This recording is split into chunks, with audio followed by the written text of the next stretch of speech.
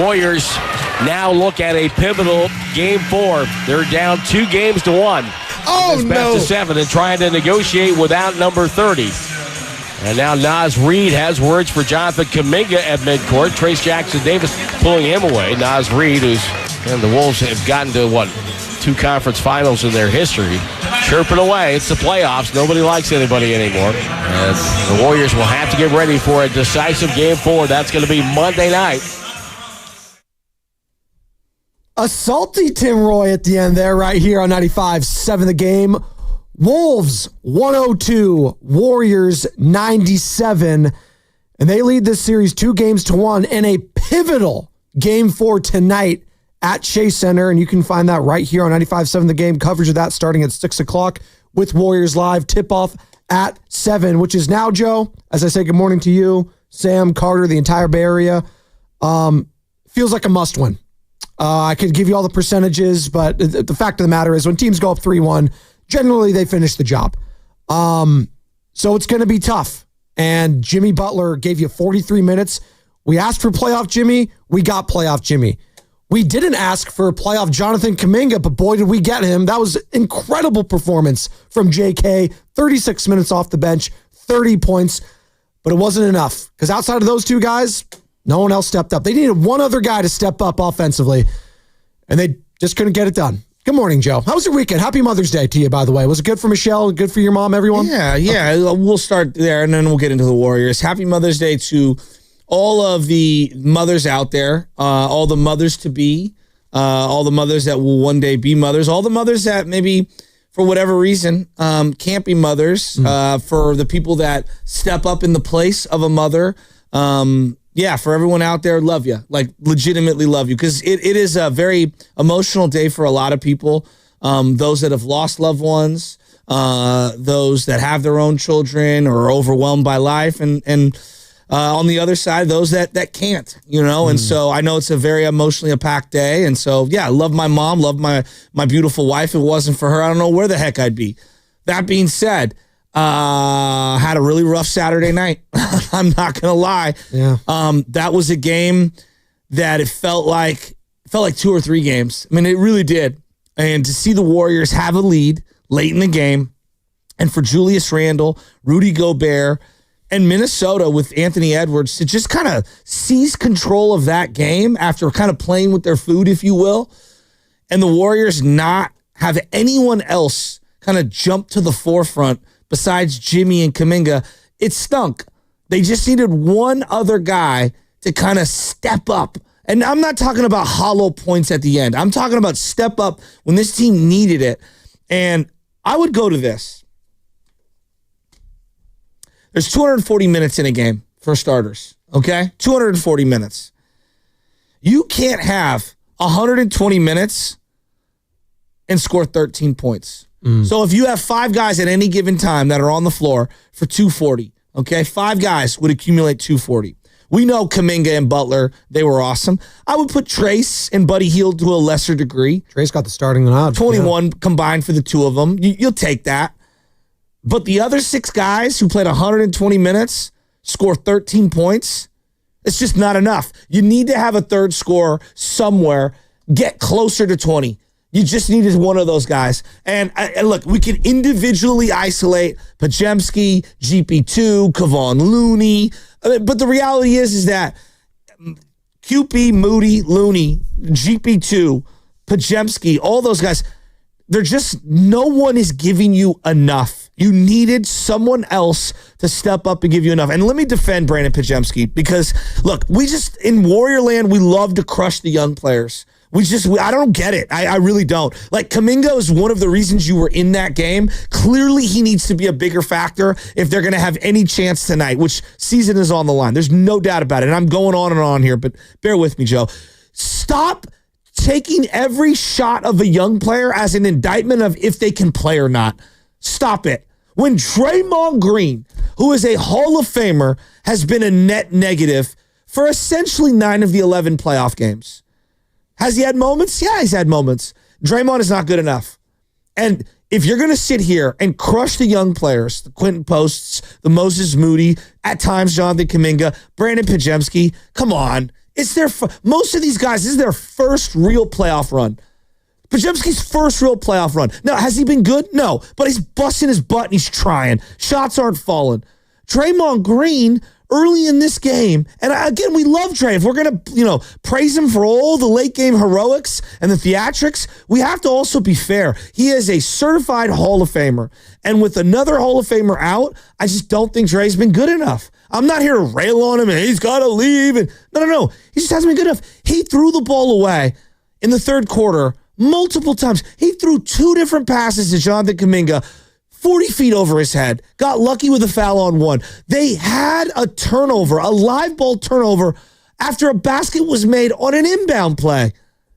5 total turnovers. Dre's not been good. Green. No, and I'm not here for the crushing of the role players. I am here to just say, guys, we are going nowhere if Draymond Green's not a better version of himself. Well, that's why people had question marks for this team heading into the entirety of the playoffs, because you're going to need to rely on guys like Brandon Podziemski. First time being here. Hell, you're relying on Trayce Jackson-Davis now. This is his first time in the playoffs with legit experience. Guys that even had playoff experience in the past are shrinking now. Moses Moody on line 1, only getting 3 minutes. He was a -7 overall. Quentin Post, another guy who's got a couple minutes here and there. They were all bad. They were all bad. It was JK. It was Jimmy. Buddy for a couple moments. A hot second, but Buddy took a horrible shot late in the game that I thought was like, there's no need to rush that shot. I thought situationally Buddy got a little erratic. But if I was to tell you, and I think a lot of people were in this, this boat. If I was to tell you before this game, like, hey, you're going to get a Jimmy game and you're going to get a Jonathan Kaminga game where he drops 30.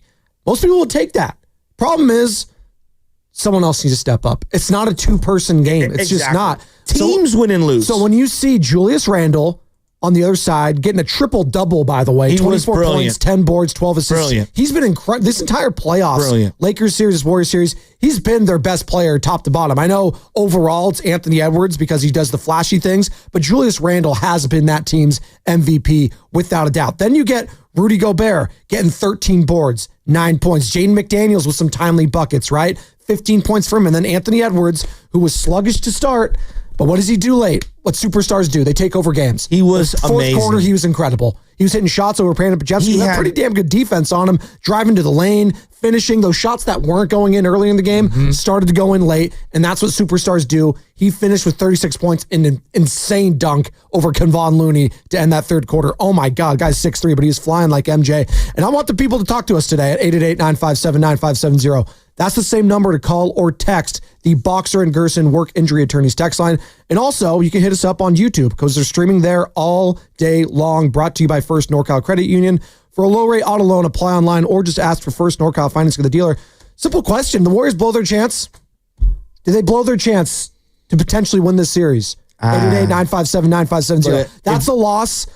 I felt like you were in control of that game. You had Jimmy. He was having a great game. Control. It was just a good game back and forth. You had a 5-point lead at one point, and Jimmy Butler was balling. But then I thought they were holding on for dear life. About halfway through the fourth, after like that Jimmy Butler 3-point heave that he had, I was just like, wow, that went in. Okay.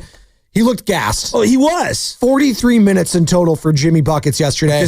And that's why heading into today's game, Joe, and I'll let you jump in here. Like, you got that game from Jimmy, and then you just have a day off in between. If he has like a stinker today, I'm not going to blame the guy. He's 35 years old, and he just put the entire team on his back, and it wasn't enough. And that's why it was frustrating for me if I'm a Warriors fan coming out of that game, because that felt like the chance. You had the Jimmy and the JK game. I didn't think we were going to get a JK game this entire series, and we got one there. It's frustrating. I'm frustrated right now. It is. Look, but I thought that the way they started the game was clunky, and eventually they ended up righting the ship and found a way to keep that a game. It just felt like they didn't have enough firepower down the stretch. And the reality is, if you're not going to have any of the ancillary guys hit threes, you're in trouble. You're in trouble. Again, I don't want to make this like, you're caping up for Brandon Podziemski. No, but I also recognize that in your first playoff run as a youngster, there's going to be a lot of growing pains. Right. And that's why I'm leaning on the veteran guys, right? I'm leaning on a little more Buddy Hield and Kevon Looney and GP2 and Draymond Green, right? That's a certified Hall of Famer. And when I come out of a game and Draymond Green is mired in foul trouble and he's got 5 turnovers, 4 assists, and 2 points, and he's 0 for 1 from the three-point line, it tells me you're not even looking at the hoop. I mean, if we do the pie chart of culpability, which you like to do all the time, Shasky's pie chart, Julius Randle's having his way. he is a bulk of that pie for the Minnesota. But if I'm going to go to, flip side for the Warriors of why you lost that game, Draymond Green takes up half of that for me. Well, just with his performance and the amount of minutes he has to take, 5 turnovers, he fouls out of the game. Whether you like the call or not, the guy fouled out and he didn't have any challenges left. And at that point, like you need to be careful. To me, it was the double sequence. So they went and reviewed, right? It was a shot. By the way, the reviews, good God. What have I been on this? Can we get the NFL guys to help out the NBA guys with this expedited Julius Randle reviews? is moving, okay? He's moving. They call it inadvertent grab. Look, he grabbed the jersey. I'm not going to deny that Right. he didn't. It had zero effect on the play. And if we're doing this, we're reviewing and grabbing jerseys. Everyone who's ever guarded Steph Curry in the playoffs should be, hit with off-ball fouls left and right. We should just review. I would review the first possession of every game right off the rip. Like, see, he's touching Curry's jersey. Well, it's not even just this series. I've been watching the Nuggets and Thunder series, and all the commentators have been on this. The way this postseason's been officiated, they're letting him play, and it's been pretty physical. They've been kind of weak calls late in some of these games, which just keep it consistent throughout the game. I think that's what everyone wants. Joe. If you're going to do the ticky-tack stuff early or not early, don't do it late, right? If you are the prime defender on a team, and the officials know this, you have 4 fouls, you get a ticky-tack, I'm grabbing the jersey as Julius Randle's moving, okay? Ridiculous overturn. It was a ridiculous overturn, right? Now, that being said, Scott Foster was excellent in this game because he called 2 unbelievable shot clock violations. I want to give him credit. He was excellent in this game. I thought that review was disgusting. It was disgusting. There's spirit of the rule, and then there's letter of the law. And I thought we lost the spirit of the rule in the situation by going with the letter of the law of the jersey tug. So he's moving. It's a foul, all right? It doesn't need to be reviewed. It's ridiculous. And then that is immediately followed by the next possession where Draymond goes vertical on a dunk, which Gobert does all the time, and that's his 6th foul. Right. So you go 5-6, bang, bang. We've lost the narrative. And look, that's not the reason why they lost this game, but it did take Draymond Green out of the game, which enabled Gobert to basically take over. Kevon Looney has no chance against Gobert. Now, game 1, he looked good against him, but for whatever reason, Gobert has adjusted and he's looked terrible. TJD right now, we're going off form. Right now, TJD gives you a better opportunity on both ends of the floor to put Gobert into some trouble. He's had his way. We could laugh at Gobert all we want. Julius Randle, we could laugh at him all we want. I'm not laughing at Julius Randle. Those 2 have destroyed us. Yeah. There's no doubt that the main attraction is Anthony Edwards.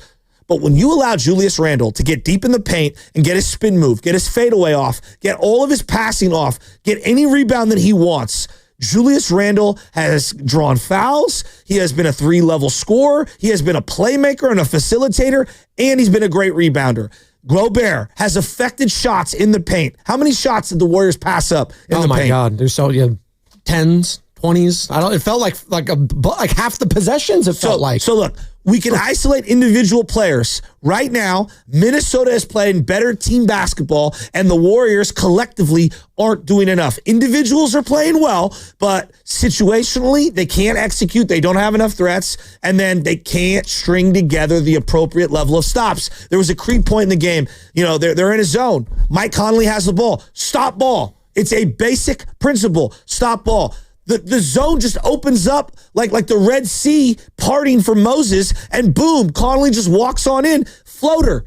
They're giving up easy baskets. I didn't think Mike Conley, if you look at the box score, Mike Conley, 7 points. I thought he was good. No, but I thought he was the floor general that they needed to calm things down. I agree. Calm some and they aren't attacking him when he's on defense. By the way, we are coming to you live from the Laughing Monk Studios, Laughing Monk righteously brewed in San Francisco. All that being said, Shasky, you didn't make a 3-point shot in the first half. You didn't make one 3-point shot. I couldn't believe that first half. Yeah, but my God! I mean, first time in the regular, whether it's regular season or postseason, first time that's happened for the Warriors since 2013, over a decade ago. And by the way, that was at Minnesota. You were 0 of 8 for 3-point the line in that game in the first half. You were 0 of 5. Just 5 shot attempts. That's also baked in there. It's one thing to talk about 90s, like how many, we hear the term 90s basketball. so much in that Rockets. Oh, this is 90s basketball. This is physical. This is hard-nosed stuff. It's a one thing to actually kind of like do 90s basketball, which is just not even attempt 3-point shots. I get it. You don't have Steph and Curry out there. That's going to change that.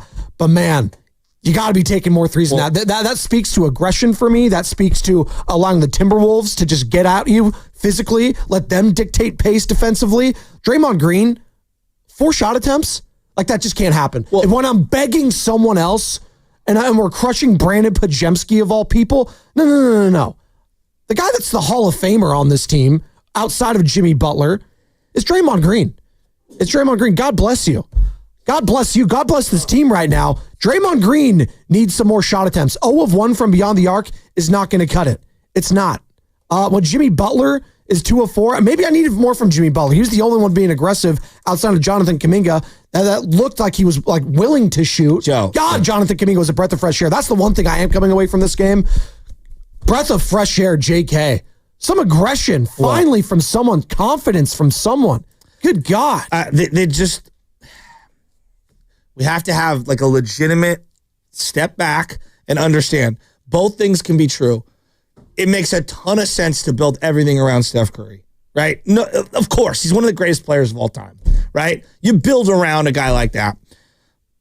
But the negative or whatever the consequence of that is that if he's out, you have so many specialists that play alongside of him that really only work for him. It's almost like Lamar Jackson in the sense of a Lamar Jackson run offense is very specific, right? And so not a lot of backups can run because he's so unique and so dynamic and so different and so amazing that when another guy goes in there, some of those other pieces don't fit right alongside when Lamar's out. Or like Peyton Manning, right? He does so much at the line, so much dictating. And they're very different players. One's like cerebral, one's more athletic, right? Like, but it doesn't matter. The offenses are catered around these guys, and when they're out, it's going to change a lot of things. And that offense, I don't care if Steph Curry's not out there, you can't be 10 and 23 overall. But Joe, all those guys are Steph reliant, right? So like Draymond Green, everyone, he's a trigger man for Steph. Well, he is, but also if you're going to be the de facto point guard, you can't have 5 turnovers and only 4 assists. You can't go 0 of 1 from 3-point land and only take 4 shots and pass up a bunch of shots. Buddy Hield is only an offensive player, essentially. Now, I thought he had a decent game, but Gary Payton is a specialist, all right? 2 points. And isn't really locking down anyone. And how many minutes for GP? 25. Kevon Looney, 18 minutes, a specialist, if you will. Walked away from this game with 6 rebounds. I appreciate that, but scored 4 points. Moses Moody, a specialist, played 3.5 minutes, 0 points. Quinn Post, a specialist, 0 points. Personal foul, no rebounds. The point that I'm getting at is that, when you have a bunch of specialists who can only play alongside Steph, your situation becomes dire and situation critical immediately. Yes, and hit DeAndre Nicotina this morning. Tonight is a situation critical game. You lose tonight, it's probably over. We're going to pick this up on the other side. That's what's coming up with the game, brought to you by Valvoline. Memorial Day weekend is almost here. Swing by Valvoline Instant Oil Change and make sure your vehicle is road ready. No appointment. Stay in your car. Done in about 15 minutes. Visit BayAreaOilChange.com for your locations and coupons. Wolves 102, Warriors 97. Minnesota's going to try to put a chokehold on this series tonight to go up 3-1. It's going to be at Chase Center, and coverage of that is going to start right here at 6 o'clock with Warriors Live. Tip-off at 7, again, with the voice of the Warriors, Tim Roy, on the call. And on the other side, we're going to give you another opportunity to win a pair of tickets to the Golden State Valkyries. You're going to listen for that on the other side, how you're going to do that, and we're going to be doing that all week long. I'll tell you all about it. Plus, more of your calls, more of your texts. What was the most frustrating aspect of Saturday's loss for you, Dub Nation? It's Spadoni, it's Jasky, it's the Morning Roast, it's 95.7 The Game.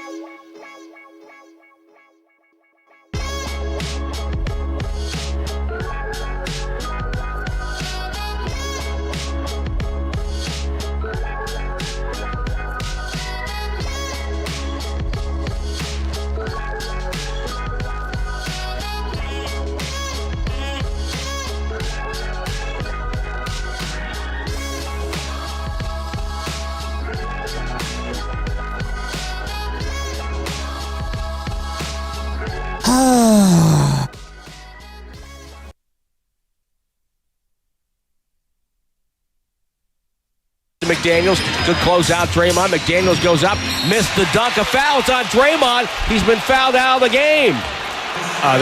They can't challenge it. Nope. Dub Nation, it's the voice of the Warriors, Tim Roy. You're listening to The Morning Roast with Joe Spadoni and Joe Shafsky on 95.7 The Game. I call him Himothy Roy. He's him. Right here on 95.7 The Game, baby. You like that, Carter? You like that? Give you a little smile. A lot of doom and gloom right now. It's like raining outside. It's drizzly. You know, we're all down on the Warriors. Hey, they got an opportunity tonight. They got an opportunity. Tie the series up. Go back to Minnesota. Let's see if Steph could come back. They're not done yet. Right? Warriors! Thank you. We're not done That yet. guy had a weekend, huh? Oh, well. Him, Steiny. Did you guys see Steiny courtside, by the way? He was at the game. He's courtside. Looking like a James Bond villain with a jacket. Did he have courtside seats? He certainly did. How did he get those? Well, you know, when you're tight with Chris Finch, head coach, the Minnesota Timberwolves. I don't think he was sitting courtside during the actual game. That was before the game. He was sitting there. But, Not what I heard. It's not what I heard. I mean, that's what he told me, at least. Do you have a team if you're constantly switching allegiances every year? Hey. You Guy wears Orlando teams. Magic gear. He wears Heat You can gear. have multiple teams, right? You have another team in like baseball, don't you, other than the Giants? No. Really? No. I feel like you love the Yankees. Are you serious right now? Yeah. Can't do it. No? No. No? No. Not even for the A-Rod I factor? thought you were a big Cleveland Cavaliers guy. Tough loss for them yesterday. They're down 3-1 in that series. Who could have seen that coming? By the way, The Warriors. Thunder, Nuggets, that series tied 2 games apiece. Indiana up 3-1. Knicks up 2-1, but everyone's already wait, the Knicks are up 2-1 in their series against the Celtics. We'll get back to the Warriors, I promise. I think that series is over. I think the Celtics are going to win that People are series. saying it's a must-win for New York. I think that series is over. They're up 2-1. Might be How's my it a finest work. must-win? After the first half, I was like, Knicks are done. Well, no, I knew they were mentally shot when I saw the softest thing I've ever seen in the history of sports over the weekend. What's that? The Knicks fans cheering on Mitchell Robinson at the free throw line because he stinks at free throw shooting. They're down 20 points. Come on, Mitch. Come on. You could do it. You can make it. Shut up. God, sit down. This is the softest thing I've ever seen in my life from New York fan base. Whoever wants to say is so tough. You're cheering on Mitchell Robinson when you're down 20 at the free throw line. Please. Don't The hard miss part me to with that. compartmentalize for Warrior fans What is like it? you knew it was going to be difficult. You knew it was going to be hard. And to have Jimmy have that kind of game, and it felt like things were kind of going your way. It did feel like you had some control of the pace. Felt like Kaminga was a big factor. And you were just waiting for somebody else to come through and hit a bucket, square up. And they played GP2, Buddy Hield, Kaminga, Jimmy Butler, and Draymond. For long stretches, it felt like in that fourth quarter, and their half-court offense felt so stagnant. You know what's funny? We love to use the plus-minus, I feel like, when it comes to Jonathan Kaminga, more so than any player I've ever seen in my life. I find it to be such a poor way of evaluating play, but continue. Guess who was the only positive player in the plus-minus category for the Warriors on Saturday? It's Jonathan Kaminga. He's a +5. The only one. Not Jimmy, not Draymond, not Buddy, not Pods, JK, a +5. 36 minutes off the bench. I can't underscore this enough. He dropped 30. Yeah. He was incredible Saturday, Shasky. No, he was amazing. It was amazing. Plus-minus is like what? It's stupid. No, it's I agree. a tool. I Just feel like like any other tool. Some Yes. people use it as a crutch because they can't understand, actual basketball. It's just like any other stat or metric or whatever you want to use. It could be used to tell some things, not the whole story. Absolutely. That's how I use it. I just think it's funny that we use that one specifically for JK all the time. And the one time it's in his favor, it's just like, oh, yeah. Well, they lost. I was like, no. They might have gotten blown out in that game or failed to score even 85 had JK not been there. Let's take it a step further. Like, the reality is how do you win tonight's game, right? Then we'll keep digesting what happened on Saturday. You start by starting Kaminga. Like, you can ill afford to have this guy off the court for, like, in this matchup. You are searching for offense. Can we all agree? If you're looking at the Warriors, what do they need? As many guys on the floor who aren't afraid of the moment. As many guys on the floor who can get their own shot. As many guys on the floor who can defend on one end, but also be a threat on the other. Guys who can get out and run. All right? The key to tonight is not walking the ball up the court. And look, Jimmy's going to be exhausted. So I don't know how you figure out how to buy time for him or whatever.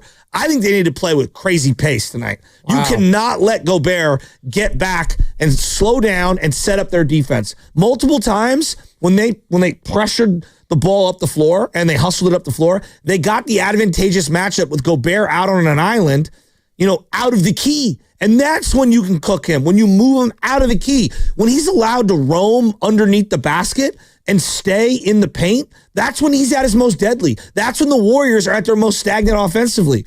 So they have to get out and run. But it starts with them playing the same kind of defense that they have the last couple of games, which I actually think their defense has been good. It has. It's been good. Credit Minnesota for some of the shot making. Credit Minnesota for getting the ball to Anthony Edwards out on the perimeter, and he's knifing through multiple guys. GP2 cannot guard him. No. I know you keep going back to that. I understand why they have. He cannot guard him. I know why you keep going to Kevon Looney. Kevon Looney cannot guard Rudy Gobert. Situationally, you're going to have to buy some time, and I know he's going to play.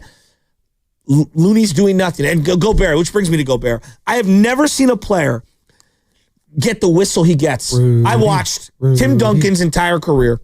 He's one of the greatest players of all time. I watched Shaq's entire career. I watched David Robinson's entire career. I can go down the list. Hakeem Olajuwon, some of the greatest post players I've ever seen in my life. All better all-around players than him. All loads. All genetic freaks. All superstars. Mm-hmm. I have never seen a player get more off-ball whistles off boxing out in my life than what Gobert gets. It is unreal how tilted the whistles are for him. And what he does is he sticks his forearm into the back of a smaller player and then goes, oh! And that's what he does. The European way. He's waving the French white flag, okay, as he is moaning for a foul. It's honestly, it's disgusting. Now, he's a really good player. He doesn't need the extra whistles. It disgusts me, the off-ball whistles he gets. Shaq, who was a load, doesn't get a fraction of the off-ball box-out whistles that Rudy Gobert gets.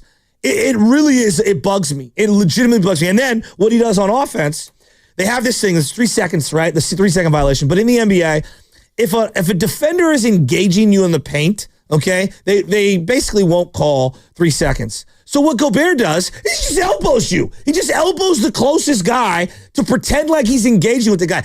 I counted in the first half. I went back. You know me, I'm sick. I watched 8 different times. He was standing in the paint for more than 5 full seconds. And I'm talking about 1 Mississippi, I saw you 2 Mississippi, yeah. 3 Mississippi, 4 Mississippi, 5 and not like a little fraction of a foot outside of the paint or coming in and coming out. I'm talking about just standing in the paint.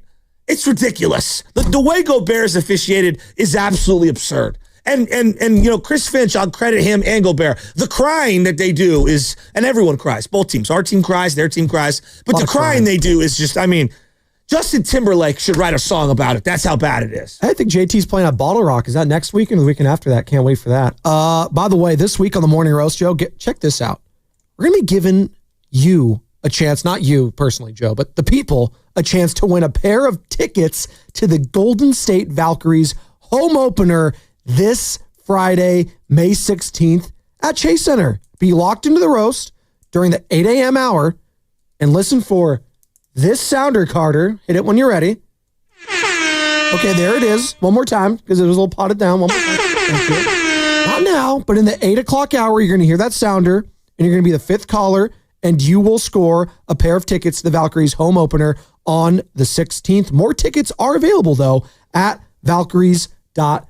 By the way, you're speaking of the Seifel Tower, one of the best European big men in the NBA. Speaking of another European big man, this was the news that happened just before our show started. Just keep this in the back of your mind. Just keep it on top of mind. Maybe it's something we'll be discussing in a couple weeks, or maybe not. Shams Charania, ESPN. Sources, Giannis Antetokounmpo to explore best fits outside of Milwaukee. Obviously a first-round exit against the Indiana Pacers. Probably the highlight of that series was when it was about over, and it was John Halliburton, Tyrese Halliburton's father, going at Giannis after a game, and Giannis having that great little soliloquy after the game about being a competitor, being a father, being all this stuff. It was great. And now Giannis is looking elsewhere, and that's going to be Giannis watch the entire summer probably. So I'll give you the programming for 95.7 The Game in June. little bit of Giants talk sprinkled in with a giant meatloaf of Giannis talk. By the way, the little mishap here, I want to be clear. I want to be just real quick on the giveaway I just mentioned. It says the 16th right here on the paper. It's actually for the game on the 21st, not the home opener. This is the 21st. All right, strike that, reverse what we said earlier. The 21st, not the 16th for the Valkyries. But still, it's a game. You want to go to a new Valkyries game? Let's go. And that's what's coming up with the game. Brought to you by Safeway. Spadoni at Chassis. We're going to get back into this Warriors game. Warriors-Wolves tonight. Do you start JK? Do you have to start JK? And talk about the most frustrating aspects of that loss on Saturday. There's a couple more I want to get to as well as the morning roast rolls on at 95.7 The Game.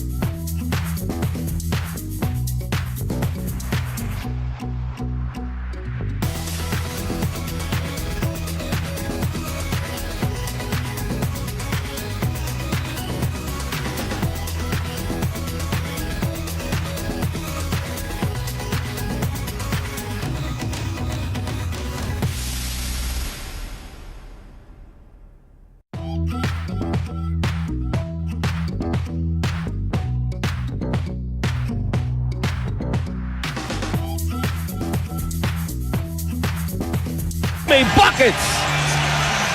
Jimmy Butler went Jimmy battering ram mode. He just took that left arm and used it as a shield, knock Gobert out of the way. Bay Area, it's Jerry Stackhouse. You're listening to The Morning Roast with Joe Spadoni and Joe Shasky on 95.7 The Game. Oh, heck yes. That's how Jan was feeling after that play. No, it's how I was feeling right now after eating that chocolate croissant that Carter got. You needed it? Dude. A croissant? I mean, you want to talk... Was that in the memory of Rudy Gobert and his performance on Saturday? That guy. The croissant? No? Did I pronounce that correctly? What did we say before the series started on Gobert?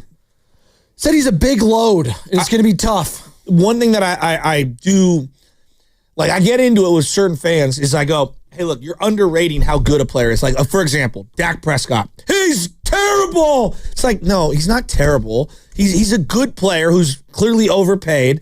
And, like, in the biggest moments, yeah, he's probably going to fail at the end. But like Derek Carr, who retired over the weekend. They did win 12 games, 3 straight years. Like, he's a solid quarterback. You could do a lot worse than him, right? Gobert is a really good player. He's going to be a Hall of Famer. Whether you think he is or not, he's going to go to the Hall of Fame. The guy's got how many DPOYs? 4? There's so many, I can't give you an exact name. But I think the way that some people talk about him, not everyone, but a lot of people, he's like a scrub. He's not a scrub. And right now he's been destroying them. Julius Randle, how do we talk about him throughout his career? Overrated. Yeah. Playoffs, he doesn't show up. Hollow points. Malcontent. Yeah.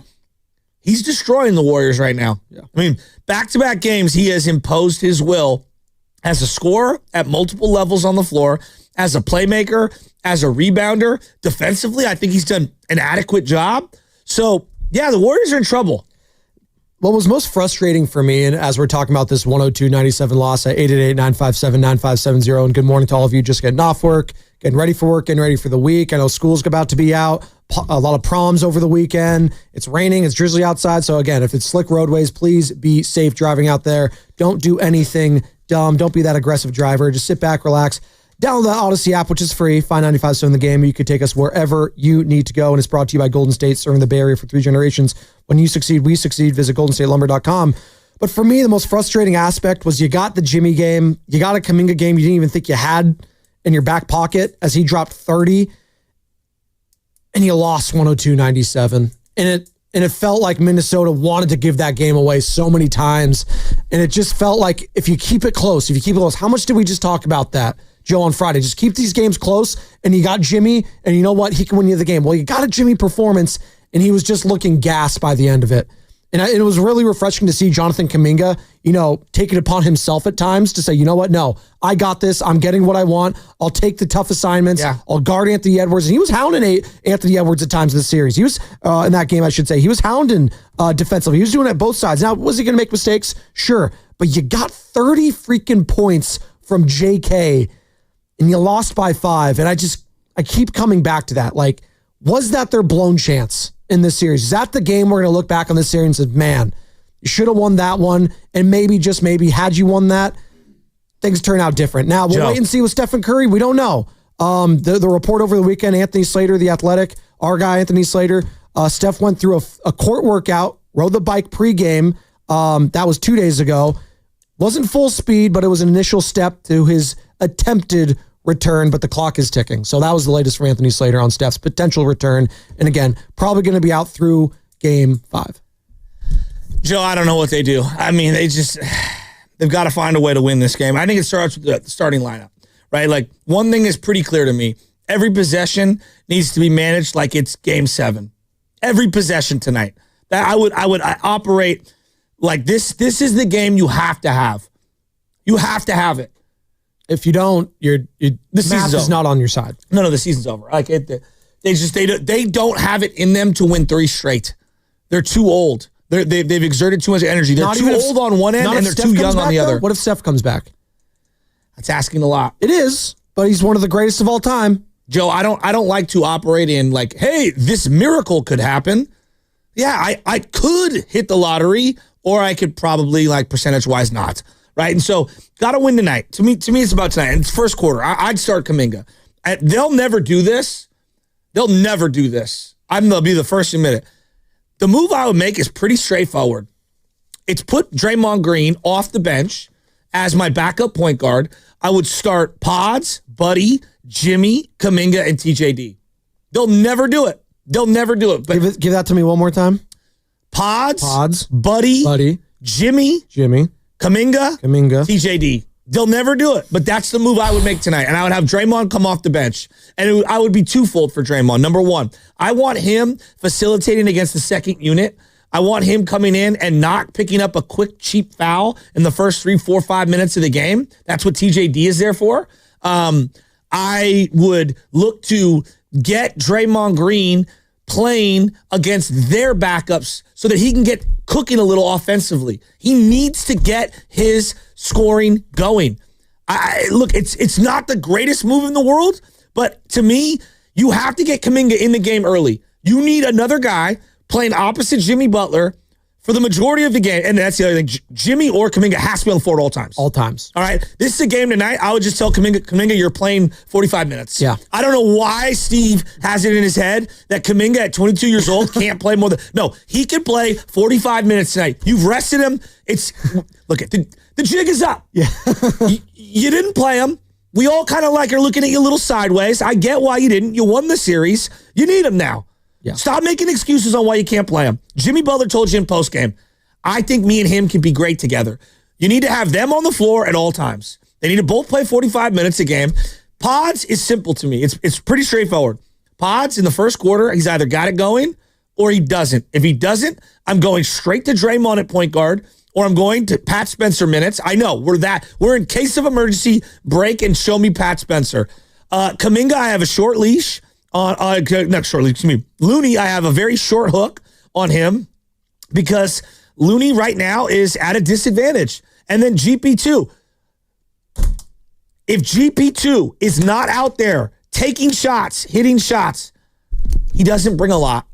Well, I don't know why you feel obligated to play him on Anthony Edwards. He's not doing well on him. That's not true. They have great mic'd up moments together like this from Saturday. Y'all trying to get to a game 6. And Wardell back. That is the plan. That's the plan. Hey, Buddy been guarding lately. He came, but he was in first series he was guarding. Anthony Edwards seemed to be best friends with all these guys. He was chatting it up with Draymond, all smiles. It was all great. They're all just best friends out there on the court. Don't you love that, Joe? It's nice.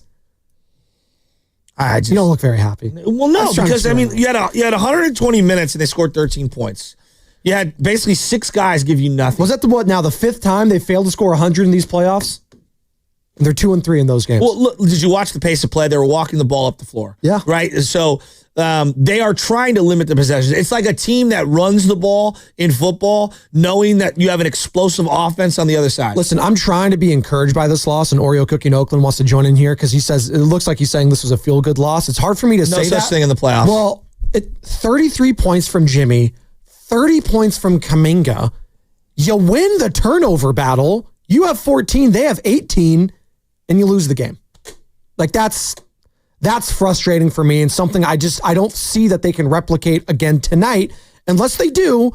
But if that's the case, someone else needs to step up. And who else needs to step up outside of those players? 888-957-9570. Feels like we always go back to who needs to step up, Well, everyone does when you don't have Stephen Curry.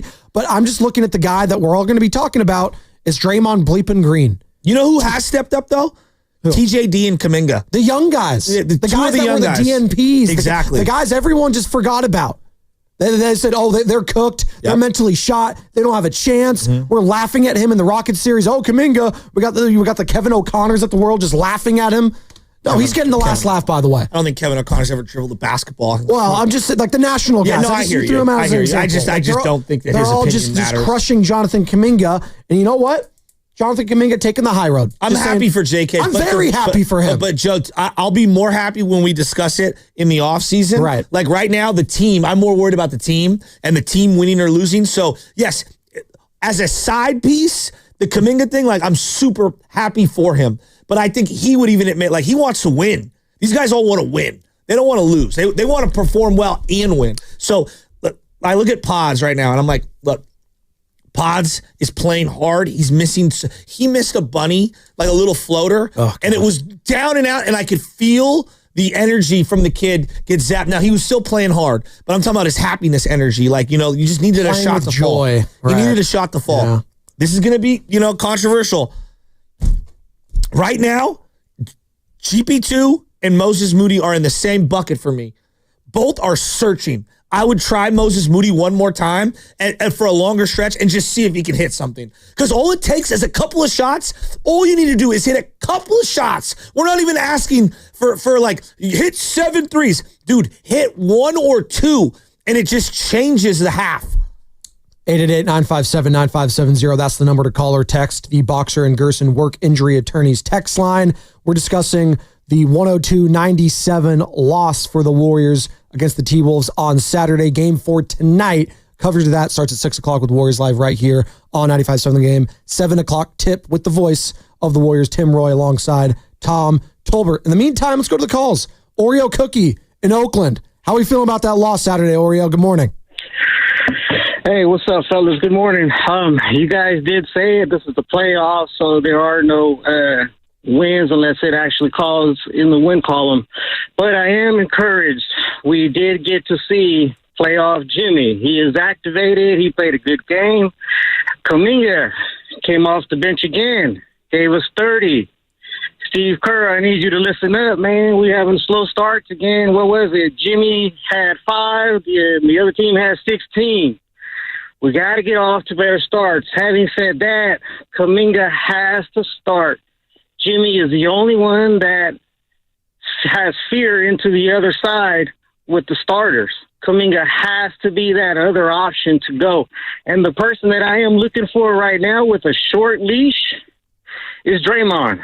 I know you guys say you want him to be the point guard, but hey, did you guys not see the 2 bad passes that he tried to give to Kaminga at the start of the game? Oh, my God. Horrible. Wasn't nobody. Did you hear the broadcast, Oreo? That, man. Did you hear the broadcast, Oreo? Oh, yeah. Legler said, Yes, does he think Victor Wembanyama's on this team? That ball was thrown 10 feet over his head, and they got lucky because one of them, they got a foul on DiVincenzo, I believe. He's been bad. Dante's been bad. Yeah, it was a bad foul call. You can't really guard anyone in this series. Like that. This goes back to matchups, why I would play a little more offense versus defense right now. Like, each matchup is different, right? Against Houston, you had to play combinations that are different than what you're having to do now. Right now, what do they need more of? Offense or defense, Joe? They need offense. They can't score. So when you're playing specialists, and I'm not trying to pick on it, but these were the combinations at times. Looney and GP2 and Draymond. That's 3 non-shooters. This is similar to what we were talking about in the Lakers series a couple years ago. The Draymond Green, Kevon Looney combinations just wasn't working, right? And what killed them in that series, honestly, was Jordan Poole. And they needed someone else to score because Clay wasn't giving you anything. It felt like it was all on Steph at all times. If you didn't have a Steph game, you were losing that series. And obviously, Lonnie Walker was the guy that stepped up for the Lakers there. And in the Minnesota game, Jaden McDaniels was that guy yesterday. He was stepping up, hitting some big shots when they needed it most. Big shots for Jaden McDaniels. Joe, every time he hits a 3, he was 3 or 4 yesterday, they just felt like killers. It's like, God, that guy's hitting it. Because I know Anthony Edwards is going to drive to the cup. I know Julius Randle, he wasn't really hitting from beyond the arc, but he was getting to the lane whenever he wanted. Little spin moves on Jimmy, spin moves on Draymond. And it felt like if he gets a step ahead of you, it's night-night. Not that he's the fastest guy, he's just bigger than everyone else out there. And that's another thing in the series, Joe.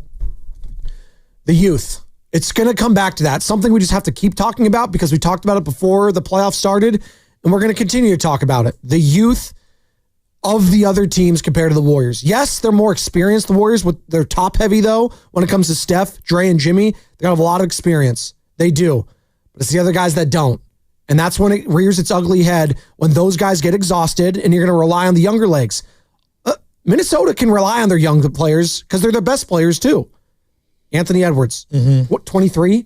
Julius Randle. McDaniels in his 20s. Julius Randle, 30, but in his prime right now. Rudy Gobert, he's 32, but he looks spry. He looks fine. No, he's fine. He's fine. Like Mike Conley's their oldest player, and you know what? He's doing what an old player does. He's doing that Chris Paul thing.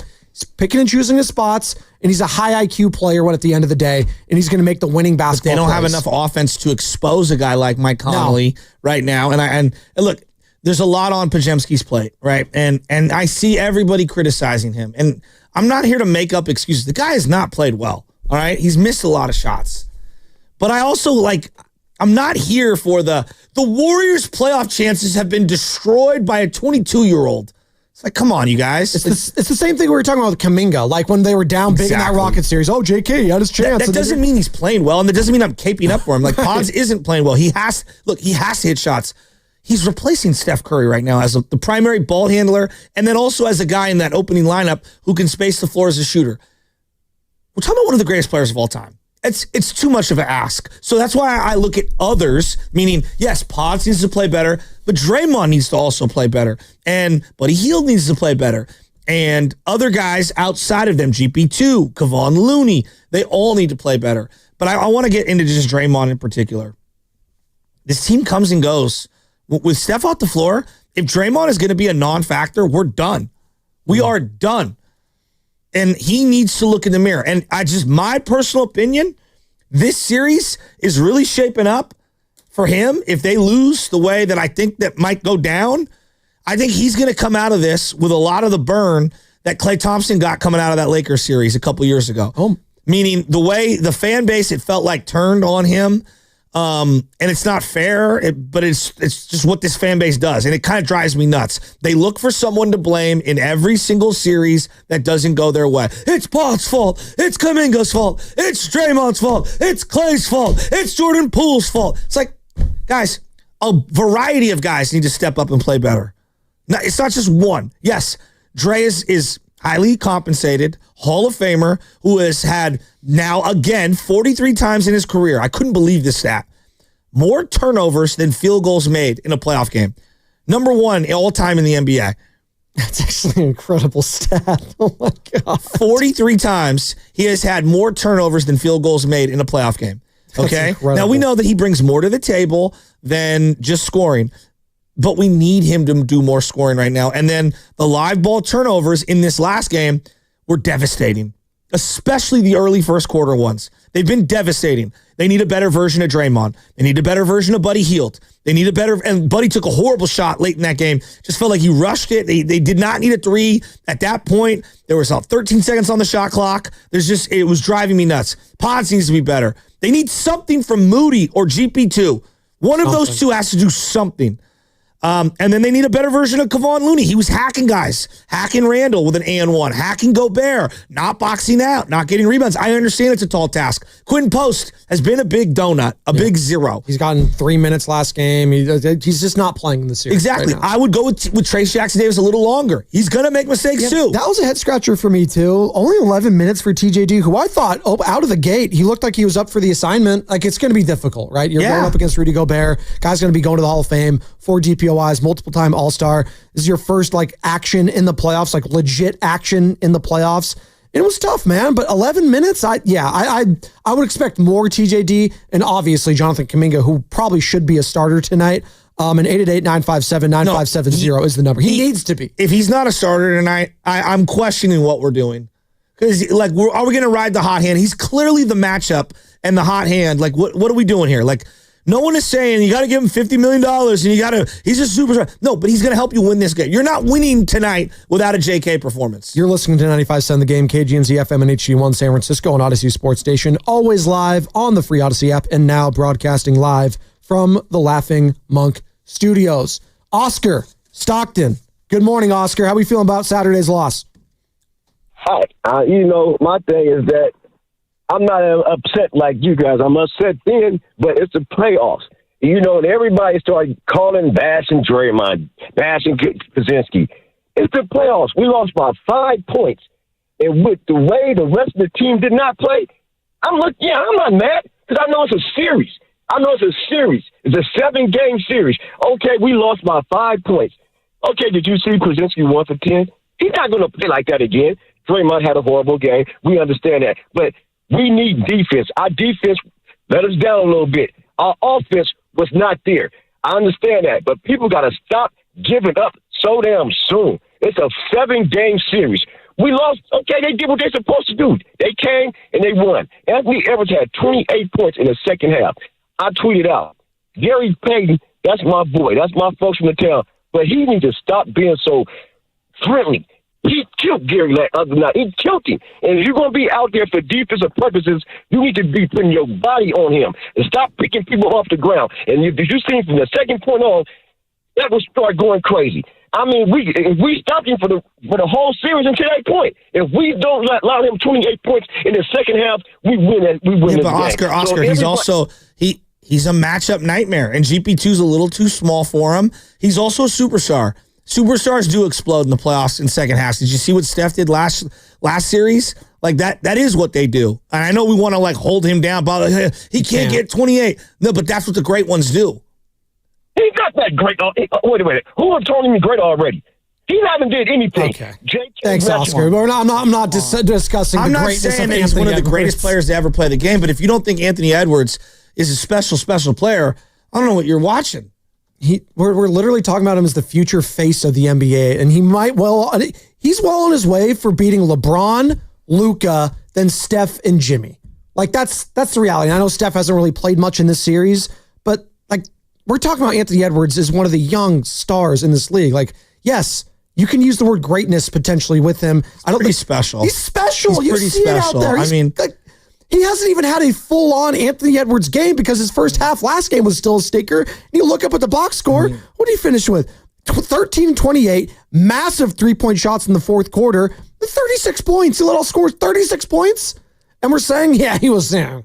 Please. He can knife through defenders, finish off foot, off hand, whatever he needs to do. And that was the scary part for me, Joe, real quick. Those shots started falling for him. Those ones driving to the red lane that weren't going in the first half, the second half now, he's starting to get it going. He's feeling it. No, yeah. He's a ridiculous player. And when the outside shot is falling, he's almost unguardable.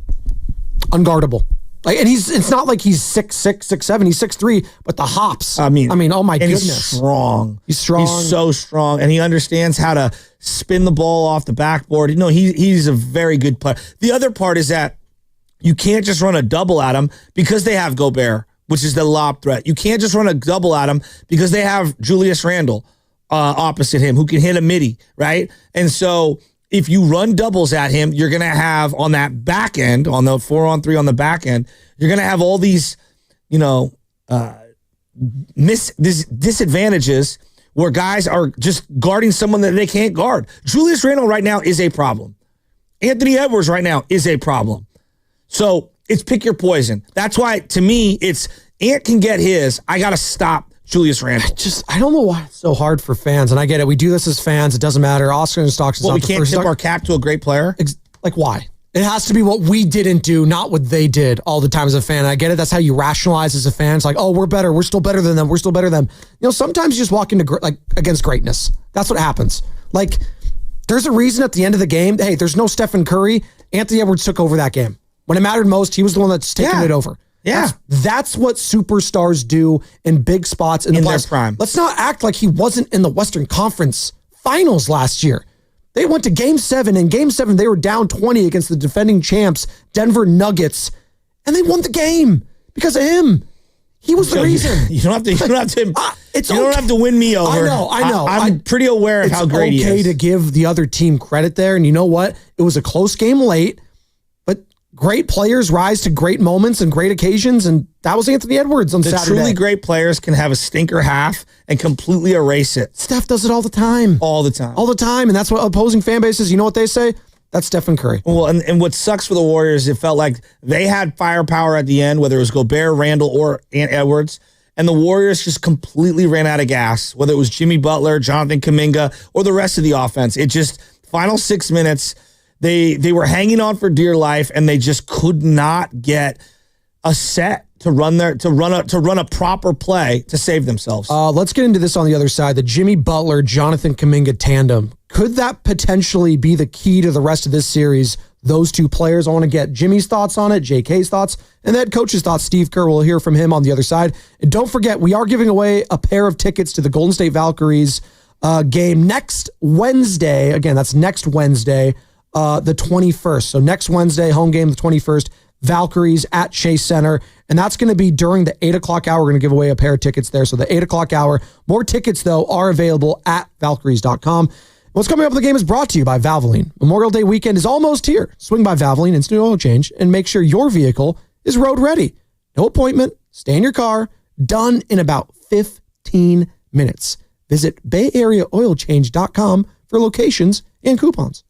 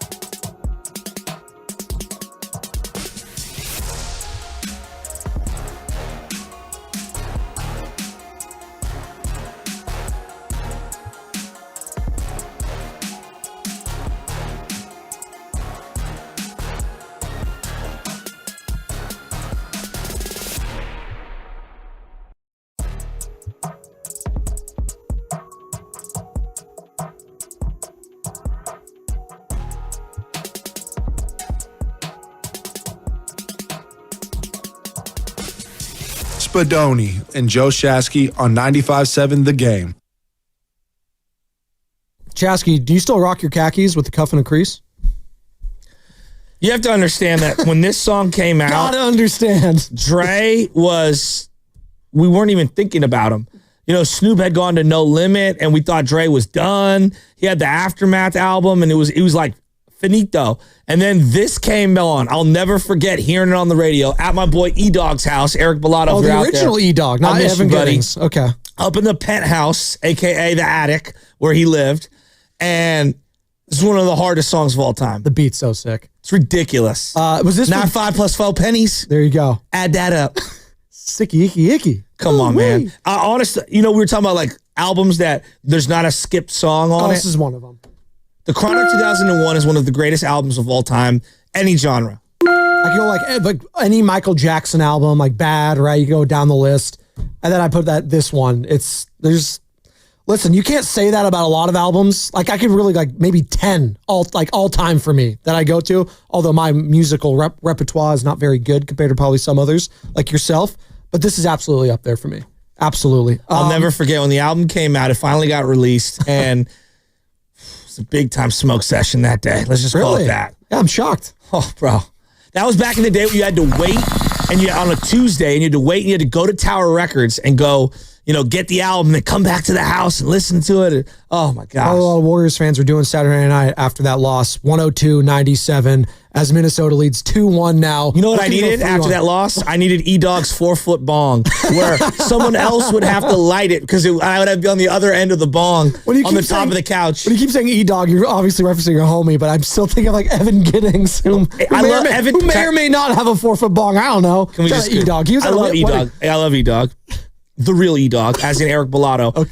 Evan Giddings is not an E-Dog. No, he is. I gave him that nickname. I gave it to him at the station. He is 95.7 The Game's E-Dog. There's only one E-Dog. No, he's the... No, there's not. There could be multiple E-Dogs, all right? E-Money. You like that one? By the way, this week on the Morning Roast... Shout out Nagoya!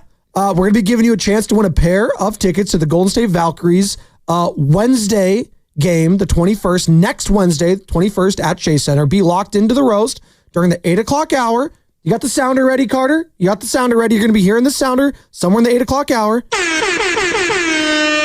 And then you're going to be the fifth caller, and you can score a pair of tickets to the Valkyries game on the 21st, next Wednesday at Chase Center. More tickets are available at valkyries.com. Again, you're going to hear that in the 8 o'clock hour. Then I'll give you the contest line, and then you could do it. Until then, we are coming to you live from the Laughing Monk Studios. Laughing Monk, righteously brewed in San Francisco. All right. There were some positives on Saturday. Now, you lost the game, so this isn't the Capri Suns and orange slices. You lost the game. But Jonathan Kaminga was freaking incredible. I don't want to underscore this enough. Because you're back in action today, and if you lose tonight, the series is all but over.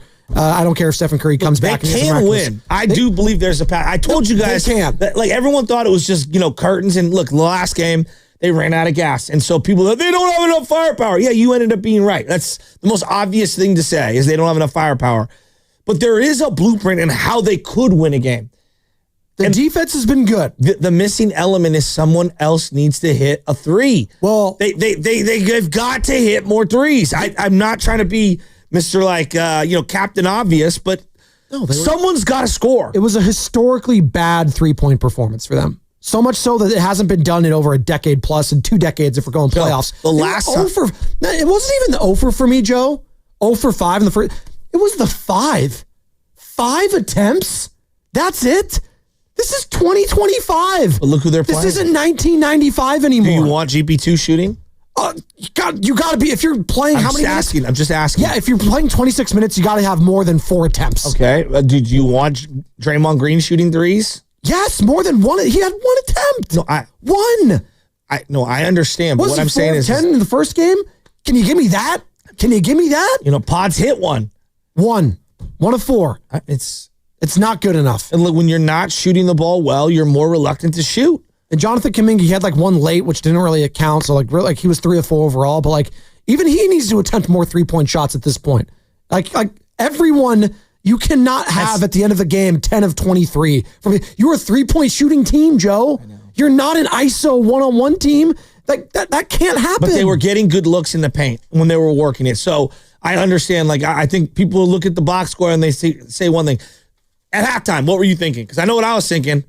Dude, if we just knock down a couple of outside shots, we can win this game. I thought Minnesota, there was 2 halves of what I was thinking, right? I was like, okay, like this could be a blueprint for a win for the Warriors, what they're doing tonight, all right?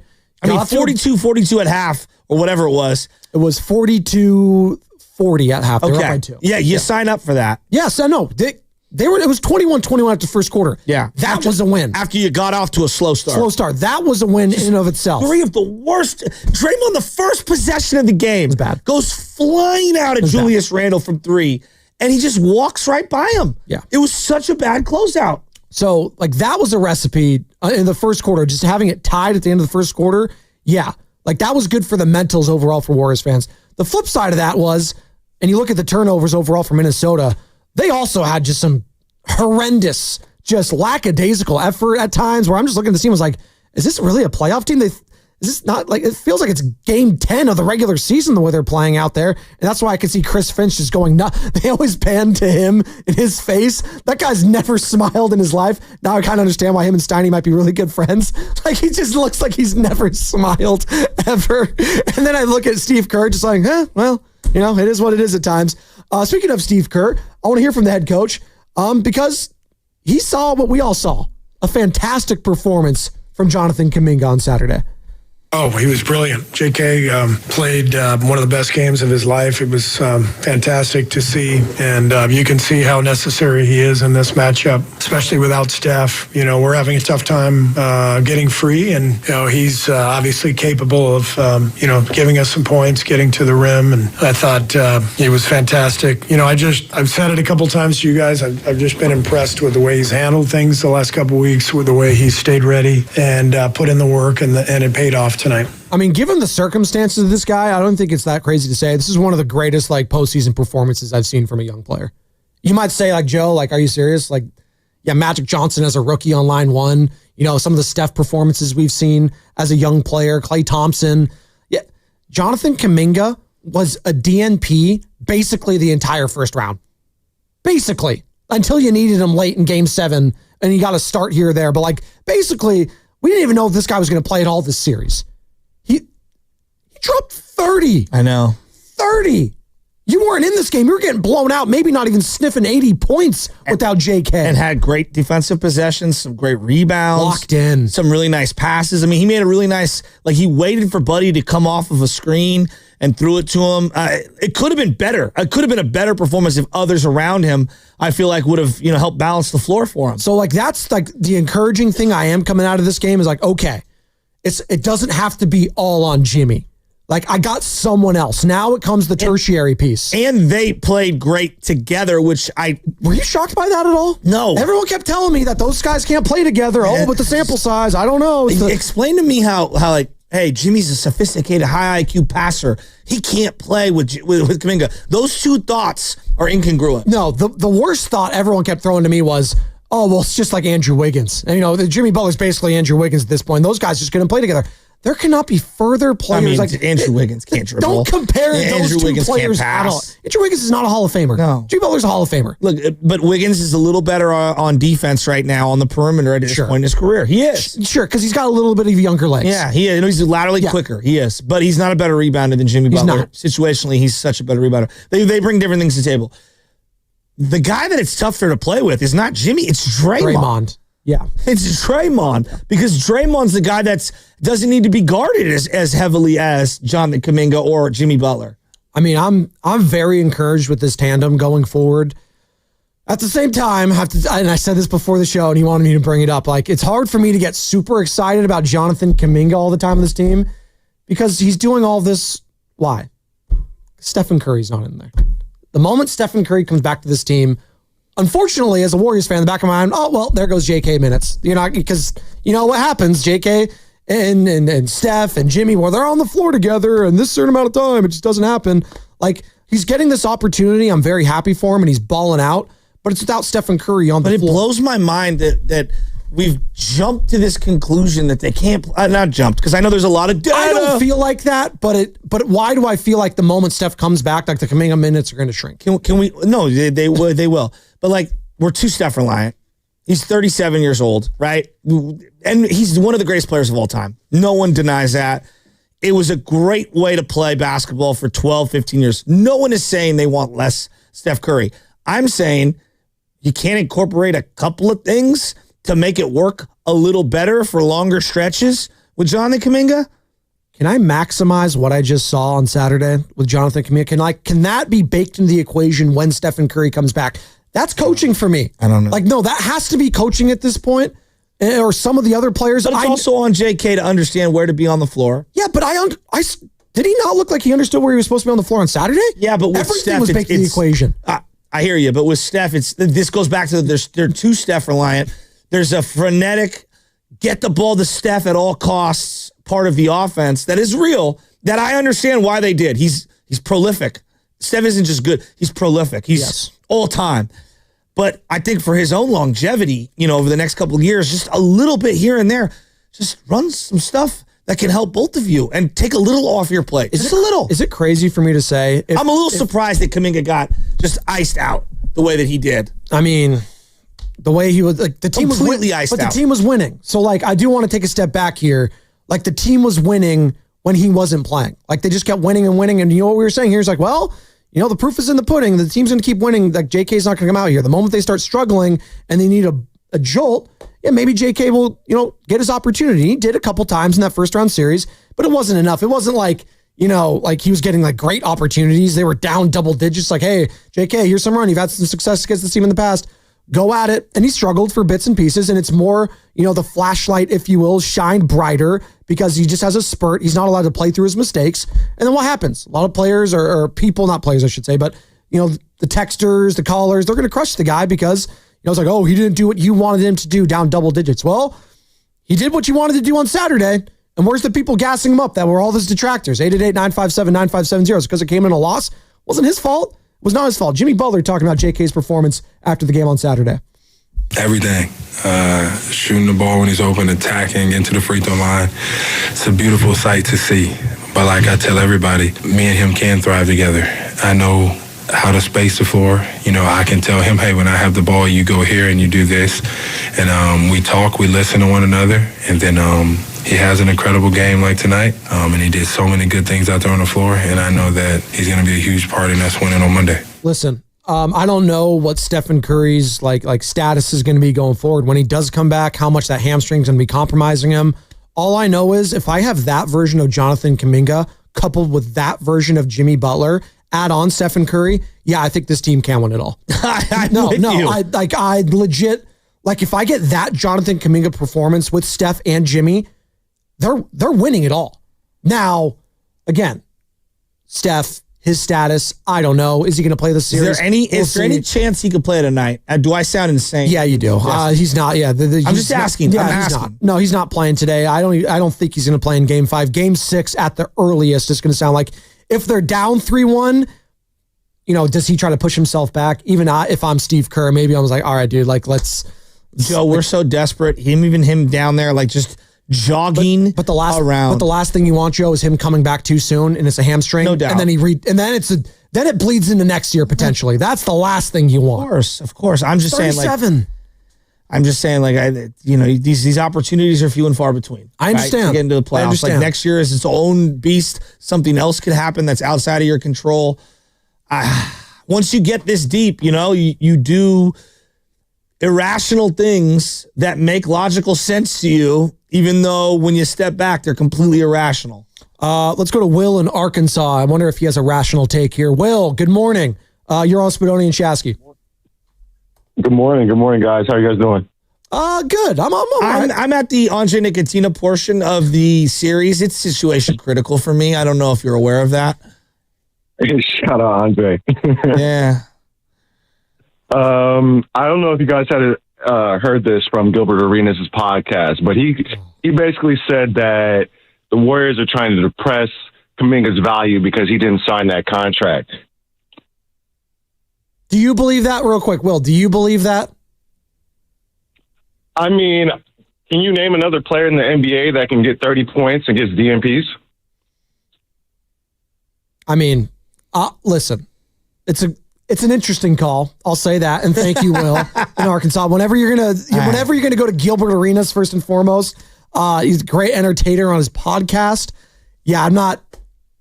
That the conspiracy theories with this is just too out of bounds. The owner loves him. Joe Lacob, can we all agree on that?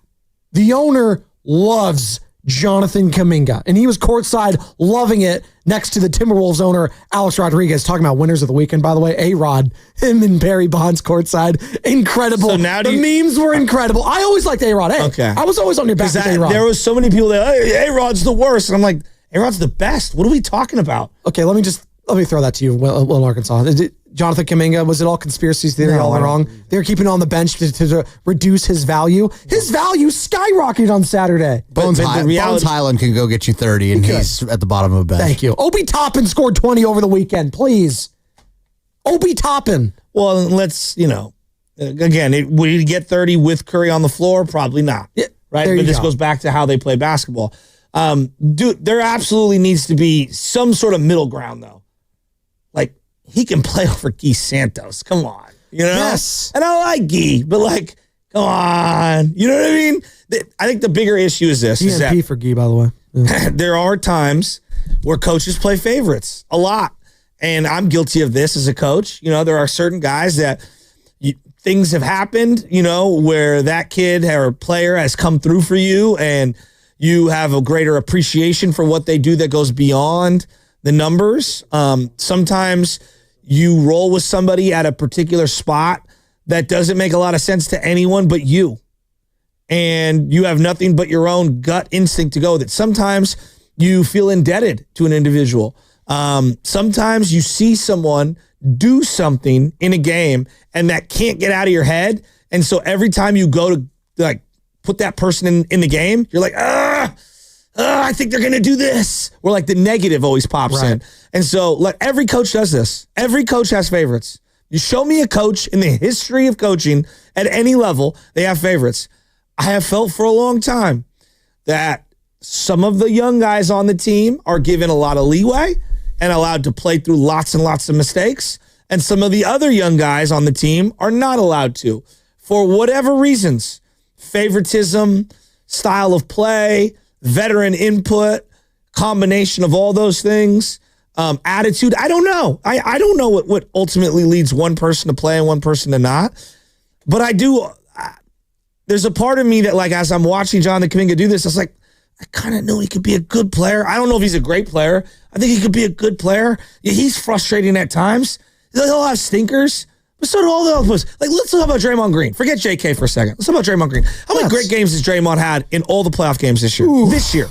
I'd say a couple. Okay. How many stinkers? All those other ones have probably been not great. I'd say at least 5. 5 or 6. 5? Yeah. Now again, because of his resume, because of what he means to the team, what he means to the organization, how he affects winning on a variety of levels, we overlook a lot of negative. Yeah. Right? We do. A lot of negative. All right? He's earned the level of tolerance. But the reality is the conversation that every Warrior fan is afraid to have, this Dre's not good enough right now. Mm-mm. And he needs to look in the mirror. He needs to play better. He needs to play better offense. He needs to be looking at the basket. He needs to play better defense. He needs to stop closing out, jumping to a guy out on the perimeter who's not a three-point shooter. He needs to control his emotions better. He needs to be a better basketball player. There is no chance, whether Steph returns or not, that Draymond Green playing this level is going to get them past the Minnesota Timberwolves.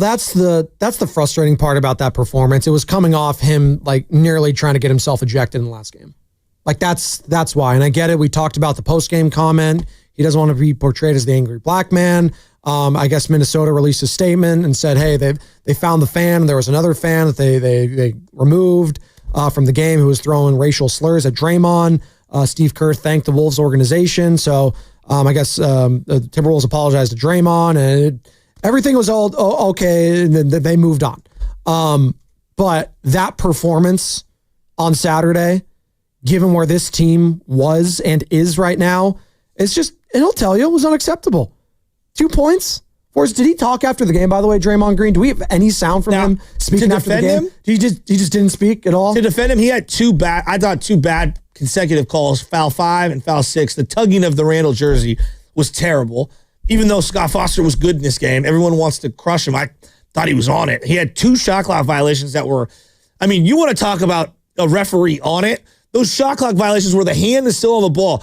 You try doing that. I thought he was good. I mean, Tony Brothers and Scott Foster lined 1A, 1B on Warriors fans and NBA fans who they can't stand the most, or those two. But they had 2 good performances back to back. I don't think the officials in this series in particular have been awful at all. I do think the individual call 5, the overturn, was a bad call, and then his shot at the on the McDaniels drive and dunk, I thought that's a no call. That's just the way I saw it, right? Fair enough. But the reality is that people get way too in their feelings. Shout out Dre. Dre hasn't been good enough. It doesn't mean I hate Draymond. Draymond would admit that. He's a Hall of Famer. They're not going anywhere without him. We can't just, Dre. He was great in Game 7. Thank God he was as good as he was. He was great in Game 1. In this series, he hasn't been good enough. No. And I'm just assessing what I'm seeing. Has Pods been good enough? No. But I'm a little more gracious with Pods because he's in first real playoff run. He's making $3 million. The only guy that's been consistently good is Jimmy Butler. He's the only one. He's the only one that's been consistently good on this team. It's why it's so frustrating why you lost that Saturday game, because he gave you a Jimmy playoff game. I can't, there's a really good chance, and I'm not trying to put this out into the ether. I'm not trying to be a Debbie Downer. There's a really good chance that was your opportunity on Saturday, and you get blown the hell out tonight. Mm-hmm. JK doesn't have it. He's inefficient. And are we going to get here tomorrow and say, oh, that's why you don't pay JK? No. JK gave you the game. If he doesn't do anything else in this series, he gave you that game on a silver platter. I agree. With Stephen Curry out, he stepped up and dropped 30. He gave you that game. Jimmy gave you that game. Back to back. I mean, I think he was really good in Game 2, too. He was. Hell, he started that game 8 of 8. Here's Steve Kerr after the game talking about Draymond fouling out and his troubles on Saturday's loss. We felt pretty strongly that the one on the, I think it was his 4th on the block, they called the block. It looked like Randall went through his chest. And so we felt pretty good about challenging it. Plus it was his 4th, but obviously we didn't get the call. That's part of the game, but Randall was great. Yeah, the foul trouble. And the 6th one was a tough one. That didn't feel great looking at the replay, but it is what it is. And, they outplayed us in the 4th and they deserve to win. And that was the game right there. They kept it tight. They kept it. It was like, hey, we got Jimmy Butler, we got JK.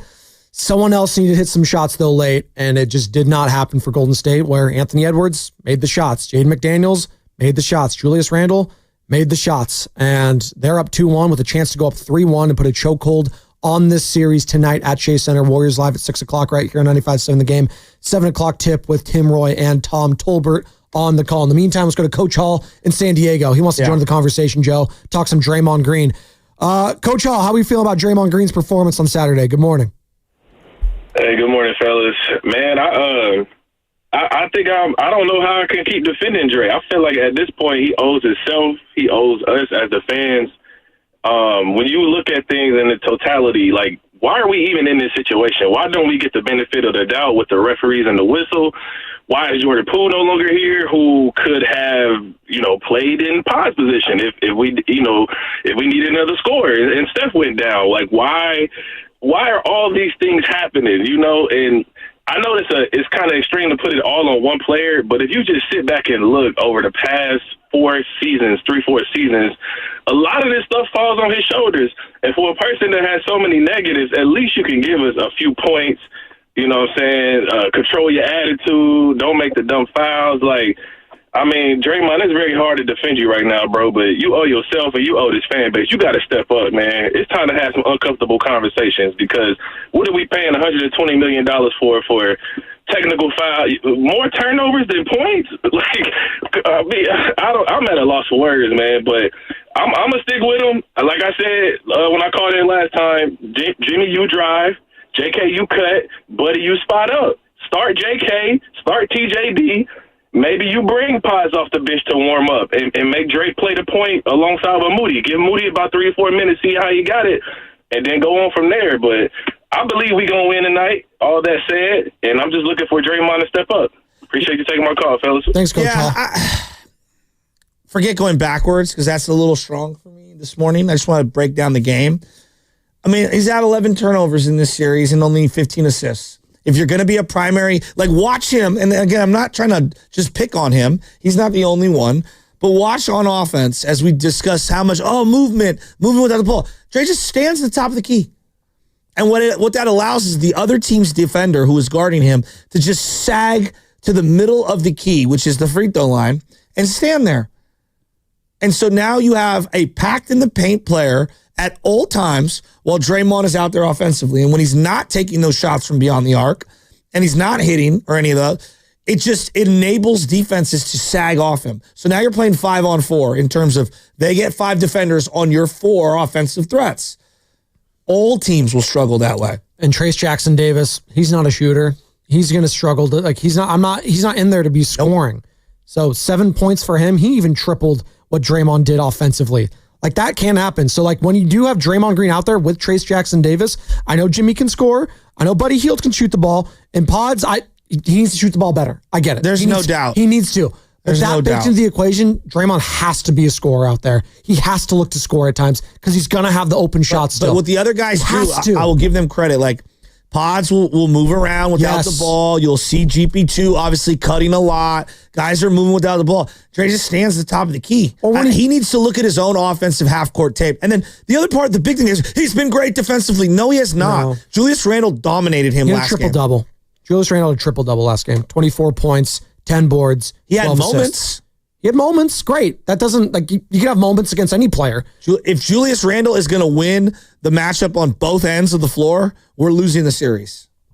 He's been the best player. It hasn't been Anthony Edwards. I know Anthony Edwards get all the God. He had the dunks. Anthony Edwards was sick. He was probably the closer. But the best player in this series has been Julius Randle. It's not even close. And again, to your point, if that's the guy that's going to get off because it's not just scoring for him, we're done. He got 12 assists. We're done. He's being the distributor. That's what's going to happen. The amount of times that I saw him just do a quick pump fake and this drive-by, whether it was Jimmy, whether it was Draymond, they fell too hard for that, man. Yeah.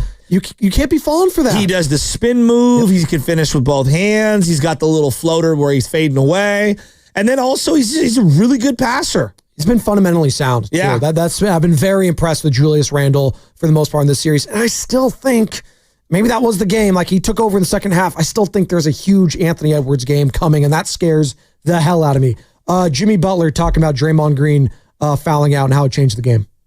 I mean, obviously, he's one of the top defenders in the world, for sure the best defender on this squad. When he's out, it's just different. He don't got nobody back to his quarterback in the way that he does it, that can switch everything, that can get every loose ball, and that can rebound. But even whenever he does go out, we still got to be better. Hey, Jimmy, was there anything encouraging to take out of that loss on Saturday? Yeah, of course. That we can compete without Steph. We're still as confident as ever. We're going to go back to the film and to the drawing boards and figure it out. Come back in here on Monday and get this thing to 2-2. I do wonder what the Warriors fan psyche is heading into tonight's game. Like, what is it? Like, 888-957-9570. The emotions heading into tonight's game are what, Dub Nation? We've been talking about Saturday's game. We're going to pivot a little bit here in the second half of the show, Joe, to tonight's game, because I don't know what the energy is going to be like at Chase Center. I think you need to get off to a hot start. You need to get off to some sort of a lead early on in this game, because if you don't, then there's going to be, what does Bonte like to say, lemon booty? Yeah, there's going to be a lot of lemon booty at Chase Center tonight. You need to get off to a fresh start and a hot start tonight. And I think Jonathan Kuminga needs to be a part of it. He needs to be in that starting lineup. He has the juice right now. There's no doubt. Getting back to the sequence that he's talking about, Jimmy Butler, it's the fourth quarter, 5 minutes to go. It's 84-82, all right? I wrote it down right here. Jimmy Butler gets a rebound, and he puts one back up, and that's where Randall's moving, okay? Randall's moving, and Draymond grabs the jersey, which I thought it should not have been, overturned. But they overturn it, and so instead of an and one, you get a situation where Draymond picks up his 5th foul. It's overturned, okay? Then on the very next play, Draymond is fouling on, I thought it was a 50-50 play. I didn't think he made a lot of contact. He fouls out of the game. It's 82-85 at that point because they split the free throws. Then he hits the next free throw as they go up 86-82. And from that point on, the Warriors just couldn't catch up. And it felt like Julius Randle, rebound. Rudy Gobert, offensive foul drawn. Randle, lane violation on a free throw. Rebound again, Gobert. Rebound again, Gobert. Like, it's just, they had no answer the second Draymond went off the floor with 5 minutes to go. And those second chance points, getting those ones were just killers. Killers for the Warriors. Shout out to Killers, Mr. Brightside. Timberwolves, 26 second chance points to the Warriors 14. It's the game right there. It really is. Second chance opportunities for Minnesota when they're a big, long, athletic team and when they're knocking down those three-point shots, because they weren't exactly world beaters from beyond the arc, 13 to 34, but I guarantee like most of those 13 shots made off second chance opportunities. Well, their efficiency. It killed them. The Jaden McDaniels ones kills them. The efficiency is irrelevant if you're getting second and third chance opportunities. Correct. And you end up with more three-pointers made. Yep. Like, look at, what did I say to you before the last game? And I'm going to say it again. If the Warriors don't make more threes than Minnesota, they will not win. They're not just completely living and dying by the three ball, but that tells me if somebody else, like if they hit some threes tonight, that tells me someone else other than JK and Butler is scoring, and then we can have an opportunity to win. They need the third scorer. What gives you confidence tonight that the Warriors can win this game, Joe? Let me ask you right now. What gives you confidence that this team, I know it was a tight loss. Jimmy. Okay. I do believe Jimmy looks like early in the game, he was just going at the hoop. And I felt like even though he passed up a couple of shots and got them back from pods and whatnot, he felt like he was singularly focused on trying to win that game. And I don't know if they have an answer for him. Now, they did a good job defending him in the lane. They made him work hard. Yeah. I'll say that. They've made him work hard. 26 field goal attempts. And that's what you, Bonte, said on Friday. Hey, yeah, you were right on that. He needs to be in the 20s. You were right. At the very least, needs to be in the 20. And then someone else needs to step up. And I wasn't mad at JK getting 18 field goal attempts. Someone needed to be aggressive and score, and he did that. He came in and took that little like in the short corner. He took a big teardrop shot, and I think everyone was like, "What are you? Nice shot!" Exactly. It was one of those. I love it. Yeah, I hate it. I love it. No. Yeah. Yes. Steve Kerr talking after the game though, and this is what has me a little concerned about tonight. He's not expecting 63 points combined from JK and Jimmy again. My experience is that they probably won't combine for 63 tomorrow, but that other people will fill in some of those gaps. And every game is just different and unique. So you kind of move forward and you look at, where you can attack, what you can do better, and then different guys step up. But I'm very confident that both JK and Jimmy will play well, but to expect 63 points combined again is probably unrealistic. And that was Steve Kerr talking to the media yesterday. Here's more from Steve, Joe, talking about Jimmy wanting to play all 48 minutes. He wants 48. I mean, he begs for 48, basically. I mean, not explicitly, but he's constantly looking at me. If he's on the bench, trying to make eye contact to go back in. He's such a gamer, such an incredible competitor. So I probably have to protect him from himself a little bit. He's got to protect him from himself. But tonight, what was his last basket made in this game? I'm just looking. He hit a jumper. He hit the three-pointer with 8:50 to go. I'm looking at it right now. I see a lot of misses. I don't see any buckets for him with 7 minutes to go. No, he had a cutting layup. He was exhausted is what I'm getting at. He had a bad turnover, 5:17 left, and that's kind of when the game flipped, right? That 6-minute mark. He had not. If you were watching him, he was hunched over. Yeah. He was exhausted. They needed a third guy, and that's when Buddy, there was 4-minute mark, 3-minute mark. Buddy just forced this like high pick and roll three where he just so predictable with it. He was dribbling too much. You could see it coming. After he made that second free throw to make it 82-77, that was the 8:16 mark. Did not score after that. So there you go. Quarter. Did not score the final 8 minutes. And you know what? I'm not going to sit here and crush the guy. He's the reason you were in the game. He was the reason that you had a chance to win it. Him. He's just tired. So to say he's going to play all 48, again, you need contributions from others. The third scorer is important. I think, is JK going to give you 30? Probably not. But he can get you around 20. I mean, is that the question tonight? 888-957-9570. Same number, caller, text, the Boxer and Gerson Worker Injury Attorneys text line. Who's that third person that needs to step up? We got Jimmy. We got JK.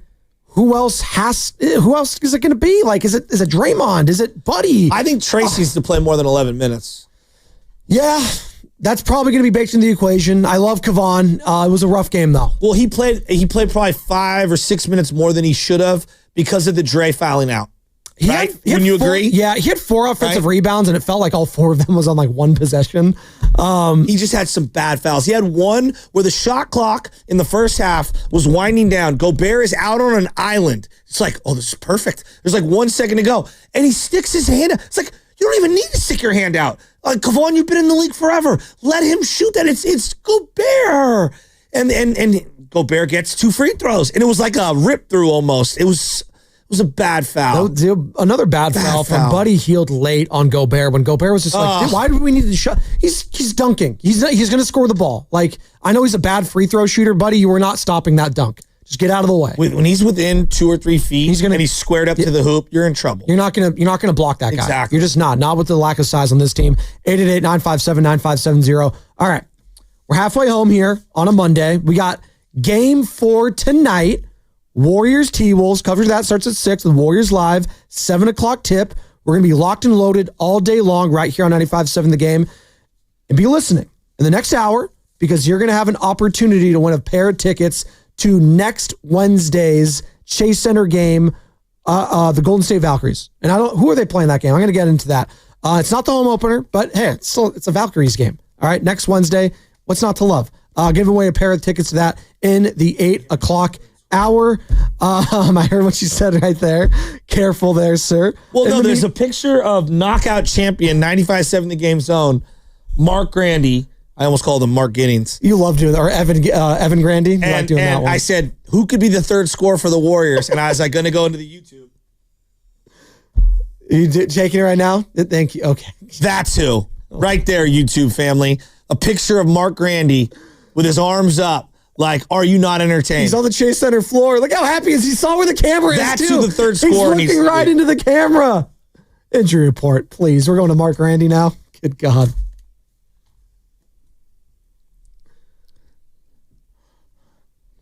He's an Italian. Barely. Playoff Grandy. Oh, God. Game 4 Grandy. Errar Encarnacion took one step closer to making his return for the Giants over the weekend. He began his rehab assignment with the AAA Sacramento River Cats and went 2 for 3 with an RBI double on Saturday. He's expected to get a lot of time at first base during his rehab assignment. Encarnacion is working his way back from a left-hand fracture he sustained at the end of spring training. He is on track to return as soon as he is eligible, which is May 23rd. The injury report was brought to you by Boxer and Gerson, Northern California's premier workers' compensation law firm, helping injured workers get their lives back for over 40 years. What's coming up in the game is brought to you by Fremont Bank, here for you, here for good. All right, Game 4 tonight. What's the psyche, Dub Nation, heading into this game? How are we feeling? We confident? We nervous? We panicking? Jimmy Butler and Jonathan Kaminga combined for 63 points. Is that the formula for success going forward? Is it Jimmy and JK? Well, it's Spadoni, it's Shasky, it's the Morning Roast, and it's 95.7 The Game.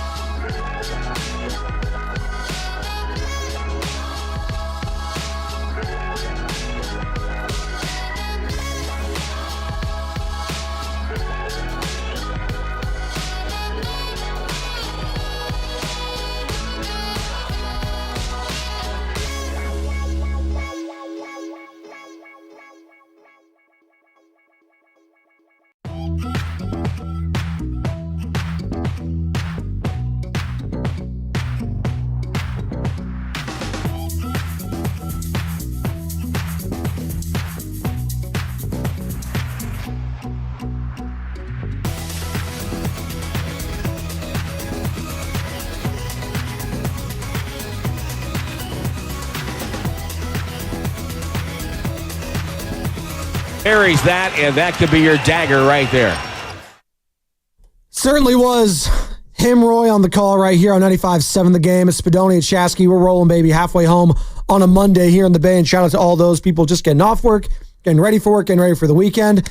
It was a tough weekend in the Bay. Warriors take the L against Minnesota. The Giants get swept by Minnesota. Minnesota, all of a sudden, a thorn in the Bay Area sports side. We go back to Sam Darnold, Justin Jefferson, go back to Citizens Bank Park, or not a Citizens Bank. What is that? U.S. Bank Stadium out in Minnesota. My stadium knowledge is not as great as one Bonte Hills, but you lost to the Vikings, you've lost to the Twins, and you're losing to the T-Wolves right now. So Minnesota having their way with the Bay Area, but it could all be okay tonight. Game 4, Chase Center. I need that place popping. I need that place loud. And I need the Warriors to get off to a fast start tonight. And is Jonathan Kaminga going to be a part of that? He dropped 30 off the bench, playoff career high for JK. His greatest game ever in a Golden State Warriors uniform. Not even close as far as I'm concerned, given the circumstances. He was incredible. We got playoff Jimmy, Joe. 33 points for him. But it wasn't quite enough as Julius Randle, Anthony Edwards, Jane McDaniels, Rudy Gobert, they were the difference in a huge win for Minnesota on Saturday. Let me give you the psyche of me as a sports fan. Please. There's a cycle I go through. And I'm going to use a metaphor, and it's a loose one, to try to encapsulate how I'm feeling today. Saturday, little Charlie Moylan. Full day of baseball. My boy Jim's son. He comes out to the 14U game. He's on the 13U team. And so he's waiting for the game. I got deli sandwiches. Everybody's in a good mood. I bought a bag of chips. Big bag of Dorito chips. I got Gatorades. You know, we had won a bunch of games prior. We got 2 final games. He's going to sit and wait and watch the first game, and then he'll play in the nightcap game. And we're feeling good. We're optimistic. Hey, Charlie, go warm up that kid down the line, Riley. All right, no problem. Charlie's got a little bounce in his step. He's feeling good. The sun's out. He's got some Doritos in his belly. You know, you're feeling good about yourself. It's like Doritos. The Warriors on Saturday. Yeah. I'm feeling good about where they're at. One pitch. He takes off the glove, ricochets, hits him in the chin. Oh, poor kid. He didn't have his face mask on. Oh. Got him right in the chin. Now his equilibrium's off, and he's a little out of it. Ow. Goes into his game, okay? Now he's got a huge Band-Aid covering this giant mark on his chin, and I could see it in his eyes. He was wobbly. That was me after that game, after losing, when I felt like I had a chance. And then what ended up happening? At the end of that game, I was like, okay, we're in this. Draymond, obviously, gets the 5th and 6 fouls, and the Warriors lose kind of going away, if I'm being real with you. Going away. Yeah. Minnesota felt like they were going to blow them out had that game gone on another 5 more minutes. Yeah. They ran out of offense. The Warriors were gassed. They had no firepower. First pitch of the other game, Charlie's catching, takes one right off the inner thigh. Might as well got shot in a shotgun in the thigh. Jesus. He was done. We needed to pull him out from catching, okay? He needed to take a breather. God, that's me as a Warrior fan on Sunday. This kid's getting beat up, man. That's my point. That's the way I felt on Sunday, Mother's Day. It's like, oh my God, dude. I felt like I got blasted in the chin and blasted in the thigh, and I needed a little time to relax. Shout out to those watching on YouTube. Don't pause. Brought to you by First Don't even. Credit Union. I'm not done. I didn't say anything. For a low rate auto loan, apply online or just ask for First NorCal financing at the dealer. And as always, we are coming to you live from the Laughing Monk Studios. Laughing Monk, righteously brewed in San Francisco. Before you continue, Joe, just want to let everybody know the Golden State Valkyries inaugural season is here. And fans, you do not want to miss the first ever WNBA season in the Bay Area. Catch Tiffany Hayes, Cade Martin, Caleb Thornton, and the Valkyries all summer long at Chase Center. Tickets are available at Valkyries.com. And for your chance to win a 4-pack of tickets to the game on May 21st, that's next Wednesday, you got to hear the sounder of the hour. You don't need to play it now, Carter. We've played the sounder all morning. So when you hear the sounder, you're going to be caller number 5 on the contest line, and I'll give out that number at that time.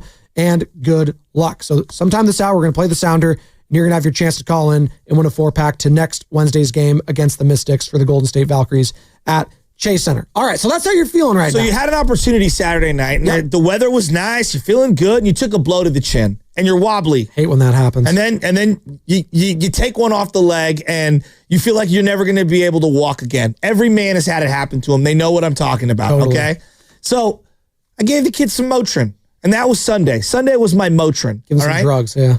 And it takes a little while to like kick in. Got to sip a little water. You got to let it get into your blood system. Yeah. Seep into the pores, if you will. And then by about the 6th, 7th inning, he locked in. He went back to catching. He looked great. We ended up winning the game. Boom, it's all good. That's the psyche for me today. I'm still a little wobbly. I'm waiting for the Motrin to finish kicking in. I'm still down and out from Saturday night. I am. I just straight up, I am. I'm not going to lie to you.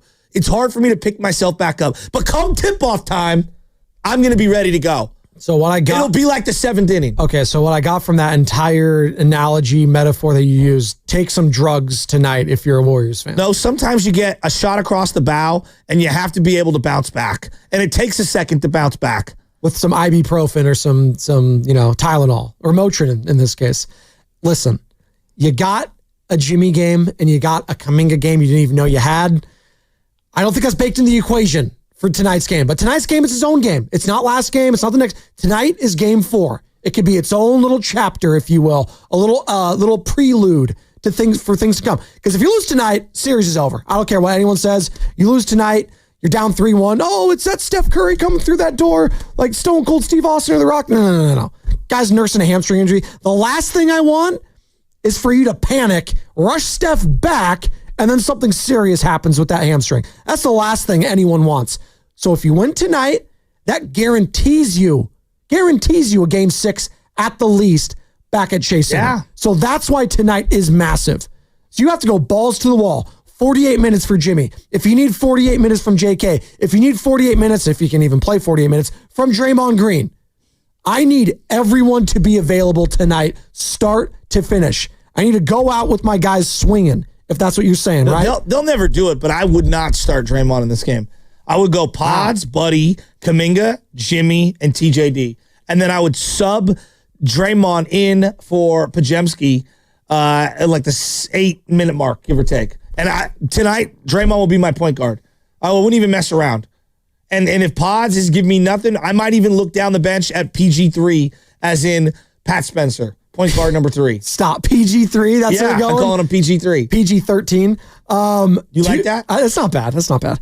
2 points for Draymond. 2 steals, 4 assists, 2 rebounds, 5 turnovers, 6 personal fouls. He needs to, not pick up a cheapie in the first couple minutes. I had the little silent pause there just to say how bad that performance was. It was just awful. Like when you needed him the most, you got that performance. If you got any semblance of offense from him, you might have won that game.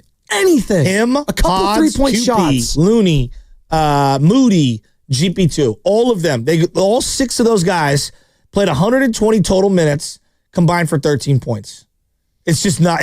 They need more firepower. Somebody else, and then the only other guys not named Kaminga and Butler who scored in this game were Buddy Hield and Trace Jackson Davis, and they gave you a combined 21. Most Warrior fans will probably take the 21 from those 2. It's the 13 points from the 6 other guys who played half the game. So you had 63 combined points from Jimmy Butler and Jonathan Kaminga. You failed to score 100 points. You had 97 points in this one. And this is the 5th time these playoffs that you failed to reach 100 points. And you're 2-3 in those 5 games. 100 points, like, for a 3-point shooting team, right? But they're not, though. They're not without Stephen Curry. No, but they're not even with Steph Curry. Because who's a good 3-point shooter?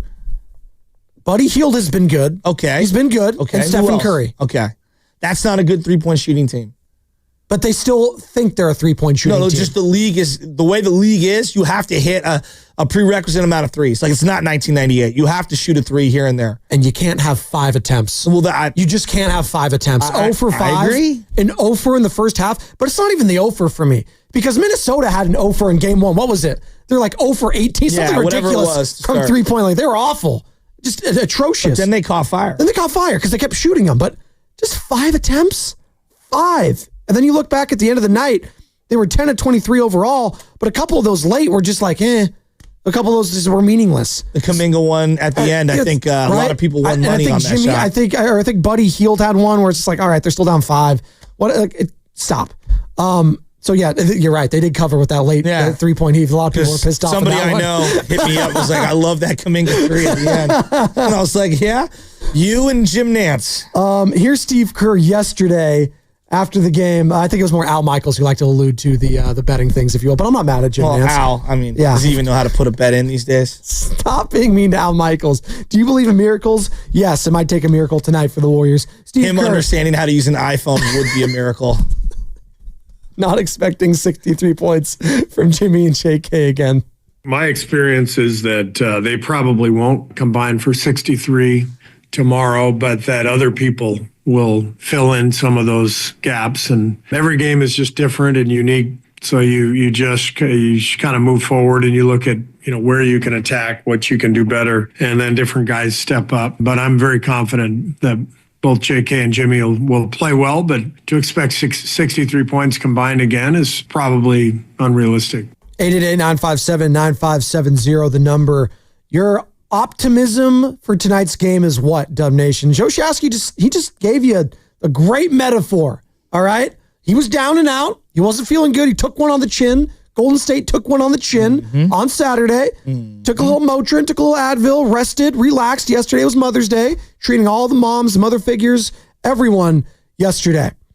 Today is game day. The mentals are what? 102-97 was the final. You got a Jimmy game, you got a JK game, but tonight's its own thing. That's not going to be baked into the equation. I do know Jimmy Butler needs to have his fingerprints on this game. The scoring might not be there, but everything else has got to be. Someone else needs to pick him up, though. Someone else needs to. Is it Draymond? Is it Pods? Those are the guys getting the minutes. So I'm looking at the guys that are getting the most minutes and saying, you need to score. Gary Payton, 26 minutes and only 2 points. It's not good enough. He just passed up so many shots. So many. And you got to take them. Someone's got to be aggressive outside of JK and Jimmy Butler. And is JK... is he going to get the start tonight? Does he need to have the start tonight? 888-957-9570. I think coming after that game, you got to stick with the hot hand, Joe.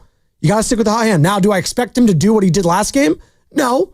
If he goes out there and has a stinker tonight, I wouldn't be shocked. I just, I know why he did it with, 6 minutes to go in the game, but for the life of me, I didn't understand taking TJD out and then really not putting him back in that second half. It's very odd. I didn't understand that either. Is it because of just the lack of scoring? But if I'm not getting anything from Draymond's, what's the difference out there? No, but TJD does score because he's actually a role threat. He's actually someone that finished around the rim multiple times in the first half. Like the beginning of the game, he was all over the place. He did have 7 points. Sorry, let me be more specific here. Shooting the ball, he's not going to shoot. He's not going to do that. He's a role a guy who could set a screen and a roll, and you have to honor him. But if I'm going to be playing TJD and Draymond together, because I know that Jimmy's going to get his shots up, I know that Buddy Hield's going to get his shots up. I'm talking about when Draymond got fouled out, they went to Looney instead of TJD, which I understand. Looney's the veteran, but then why aren't you starting Looney? Well, You're obviously seeing something in TJD. Correct. No, I'm saying to start the game, I thought I was seeing a lot of good things from TJD, and we never really kind of went back to that. I agree. That extended run. Sorry, a little miscommunication right there.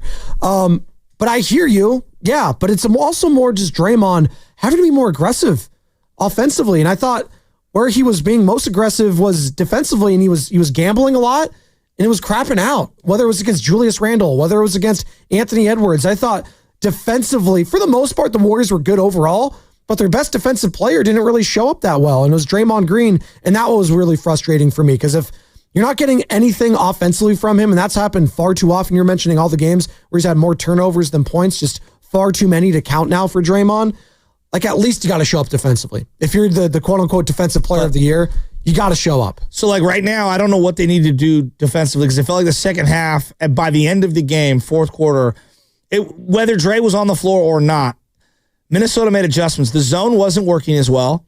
And then whatever they were doing with Julius Randle clearly wasn't working. He was cooking. Triple-double for Julius Randle. To me, you've got to he's got to be a scorer or he's a passer. He can't be both.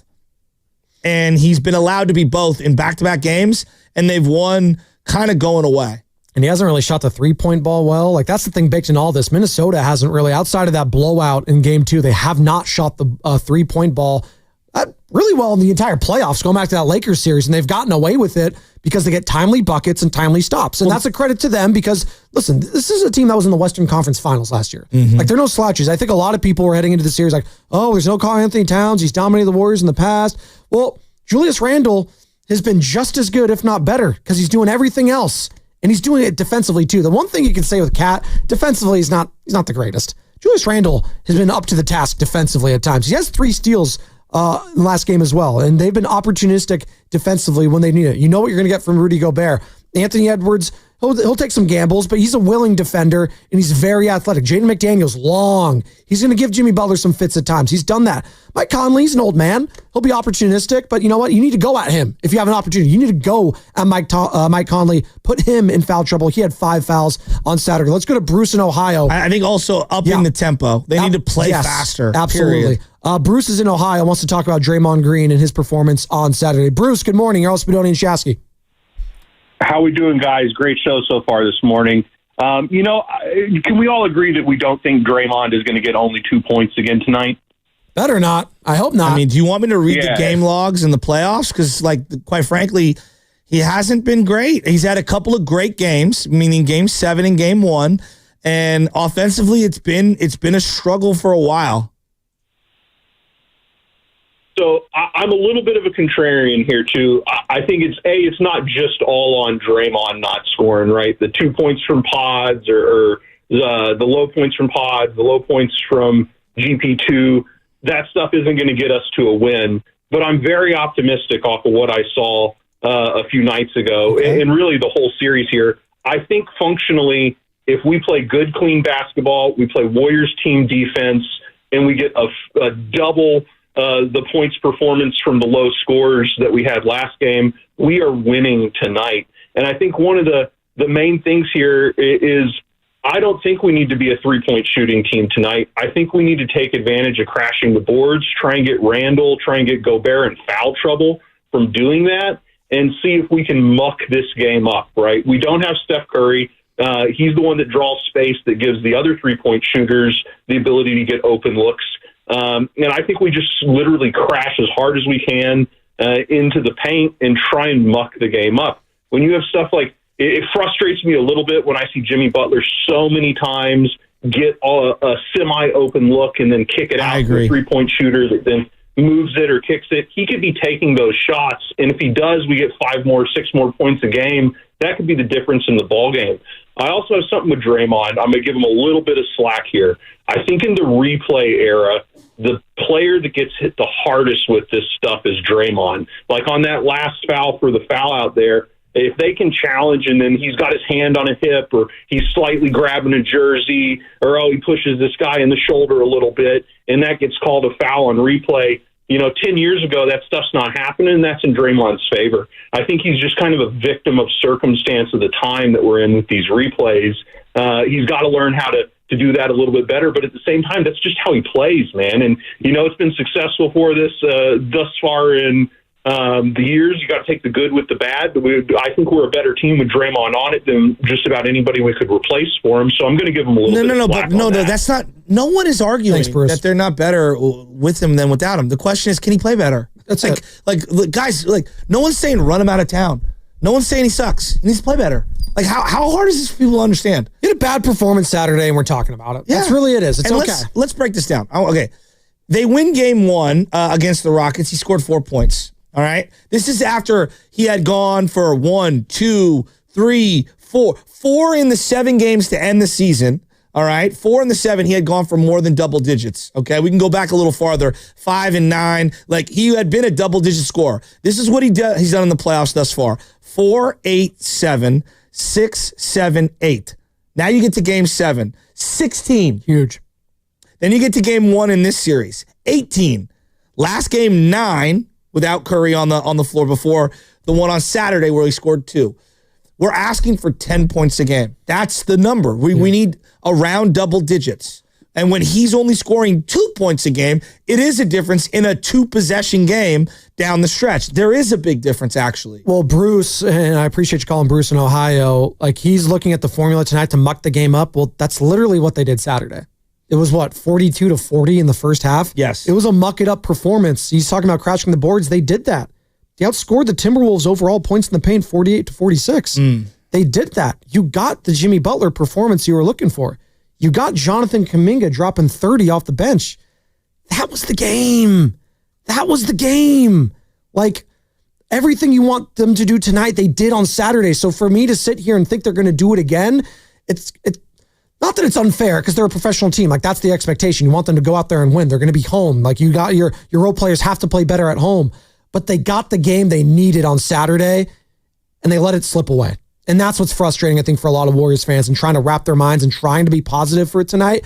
Listen, we're trying to garner that positivity, but it feels like for a lot of Warriors fans, that was the one that you let slip away, and that's going to be the one that potentially haunts you for this entire series if the T-Wolves do indeed go up 3-1 tonight. But the Warriors still have something to say about that.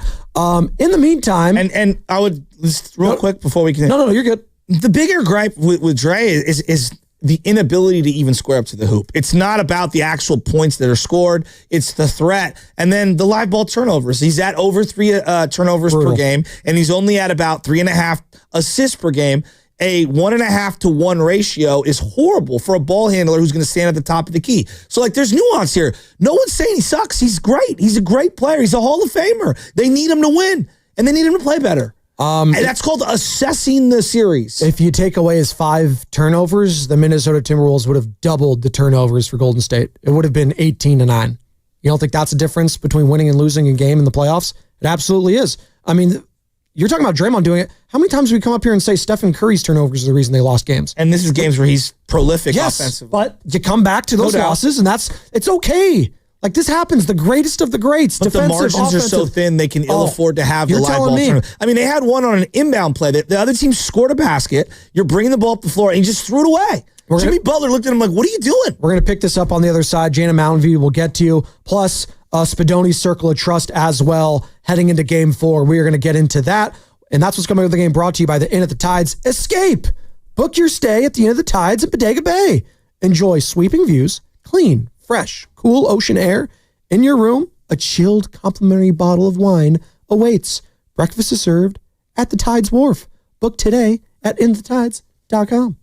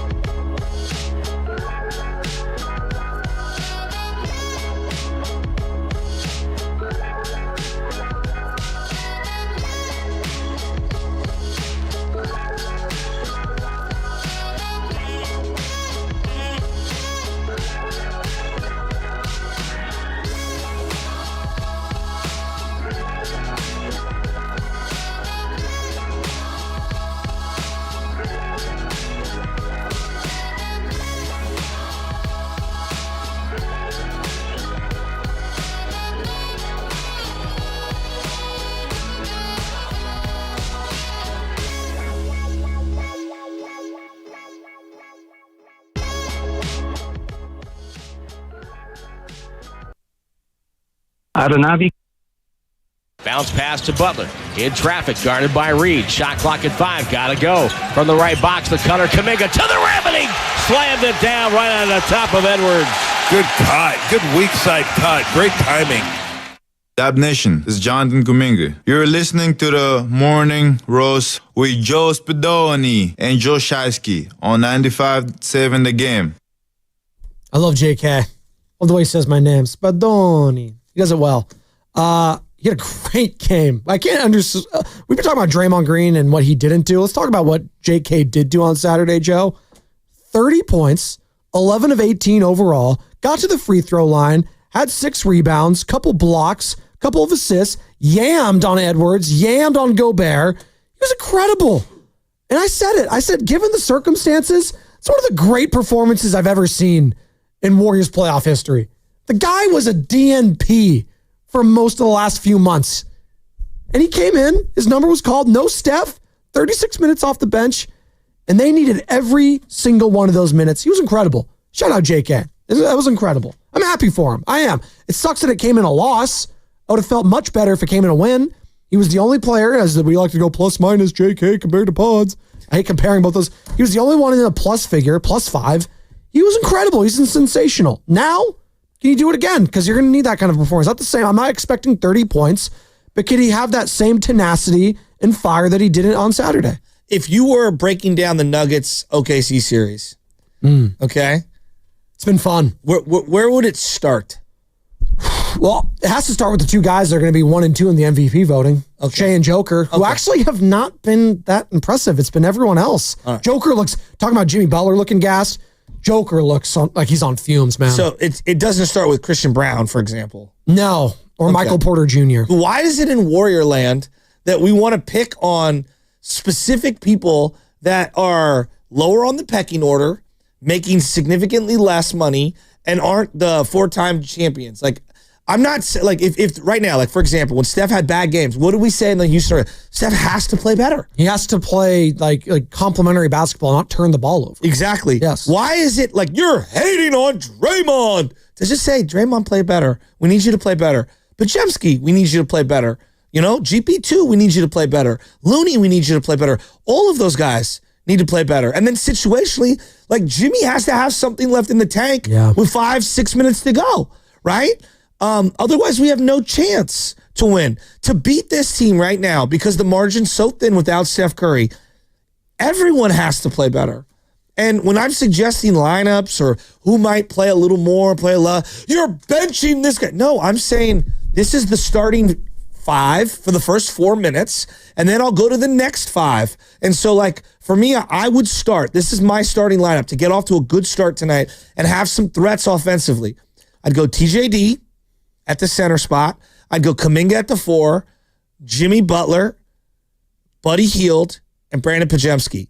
Now, I'm open to changing that and going Draymond at point guard, okay? Buddy Hield, Jimmy, Kaminga, and TJD. I don't think any of those combinations are the ones that Steve's going to go with, but I'm open to that. And then Pods is the first guy off the bench, or Draymond's the first guy off the bench as I sub them in with a GP2 or a Moody. That's what I would be looking to do. I would be trying to just shake up the combinations a little so that I can get wouldn't it be great to have a 30-point first quarter? Be insane. Be great. Hell, give me a 25-point first quarter. Can you get to 100 points? I'm trying to find combinations that can space the floor and get me some points right now. Well, listen, I chuckled a little bit when you said that. Trace Jackson Davis and Jonathan Kuminga in the starting lineup in a must-win scenario in the playoffs. Insane. No, it sounds, just taking a step back, considering these guys were basically DMPs. Trace Jackson Davis was a DMP in game 1 of this series. Jonathan Kuminga's played a little bit, but he was only 13 minutes in game 1, and then all of a sudden, those numbers jump all the way to 36 minutes for him, 30 points. Again, insanity from that game on Saturday. But yeah, desperate times call for desperate measures. This team's desperate right now. I just think you have to try something. And I'm going off of what's looked good the last couple of games. And that might change right away. You might pull the carpet out from underneath this team immediately and abort that. But I don't have a lot of faith in QP right now. I don't have a lot of faith in Moses Moody, but I would still probably give him another chance. And the only reason is because I don't have anything else. I know Minnesota got home court back, But I think they're looking at this game tonight, and they're saying, all right, we win this one. We go balls to the wall. We're in full control. It's over for them. Yeah. Like we handle our business tonight. We're going to do that. Joe, That's I why don't think they by- have the. I don't Sorry. think they have the gas left in the tank to win 3 in a row if they lose tonight. No, I don't either. And for And them, I'm as optimistic as they come. You and I know think that. it's a little unfair, and you can say he's one of the greatest players of all time, but it's unfair to ask a Stephen Curry coming off his first ever hamstring injury to just put the team on his back and say, "Here's Steph, win us 3 straight games." Like, come on, man. Like that is when you get a serious injury. That happens. This is rushing why, him back. and this is why I kind of throttle down on the pods criticism, because I'm saying to myself, guys, like, we're asking a lot of a 22-year-old in his first ever playoff series. Does he need to play better? Of course he does. No one is denying that. But I also recognize, like, it's his first playoff run. He's 22. He's basically being asked to fill a huge void of the Steph Curry, not Monte Ellis. No. Okay? Not Speedy Claxton. We're talking about Steph Curry. Absolutely. By the way, your chance to win a 4-pack of tickets to a May 21st home game between the Valkyries and Mystic.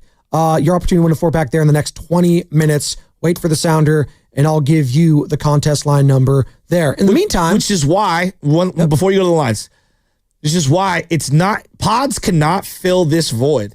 The only way they're going to be able to do it is everyone needs to play better who hasn't played well. GP2, Looney, Moody, Quentin Post, Pods, and Draymond. It's the cliche, right? It's literally, they need 9 guys humming tonight. They need strength in numbers. Yeah. We kind of say it tongue-in-cheek. The only strength way in they can numbers. win. But it's the only way they can legitimately Because I'm win tonight. expecting a throttle down from Jimmy Butler and from Kaminga. So now I'm asking even more from the others. I think Minnesota's going to smell blood in the water early in this one, and it's incumbent on them to punch back. Because they're going to get punched in the face, I feel like, in this one. And you got to punch back. Keep it tight. You're going to be at home. I'm expecting the role players, some of them, at the very least, have to have a bounce-back performance. Because the last thing you can have in this game is to get down big early.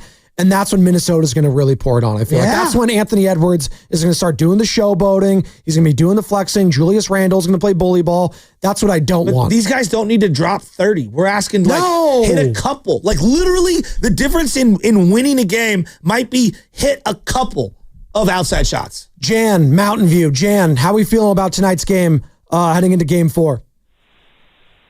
Well, I want to start out. Can you hear me? Certainly can. Okay, where I want to start is they need to start playing smarter, not harder. The other night, of course, we couldn't hit threes in that first half. Okay, we came back in the second. We need to do that sooner, but we also need to guard the three-point line because when they take Gobert out and they go small, that Naz Reid goes off, and you saw how many three-pointers he hit the other night. And I just said, why aren't we deflecting these three-point shots and guarding that three-point line a little better if our defense is supposed to be that great? I mean, what happened there? And also, too, they need to stop fouling so much. And Draymond Green, I'm pointing at you. I mean, you should know better by being in the league as long as you have not to be pulling on jerseys or something else. Maybe they did that in the previous series with Houston, grabbing and tugging Curry all the time. But darn it, we need to stay out of foul trouble and put them in foul trouble and get our points up and bring this game home because we need it. So go Warriors. Let's go, Jan. Oh, Jan's fired up. Let's that was go, a great Jan. call. That was great. I am ready to run through a wall for Jan right now. Oh, heck yes. That was the angriest I've heard her. Jan's sneakily rising up the morning roast rankings of callers. And we got some legends on the line right now. She's on the rookie roaster watch list right now. She absolutely Is she? Oh, she is, yeah. Is she a rookie, though? She's been called for a minute. Sam, I hope you're doing like a good job of logging stuff this year. Oh, he is. Compared to last year. Whoa. Because I don't want to have to do this mad scramble at the end. I think, about a B- last year of logging things. I think right now we're on a good B+ track right now. So if I asked Sam, February 17th, how many YouTube viewers did we have in the 9 o'clock hour? He would have the number ready to go. I don't think I was tracking YouTube that day. He wasn't tracking it that day. All right, but she's pointing the finger at Draymond. Who are you pointing the finger at tonight, Dub Nation? It's like that old poster of, we want you Uncle to Sam. join the Army. Uncle Sam. Yeah, you know, like that's go. Jan. Wow, she was coming at Auntie him. Jan instead of Uncle Sam. You like that? You like that? Come on. I'm not mad at it. Here's Steve Kerr yesterday speaking to the media on how one Jimmy Buckets is feeling after exerting all that energy. 43 minutes in total for Jimmy Buckets in Saturday's loss. He was incredible last night. In hindsight, I would have loved to have gotten him a couple more minutes, during the meat of the game. But it's tricky. It's, as I said, without Steph, we're walking a fine line, and so we've got to balance the risk of keeping him off the floor versus the gain of getting him a little more rest. And here's more from Steve talking about Jimmy. You know what he wants to do? He wants to play the entire game. He wants 48. I mean, he begs for 48. Basically. I mean, not explicitly, but he's constantly looking at me. If he's on the bench, trying to make eye contact to go back in. He's such a gamer, such an incredible competitor. So I probably have to protect him from himself a little bit. Got to protect him from himself. But you know what? Guys, we have maybe 2 games left of the season. Maybe. I mean, stop protecting anyone from anyone. Like right now, Kaminga needs to play 40-something minutes in this game. He's 22. Like, what are we doing? Am I the only one that was thinking that the other day? What are we doing? What are we doing? Lean on the youth at this point. You have to, because Minnesota, they have nothing but youth on the other side outside of Mike Conley, who's 50 years old. But they got Anthony Edwards, 23. Julius Randle, 30. He's in the prime of his career. Jaden McDaniels, early 20s. Like, these guys, and then they got Nickeil Alexander-Walker, who didn't have a good game on Saturday, but he can get hot from beyond the arc as well. Naz Reid, another young guy. Dante DiVincenzo, young. Like, he hasn't even played well at all, Dante. I think the Warriors have actually done a good job picking on him and isolating him and getting to their spots. He's fouling a lot. He's hacking a lot. He's been actually hard to get Jimmy Butler at times. It's with Jonathan Kaminga, and he can't keep up with those guys. Try to find the matchups that you can exploit tonight. That's one of them. Dante DiVincenzo, Mike Conley, another guy. Hell, Rudy Gobert at times on the certain matchup. You could go at him. Like, pull him out of the paint. Gobert's been the 3rd best Timberwolf, right? Yeah, I'd say so. Yeah. Just his impact overall. Look, box score, maybe not, but just impact overall. How many shots have the Warriors been afraid to take in the paint because of him? It feels like, let alone the ones like half of them at times. Right? Yeah. He's a big part of this, man. I know we want to say the guy, he's garbage. No, he's good. He's a good player. He's good. He does some things where it's knuckleheaded and he has some brick hands at times where it's just like, really? That's the play? And his whistle drives me nuts. No, absolutely. Gene's in Oakland wants to join in the conversation surrounding Draymond Green. Uncle Gene, good morning. How we feeling, ma'am? I don't know. I'm not sure. I think we just might squeeze it out, but it has a lot to do with Draymond. As you guys well know, I'm one of his biggest supporters over the years. I've come to his defense many, many times. But one thing I have to admit, it's pretty clear, he's a different player when Curry's not on the floor. He's just more unfocused. He's just not into the game. I mean, the presence of Curry obviously offensively makes a difference for him because they play off each other. But it's almost as if Curry acts as a father figure, kind of settles him down, settles him in, allows him to focus and play his best. So no Curry tonight. I think he's going to have to generate his own focus and his own commitment. He should, because this is really a do-or-die game. If we lose this game, Curry might as well sit out the rest of the series because we don't have a chance as far as I'm concerned. So that's the first thing I have to say. If you give me a couple of more minutes, or 1 more minute, I'd like to ask a question, all right? Please. So I got with my doctor friend, who I rely on for a lot of advice, particularly medical, and I asked him about Curry's condition. He said, first of all, I'm not a specialist in that area, but he understands the condition well. I said, first of all, if he plays and he comes back too soon, or what's the worst that could happen? And he said, well, he could rupture the tendon, and that could be a career-ending injury, at least in the sense that he'll never be the same.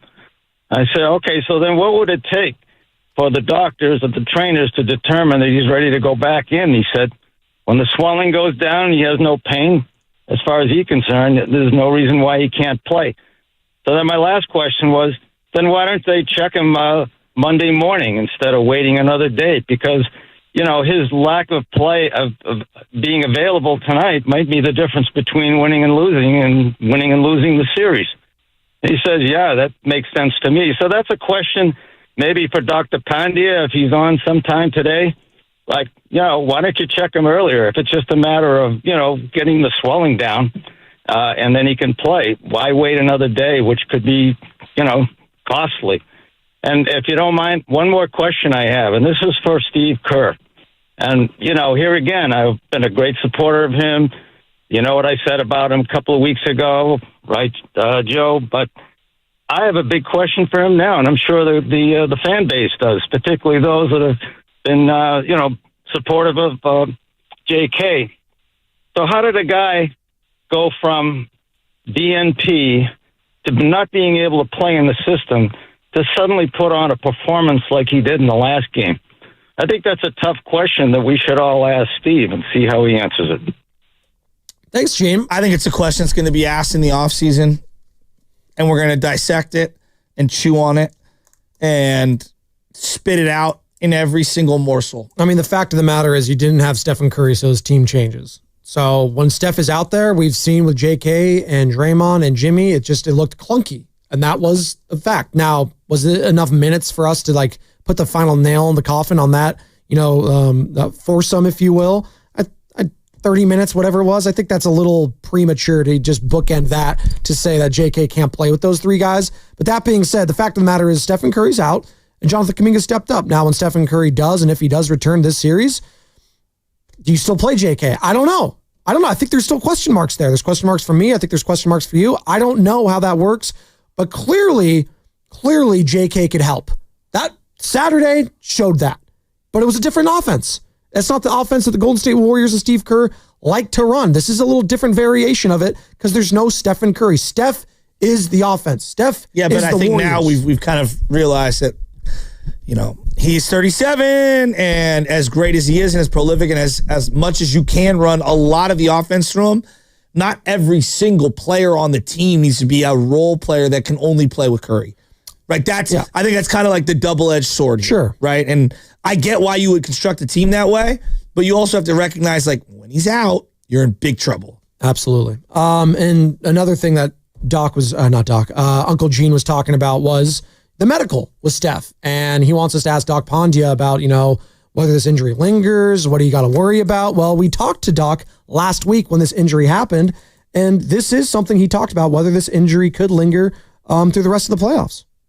I think especially given his age, whenever these hamstrings tear, basically what you're depending on to basically get you back quickly is there's some degree of scar tissue that's in there. We know that although scar tissue can sometimes hold an area together, especially if you've got a lot of other muscle around it, that area is more prone to cause pain, to re-injure itself. And if you look at hamstring injuries, the two things you worry about besides getting back on the court is that there's a high rate of re-injury. We see that a lot in football and baseball players.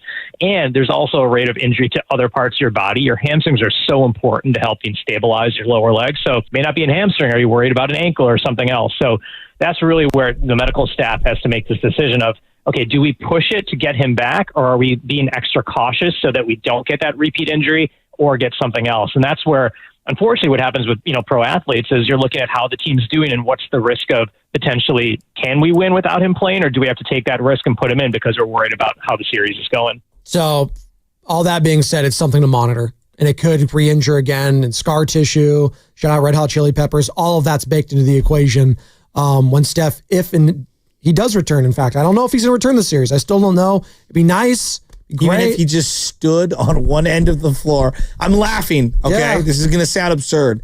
Even if he just stood on one side of the floor at one spot on the court and just stood there the whole time, it would be more dangerous than 90% of the league. When you put a decoy wide receiver out there when you know he's not going to give you anything, but hey, let's throw Randy Moss out there. Hey, let's throw that out there. That's the sounder, all right?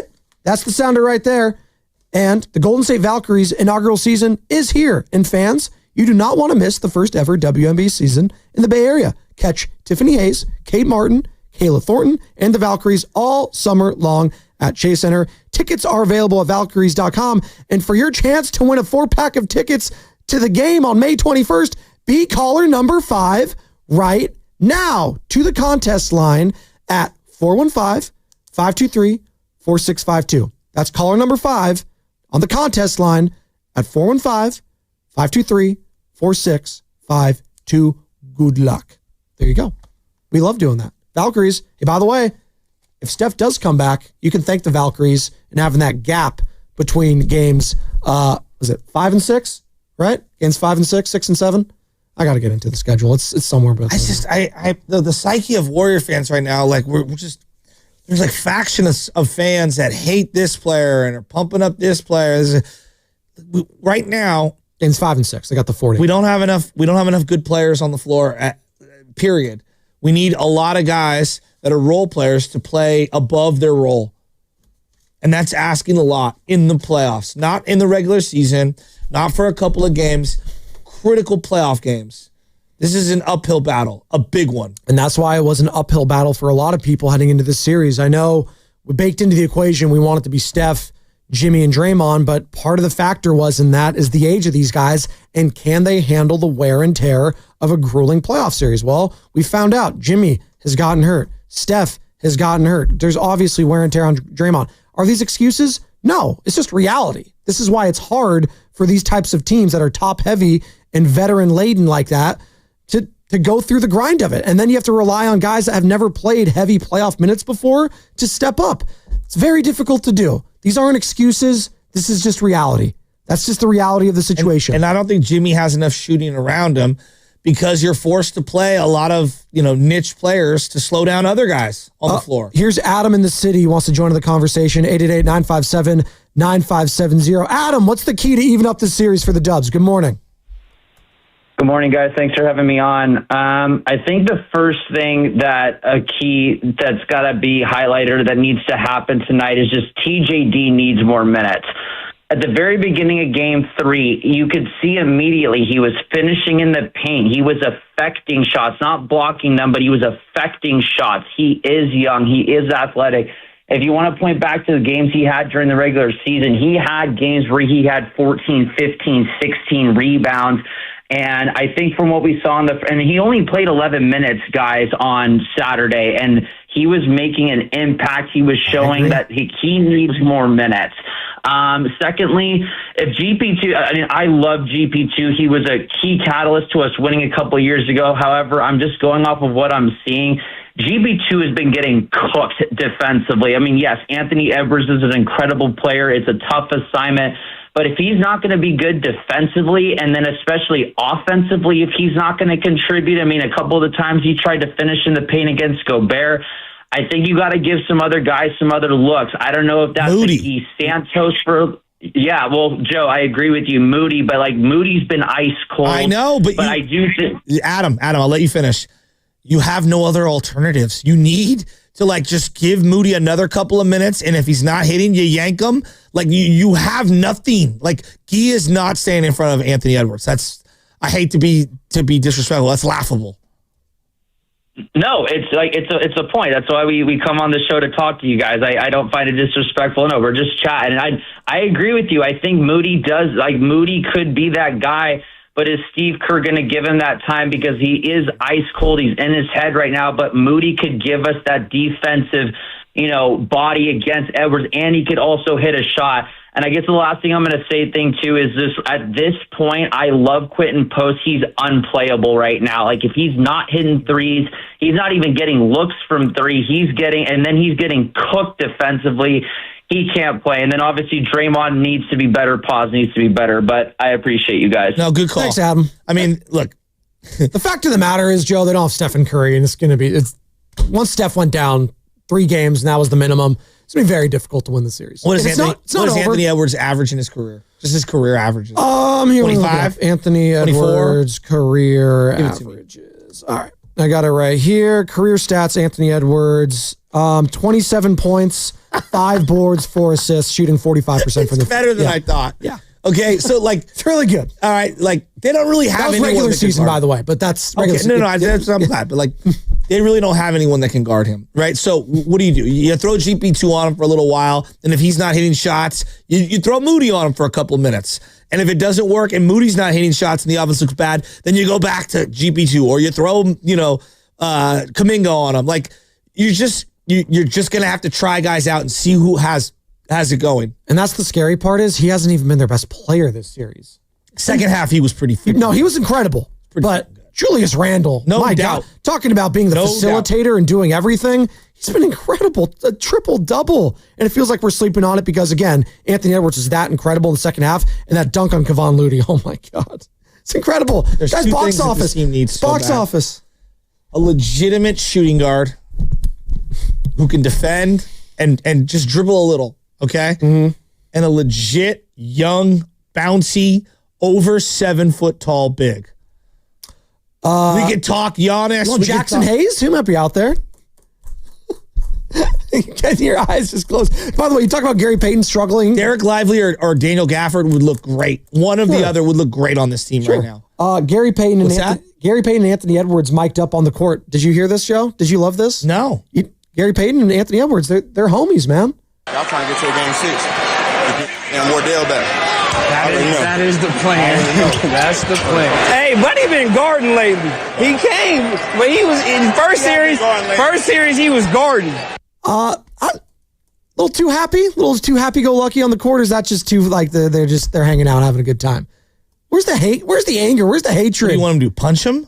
Well, I did kind of like the saltiness of the Rockets thing. I looked at Carter. I wasn't looking at you to say punch him. That's not what I was saying. I know, but what did you want? They're just two guys like talking smack. But Anthony Edwards, he's like best friends with everyone out there. I don't know if I like that.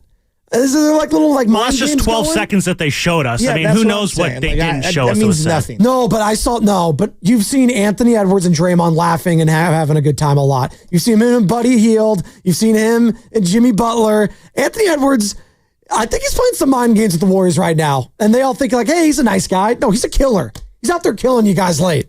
You want it to be more like Ben Mathurin and DeAndre Hunter. Yes. You want. Yes. That's what I want. I want Fred VanVleet and Amen Thompson kind of hatred right now. Where is that towards this Minnesota team? Where is that?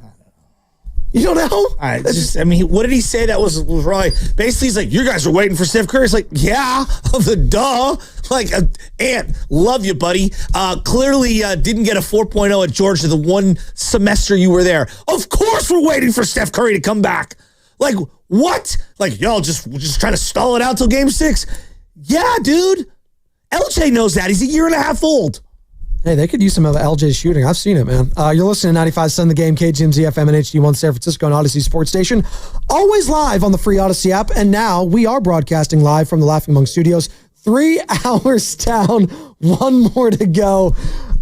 We've got Spadoni's Circle of Trust coming up. Who do we trust heading into Game 4 tonight? We'll get into that. In the meantime, we got a lot of calls that want to talk about Game 3 and also Game 4. Let's go to Al in San Francisco. What's up, Al? Al, good morning. How are you feeling about tonight's game, man? Hey,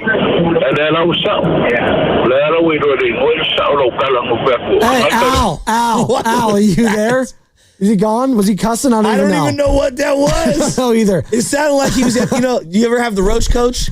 Sure. The truck that shows up at work and oh, the best. Yeah. And then it's got all the meat and all the little food and the muffins and everything. A food truck. Sounded like he was ordering from the roach coach. A food truck. Yeah. Well, but we it's used for to the call them workers. roach coaches back There in you the go. Okay, I'm not mad at that. You never heard that term? No, I haven't. But I'm not mad. I know exactly what you're talking about. You can see him at Home Depot. Oh, yeah. You see when him I worked at Cal Steam over here off of Mariposa, dude, I ate off that thing every single day to nurse that hangover. There you go. Oh, dude, I'm so hungry right now. I can go for some of those tacos. Can I have that chicken that's been sitting there for 7 hours? Yeah, that one right there, the dry one. Yep. Do you have any sauce I can dip it in? Some Sweet Baby Ray's. Why does my stomach hurt? Will in Berkeley. Will, how we feel about tonight's game, man? Good morning. Yes, it was all about the roach coach sandwiches. Feel me? Feel me?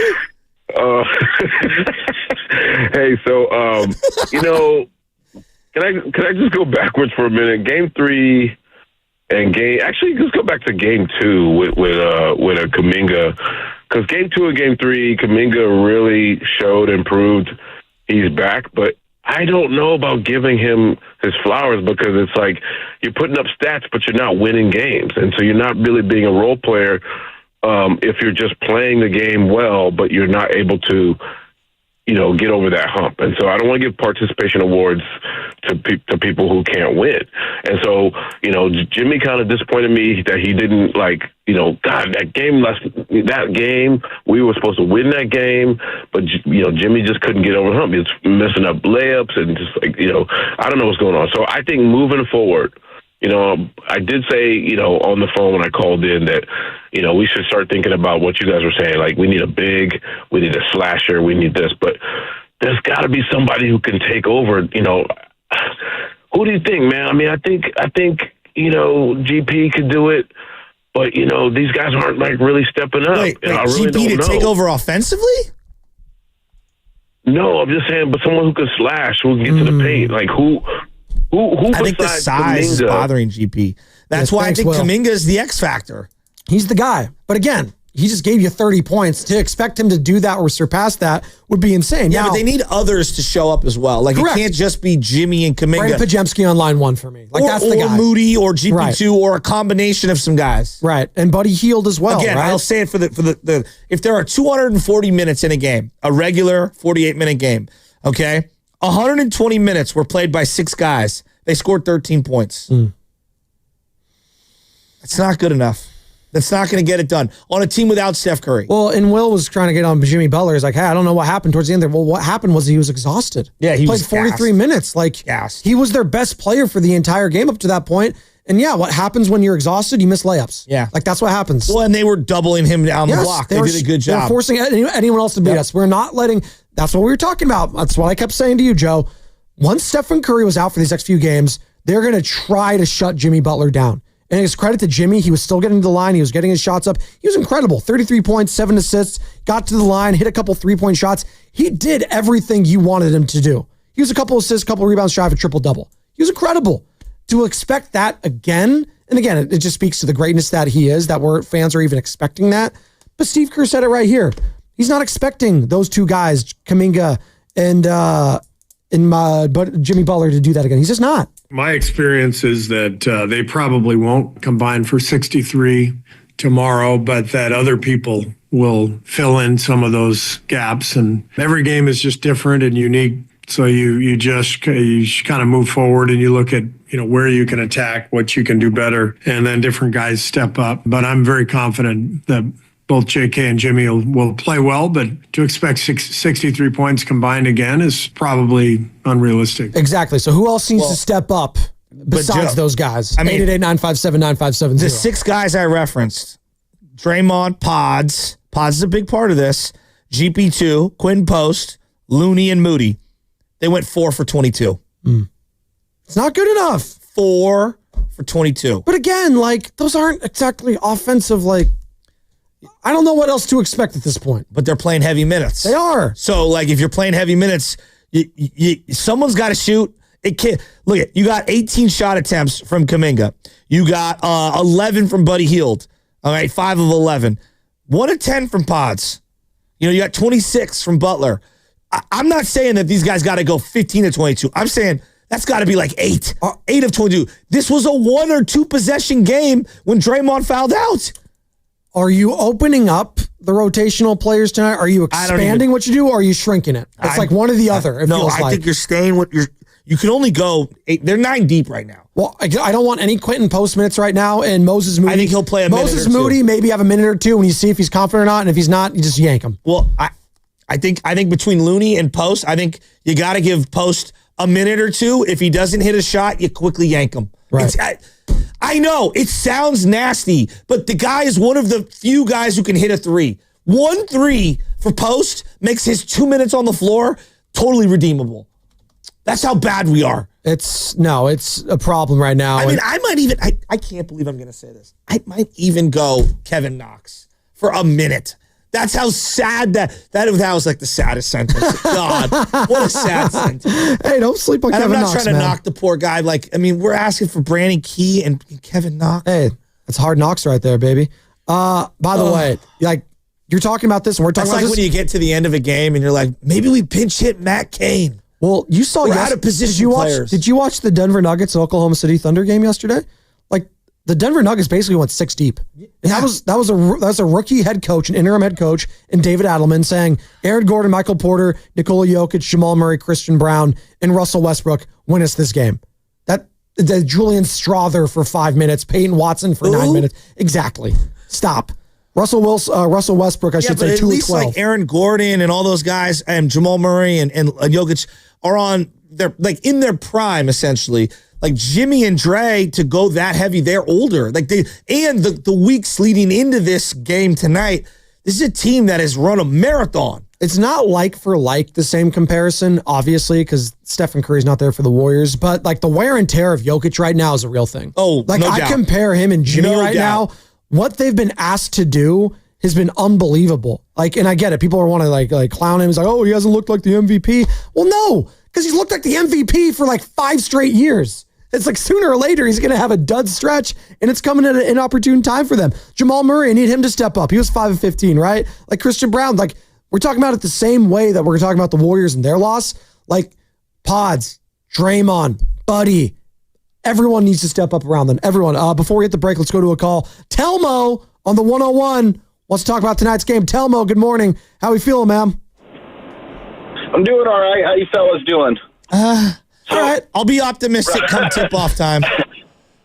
And I think real quick aside, anybody that's blue collar, it's worked a blue collar job, knows about the Roach Coach. It's not a food truck. It's like a pickup truck with like a silver chrome thing with windows. And the best breakfast burrito I've ever had in my life till this day was from one of those. All the meats, hash browns, fried eggs, not scrambled. It was amazing. Anyways, real quick, once they lost the lead in that last game, I text my buddy that we text during games. I'm like, this is it. They're not winning this game. They just don't have it to catch up. This was a defensive game, and if they were going to win, it was going to be on the back of the defense because everybody was scared or tired or whatever to take a shot. Kaminga had a huge game, but after they lost the lead, he missed his next 4 shots. Everybody was missing shots, so it allowed the defense to just focus on Jimmy and not let Jimmy get off or do his thing. But what I think needs to happen, and they were scared, really scared in the first half of the last game, is that you need guys like Jimmy, Kaminga, TJD, even Moody can go to the lane, GP2. Yes, you might get some shots blocked, but you have to go to the paint. You have to slash. You have to try to get those guys to foul you early to change the way they can defend at the end of the game. You have to try to get Gobert on like 3 or 4 fouls in the first half. You try to Naz Reid, Randall, all those guys. You're going to get some shots blocked, but you have to go in there without fear and just say, I'm going to go to the bucket because you need those guys to commit some fouls and change the way that they can defend you at the end of the game. Yeah, I'm with you. And just to summarize, a Roach Coach is closer to the golf cart beverage cart than it is a food truck. No, it is. Well, it's like a more grimy food truck, if anything. It's often associated with less sanitary or basic food offerings. There you go. Are you Googling this? No, it's just funny that I've never heard that term before because I know exactly what you're describing. I've just never heard that term before. It's like a truck. No, I know exactly. No. I know exactly what it is. It's like a lesser version of a food truck because it's a Roach Coach, as you said, which Roach is associated with the truck because it's going to be unsavory. I know, but like food truck for me, like there means like there's like a kitchen-ish type thing inside. Whereas Roach Coach is more like truck that's been ghettoized to where we could serve food on it. For sure, but they can make, as you heard him. Like my dad would have built one. But they can make burritos on there. They can make little things on there for you. Well, they make them before. Okay, exactly. And then they put it on the truck. There you go. It's hard to describe. No, I'm looking at them right now. It's good. By the way, it's just, maybe park one of those outside of Chase Center today. Maybe one of the Minnesota Timberwolves players can eat from there. Maybe they get food poisoning and, you know. They also only take cash. Cash money? Only cash. Young money, cash money. So Lil Wayne goes there. We're up against it. 888-957-9570. We're going to put a bow on this conversation. Give our thoughts on Game 4 tonight. Speak now or forever hold your peace. Brett, Alex, Dennis will get you on this other side. Plus, we got the Circle of Trust. Spadoni's Circle of Trust. Yeah, I'm ready for that. Tune in for Warriors Live today. Presented by Xfinity. Stream sports from the best seat in the house with Xfinity. And that's what's coming up with the game. Brought to you by Chilton Auto Body.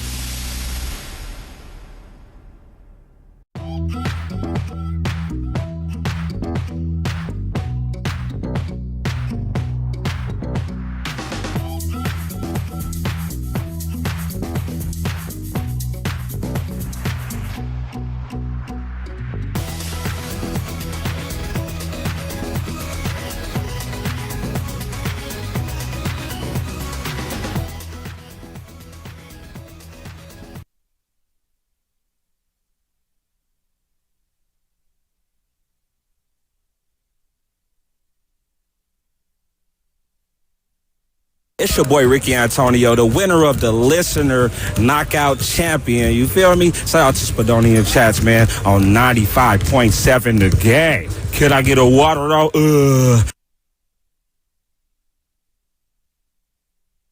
I do love this beat. This is Doja Cat.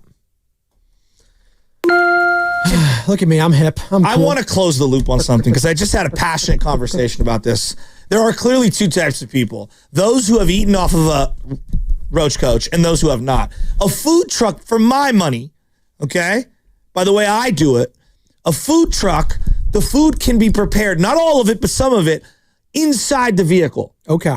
A Roach Coach is pre-prepared. Yes, and it has some sort of a manipulation of the truck to where there's refrigeration and heating, and you kind of lift up these like panels, and there's like grab and go type stuff. Does that make sense, Carter? It does. How else do I describe it? No, you got it. And there's always like bags of chips on there. There's always, course. you gotta, no, but that's not every, I'm saying food trucks generally don't have like just a bunch of Doritos, Flamin' Hot Cheetos, Takis, all that stuff. Yeah, Those certain taco trucks may have the lift up thing with the ice and the chips. Yes. No. This is different. And so, again, it's closer to golf cart beverage vehicle than it is food truck for me. So what we need from the Golden State Warriors offense is to be a little more food truck and a little less Roach Coach. Well, they need to be on the grid, not off the grid. And they need to start hitting. Oh, you know what? That's a four right there. They need like a creme brulee cart guy to show up like immediately and start hitting. Creme brulee? And raining down threes. If I found creme brulee at a That guy food was truck, popular. He just passed away, I think. Wait, what? There was a food truck with creme brulee? No, he was like the original off the grid guy was this creme brulee cart guy in the city. Oh. And he was like, you had to like follow him on social media and find out where he's at. And then he would like burn the, like they use a torch or whatever for creme brulee. He would like do it right on the spot. Okay. Speaking of, social media and being subscribed to certain things, be subscribed to the Garlic Fries and Baseball Guys podcast because Sam Lubman and Joe Shasky and occasionally Steven Risotto have the best Giants talk in the world. And the Giants, like the Warriors, had a bad time against Minnesota this past weekend. When you pizza, when you should have French fried, you're going to have a bad time. Hear a little bit about that and a lot about how Elliot Ramos is looking like an all-star again. But make sure you are subscribed now wherever you listen to your podcast. In the meantime, we're going to get back to the phones. We got Spadoni's Circle of Trust heading into Game 4 tonight. Warriors, T-Wolves. Who is inside my circle of trust when it comes to the Golden State Warriors? In the meantime, Joe, let's go to Alex in South San Francisco. What's up, Alex? Wants to join the conversation. Alex, good morning. How are we feeling about tonight's game, ma'am? Man, tonight is a must win. This is, I think this definitely defines a series. We got to show up for Steph Curry, man. I think today the key factor, obviously, we see Kaminga being one of the biggest factors, but I just need everybody to do their job. Moody, obviously, ice cold. GP2, man. But Butler, obviously, he's looking for that help. He got it from Kaminga. Obviously, we need to see more minutes from him. I think there's a fire that needs to be lit up from Trace Jackson Davis. If he gets to see some more minutes, I think he does really well. But yeah, I mean, I just need everybody to do their job. I know it's hard, but we need to be a little grimy, drive to the lane. Yeah, we got to show confidence, man. Pajemski, he was really good in Game 1. We need to see his shots going in. I think that's a good sign. If Buddy Hield starts draining threes early on, I think the first quarter is important. No, great call, Alex. Have you seen First the John quarter is Gruden? massive tonight. I agree. Have you seen the John Gruden meme that's all over? And I know we've canceled John Gruden. Feeling nicey? No, the one where he goes like, but better all, I need better execution. I need better execution. That was from Hard Knocks, yeah. That's what I need tonight.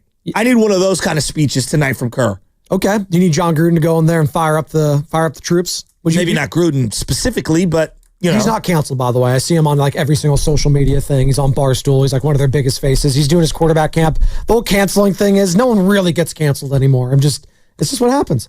No, you just resurface and then you sell us like Bitcoin or whatever Hawk Tui was selling. Hawk Tui? It's Hawk Tua. Why do you say Tui? It's not that every single time. Jimmy Butler, by the way, this is his mindset and his urgency level heading into tonight's game. We straight. I'm not going to tell my guys to be desperate or is any more urgent than anything. You go out there and you play basketball and you hoop and you leave all the noise up to myself, to Dre, to Steph, and to the coaching staff. You go out there and you do exactly what you're doing. You're doing great. The guys know that. I mean, you don't want to put any more extra pressure on them. The pressure should already be there. You're down 2-1. You're at home. You lose this game, you're down 3-1. Pressure. It's season on the line.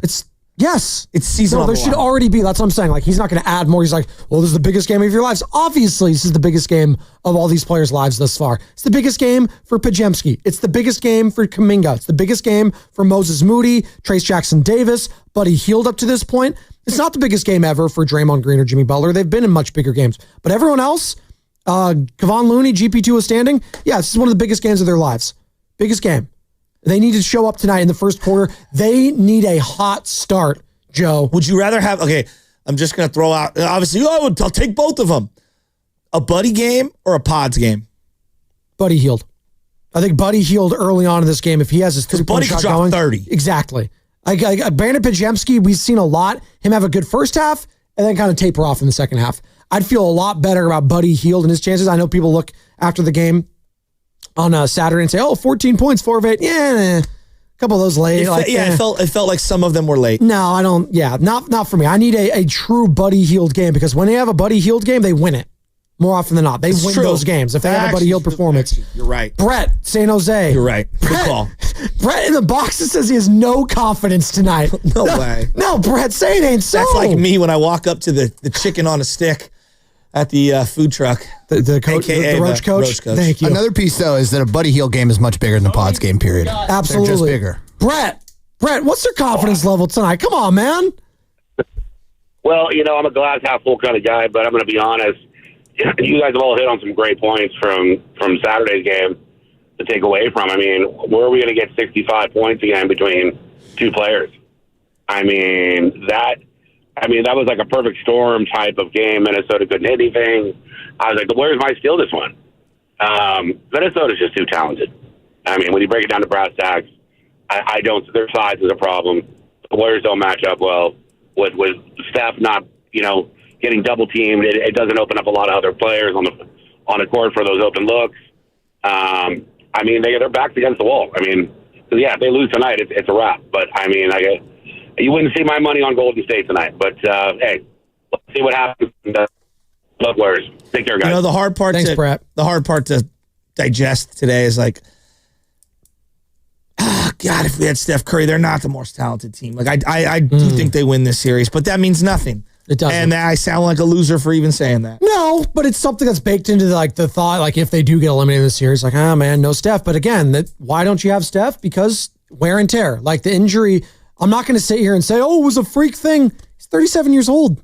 This stuff happens, whether you laugh at it or not. Like when LeBron came out and said he had a sprained MCL or whatever, these guys are old. Like that's what happens. He's 40. Steph's 37. Jimmy's been playing with a sore butt. Like this happens.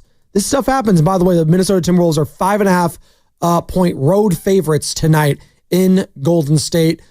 Tip-off at 7 o'clock right here on 95.7 The Game. But the pregame starts at 6 with Warriors Live and obviously leading up to the game all day. Steiny and Goo, Willard and Diz will be all over it. And then after the game, we'll have Warriors wrap up right here on 95.7 The Game as well. We got Spadoni's Circle of Trust coming up here in the next 10 minutes. In the meantime, let's go to Dave in Pleasanton. Wants to talk taco trucks and wants to talk TJD and JK. What's up, Dave? How we doing, man? My wheelhouse. Good. What's going on? So I just wanted to bring up, if the taco truck doesn't have those freshly made tortilla chips that were made on the taco truck that day, it's not worth. I mean, who wants Doritos with their burrito? Thank you. I mean, I just smashed a whole bag of nacho cheese Doritos. No, personally. But he's right. Like a real burrito, I want real tortilla chips. Of course, yes. If I'm at home and I'm going to like Safeway or something, I just grab them. Then, if I'm getting a burrito, he's right. I'm getting the chips. You're right, caller. I'm with you 100%. Burrito elitists over here. Continue, Dave. It's called etiquette. Like it's only the appropriate way. You do not. Doritos are for sandwiches. Don't tell me how to eat my food. Don't put words in my mouth, Joe Shasky. Dave, continue. I'm with the caller. Don't put food in my mouth. All right, Joe, I wanted to switch up your lineup a little bit. Give it to starting lineup. I know this is never going to happen, but I would start Buddy at the point. Wow. I would start Jimmy at the 2, Kaminga at the 3, Draymond at the 4, and TJD at the 5. Now that's a scoring offense. Buddy can't dribble, Dave. That scares me a little bit at the point. But technically, Draymond's your point guard. Yeah, exactly. That's how I'd feel better about that, him handling the ball. But I know what he's trying to say. I'm actually not mad at that lineup. But then Pods would be the guy coming off the bench. Yeah, he'd be the one in that scenario. That was a good call. It's fine. Again, I'm not the Look, I think you have to shake it up. Thing. I think Kaminga's got to start, and I got to shake something up. The question is, do you start TJD? What is the shakeup tonight? Dub Nation, 888-957-9570. I think it's going back to Moody, just a couple more. Like, he's going to go in, everyone's going to lose their minds, and he's either going to do something good, as in hit a shot, or he's not, and he's going to come right out. The thing that's frustrating for me, and I keep coming back to it, is you had the recipe on Saturday, and that's the same thing you kind of have to duplicate tonight, but I just don't know if you're going to be able to get that offensively from all those other guys to just replicate what Kaminga did himself, if you will. You almost, in a weird way, like, I know Steph didn't play, but you got the Steph Curry performance that you were looking for. He got 30 points from JK. Like no one saw that coming. If I told you Steph and Jimmy combined for 63 points, you'd be feeling great. And then it'd be actually kind of understandable that no one else stepped up. It's like, oh, well, you need someone else to step up, but it's almost like you're in the same boat anyways with JK doing that. So I think the difference, though, is that when JK is going off, it doesn't command a double team in the way that Steph Curry does, which opens the floor up for easy baskets for others. It's very different. Before we hit to Spadoni's circle of trust, let's go to Tony in Oakland. She wants to talk about Steve Kerr and his job on Saturday. Tony, good morning. Yes, good morning. I am just, I can't even believe. Here, Buddy got so hot, and no one can tell a thing. He hit those threes at the end, and then for some reason, Kerr doesn't say, give him the ball all the time. The dude's face was lit. His eyes were lit. No one can tell anything. I was going, oh my God, this is the Super Bowl Shanahan moment. Tony, did you see who was at the game? What? Did you see who was at the game on Saturday? Yeah, I heard, but I must have missed that moment. Kyle Shanahan was there. Yeah, but do you guys, I mean, it's unbelievable. Buddy was so in. When someone's hot, you give them the ball. Who cares if he can't dribble normally? Just give him for those threes. And you know what? He said the spiritual animal was Green. Okay, Green can yak it up in the locker room, but when Buddy's on, he's got the joy of, Jordan out there. He was on fire, and I don't know why they weren't giving him the ball at the end. He could have just hit continuous threes. I mean, how could a coach not feel and shout, "Give Buddy the ball"? I mean, this was unbelievable to me. Hey, Tony, who do we like in the French Open coming up? Who do we like on the men and women's side? I don't know. Tennis is so boring compared to this, isn't it? Save that right there. Tony. Save that right there. I might have laughed over it. I'm sorry if I did. Oh, my God. Thank you. We were in the zone right there. Right. She doesn't know. The amount of boring Kyle Shanahan, I guess he was on the Chase Center Twitter page. He was like, "What's up, Dub Nation? I'm here at the game." And everyone's like, "This is why we blew a fourth quarter lead." Well, it was and him. I'm like, "Oh God, the internet undefeated." Well, who was it? It was Shanahan and Barry Bonds, who were both synonymous with not winning titles. I was like, "No!" and what is Minnesota? No. Sid Bream coming around third base. Exactly. No, it's who's my guy? Fran Tarkenton coming out.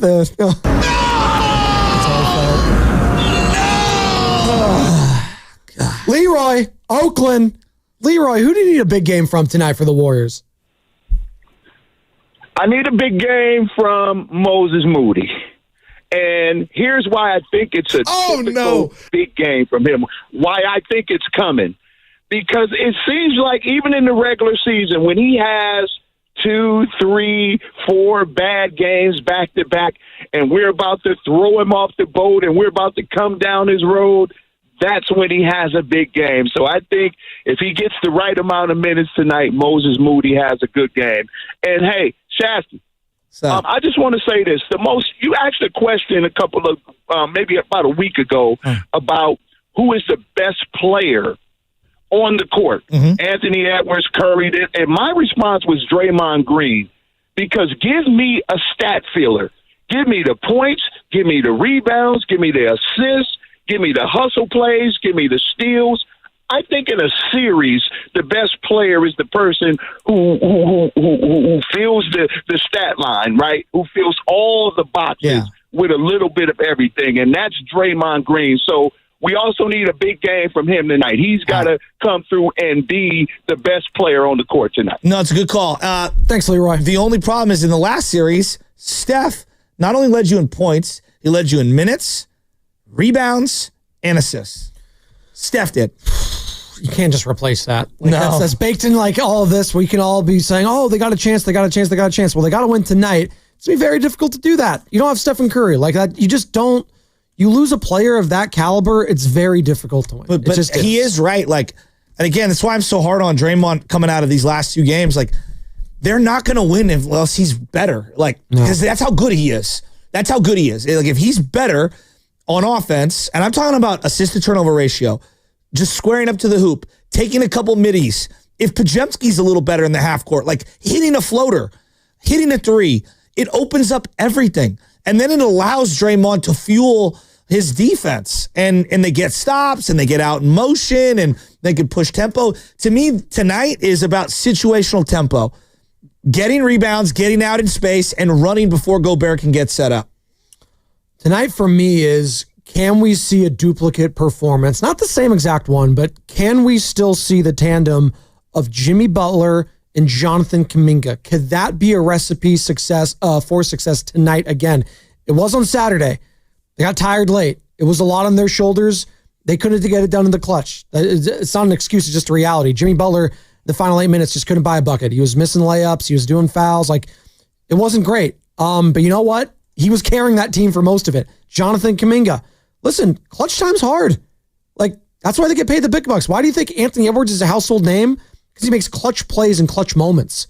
He's a clutch player. Whether you want to say he's overrated or not, or he's not a superstar, I don't buy into either of those.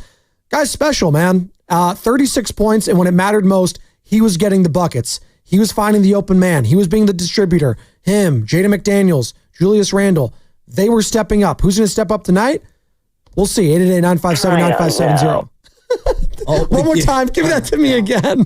I don't know. This is Michelle. I'm hungry. And I'm like, all right, what do you want to get? You want to get pizza? I don't know. You want to get burgers?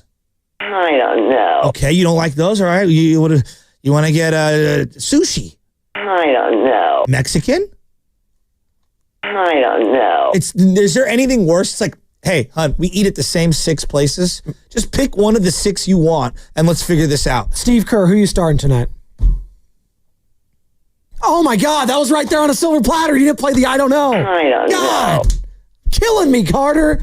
Killing me. That's all right. No, that was actually a good turnaround on that. Actually very impressed by you. That's how you feel right now. Where's my We Shasky? went to a buffet, and somehow my wife came home and was like, I'm still hungry. That's unacceptable. That's actually unacceptable right there. I will defend her. There was a lot of meat at the buffet, and so she's not going to eat lamb or prime rib. That's not my wife. She does not eat steak. She's a pescatarian. Oh, there was fish? seafood. She just eats fish?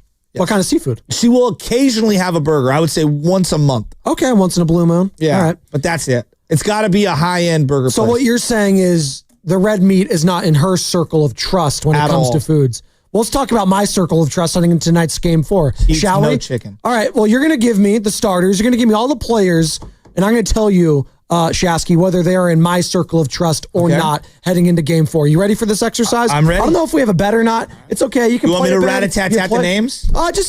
Sure. Let's All start. right. There's no Steph, obviously. Steph is exempt. So he's not playing. So Jimmy Butler. Jimmy Butler, you know what? He is inside my circle of trust. You are now on the inside of what I like to call circle of trust. Absolutely. Can you get a 33-point performance from him again? Even if I can't, can you give me 25 or more? That's what I'm circling in 25 points or more. That has to be baked into the equation tonight if the Warriors are going to have a chance to win. What about 25 or more? Draymond. Okay, so in the circle. 1 second. Let me just put Jimmy. Okay. Draymond Green. He had 2 points, 29 minutes played, 5 turnovers, 6 personal fouls, 4 assists, 2 rebounds. You're still in the circle of trust, so I'm going to give you one more chance. He's got one more chance. He's in the circle right now. Okay. He has another stinker like he did on Saturday. He's out. He's out. We're going right down the list. He needs to score more than 2 points. The guy had 5 turnovers, Joe. All right. What about Trace Jackson Davis? Going with starters first. You know what? You're still in the circle of trust, so I'm going to give you one more chance. I liked what I saw from him. 2 rebounds, 2 fouls. I'll roll the dice again. Block shot, 7 points, 11 minutes. Tentatively, he is in my circle as well. Tentatively. Okay. Buddy Hield, 32 minutes, 14 points, 5 assists for Buddy. You're still in the circle of trust, so I'm going to give you one more chance. Sensing a theme here. Okay. There's a lot of people that they're on their last bit of hope here, and the Warriors are on their last. This is their last chance tonight. They're down 2-1. They lose tonight, 3-1. Series is all but over. I mean, if you give Buddy one more chance, because you know what? He was the hero in Game 7. You could say he was the hero in Game 1 as well. Can he be the hero tonight? Basically, not facing elimination, but almost facing elimination. I mean, he had more assists and a better assist-to-turnover ratio than Draymond. He was 5 with 0 turnovers. That's pretty incredible. All right, Brandon Podziemski, 39 minutes played, 1 for 10 from the field, 5 points, 8 total rebounds, which no one ever gives him credit for. Only the 2 assists and the 1 turnover. Then I have no choice but to put you right back outside the circle. He's outside of the circle of trust right now. I do not trust Brandon Podziemski with his shot right now, with his scoring ability. It's not happening. 5 points for him. It's not good enough. Can he get to double digits? I have my questions. He's outside of the circle. Gary Shea in the second, 26 minutes, 1 of 4 from the field, 1 rebound, 2 personal fouls, 1 steal, 2 total points. Then I have no choice but to put you right back outside the circle. You're playing 26 minutes and you tell me you're scoring 2 points? Playing 26 minutes and you're scoring 2 points and your name is not Steven Adams. Come on, dude. Come on. Right. 0 for 2 from beyond the arc. He's got to hit some shots. He's got to if this team is going to have any chance. He's outside. Quentin Post, 2 minutes played, 0, 0, 0, 0, 0, 0, 1 personal foul, -6. Then I have no choice but to put you right back outside the circle. He's outside. He's way outside. He's like 3 circles outside of the circle of trust. Not even close. I love the Flying Dutchman. He is like a ghost right now. It's bad. I mean, you've got 4 people in the circle, 3 people out of the circle. Jonathan Kaminga, where are you at with Jonathan Kaminga? He played 36 minutes, 11 of 18, 6 total rebounds, 3 assists, couple fouls, no steals, 2 turnovers, and 2 block shots. For the first time, Joseph Philip Shasky, since January. Guess who's back in the circle of trust? He is back in the circle of trust. All right. Jonathan Kaminga is trustworthy after that performance and the performance before that in Game 2, where he was pretty damn good. All right. So, yeah, JK. So you got 5 guys. Him. So you got 5 guys so Number far. 5. Give him to me. Who are my 5? Jimmy, Dre, TJD, JK, and Buddy. That's the starting lineup. Oh, I got 2 more players. Oh, okay. Looney played in the last game, and Moses Moody. I think you gave me 6. Did I give me 6 players? Was that too many to say the starting lineup? Start another one. Moses Moody. No, it's 5. You were right. Moses Moody. Then I have no choice but to put you right back outside the circle. No, he's okay. What about Loon Dog? Some call him Windex. You're still in the circle of trust, so I'm going to give you one more chance. Tentatively, I've seen Looney in big moments and big opportunities. We'll see. I'm tentatively leaving in my circle of trust. How about Guy Santos or Pat Spencer? No, those guys are Braxton Then I have no choice but to put you right back outside the circle. I know some people might have trust 6 guys. 6-man rotation tonight. All right. It might, honestly, you're laughing at that. It might have to be basically 6 or 7 men. Yeah. Joe, I'm going to let you know this right now. If that's the 6 they play, they are losing. Well, they might. I'm sorry. That's the case. Right? So give it to me. Who did I have in the circle? Jimmy's in the circle. Dre's in the circle. Buddy, TJD, Looney, and JK. Yeah, it's about right. It's about who I trust tonight. Outside, everyone else. Am I wrong? 888-957-9570. I think sometimes you have to like just put a guy out there. No, you do. I'm not saying. I'm not like, I get what you're saying. Yeah. What I'm saying is as a coach, sometimes you have to put someone out there and pray to God it works out. And just hope you're proven wrong. There's one more you didn't name, and it's not a player, but it's the coach, Steve Kerr. He's still in my circle. You are now on the inside of what I like to call circle of trust. I trust Steve Kerr. I do. I know a lot of people are crushing him. Listen, you lose your best player, you lose a top 10 player in the history of the sport. It's going to be tough.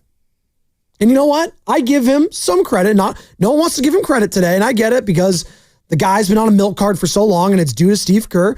But he stuck with Jonathan Kaminga in that game. He went back to him, and said, you know what, JK, we need you. We're going to stick with you. And he was rewarded. Now, did they win the game? No. So I know a lot of people are going to be mad at me and saying, Spadoni, how dare you give any credit for JK? He should have been playing from game one. He should have been all right. Well, clearly they needed him. He went to him and he stuck with him. We're here now.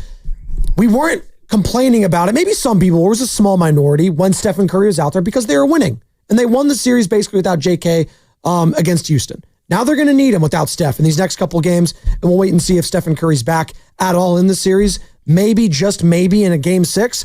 But in order to get to a game 6, you got to win tonight. You got to win tonight, Joe. Now's my circle of trust. I might throw Pat Spencer a couple minutes too tonight. Maybe.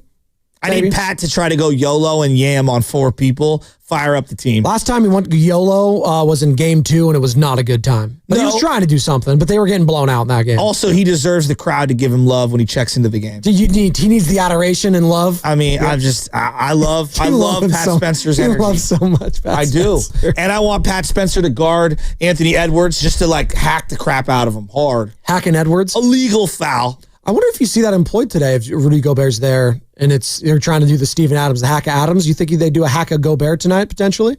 If it's there in the fourth quarter? He actually has been hitting his free throws. A little bit. So, if he's going to hit his free throws, then no. And the other part is just you're not getting rebounds. Yeah. And so if they're going to out-rebound you and he misses a free throw long, I don't love my chances. Steve, SF, what are we looking for tonight in Game 4, Steve? Good morning. Hey, guys. I just want to give you a quick kudos. Best sports talk in the area. Thank you.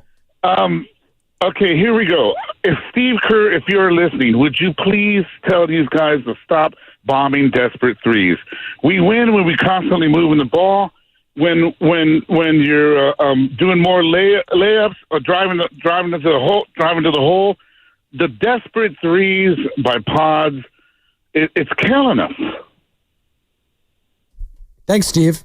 I'll let him know. 888-957-9570. So efficient. It was. Hey, can the Warriors be that? Farhan loved that call. Can you stop? Giants are struggling. Hey, don't stop. Minnesota, low-key kicking the Bay Area's ass right now when it comes to sports. Minnesota! Giants just got swept by the Twins, who are the hottest team in baseball. Minnesota wins tonight. The Timberwolves, they're up 3-1, probably basically put a chokehold in the series. Don't laugh at them. Minnesota, listen, they've been a beleaguered sports market for quite some time. Maybe, just maybe, this is their year. I don't know. When it comes to Minnesota Timberwolves, anyways. I got a buddy, Linsmeyer. Can they win tonight, the Warriors? Can they? I got a buddy, Linsmeyer, who's from Minnesota, and the existence of a Minnesota sports fan has been misery for the last 30 years. They haven't won anything. Since the Kirby Puckett days. There you go. Did the Minnesota Wild, I don't know if they've won anything in the hockey team. Well, they have another one. I know, but I'm saying the original one. It was what, the Stars? It was the Stars, right? Because I remember Coach Bombay for the Mighty Ducks, he went to go play there. Remember that? Somebody did a breakdown on Mighty Ducks, and he would have, they said the amount of goals that they claimed that Coach Bombay scored, it was 1 every 4 seconds or whatever, given the season and the amount of games that they played. Was that young? So was unrealistic. that young Bombay? And they're he missed 1 penalty shot and quit the sport completely, even though he's the greatest player to ever play. Hey, what was the team that he played on? It wasn't the Ducks. Who were the Hawks, right? The Hawks. They were so fly, though. They're the starter jackets were so sick. Was the best. The coach, he so popped good. The collar, whatever. Dude, so good. What is it? It's not worth winning if you can't win big. That's what it was, right? Is that how you coach your little league? If it's not worth winning if you can't win big. No, there are personal grudges I have. I'll be the first to admit it. 888-957-9570. Some wins taste a little sweeter than others. Of course. Jonathan Kaminga, we haven't heard from JK this show, and I want to hear from him on what it's like learning how to play with Jimmy Buckets. I think I did okay, just, being around him, just playing off of him, just knowing what he wants, and just talking to him more within the game going. I've been watching everyone just move around him, how everyone is playing around him, and, it was just a matter of time of just me going out there. I think this is the most I ever played with Jimmy. We all basketball players, we all just, you learn as you watch And I feel like just me watching and learning every other day, it makes sense, playing around him it's kind of actually easier, it's just the same way as Steph in a different way. You got another play with Steph and you got another play with Jimmy. They're two different people that they attract so much attention that you just got to be alert when they get the ball. Listen, I'm so damn impressed with Jonathan Kaminga, what he did on Saturday. I can't say it enough. I thought, given the circumstances, one of the greatest playoff performances I've seen in a Golden State Warriors uniform. And I say that, including the likes of, Steph, Clay, Iggy, Draymond, the greatest of the greats, Wiggins, right? Rick Barry back in the day. This guy was a DNP for the last few months. A DNP. Dropped 30 off the bench. 30! Efficient 32. He was incredible. Let's give JK some love today, right? That might be the last great JK game we see in a Golden State Warriors uniform. Seriously. That was a great game for JK. I don't know. I don't want to get too ahead of myself. No, we'll have all offseason to break the I think he made some money. You piqued my interest, though, on Mighty Ducks, because today I need some feel good. Jack Riley is the name of the coach. He's so sick. And the line, that is one of the great lines of all time. He's not a has-been. He's a never was. That's so good. And it's such a killer line. It's so good. Here's which one, yeah. That's what it was, though. That's what he says to his teammates. It's not worth winning if you can't win big. There you go. Blow them out every time. I love, on Wiki, they're like, one of his powers, his skills was slander and manipulation. Sounds like Fast Five. All right.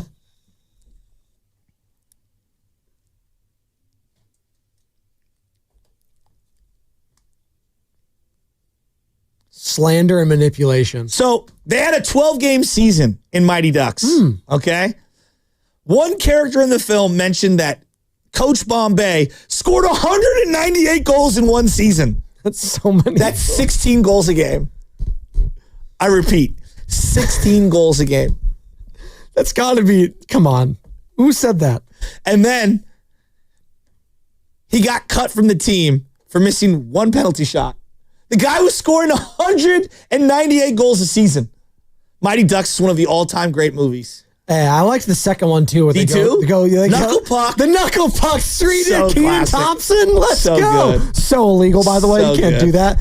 Who was it? Team Greenland or Iceland? That's right. Iceland. Quack, quack, quack, quack, quack, quack, quack. Jerseys are so sick. They're so nice. Oh, I like that Anaheim actually went to the Mighty Ducks, like the actual NHL team. But then they went back to just the Ducks. Just doesn't hit the same. Well, I think Disney owned the original iteration of the Ducks, and so they called them the Mighty Ducks as like a tie-in. And then when Disney sold the team, the new owner was like, no, we're just Ducks. Okay. So rollerblading was huge back in the 90s. Oh, I remember late 90s. I had some rollerblades. My boy Rocco would rollerblade from one side of the Sunset all the way through to Beach Chalet and the polo fields. And then him and my other buddies, Matt Murphy, Kevin Murphy, they'd all play hockey. Buddy Hield. And the guys who didn't have rollerblades, myself, because we wouldn't have them, we played on shoes, on tennis shoes. Yeah. So it was field hockey at that point. Well, it was in the Uloa schoolyard because we would hop the fence and then play down there. Yeah. And let's just put it this way. I was not a rollerblader. No, it's all not right. good. There's a great Disney Channel original movie called Brink about soul skating and rollerblades. Yeah, that's what I think of when I think of rollerblades. Who's winning tonight, Joe, and why? Say it. We're pulling one out. JK's going for 70. No, I'm teasing. We are going to win tonight. I can feel it. I don't know how. I don't know why. I'm expecting Moses Moody to hit us some buckets. Pods is going to have a big game. I'm talking myself into it. We're going to win tonight. What's the score? I don't know what the score is. What do you think I am? Warriors more, Timberwolves less. Do the Warriors score more than 100 tonight? The future is cloudy. I can only see certain images. The details aren't the really dark clear. side clouds everything? Thanks, It does. Yoda. Thanks, Yoda. Hey, Carter, who's winning and why? I can't say that out loud because if I say it, it won't happen. But I feel positive about tonight. I'll just say that. I did call at the beginning of this series. That means nothing to me. Are you betting on the T-Wolves? Spadone, at the beginning of this series, I called it would be 2-2 going into Game 5, and each team would win one game on the road. So that should tell you who I think is winning tonight. Fair enough. But my final thought of the day is you have a Knicks fan coming down your lane, Spadone, for your take earlier. What'd I say? When you said how soft Knicks fans were yesterday. They were cheering. Who was my guy? One Dan Devone is texting Evan and I saying, did Joe Jabroni just say Knicks fans are soft? How dare Knicks fans cheer on their team? I can't believe that Joe Spadoni would say that about my Knicks. I'm Dan Devone. I didn't know he was a Knicks fan. Mitchell Robinson. I have to do the voice. I love you, Dan, if you're listening. Thank you. Mitchell Robinson couldn't score from the free throw line. You guys are down 20 at home after going up 2 on the Celtics. Got to rally your guy. Come on, Mitchell. You can do it, the only series in the history of series where I was like, one half I watched, I was like, it's over. 2-0, it's over. Please. Celtics are coming back. I hate to say that. And I don't even like the Celtics at all. Could you imagine, like, who's the worst? Can you imagine when Andrew Wiggins was shooting free throws at Chase Center? Come on, Andrew. You could do it. Well, we believe in you, Andrew. You don't have to explain anything. Trey Turner, like, and how he wasn't doing well and everyone was rooting for him. And I'm like, I'm not watching that. No, and I love Trey Turner. Care about that. Dan, you're soft too as a fan. What do you got, Sam? I don't think you're soft, Dan. You know what? Speaking of fans who don't cheer, there's one fan I kind of have to low-key not really call out. It's the guy who was sitting next to A-Rod on Saturday, Barry Bonds. No emotion when the Warriors were scoring. Like, A-Rod, he's cheering when his team scores. Barry just sitting there like, come on, Barry. Because he's a stone-cold killer, dude. I guess so. But he's not here for like the Capri Suns and orange slices. Do you know that my uncle played against him in hoops, too? Which one? He was a great hooper. Oh, Barry Bonds? Yes. He's a natural athlete, yeah. Great hooper. I heard that natural athlete comment. He is. Probably could have used him out there on a Saturday night. Probably could have. No, he looked good enough to play. Like, he looks like he could put the uniform on right now. Great. I'm not joking. Legit elite hooper at Sarah. I believe Barry looks like he could still crank one over the 415 wall right now. Greatest baseball player and hooper of all time, Tony Gwynn. Kenny Lofton too. Okay, Kenny Lofton. Right, Kenny Lofton too. But Tony Gwynn, I think all time when he retired, all time steals or assists leader I think, for San Diego State. And Kenny Lofton also played basketball for Arizona. My final thought tonight is I think Minnesota wins in a. And you're also not remembering Danny Ainge. Danny Ainge as well. Toronto Blue Jays drafted him. That was the Fast Five brought to you by Xfinity. At home or on the go, get the fastest internet to all your devices. Knicks fans, be better. Steiny and Guru are next. Brought to you by Fremont Bank. Here for you. Here for good.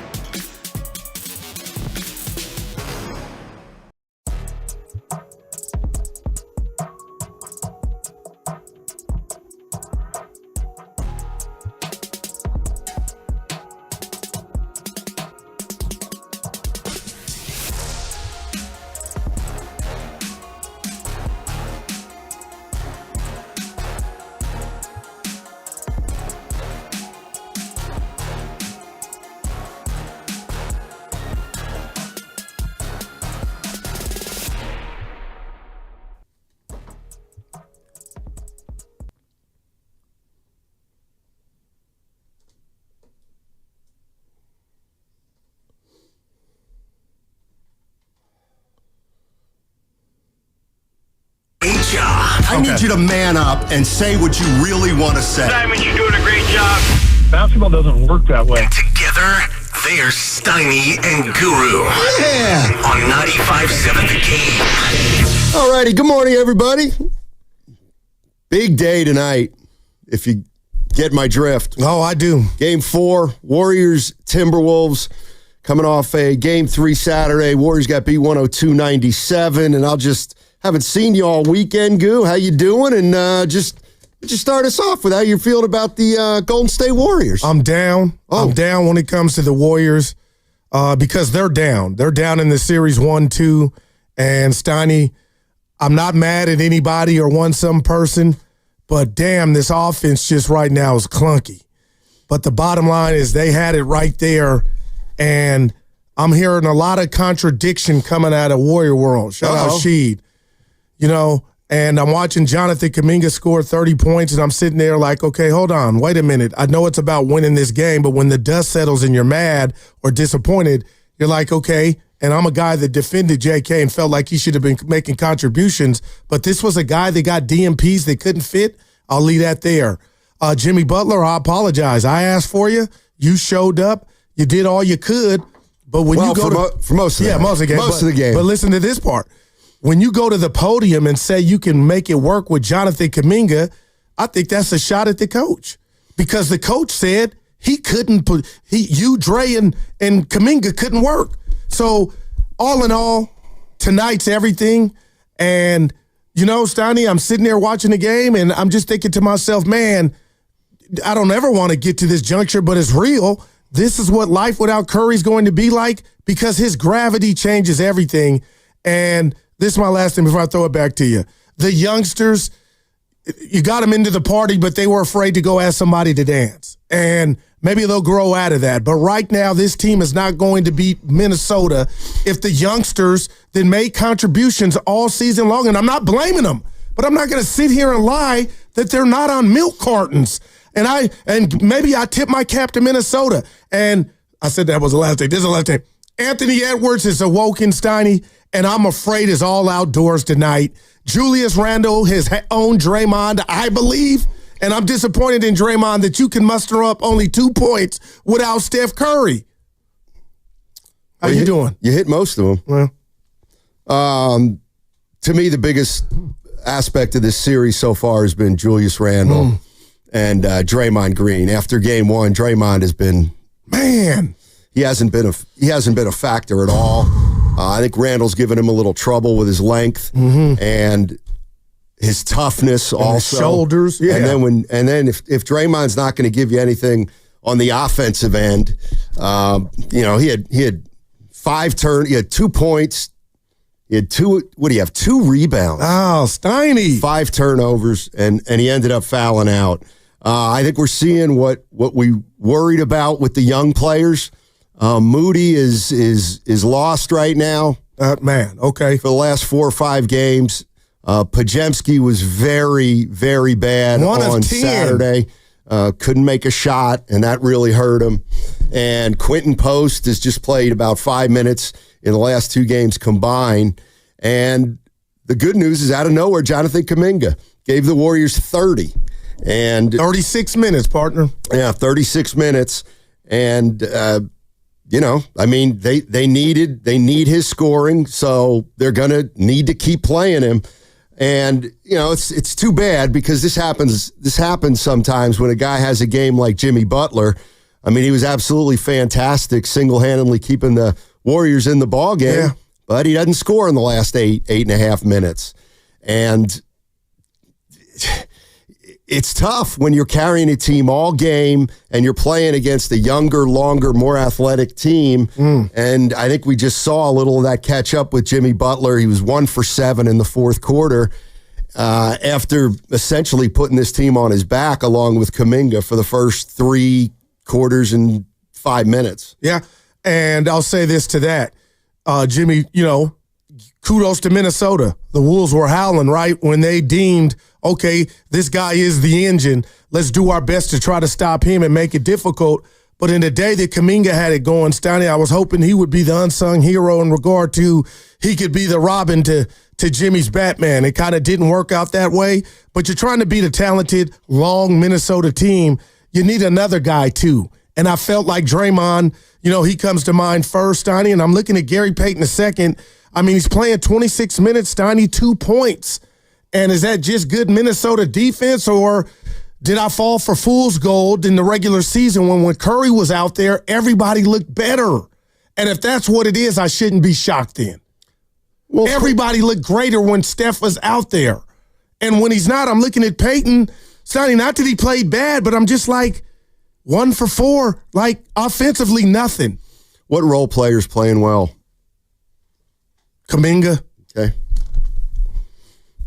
That's it. Yeah. That's it. Podziemski hasn't been good. Payton hasn't been great. I guess Looney's been okay. Moody's been a no-show. Post has been a no-show. Santos hasn't played enough to be a factor one way or the other. Yeah. But and I won't dare talk about the refs, Donnie, but I thought the charging call on Julius Randle on Draymond, I think he picked up his 4th. I thought that was a block. You think it was? Yes, that was a block. Why? Tell me why. Because he was put his foot out like right before. It wasn't squared up at all. When I saw it, I said that's a block. Now they may call it a charge, but I thought it was a block. Yeah. But I thought it was going to get overturned. It didn't. That's one play. Yeah, I mean, the refs didn't cost the Golden State Warriors on Friday or Saturday night. I don't believe. What can Kerr do? Like, would you make any adjustment, or you just ride? What can you do? He's playing everybody. He's played everybody. Right now, he's got to go into that game tonight thinking that Butler's going to give him something, and now Kaminga's going to give him something. They need somebody else. They need another player and a half, really, to help out. And Buddy almost did it. He was 5 for 14, but the Timberwolves. They had a fourth quarter that was like the fourth quarter they had against the Lakers in a lot of those series. 33 points, man. They outscored the Warriors by 9, and it just looked like the youth and the athleticism and the length of the Timberwolves eventually won out in that game. So, I'm looking at TJD. I'm happy he got to start. I didn't see it coming, Steiny. 7 points on the evening, and again, and I hate I'm doing this. You could tell me if I'm kind of cowering out, but the fact that Curry is gone, you still got to play a game, but it just lets me know and reminds me of the impact on every single player, including Jimmy and Draymond Green. But with that said, what do you do with Pods? Just let a brother try to work it out? I'm not telling you he should be benched. Do you try to give Pat Spencer some run? And are you at a point to where I might do something that some people might call me crazy if you're the coach, but just something to try to get some of these guys going? I don't know what you do. I mean, he put Trace Jackson-Davis into the starting lineup. I guess he could take Podziemski out and put somebody else in.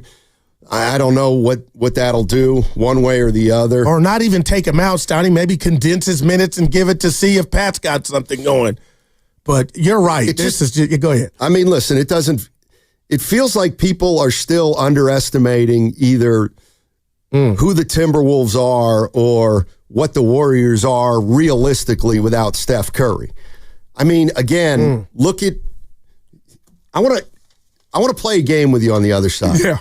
And it's going to be a drafting game, and I think I can prove a point by doing it. But the problem the Warriors have right now from a practical standpoint is they are doing everything on the fly because Steph Curry's not playing.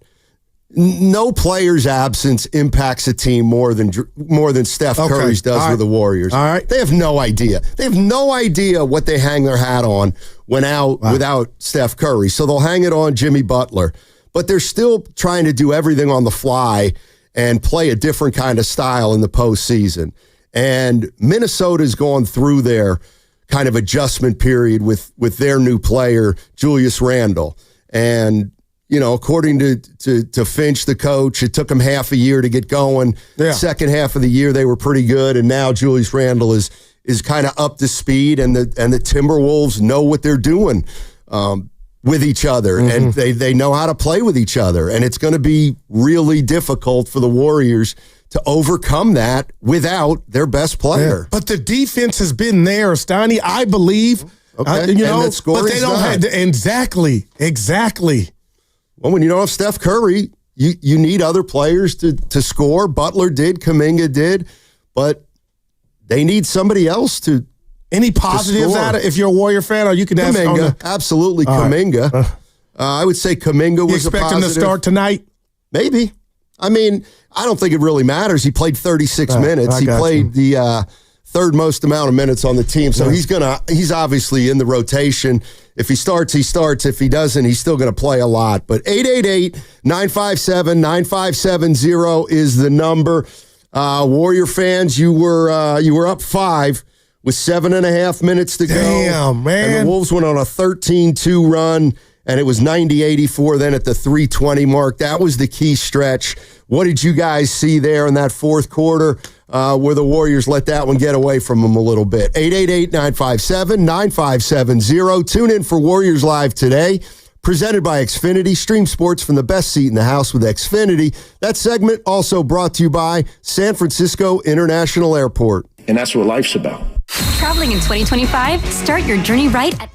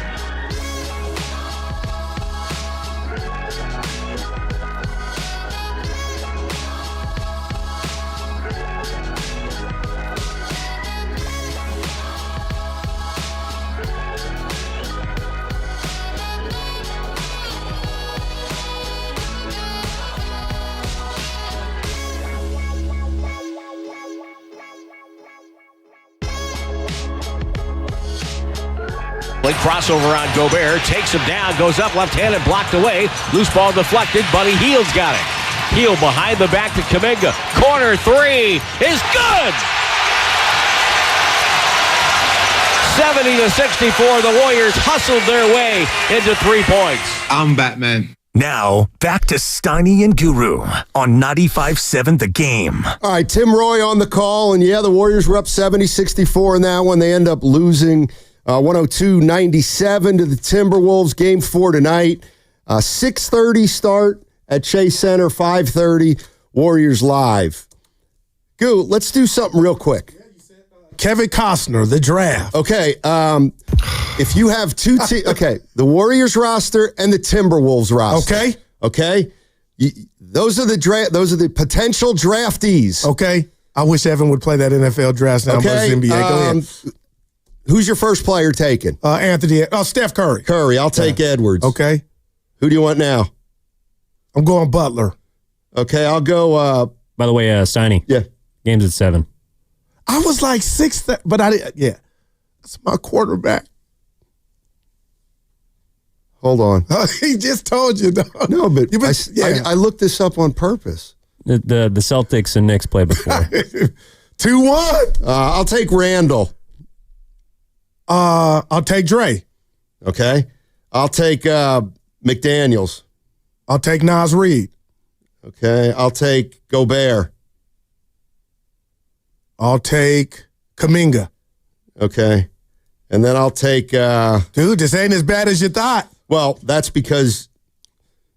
So, 1, 2, 3, 4, 5, 6, 7, 8, 9. Of the 9 players we mentioned, the Timberwolves have 1, 2, 3, 4, 5. So they have 5 of the best 9, but Curry's not playing.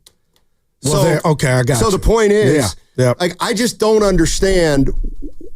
It's still, I'm not saying the Warriors can't win this series, but if you look at the rosters right now,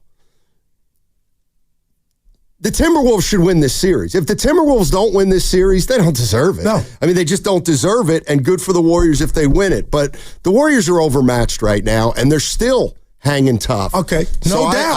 I don't know what more Warrior fans can ask for without Steph Curry. There's no doubt. And Steiny, I told you I got to watch the game with Myers and company, and I got to be careful because I won't say who said it, but that term, Minnesota better win this series without Steph, was uttered 1,000,000 times. And my question to you is, now that we're seeing the youngsters just in Warrior land here not maybe meet the moment, does that change your whole opinion of that young player? Because I don't know where I'm at. Am I going to let this, because right now it's going towards that, but they were up and had the lead, and they're getting nothing from some guys we could mention. And I'm thinking, if you could just give me something of yourself that mimicked what you look like in the regular season, we could be up 2-1. Maybe we'll win tonight. But my thing to you is, at what point do you draw the line and just say, okay, hands in the air, we don't have Curry? Because, Steiny, there was a point in that game, you're going to be shocked, I thought the Warriors might bring it home. And then Edwards got hot. So they're not getting things from young players. Right. It's the playoffs. It's the second round of the playoffs, and none of those guys are stars. And the Timberwolves' young players are Anthony Edwards, Jaden McDaniels, who's 24, Nas Reed, who's 25, I get it. Nickeil Alexander-Walker's 26, and those guys all have more experience and have a bigger role on their teams, maybe with the exception of Alexander Walker, than Pods, Post, and Moody. They're more used to playing in those types of games. And I guess you're saying, Steiny, you are who you are right now, and right now you're without Steph. Kaminga is helping. And boy, he looked, I don't want to say incredible, but I was just happy for him. But Steiny, I think if Minnesota is not buttoned up like I thought they weren't up into that fourth quarter where they scored 33 points, the Warriors got action.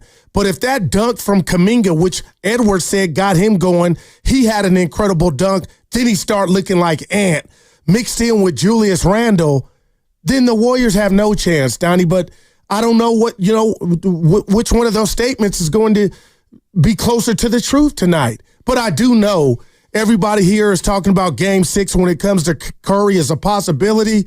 You don't win tonight, there may be no Game 6. So now I feel like pressure's on this team that's already at a disadvantage. Well, and you got to start wondering how Jimmy Butler will come back tonight after playing as many minutes as he did on Saturday. Good call. He had 40-plus minutes. 43. And, he said he re-aggravated his. He was he was terrific up until the fourth quarter. Then he went 1 for 7. And that partially opened the door for the Timberwolves. What could Draymond be doing differently, in your opinion? I have no idea. I have no idea. I have no idea. And if you're overmatched, you're just overmatched, and I get it. But when you get DPOY and you're top 3 and you think you're the best defender, and we've seen it, I mean, man, Julius Randle, Steiny has eaten in this series, and Draymond's like the only hope. I'm going Star Wars, the only hope to kind of like slow him down. I mean, Draymond can't play 30 minutes and score just 2 points. He just can't do it. And foul out. And that's the other problem I think the Warriors are having. They have too many players playing too many minutes and not scoring. Oh, man. Podziemski played 39 minutes. He had 5 points. Damn, Pods. This is the NBA. It's a scoring league for the most part. And I get it. It's the playoffs, so the scores aren't going to be as high. Gary Payton plays 25 minutes. He scores 2 points. Dude, you just can't. I mean, if you're only going to score 2 points and 5 points, like Pods and Payton, you can't possibly do enough in any other area of the game to offset that. I don't care how good Pods is playing defensively or Gary Payton II is playing defensively. Without Steph Curry, you can't play 25 to 30 minutes and not get into double figures. You don't have that luxury right now. Wow. Let's go to Marco in San Francisco to start us off. What's up, Marco? Hey, what's happening, guys? Hey. So, I'm really upset with the vets. I'm upset with Draymond. I'm upset's a relative word. They need to do more. So Draymond, GP, and even Looney. Like, if you get a combined 10 points from those guys, you win this game by 5. Like, you can't, and then the thing with Draymond that's frustrating is it looks as if he's, like, checked out. When Curry went out, it almost looked as if, like, he's like, all right, mentally, we're done. He doesn't look like the same guy that we see that's the passion for the team, the heart of the team, leading guys. And, I don't blame so much the younger guys. I mean, Post, he's a rookie. He was on a G League team. He's playing the best he can. But Pods and Moody have been here for a minute, and you cannot do what they've been doing and expect to win. Like, you got to deliver, and my thing's on the vets. They've been there. They've won chips. They've got rings. You've got to put up more than 2 points for a couple of those guys on that veteran roster, or you're just not going to do it. You're not going to win. With JK, I loved seeing him score. But I liked more his on-ball defense that he played that game because, we know with Kaminga he could be up and down on the scoring side, and I'm not necessarily convinced he's going to go for another 30, but if he plays defense the way he did, I'm pretty happy with how he came out and played, on-ball defense and looked to shut down guys, make them move the ball. So that was pretty good, but we got an uphill battle, guys. We got an uphill battle. We got to win tonight. No doubt about it. Thank you, Marco. Appreciate the call. Yeah, and as down as I sound, Steiny, I won't even say that. Down or melancholy or whatnot. They only lost by 5, had the lead in the fourth quarter, so it also goes back to just how much stellar defense they're putting on display, but also, too, they're not rolling over. And I'm looking at Minnesota like, boy, you got to get it together, and they got it together, and now that was the third game in the series, Steiny, that the Warriors are not even eclipsed 100 points. But now you going down the rundown and the box scores, like we can see why, because you got a lot of guys not putting it in the hole. I mean, if Buddy had 26 shots. Buddy had 14 on 5 of 14. I know that's not great, but it was something. I mean, at least he was able to get some shots off, and he was 4 for 8 from 3. Kaminga got 30. Butler had 33. Other than that, I mean, they can't score.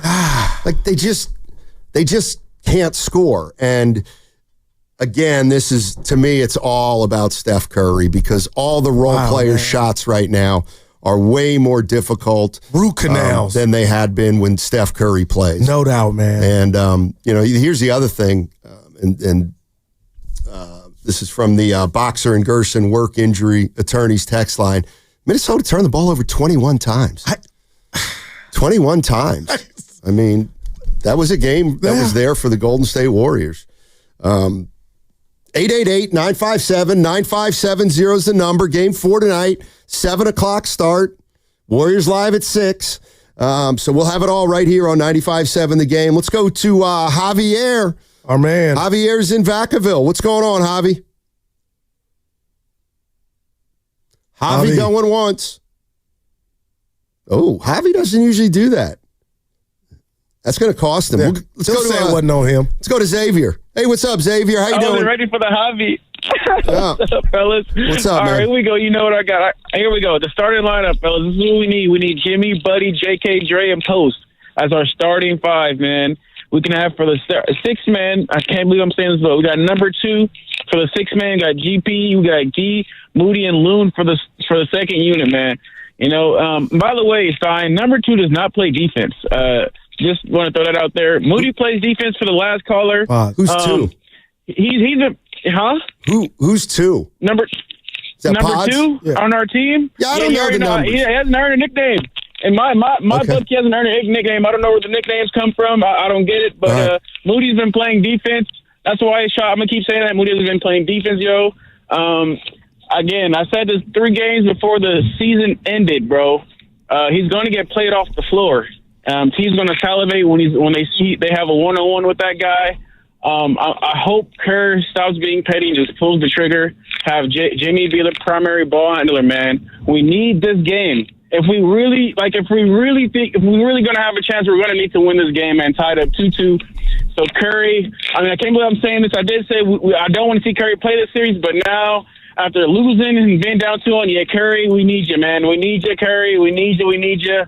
The hammy can rest on the offseason, but we need you, man. We can push this to Game 7, bro. If we can get it to 7, we're good. We're good. Hey, but, before you go, give me that 5 again. Did you remember his 5, Steiny?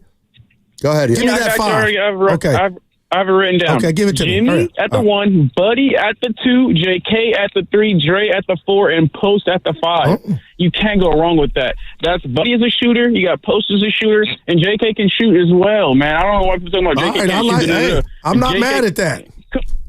What do you think, Stoney? There's still a guy on the court you don't have to guard. And I think that's one of the reasons Post isn't getting shots. Man. You think? Hey, no doubt, man. Yeah, you said Jimmy running it, Stoney. All in his hand. I'm seeing a lot of people on the YouTube chat, and it's not a bad suggestion. But the problem now is he's in a funk. But what was their starting lineup with Moody? Remember everyone? Well, they're 15-0, and they're 22-4. Yeah. I can't remember the exact numbers, but it was great. But they won with Moody in the lineup, or at least in the starting lineup. But do you think that would even get them going? I don't know. Or would the best jumper cables in the world get them going now? Because that ball's got to feel like a bag of bricks. If I'm, you know what I mean? As you get, now they're down. You don't want to go back to mini Wednesday. Well, you don't have players. They don't have enough players. I mean, you start saying Moody can't play and Pods can't. You don't have enough players. They're running out of players who can play in this series. They just are, and it's becoming more noticeable, obviously, without Steph. It's you can say it and you can know it's going to happen, but until you see what it looks like, you don't really have a sense of it. Okay. And the Golden State Warriors' best player is Steph Curry, and it's not even close. And now Jimmy Butler, instead of being a guy who can go 7 for 13 and get everybody else involved, now he's got to play and try to score 20 or 25. That's not what he likes to do. But he did it. Now you go to Jonathan Kaminga. He's going to have to get you 20 to 25. And then after that, what do you have? You have you don't have one player you can count on offensively. Buddy's been the best of the remaining players in the postseason, but you can't count on Buddy Hield. And the reality is that without Steph Curry, Buddy can be guarded. Yeah. No, it's real. And I was sitting here because I watched it before I went to bed again, Stoney. Just like, man, it was there. They didn't get it done. And we gave kudos, and rightfully so, to Mike Dunleavy. But I'm asking you, Stoney, if you were running the Warriors, and I know it's about the game tonight, when you see others or the youngsters not meet the moment, do you just say, oh, they'll meet the moment and we'll be fine moving forward? Let's just talk about next year because Curry will be back. Nothing to really see here? Or do you say, okay, we got regular season guys and then guys, or is it just, this is a one-off, right? This is the first time. No, it's not a one-off. But this is the first time for pods, right. First time. So what do you expect? Like, they're playing their first post. Been bad. Moody. Oh, well, Moody's got a ring. Moody's played in the postseason before. No, he hasn't. He hasn't. He played here and there, but this is much different. This is essentially Moody's first playoff. He's not playing well. It's Pod's first playoff. Not playing well. Post's first playoff. Not playing well. It's what happens. Kaminga. Unfortunately, he didn't play at all until the last game. So the young guys either aren't playing or aren't producing. And the real issue with them is a big reason they're not producing is because they have to do more now than they ever did in the regular season, but they're playing a team now that's better than most of the teams they played in the regular season. Sometimes it feels like some Warrior fans didn't think this was going to be an uphill battle this particular series, even without Steph. And I didn't understand that. I mean, he just impacts every single thing. And, man, if he's listening, and even if he's not, I knew what he was worth and what he meant. But, Stoney, I got caught up in, the others, and they can do this thing without him. And there's nobody that can sit here and not say what you just said is not the gospel in regard to he makes it easy on everybody. Guys are wide open because I'm out there. I could have a fever, but if I'm out there, just my body, Evan's going to look better. Stoney's going to look better. Goo's going to look better. So that's on black. And the whole game, even when they score, Stoney, it's hard. The offense is hard. Yes. Clunky. $2 from Atco Pest Control on the YouTube chat. All in. You salary dumped Jordan Poole. The organization deserves this. All right, Atco. The Jordan Poole for Chris Paul trade. How I feel. I'm not going that far back. I'm just going far as back as Kerr, I love you. You're a made man. But a dude could get off the sofa and score 30 for you. Maybe we'd be a higher seed had he not been getting no DMPs. I don't know. One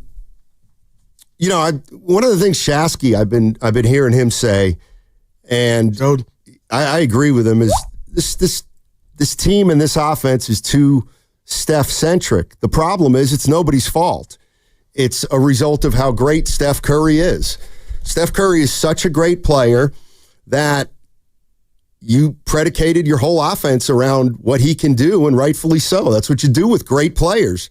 Unfortunately, when a great player gets hurt, now you have to play in such a different way that it's hard for everybody. It's not, it's not like if Mike Conley went out for the Timberwolves, they might be able to stick another point guard in there and not lose a lot. But when you're talking about a guy like Steph Curry, and look, Jimmy Butler, I guarantee you he did not want to go 12 for 26.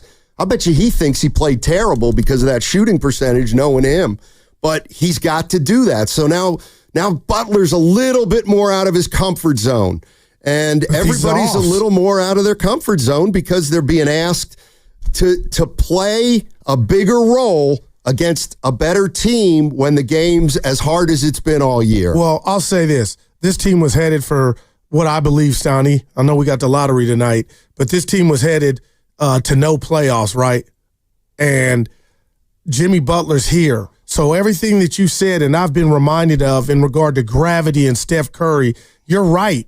But for me and Warrior fans not to expect Jimmy couldn't handle it, that's all we're asking is what we saw yesterday.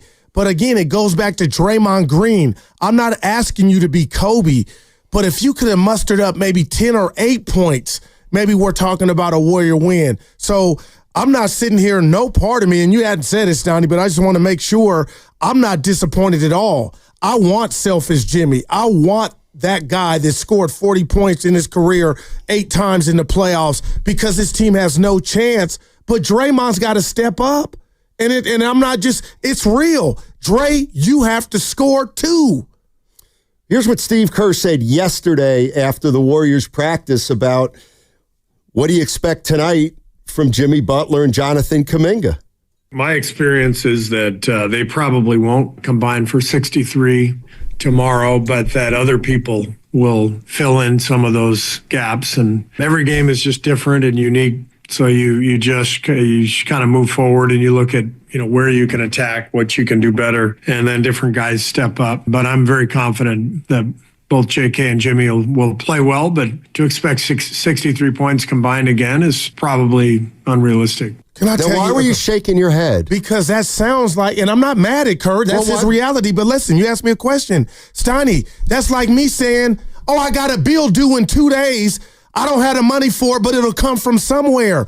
When you say you don't expect him to get 63, I get that. But just to say, he's basically saying it's going to come from some other guys. Steve, it's not. We don't necessarily know that. So what do you want to do? So should he say we only have 2 scorers and we're going to lose because I don't trust anybody after those guys? He basically said it. No, he said we need somebody else and to had step no up. names. Well, it's like pull a name out of a hat. Well, exactly. But the name out of a hat is not going to do it, most likely, because you got too many dudes in funks. To me. Well, whose fault is that? It's their fault. It's the Warriors' fault if they're not good enough and everybody's in everybody's. No. I mean, I don't know what you want him to say. Who's the number 3 guy? Okay, Butler and Draymond got him 63. Well, you benched that guy a month ago. About a month ago, the third best scorer got benched. Okay, well, that's irrelevant for Saturday's game because he had 30. So you had 2 guys with 63. What's he supposed to, who's the third scorer? That's the problem of the Warriors without Curry. I'm not mad at anybody. We just discovered that. What do you mean? That. No, I'm just reacting to what you just played. Don't tell me you knew Pods was going to be this invisible, GP2 and Moody and Post. I'm telling you. the whole team is invisible outside, and Draymond too, so I'm not mad at nothing. It's just Steph is everything. And there it is. He is everything. I didn't expect their first-time players in the postseason to improve their play from the regular season. That is absolutely unrealistic. But what about maintain it?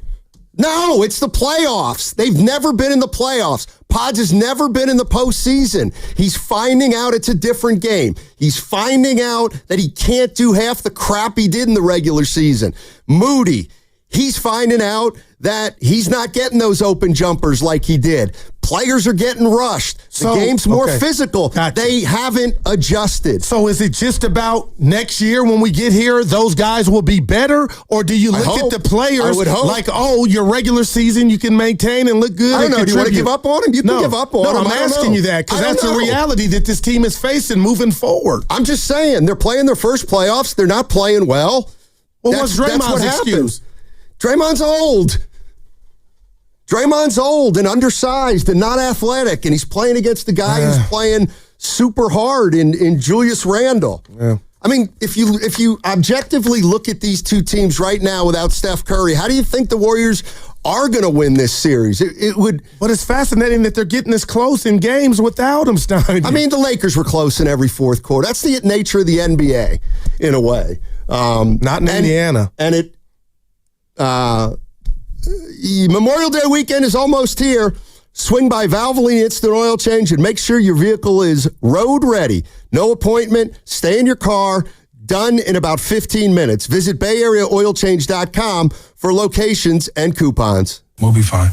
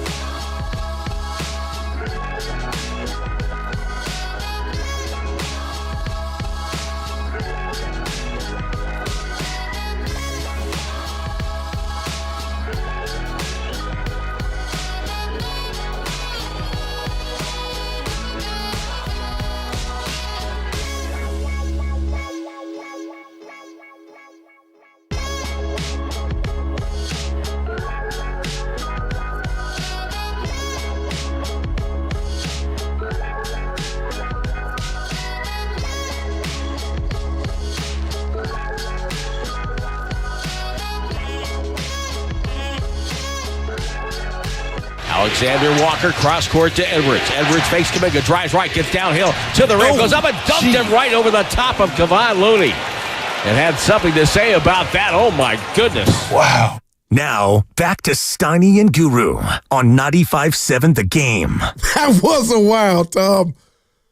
And, man. That was a nice dunk. Whoa, man. And it was a big dunk. For him and the team. Yeah, like, now I'm really scared. Because, Steiny, to be honest, he scored it didn't feel like I feel like he can do better than that. It's like I was just, the chat. Not trying to be positive. On the YouTube chat, people are saying Anthony Edwards hasn't been great in this series, and he hasn't, but the playoffs are about when you do something, not necessarily being able to do something all game. And the reality of the situation is, in the fourth quarter of that game, Edwards had 13 points, and Julius Randle had 4 points, 5 assists, and 5 rebounds. Julius Randle had 5 assists in the fourth quarter.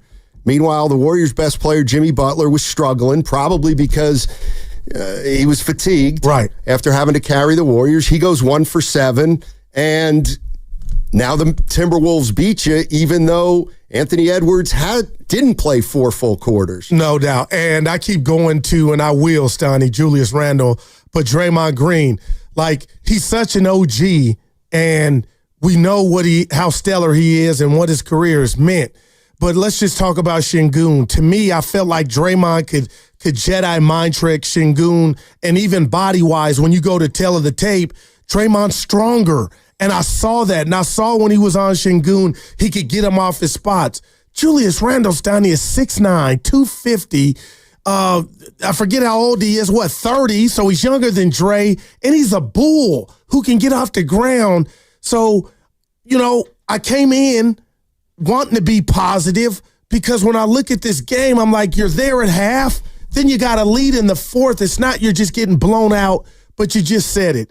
It's when you do things, and Game 3 just provided in clutch moments or go time, money time. That's when, Batman needs a rest or he ain't got it going. We need a Robin. Kaminga tried his best, but that's not enough. You still need one more guy to step up. You would like for it to have been Buddy Hield. Problem with Buddy now is with Steph off the floor, he's more guardable. Everybody's more guardable. I mean, even Jimmy Butler, as much damage as he did, for Jimmy Butler, they turned him into as big of a volume guy as you can possibly turn him into. Right. No doubt. 12 for 26. Allen Iverson line. Kaminga was terrific. Offensively, he was terrific. And without Kaminga, I don't know where you are in that game. Yeah, and he's doing it versus other Kamingas because everywhere you look outside of Conley, to me, Minnesota's got a dude with length that can move. Like, that's a pretty damn good defensive team. And I'm just saying to myself, because he deserves it, Steiny, just from a Kaminga perspective, I guess as a Warrior fan, it made me mad a bit. Like, not him scoring, just like, oh my gosh, anybody watching this game from afar is like, that's a dude. And I felt like Minnesota defenders were like, oh, hell, Kaminga's got the ball again. And hopefully he can keep it going. Well, he's got to get the opportunity. 888-957-9570 is the number. Let's go to Cam in Los Gatos. Hey, Cam, how you doing? Hey, doing good, guys. Thanks. Hey, sir. Tonight's game. Man, I got to say I'm a little disappointed in the vibes coming out of the show this morning. I mean, I know it's a tough road and it was a rough loss because I thought we could have had that last one, but my goodness, you're acting like Minnesota is this incredible juggernaut, and they are not that impressive. And I think we're really close. Like, all we need, in my opinion, are two things. We need Draymond to be in the game, odds to get 15. If we do those two things, I feel like we got a great shot against this team. Draymond the whole game. I mean, keep it simple. How do you win a game? You score more points than their team. With Draymond in the whole game, I think we can keep Minnesota below 95. With Pod scoring 15, I think we got a great chance of getting 100. All right, let's just stop there because I like what you're saying. Let me just interrupt you. And Butler can get 55. Pod scoring 15 now will feel like 30. Pod scoring 15 now. So when you say, keep it real, man, and I like what you're saying. For Pods to score 15 now feels like you're saying he could score 30. That's how hard. So it's not just as easy as you saying, oh, Pods can score 15. Buddy, that includes, TJD, that includes Draymond, that includes, a handful of pockets, points here and there. I think we got a chance, guys. I'm not, hey. Well, yeah, I'm not saying the series is over. I'm just saying it's going to be hard without Steph Curry. And the way that the offense is moving right now, the D has been there. But I don't understand how the offense gets going without Steph Curry. Wow. It's through Jimmy, I thought. That's great. That's great. But now look at Jimmy compared with that Timberwolves team. Like, when you take Curry off, and I'm not saying the Warriors can't win the series, but if you look at the personnel outside of Steph Curry, which unfortunately you have to do because he's not playing, the Timberwolves are better than this Warrior team without Steph. With Steph, the Warriors may be better. But without Steph, the rosters, it favors the Minnesota Timberwolves. Now, Steiny, you sound like a scientist, and I agree with that. But when you watch the game play out, wouldn't you admit that Minnesota, up until the fourth quarter late, has not been living up to, there is no Steph Curry. You guys should be mopping the floor with this team. Well, they're up 2-1. They lost game one, and they've won the last two games without Steph. Who cares if they won by 20? This is the other thing. No, Warrior fans care because we're in the game with the 6-point lead in the fourth. That's great. And so conventional wisdom is thrown out. Listen, the Warriors won game one. Game two was a desperation game for the Timberwolves. They won by 20. Game three is the first game back at home for the Warriors. They put every single thing into that game.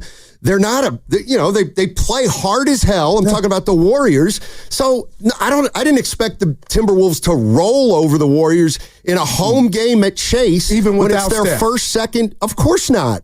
Now, tonight, I think the Warriors may have to be a little careful because if the Timberwolves are feeling good and the Warriors, don't play well, it could get ugly. But I mean, just because Curry's out, the Warriors have got it even muddier. So I don't expect the Timberwolves to waltz through this series, even if Curry doesn't play, and they haven't been. Let's go to Philmo Mike. Mike. What's up, Philmo? How you doing, buddy? Hey, I'm good. Talk to us. Steiny does not sound like a scientist. Let's stop. Stop that. Straight up. Leave Steiny alone, man. Hey, you said tell Steiny with the real ones, man. He's over right now, man. Steiny is not a scientist. But nah, Guru, I see you on TV. You was with the big wigs, Guru. You looked good on there, man. Hey, but I wasn't on TV. I was just in the studio, Mike, but I appreciate it. You was in L.A.? Yeah. Took a little road trip. Man. Yep. You deserve it. I always tell you, man, the way you talk and process information, the way you talk is so, I love it. I'll be captivated by the way you talk. If I could talk like you, that's my I'll guy. be full-time like Cam Hill. Anyway, though, JD needs to play more. Draymond Green had a horrible whistle. You feel me? I don't know what was going on. Maybe because he said something. I don't know. No, I'm joking. But nah, he had a horrible whistle. He got a couple of bad calls. The last caller was kind of right when he said if Draymond could stay in the game. I do believe that. Moody is playing horribly. Pods is playing horribly. Post, don't even play him. But what's crazy is how is a man that's sitting on the bench getting DNPs but to go in the game and score 25, 30 points? Mike, I don't get that. I'm with you. That's crazy to me. Yeah. Like, you cannot tell me somebody said cockamamie, Jimmy Butler and Kaminga and Draymond cannot play together. Well, they better make it happen if you want to win the series. Yeah. Minnesota, and Julius Randle, man, I ain't gonna lie. Y'all got to remember, Julius Randle's a number 1 or number 2 pick. He's a very, very good player. People forget that. He's a very good player. You may not like how I look, but guess what? We used to play this thing called N-ball back in the day, Guru, if you know about it, or prison ball, what they call it. He out there playing that kind of ball, and I love it. If Draymond could stay in the game, he had a horrible whistle. I'm not gonna say the rest was bad. He just had a bad whistle. That charging call that he got was not a charging. Julius Randle pushed out with his arm. That was a crazy call. I don't understand how you go back to the call because you don't get the call. But anyway, y'all have a great show. Thanks, Philmo. Appreciate it. Nothing with the whistle for Dre Steiny because I've been hearing that just from Warrior fans though, but. Especially that charge, I thought that was getting overturned. I thought that was a charge. I thought the one where they called him for a foul and he grabbed Randall's shirt, that one was a little different because there's been a lot of that going on. I thought that was a little bit cheap, which would have been Draymond's fifth foul. Yeah. People were not happy about the sixth, where he went up to block McDaniels. I thought there was some contact down low up around the thigh area, but whatever. Yeah. It was what it was. Steinmetz, do you have any other argument besides age being the determining factor? Well, first of all, 510. I appreciate the text on the Boxer and Gerson work injury attorneys text line. I mean, I thought all along that the Warriors' biggest challenge was going to be that their big three are too old and the rest of their team is too young. Right. And that's what I thought was going to be a big challenge to overcome, and it looks like that's what's got to be overcome. They've got to get one of their role players, young role players, to play really well, play like a star one game. I keep telling you, you sound like you're describing a bad haircut. There's no blend. There's no middle ground. They're too young, too old. But Kaminga's doing it for you now, though, Steiny. So we got it individually. Yeah, he is, and he's getting you points. There's no doubt about it, and that's why he was effective. Is because first and foremost, like you need points if you're the Warriors, and Kaminga can give you points. There's no doubt about that. You're listening to 95.7 The Game, KGMZ FM and HD1 San Francisco. Always live on the free Odyssey app, now broadcasting from the Laughing Monk studios. Laughing Monk, righteously brewed in San Francisco. 650 says, not a charge, Steiny, you're wrong. No, you're wrong, 650, because that call was reviewed and then he was called a block. It was called a block. And for the life of me, I don't understand why fans and players get upset with the officials on the floor when there's an overturn or a confirmation from New York. They need to put that for the people watching it on TV, like, Tony didn't make the call. Somebody gave it to him. Exactly. Let's go to Suge in Fremont. Hey, Suge, what's going on? Hello there. Hey. I was calling to find out from you guys, do you think that things would be much better if during the regular season we had all these players like Potts and all of them, actually not constantly try to look for Steph and had more practice just trying to score themselves? Do you think they would have been better now had they been doing that? Because I feel like that's the main problem. It's like when somebody is drafted at Golden State, the first thing they tell them is pass the ball to Steph.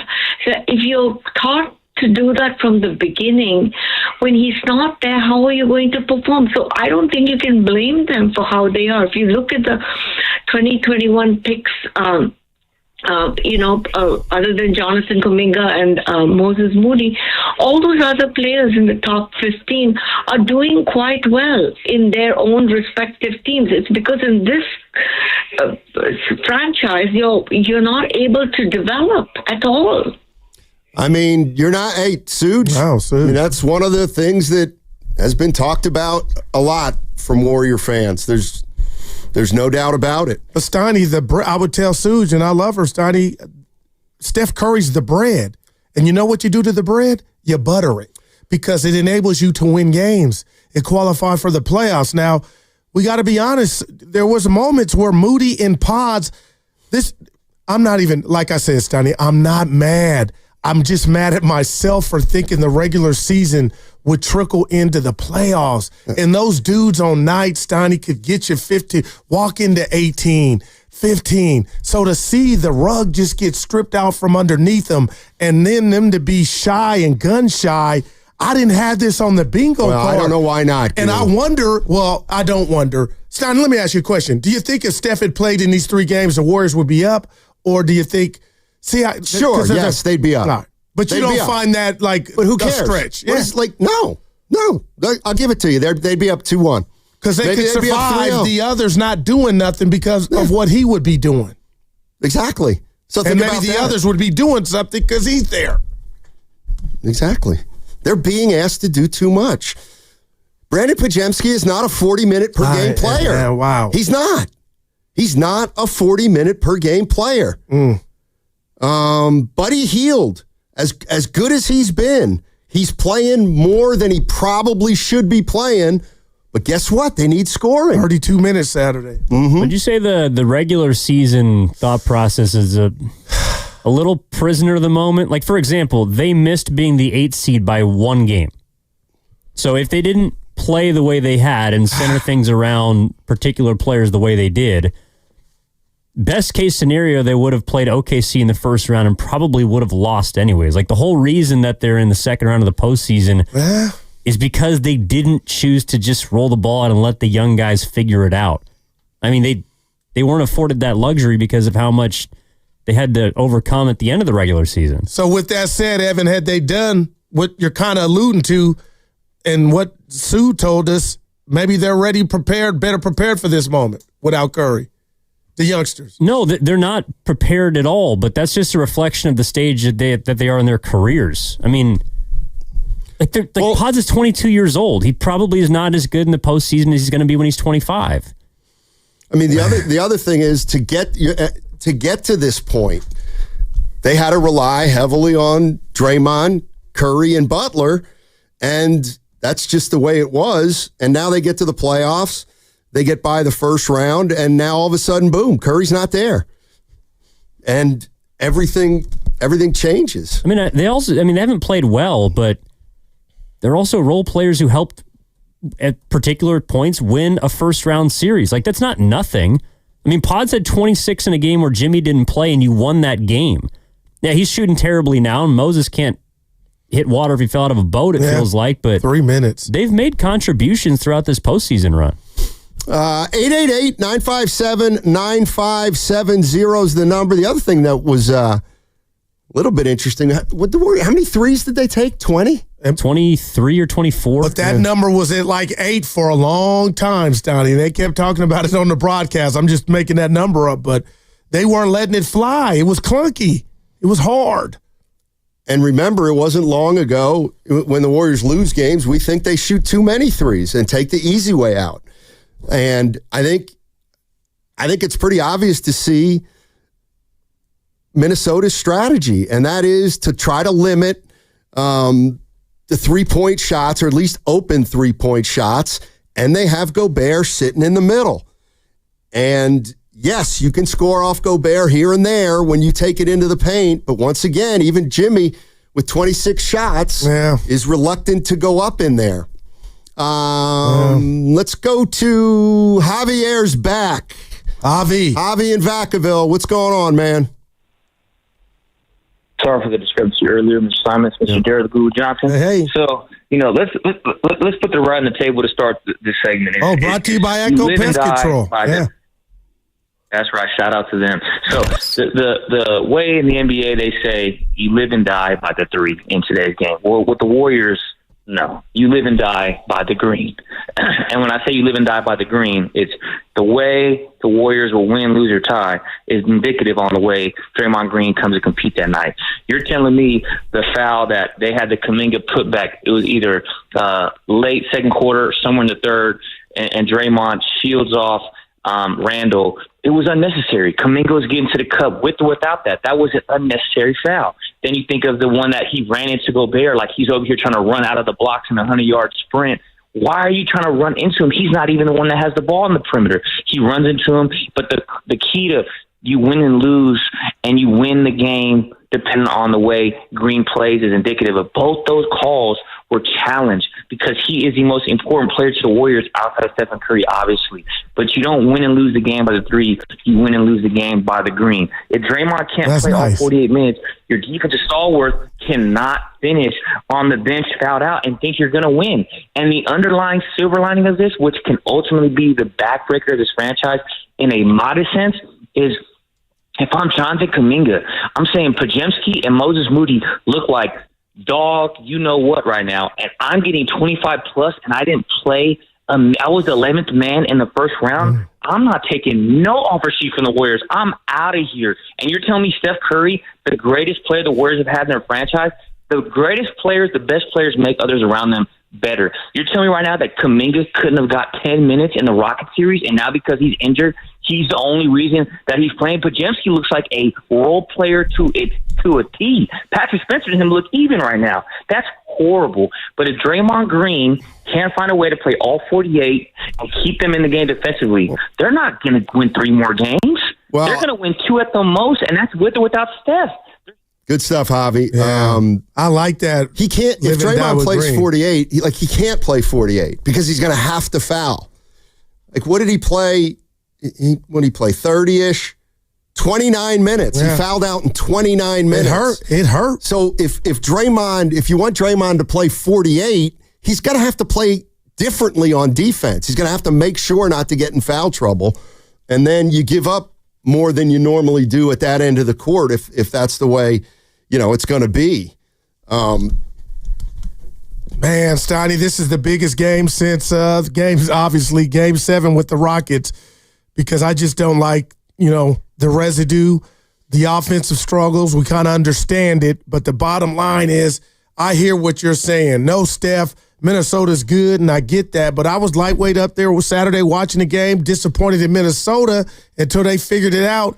And what's scaring me just from a Warrior standpoint is I think Minnesota figured something out to the point that it's going to carry over to tonight. And now they got one technically in their back pocket, and Ant could just come out feeling free. Julius is doing his thing, and the Warriors are tight. Hopefully it doesn't go that way, but being up 6 in that fourth quarter with about 7 minutes left, Steiny, I was like, are they really going to pull this off? And they didn't. Let's go to AJ in L.A. Hey, AJ, how you doing? What's up? Shout out to Javi and Susan who just called. All right. Great cause. As a former athlete, I played a slew. Shout out to my boy Yuri Collins, a legend at Billikens, and Larry Hughes, also an icon. Sure. Man, I'm so Anthony Bonner. Huh? Anthony Bonner. Anthony Bonner. Right? Play with the Knicks, you know what I mean? A legend. But, as a former athlete, man, and just seeing what Jonathan Kaminga just did and has been doing, I mean, it shows more than high IQ that fans have been trashing him over. It shows character. To have a smear campaign against you by your coach and your organization, and you find a way, you pull yourself up, and you go out there and you play ball on both sides of the floor. You prove that you're the best on-ball defender on the team. You come out and you shove it down the Timberwolves' throat. It shows great character, it shows a lot. And I just think that the next lineup should include the gentleman called. He mentioned Pods at center. I think Pods not Pods, but Post at center. I think he should get some minutes, but I would start TJD at the 5 with that same lineup that he mentioned. Have Jimmy and Draymond doing most of the on-ball duties.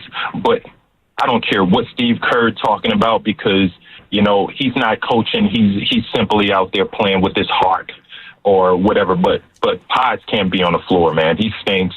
We know he stinks, but he has that ultimate father-son leash. All right. No, AJ, I got you. We got to take a break, we can talk about JK's big effort, 30 points on Saturday, and what we showing off all his attributes and what we can expect from him tonight. 888-957-9570. If you want to jump into the conversation, what were your impressions about Saturday's game? Warriors hung in there. They played gritty. They played tough. They just didn't have enough down the stretch. What's coming up on the game is brought to you by Fremont Bank. Here for you, here for good. That segment also brought to you by the San Francisco International Airport.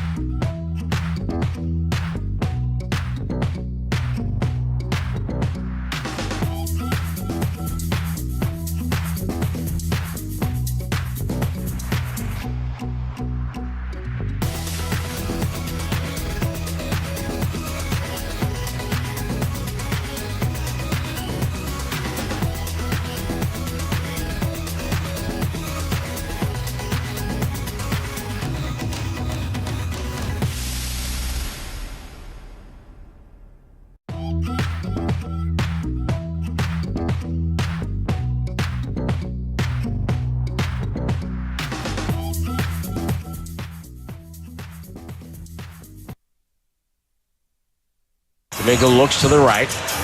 Buddy Hield flashes up off a screen, takes a three. It's up and good. Buddy Hield knocks one down. Just like that. 93-89. Warriors have cut the lead to 4. Can they get stops here with 1:53 to go? Now, back to Steiny and Guru on 95.7 The Game. Tim Roy on the call right here on 95.7 The Game. Saturday's Game 3. Timberwolves win by 5. Game 4 tonight at 7 o'clock at Chase Center. You can hear it all on 95.7 The Game. Warriors live at 6. So it'll be Dibs and Willard 2 to 6. 6 o'clock Warriors live. Tip off at 7, and then Warriors post game. We buried the lead. You were in the house Saturday. What was the ambiance like, and how was it watching that game up close? I thought of you all weekend. I didn't watch it up close. I watched it atop the lower bowl. Really good angle. You grease any palms. Great sideline. Great sight lines. And the best part, nobody was with me. Well, no, I got it, but you were in the house. I don't care where you were sitting. Did you meet Alex? I did meet Alex Rodriguez, yeah. How'd that go? Oh, very quick. Although funny. I'll say you this, here's the way he says, Matt, nice to meet you, Alex Rodriguez. Did you see Barry? I said Matt Steinmetz. Oh, look at you. Did you see Barry Bonds? He was in the house. A-Rod, looking good. A-Rod brought Barry Bonds to the game. Oh, okay. And, they were sitting around talking a lot pregame. So you're telling me on the Steiny computer, you never once, late in the fourth when the Warriors were up 6, thought Minnesota might be in a little trouble? Yeah, sure. I mean, the outcome was in the balance for a while. That's it. Wait a minute. Who took that picture of you when you were sitting courtside then from pregame? Yeah, Loveman sent it to me. Yeah, still on your tiptoes. That was great. You're sitting down and Evan pointed out you're still on your tiptoes. That's incredible.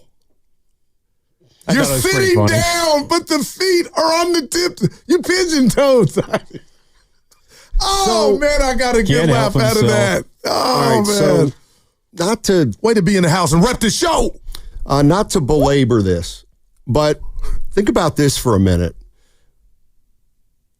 When we talk about the Warriors, we talked about their veteran players, Butler, Curry, Green. And if you take those guys as a collective, and this is going to hurt, they've let the Warriors down. Because here's the thing. We knew age was going to be an issue. Right. We hoped they could fight through the age. But the reality is that Butler got hurt in the first round. And I'm not saying it, but some Warrior fans are saying he doesn't look right. Okay? And he's still going out there playing. That's age, if he's not as effective. Steph Curry, I hate to say it, but he suffered an injury that he's never suffered before. Now he's not playing. Right. And I get it's not his fault, but it's a product of the core that they had to push all their chips in the middle with Butler, Curry, and Draymond. And then you get to Draymond, who has played all the games, and he looks old. He looks old. So when we talk about the Golden State Warriors and their big three, and everybody kind of scoffs at, all you care about's age. Well, your two of the three have gotten hurt in the postseason, and your third one looks the part of a 35 or 36-year-old undersized forward or center. I mean, that's what's playing out in front of us, right?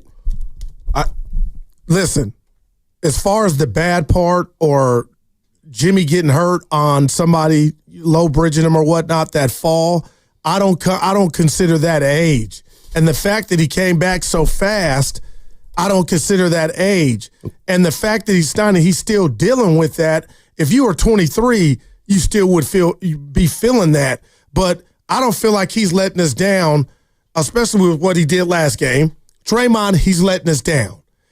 Steph, okay, Steiny, if you say age and that's why the hammy gave out as a fatigue injury, I get that, but everybody needs a little help. And I don't think it's too, and you're not, make sure I'm not speaking for you, but when you start there, those are 3 guys, but you still got other guys. And all the other guys.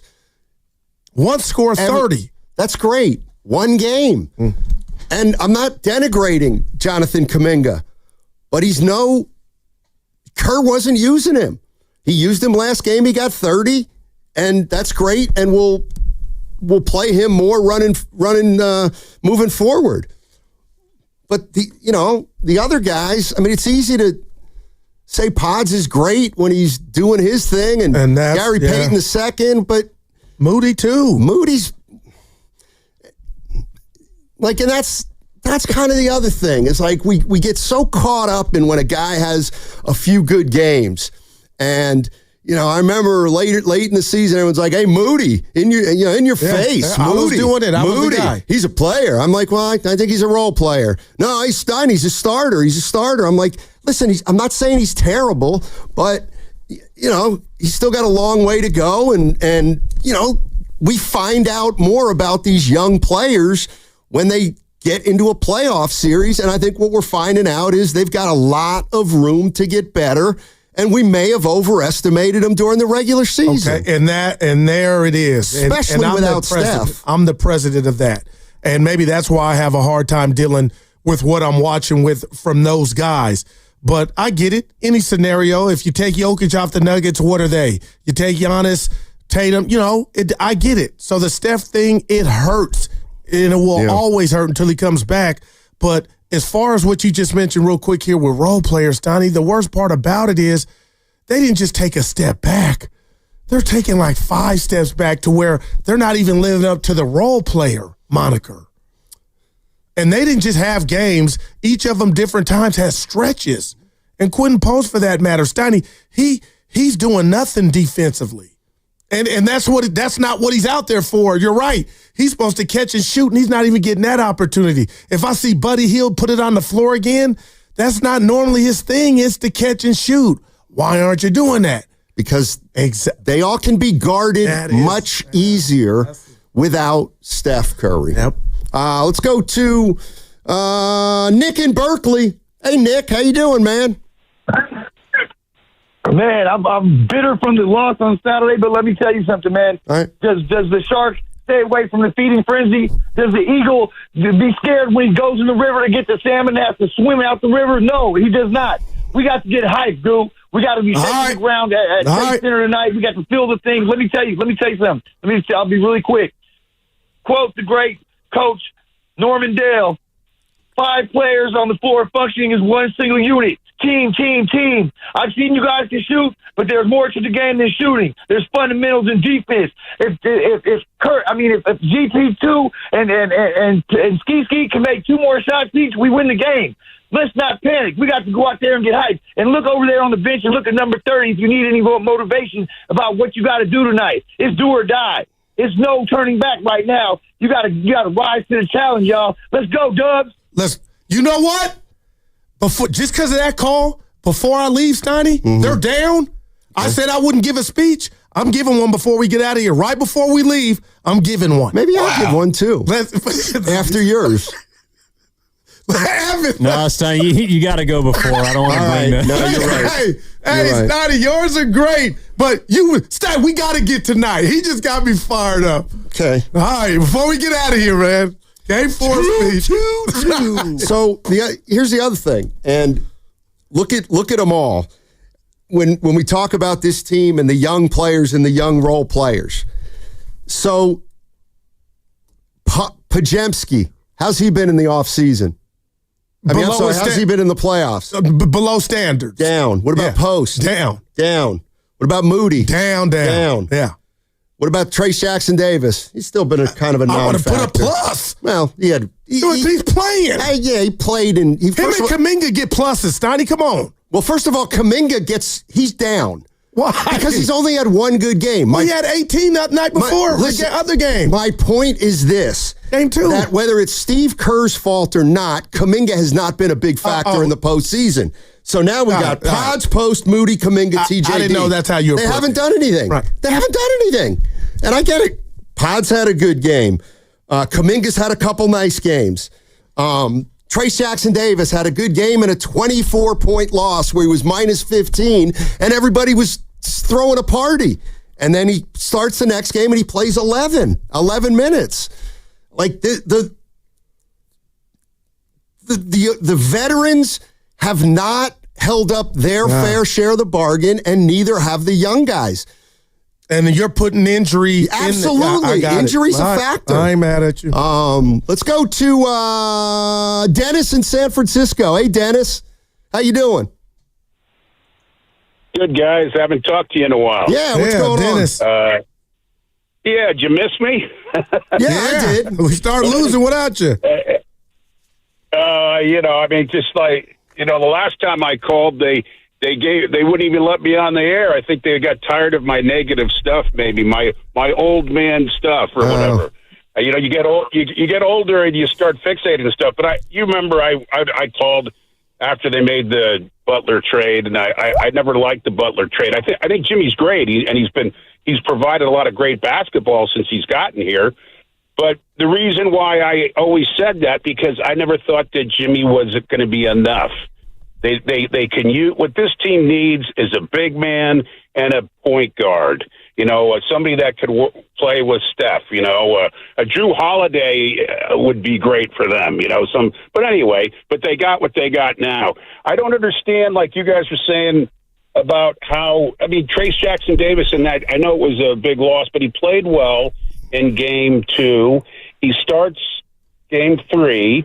And he plays 5 minutes. He gets a couple of buckets, and he's out of the game, and we never see him again until the end of the fourth quarter. And then I don't understand how you think that these guys are going to do well when they come in. Post has played twice. The second and third game, he's gotten 3 minutes each. How can he possibly show anything with 3 minutes of playing time? And the same goes for Moody. And Pods gets 40 minutes, and he's throwing up bricks one after the other. Now, I like Pods. He's got a lot of energy, and, he rebounds well.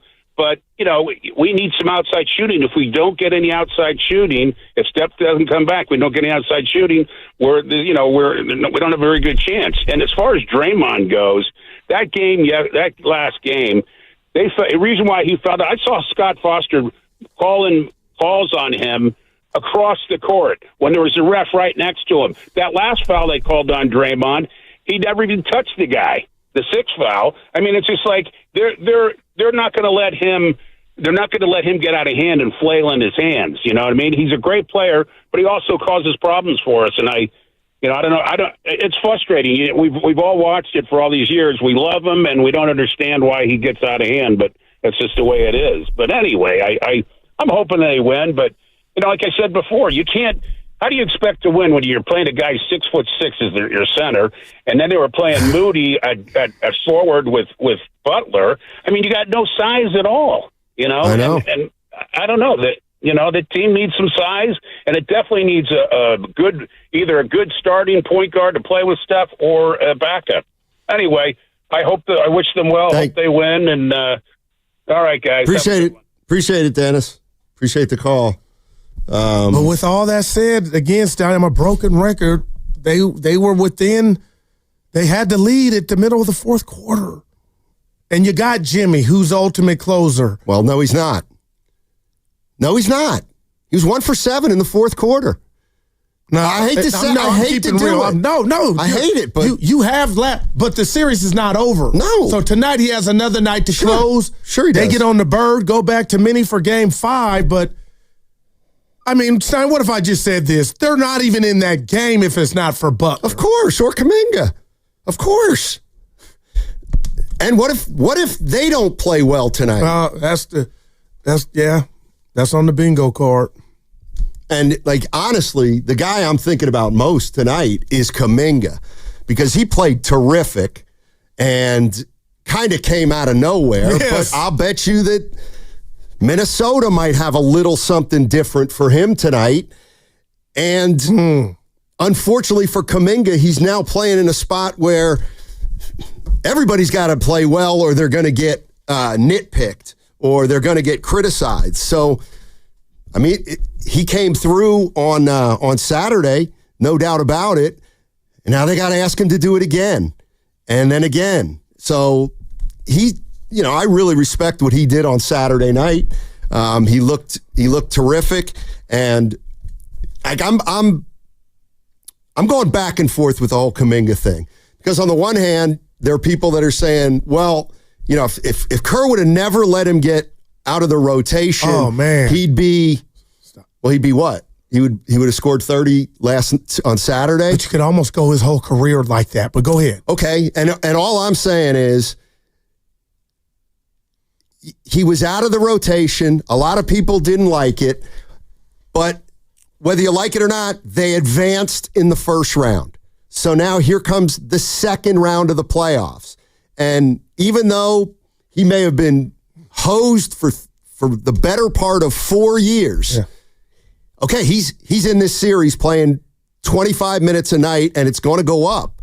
So I get it. He hasn't been playing, but he's playing now. And 48 points in 2 games, and Steiny, I look forward to this every time we get done with the show and the guys are doing their thing on pre and post, but at this point, as desperate and hemorrhaging as the offense is, I feel like there's no way Jonathan Kaminga's name can't be in the starting lineup. Now, I know you can follow up with what you did earlier, and you were right.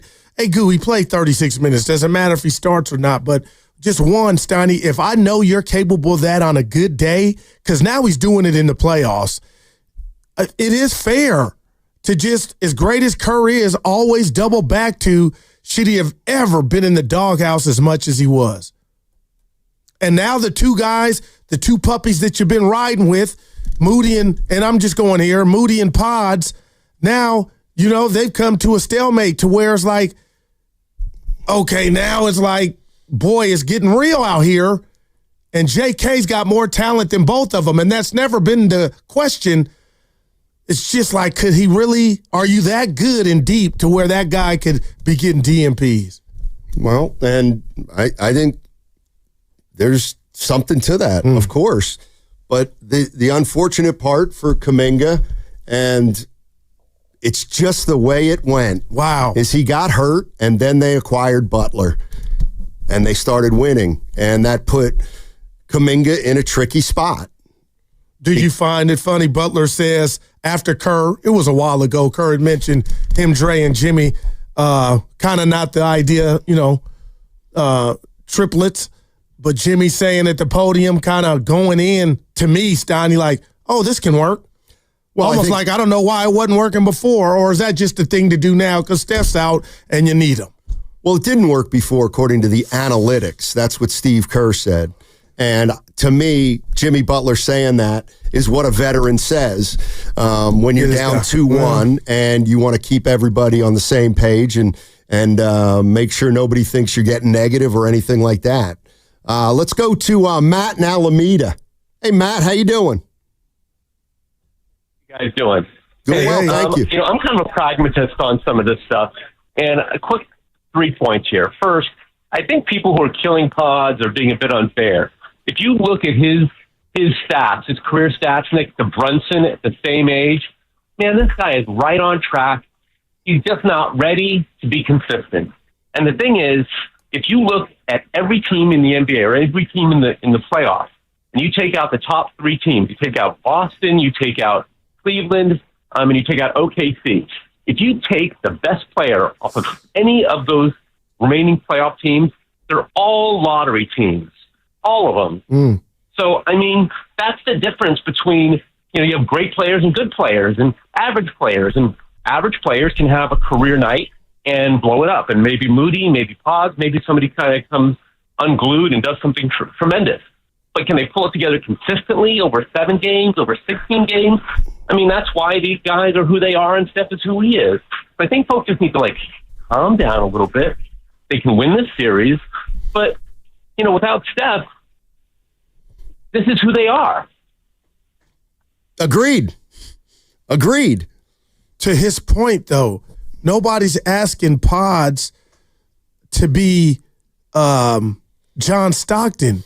But I don't care if Steph's in the lineup or he's not. 1 of 10 from the field. Exactly. 1 of 4 from 3. Yeah. On a high school level, we all just got to keep it real and say that's not good enough. That's just not good enough. Of course not. He's playing in his first postseason this year. He's going to have games like that.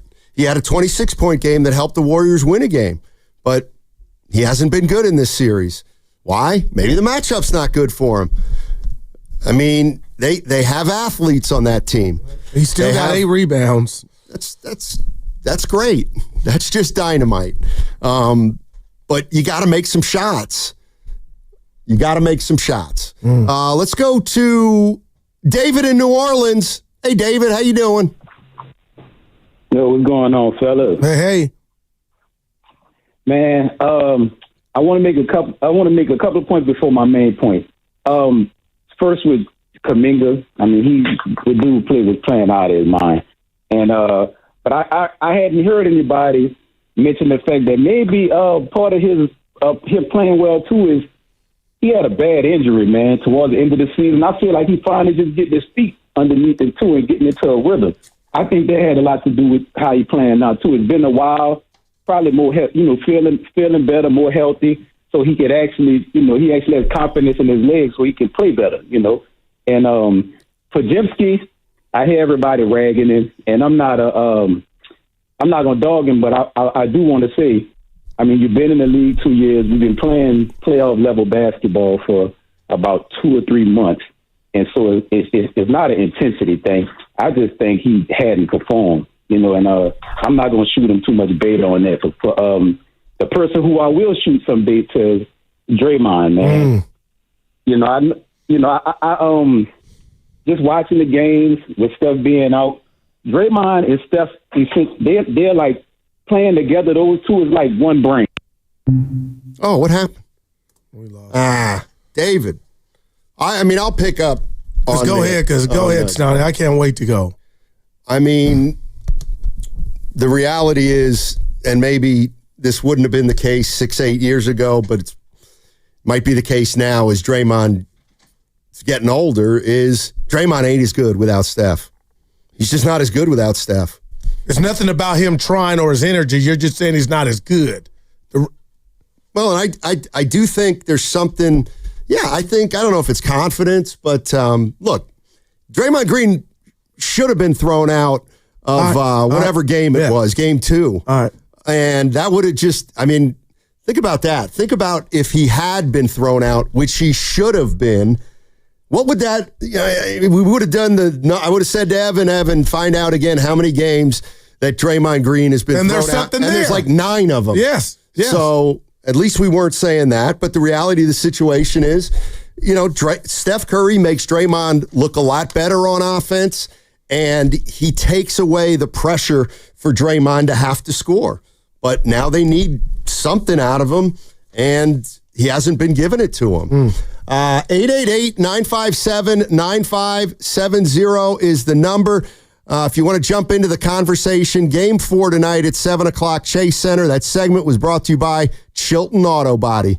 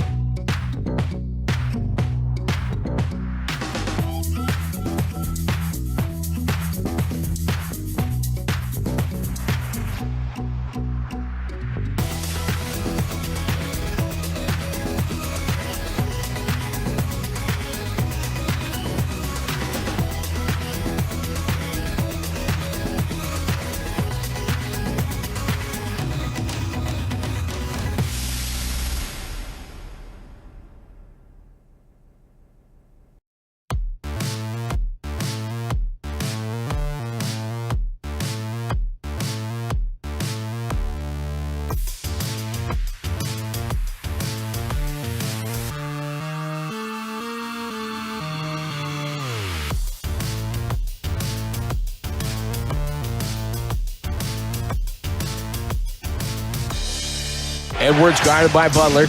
Pinned to the left sideline. Gets Podziemski on a switch. Shot clock at 3. Edwards holds him off. Contested 3 on the way. Wow. Good. Right over the top of Podziemski. Cuts the Warrior lead at half. What a shot. 75-72. Now, back to Steiny and Guru on 95.7 The Game. Yeah, Tim Roy and Tom Tolbert on the call. It was a big shot because the Warriors had bumped it to 6. Man. And the shot clock was running down. And the thing about Edwards is he can just elevate. Yes, we saw. And get it over you. Doesn't mean he's going to make it, but he can get a shot when he needs to. Game 4 tonight starts at 7 o'clock. We're talking about the Golden State Warriors and what they have to do to even this series. And I think it's as simple as they need to get more contributions from more players. They just have not had enough players play well in this series. And if it continues like it's been, I don't see how they can win on the back of just 2 or 3 players every night. Yeah, and the makeup of this team, and I'm including the regular season, Stan, if I were to not watch a game and just look at the box score of what I think was accomplished by all the players collectively, and you tell me Moses Moody played 3 minutes, I would tell you something's gone wrong. And that's a void to feel. We can sit up here and laugh and act like, it's no big deal. Moody only got 3 minutes, but his role had been solidified. You could count on him, and you could also count on some production from Pods. Maybe you get that tonight. But, Steiny, I am startled through 3 games, even though I know, quote-unquote, they're babies and young in regard to playoff pedigree. I don't know if the Warriors got a backup, like a plan B to that, especially when you take the best player off the court. Yeah, I just think the offense is hard. Well, exactly. You know why? Because the Minnesota Timberwolves, their athleticism allows them to pressure on the perimeter. And they've got Rudy Gobert back there, the guy everybody loves to make fun of. But the reality of the situation is, if a Jaden McDaniels or an Anthony Edwards or even a Naz Reid is guarding Podziemski on the perimeter, they are quick enough to keep him in front. And so he'll dribble while the shot clock's running down. But even if he can get by, there's nowhere to go because Gobert's just sitting there. And if Trace Jackson-Davis isn't in the game, they don't have a lob threat.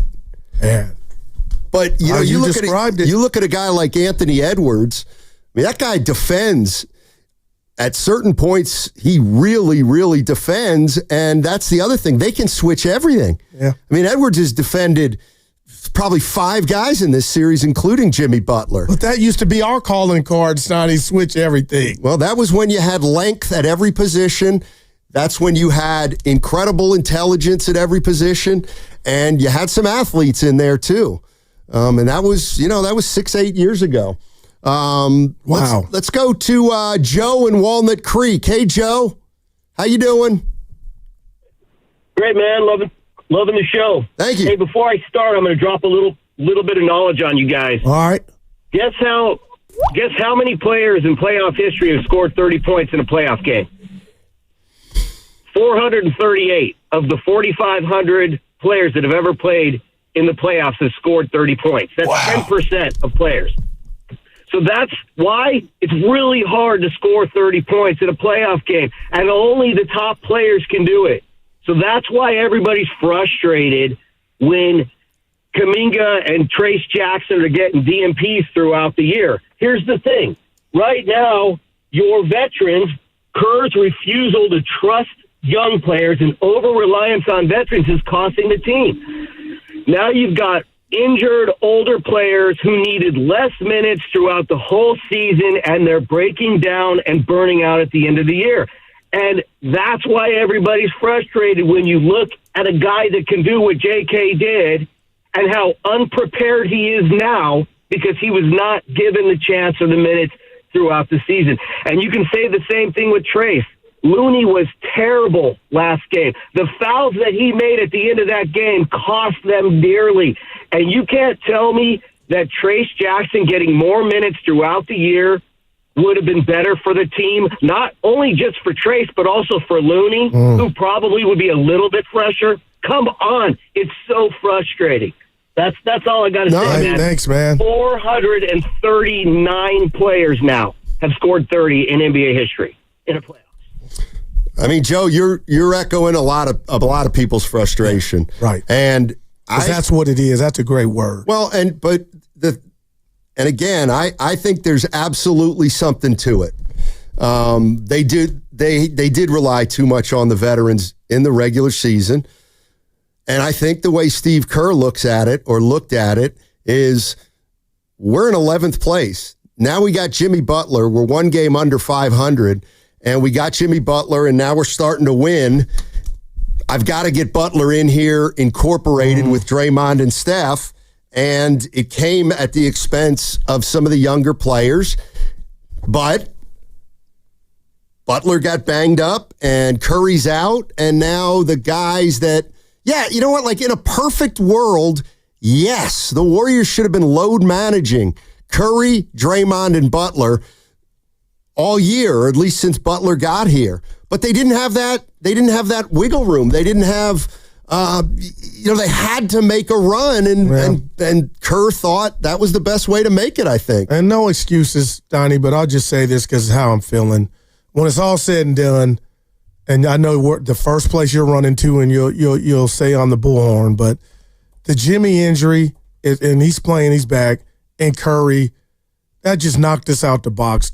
You know what I mean? And it's like, are you shocked? Because I feel like, but that's the reality. And we're scuffling. We're still in it. We're down one game, 2-1 in the series. But even when the Warriors scored every point of that 97, I sat there like, oh my gosh, this is harder than a calculus exam. This offense to score, even like. That don't shock you at all, even Steph being out, even with Dre out there before he fouled out, how hard it is offensively? That doesn't shock me one iota. Like, I get it, they're not Houston defensively, but Minnesota's still a really good defensive team. Well, they struggle to score with Steph sometimes. I mean, like against Houston, they had 3 games and they didn't break 100. But the Kaminga thing is kind of a conundrum because I do agree with the caller. It's like, if this was there might have been some work he could have done to extract it. But the point, I think, great work. Watching these last 2 games, couldn't you interpret it as evidence that that's actually why Kerr shouldn't have trusted the young players more? Like, these role players haven't given you much, if anything. So why would you lean more into them? Like, they scored, 24 points, non-Kaminga and Butler in Game 3. The rest of those guys. Man. Why is that evidence? And I can see how some people look at it and say, well, they should be ready. You know, there should be more given to them during the regular season. But I could also see the coaching staff saying, this is what we have to work with. I can't rely on that game to game. And it just feels like you're kind of damned if you do, damned if you don't. You are right, Evan, but wouldn't I say you're kind of damned when Kaminga is showing you, even without the work, that he's capable of this. So even on his worst day, you should have maybe just fed him, even if it's just scraps, predicated on if one of the guys goes down, he would be more polished and ready to do this and be consistent. No, I agree. Kaminga's in kind of his own individual category. The others, I'm shocked, though, Evan. I hear you. I'm shocked at Moody and Pods. Steiner, you guys could say, Goo, why are you? I am. Let's be honest. How many shows have we done, not saying, they're all-stars, where they helped you, Evan and Steiner, get to the sevens, to be like, it's not just okay to say, it's their first, they're young. This fall-off is hurting the team. But for their fall off. And the veteran players have been hurt and not played up to their standards. At least Draymond Green hasn't. Listen, I'm kind of doing this just to mess around a little bit, but I mean, okay, the last 2 games for Kaminga. No pressure. I'm giving him credit. Yeah. But so Kaminga's last 2 games, if Kerr would have been playing him all year, could he have had 2 better games than the last 2 games he's played anyway? I don't know. Exactly. So, and I get it. This is going to be on Steve Kerr's ledger. There's no doubt about it. Whether Kaminga stays or whether Kaminga goes, Kaminga and Kerr are going to be linked. And if Kaminga stays here and develops into a player after Steve Kerr leaves, that's one thing. If Kaminga goes somewhere else and flourishes, that's going to look bad. But if Kaminga goes somewhere and doesn't do well, that'll be the other part of the story. But right now, he's going to play, and he's going to play a lot tonight, and he's probably going to play a lot for the rest of the series. That doesn't make up for him not playing a lot after he came back from injury, but, I mean, he'll play tonight. Ask me who my guy is tonight that I think has to ball out for them to win, and you tell me if shocking. I'm Batman. I mean, I think they need 5 guys, but go ahead. A Draymond. It's he can't. What's he got to do? Just be available, one. Stoney, we need 12 to 13 points from him. I'll take 10. And just be that monster that he was in Game 7. Now, that again, Pitbull versus Pitbull. Şengün is not built like Randall. And Stoney, I think Randall is just winning those battles of Draymond's probably saying to himself, damn, I'm tired of just, messing with this bull in the china shop. But Dre's my guy, Stoney. He said, what's he got to do? 1, be available. And 2, he's got to score. Well, this team has never scored, but for infrequent times. He took 4 shots in 29 minutes, and I know he never kind of looks for a shot unless he's wide open, but maybe you call for him or set something up early just to see if you can get him going from deep, Stoney. We've seen him hit his first 2 threes in games and get the place hype. He's had two games in double figures, 2 out of 10. So every 5th game, he's going to score for you. Other than that, here are the numbers.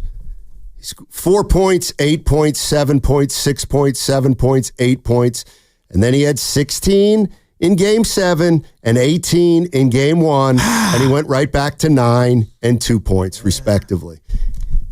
You can't, when people say, Draymond's got to score, it's kind of like, tell me how, other than he makes some threes tonight. He's not going to score. He doesn't score unless he makes threes. Let me ask you, feels like. I'm looking at TJD, and I told you guys I was shocked that he was in the starting lineup. But Stoney, he went 3 or 4 from the field, and there were times in that game where the Warriors offense, it was just hard. But 3 or 4 from the field equates to 11 minutes. Did you see him getting taken advantage of to where he only played 11 minutes? I didn't see him do anything so incredible that he should have gotten more than 11. That's the way I would look at it. They also played a lot less Gobert in Game 3, and it's... I mean, I don't know. I don't know what you guys thought about the end of the 4th quarter, but Rudy wasn't on the floor much. And that's funny you say that, and I should be better at my job. They had the numbers in this series of the Warriors, Minnesota's plus minus with Rudy. They're hammering the Warriors with Rudy off the floor, and the Warriors are winning when he's on there. So maybe they figured that out, Evan, and that's why we didn't see him. Are you sure about that? Yeah, they were hammering with Rudy off the floor. Okay, because all I know is Gobert started Game 2. And it went good. He was a plus 18, so... I know where to go get it because I heard it, but I'm going to get it for you. But yeah, that's true, but they also won the game by 24. Yeah. No, but what I'm saying is I'm surprised that after that short of a stretch where he was a plus 18, he could be negative minus for the rest of the series, but maybe he is. Well, I just think that the point is they've played better when they've gone small. Yeah, wow. When Randall's been more of their point, center or something. Yeah, but I think when he's in there, there's a defensive component that allows the Minnesota Timberwolves. I'd like to see that number with them on the floor and without defensive rating wise. Because I thought Gobert hurt the Warriors a little bit on Saturday. In a good way. No, he made his free throws. He was 5 for 6 from the line. Yeah. I think he had 9 points. I don't think he hurt the Timberwolves on Saturday. I thought he helped them, if anything, when he was playing. Let's go to Ram in Orinda. Hey, Ram, how you doing? Doing well, Matt, Daryl. Happy Monday. Same here. Back at you. The question after game one was, does this team have enough reliable scoring? And Matt, I love the way you broke it down arithmetically. You basically said, look, out of your top two guys, and historically that's Butler and Curry, you got to get 50, and you got to get 50 from the other guys, and then you can see where you stand. Well, Curry's out, and look at the last game. You get 77 out of Butler, Hield, and Kaminga, which is unreliable in itself, and you get 20 from 7 other guys. This team is just unreliably going to score. The only thing reliable about this team is they're going to live in the 90s, and that's probably going to be good enough for you to be a top 8 team in the NBA, even against a Minnesota team that I would argue is still not playing very good basketball. Probably good basketball, but that's going to be good enough in this series. So I think there's a lot of prisoners of the moment today, but there is plenty of data on this team to show that this team is unreliable, and they're probably reaching their ceiling right now as being a top 8 team in the NBA. Thanks, Ram. Appreciate the call. I mean, think about it. Even when the Warriors were going pretty well, after Butler came and Steph was playing, one of the things we talked about was even with Steph Curry, I'm a little worried about their three-point shooting. Now they don't even have Steph. Yeah, we said that. Now they don't even have Steph Curry. So that's obviously gonna be an issue.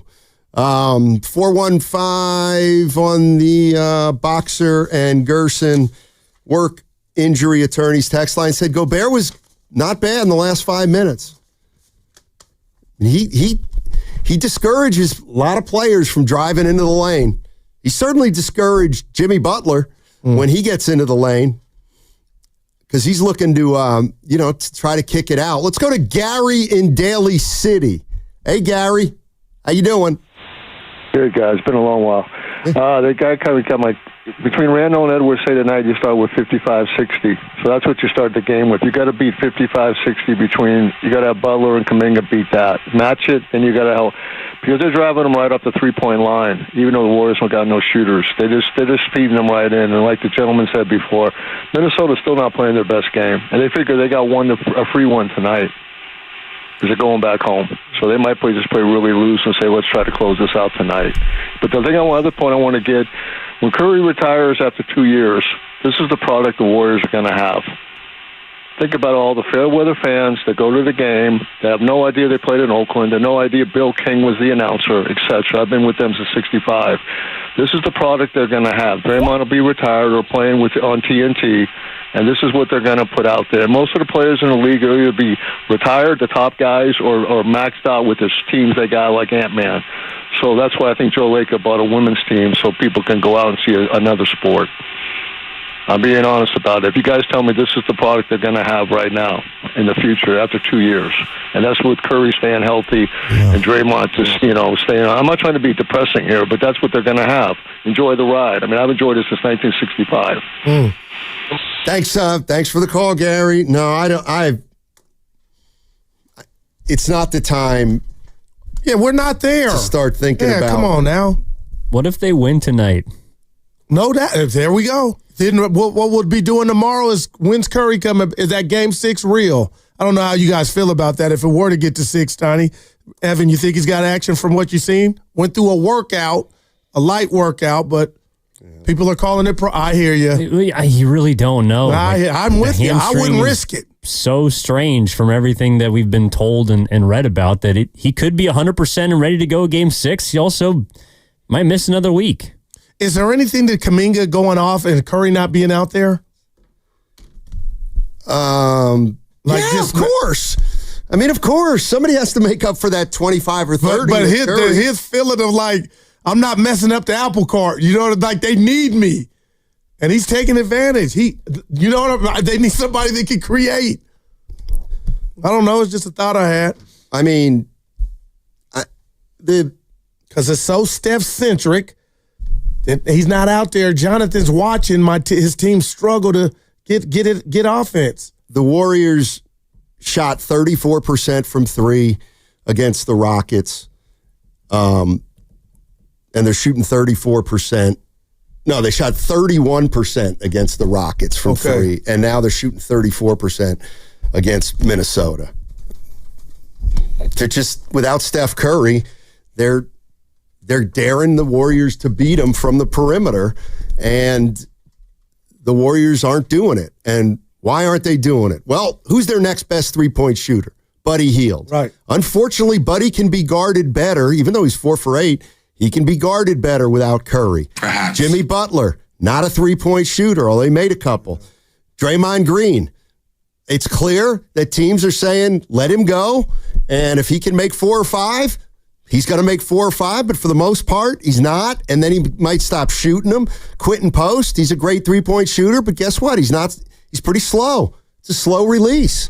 And these athletes and these tall perimeter guys can close out on him. Who else? Pods. Pods has never been a consistent three-point shooter. Moody, consistent. He almost shot 40 at one. I hear you. When he's wide open. When he's wide open, when Steph's on the court, like all the shots are harder without Steph. And I don't know what the answer is. They took care of the ball, only 14 turnovers. Yeah. Let's go to Free the People. Free the People in Oakland. What's up, man? Happy Monday, gents. Tapping in with you to talk about these Warriors. I think I want to start off by saying the power of positivity is a real thing. And if you guys read books, The Power of Positivity is a great book to go out and check out. With that being said, the keys to victory tonight, I think we need 18 plus from Buddy. I need 15 plus from JK, and I have to have 10 to 12 points like Goo was saying from Draymond. Yep. It is a must. We are not winning this game if we get 2 points from Draymond again tonight. The other thing from Draymond, I need Draymond to rebound more. I don't care if he gets blocks or steals, but I need him to rebound. I just don't feel like he's really giving a real effort on the boards, and that's kind of killing me. Aside from that, Moses Moody, I was hyping him up. I was one of the guys calling you Steiny 4 months ago. Look at Moses Moody now. 2 months ago, look at Moses Moody now. But since the playoffs started, even versus Houston, he's just seemed extremely timid. He's not even willing to shoot when he's wide open. Like the willingness I saw him to let it fly 2 months ago when we were leading up to going into the playoffs, he was letting it fly. He was aggressive. He was not playing with fear. Since the Houston series, he's looked soft with a capital T at the end of that thing. He just does not want it. I'm not out on him, but I just don't feel like he can contribute, and I'm totally with Steve Kerr not giving him much burn. Now, for the last thing that I'll talk about, and I hope you guys can touch on it a little bit. I've heard a little bit of it. I'm the biggest Draymond apologist you will find. I have made every excuse for why Draymond is okay and why he still matters to this team. And for the most part, I still believe most of the Kool-Aid that I've been drinking. But this might be the end of the road for him. The same way it was the end of the road for Clay, and it was difficult to see him go. This may be the same situation for Draymond. With Giannis being on the block and the potential of being able to make that move, as a Warriors fan, and as much as I love Draymond and do not want to see him go, and he's one of my all-time favorite Warriors of all time, it might be time. Jonathan Kaminga clearly is not going to get consistent minutes from Steve Kerr, and if I have to package Draymond and do a sign and trade with Kaminga in some way, shape, or form so that I can extend this run for Steph Curry, I think I'm doing it this offseason. Guys, as always, it's a pleasure to always listen to your show. Thanks for taking my call. You're the man, fellas. You're the man. Free the People. Appreciate it. By the way, $9.99 on the YouTube Super Chat from Glass Scratch Repair in the South Bay. The Rocket Series, where they got blown out in Houston, the bench came in, ate up their lead. If the starters come in gassed right away, pull the starters, play the bench, rest the starters for when Curry returns. That's from Glass Scratch Repair for $9.99. All right, 888-957-9570. What's coming up on the game is brought to you by Fremont Bank. Here for you, here for good. Memorial Day weekend is almost here. Swing by Valvoline Instant Oil Change and make sure your vehicle is road ready. No appointment. Stay in your car. Done in about 15 minutes. Visit BayAreaOilChange.com for locations and coupons. I saved the day.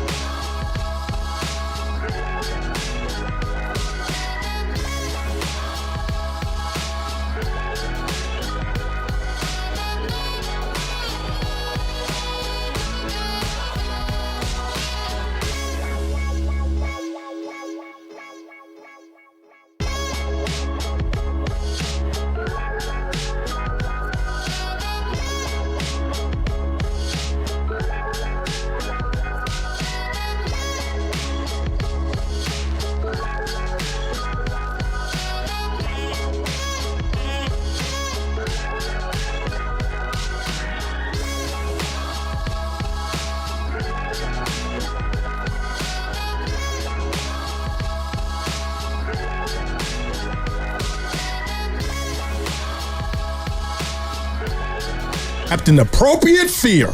I'm Batman. Now, back to Steiny and Guru on 95.7 The Game. Game 4 tonight at Chase Center, 7 o'clock. You can get it all right here on 95.7 The Game. I don't want the season over, Steiny. I want it to keep going so we can have a damn parade. Are you still feeling confident that the Warriors, what if the Warriors swept this series? Remember when he said that after game 1? Dude, you are, well, Kerry had not got hurt, we wouldn't know, but we heard Buddy say, I'm Batman. You know what it's going to take? We need Spider-Man and Aquaman. We need 2 others to step up tonight. We just do. And Draymond's the number 1 candidate, and I'll take 18 from Buddy. What if Draymond's wearing down? Which he probably is. No, I could get that. This is a man, Steiny. Oh, he ain't rebounding. He's probably gassed. Well, then how are they going to win the series? How are they going to win the next series? Well, you got to get it to Steph if that's on the table. But forget that. How you win tonight? They ain't been throwing the ball away. Draymond had 5 turnovers. A couple of them. It's like, come on. Let's go to Robin. Robin's in San Francisco. Yeah, here we go. Hey, Robin.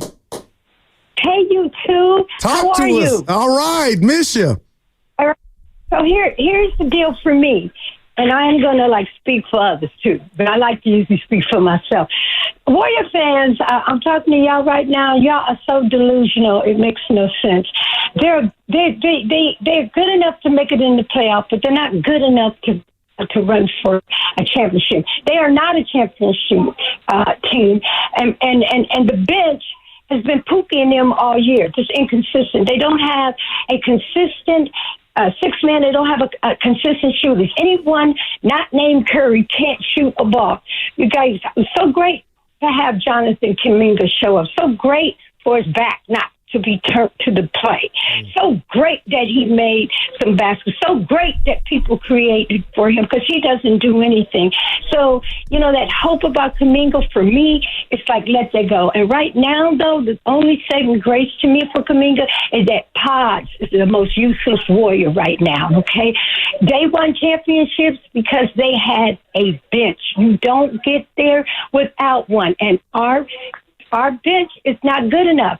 And it's a result of many things. As a result, where we became victims of our own success and can't get money. We can't get veterans to come off the bench and be here. It's a myriad of things. Right. So this whole thing of living in the past about what we were and you apply it to now, it's not so. Wake up. The bench, they need bench help. And they don't have it because they don't have the quality of players. Anyway, go Warriors. Love you guys. Thanks, Robin. Appreciate the call. So I got to just go ahead, Steiny. No, go ahead. So we had a conversation Friday, and everybody was fuzzy, and I'm a part of it. So I'm still standing on 10 toes.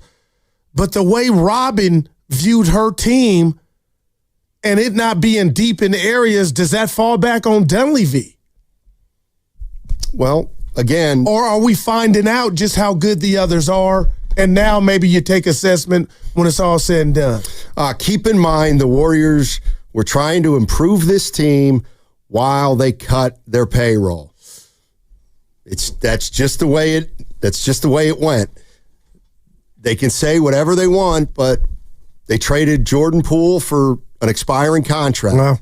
And they felt like they needed to do that because they needed more flexibility, and they'll tell you that it's true. The Butler trade took away some of their depth, and it took away actually a lot of their depth when you consider that it kind of took Kuminga out of the mix. Man. So they had Kyle Anderson, they had Schroeder, they had Waters, they had, who was the other guy? I can't even remember. But at the beginning of the year, they were playing a ton of guys, and everybody thought they were playing too many, and they probably were early, but now they might not have enough to play. Let's go to Marvin in San Francisco. Hey, Marvin. How you doing? I'm doing fine, guys. I want to throw in a couple of things. First of all, on the Draymond thing, this last game, as soon as Draymond kept going for a couple of minutes, and they let him go on too long all the time, all they had to ever do was tell that guy, you say one word to the referees, and you're sitting on the bench for the rest of the quarter. and after a couple of yanks out of the game, he would get it. The only reason we're losing is we're not hitting open shots. I've noticed a new phenomenon, and that is guys beat the outside perimeter defender, and then they go driving into the basket. They have an easy 10-footer without any obstruction. They have a lay-in if they want to go to the basket. Instead, they go all the way through the key and pass it to a guy on the other side and shoot a three, and he's covered. I mean, I don't know what this psychosis is, but they're passing up easy mid-range shots, and they're just desperate to get threes. I think that Steve Kerr needs to talk to the referees about 7 seconds in the key on the part of these guys on these other teams. They set up in the key and wait for the ball. They get the ball, they dance around, and then they go to the basket and get either a basket and an end one. They're in the key for 7 seconds. It's 3 seconds is the rule. We're getting called for stuff that we're not being allowed to play off defense. That's nonsense. That stop action decision against Draymond Green proved they're out to get him. That was the most obvious offensive foul I've ever seen in the NBA. Wow. He threw his arm out, and they still called Draymond for the foul. I mean, it's ludicrous, and I really hold the Warriors responsible. When they let the league get away with suspending him for a finals game, when he wasn't called for anything, he got stepped over by LeBron, and LeBron never got anything. Okay, and then 3 days after the game, Tiki Vanderway's wife talked him into suspending Draymond by declaring what happened a flagrant foul. I mean, the Warriors never defended him. They still don't defend him. Oh, boy. And I thought it was the last call on him. He blocked the shot. When we go into the basket, it's always a clean steal and a good block. When every Minnesota guy goes in, that referee over in the corner was calling the whistle every time they drove to the basket, and he couldn't even see half the fouls because there were players between him and where the contact allegedly took place. So all we have to do is hit open shots. I think everybody talking about rosters, we can't do anything about rosters, but these players can stop and hit a mid-range shot. Well, and I think Kerr needs to really look in the mirror, not having played Kaminga all this time. The guy goes for 30 points. He's the third leading scorer on the Warriors this year. And here's Kerr not playing him for 2 series. Unbelievable. That's my take. Thanks, guys. Appreciate the call. Man, that was a lot, Stoney, but man. I think. Look, go ahead. Here's was that charge, Stoney? I just thought that was a charge.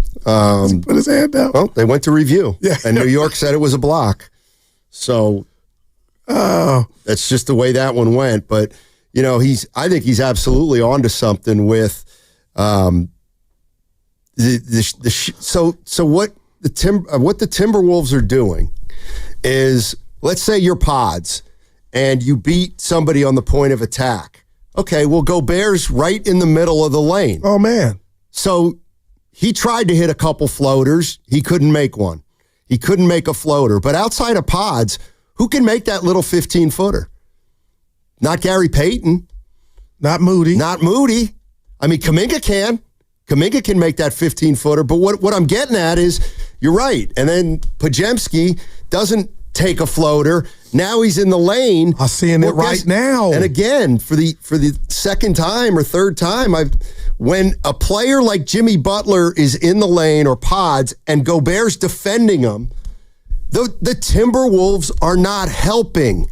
They're flooding the three-point line at that point. There's no breakdown at all. So even if I've married Pods, dribbles, baseline, under the basket. Okay, Gobert's there, but if you look at the other perimeter defenders, they're not sinking in because they trust Gobert enough that he's not going to get used consistently. You may score off him once in a while in there, but, Pods is going to have trouble scoring off him. Butler doesn't want to because he makes the shots more difficult, and the rest of the Minnesota Timberwolves have been on the same page in terms of not sinking too much. They're not even doubling Jimmy. They're not over helping. They're not even doubling. They don't have to because Gobert is sitting in the middle of the lane.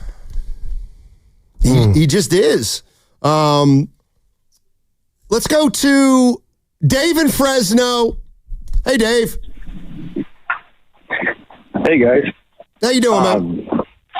I'm good, man. You know, waiting. A lot of the callers took some of my takes, but just real quick, I just think the roster construction, you know, it's obvious that it's Steph or bust. You can say that about any team. You lose your best player, your chances go down dramatically. So, I mean, if we're not saying anything that's not breaking news, but I want to ask you guys, what do you think the leash should be for somebody like Potts? Because I think he's not getting enough heat, in my opinion. We've been killing Kaminga and Draymond and Jimmy, but I feel like Potts, who has just been struggling.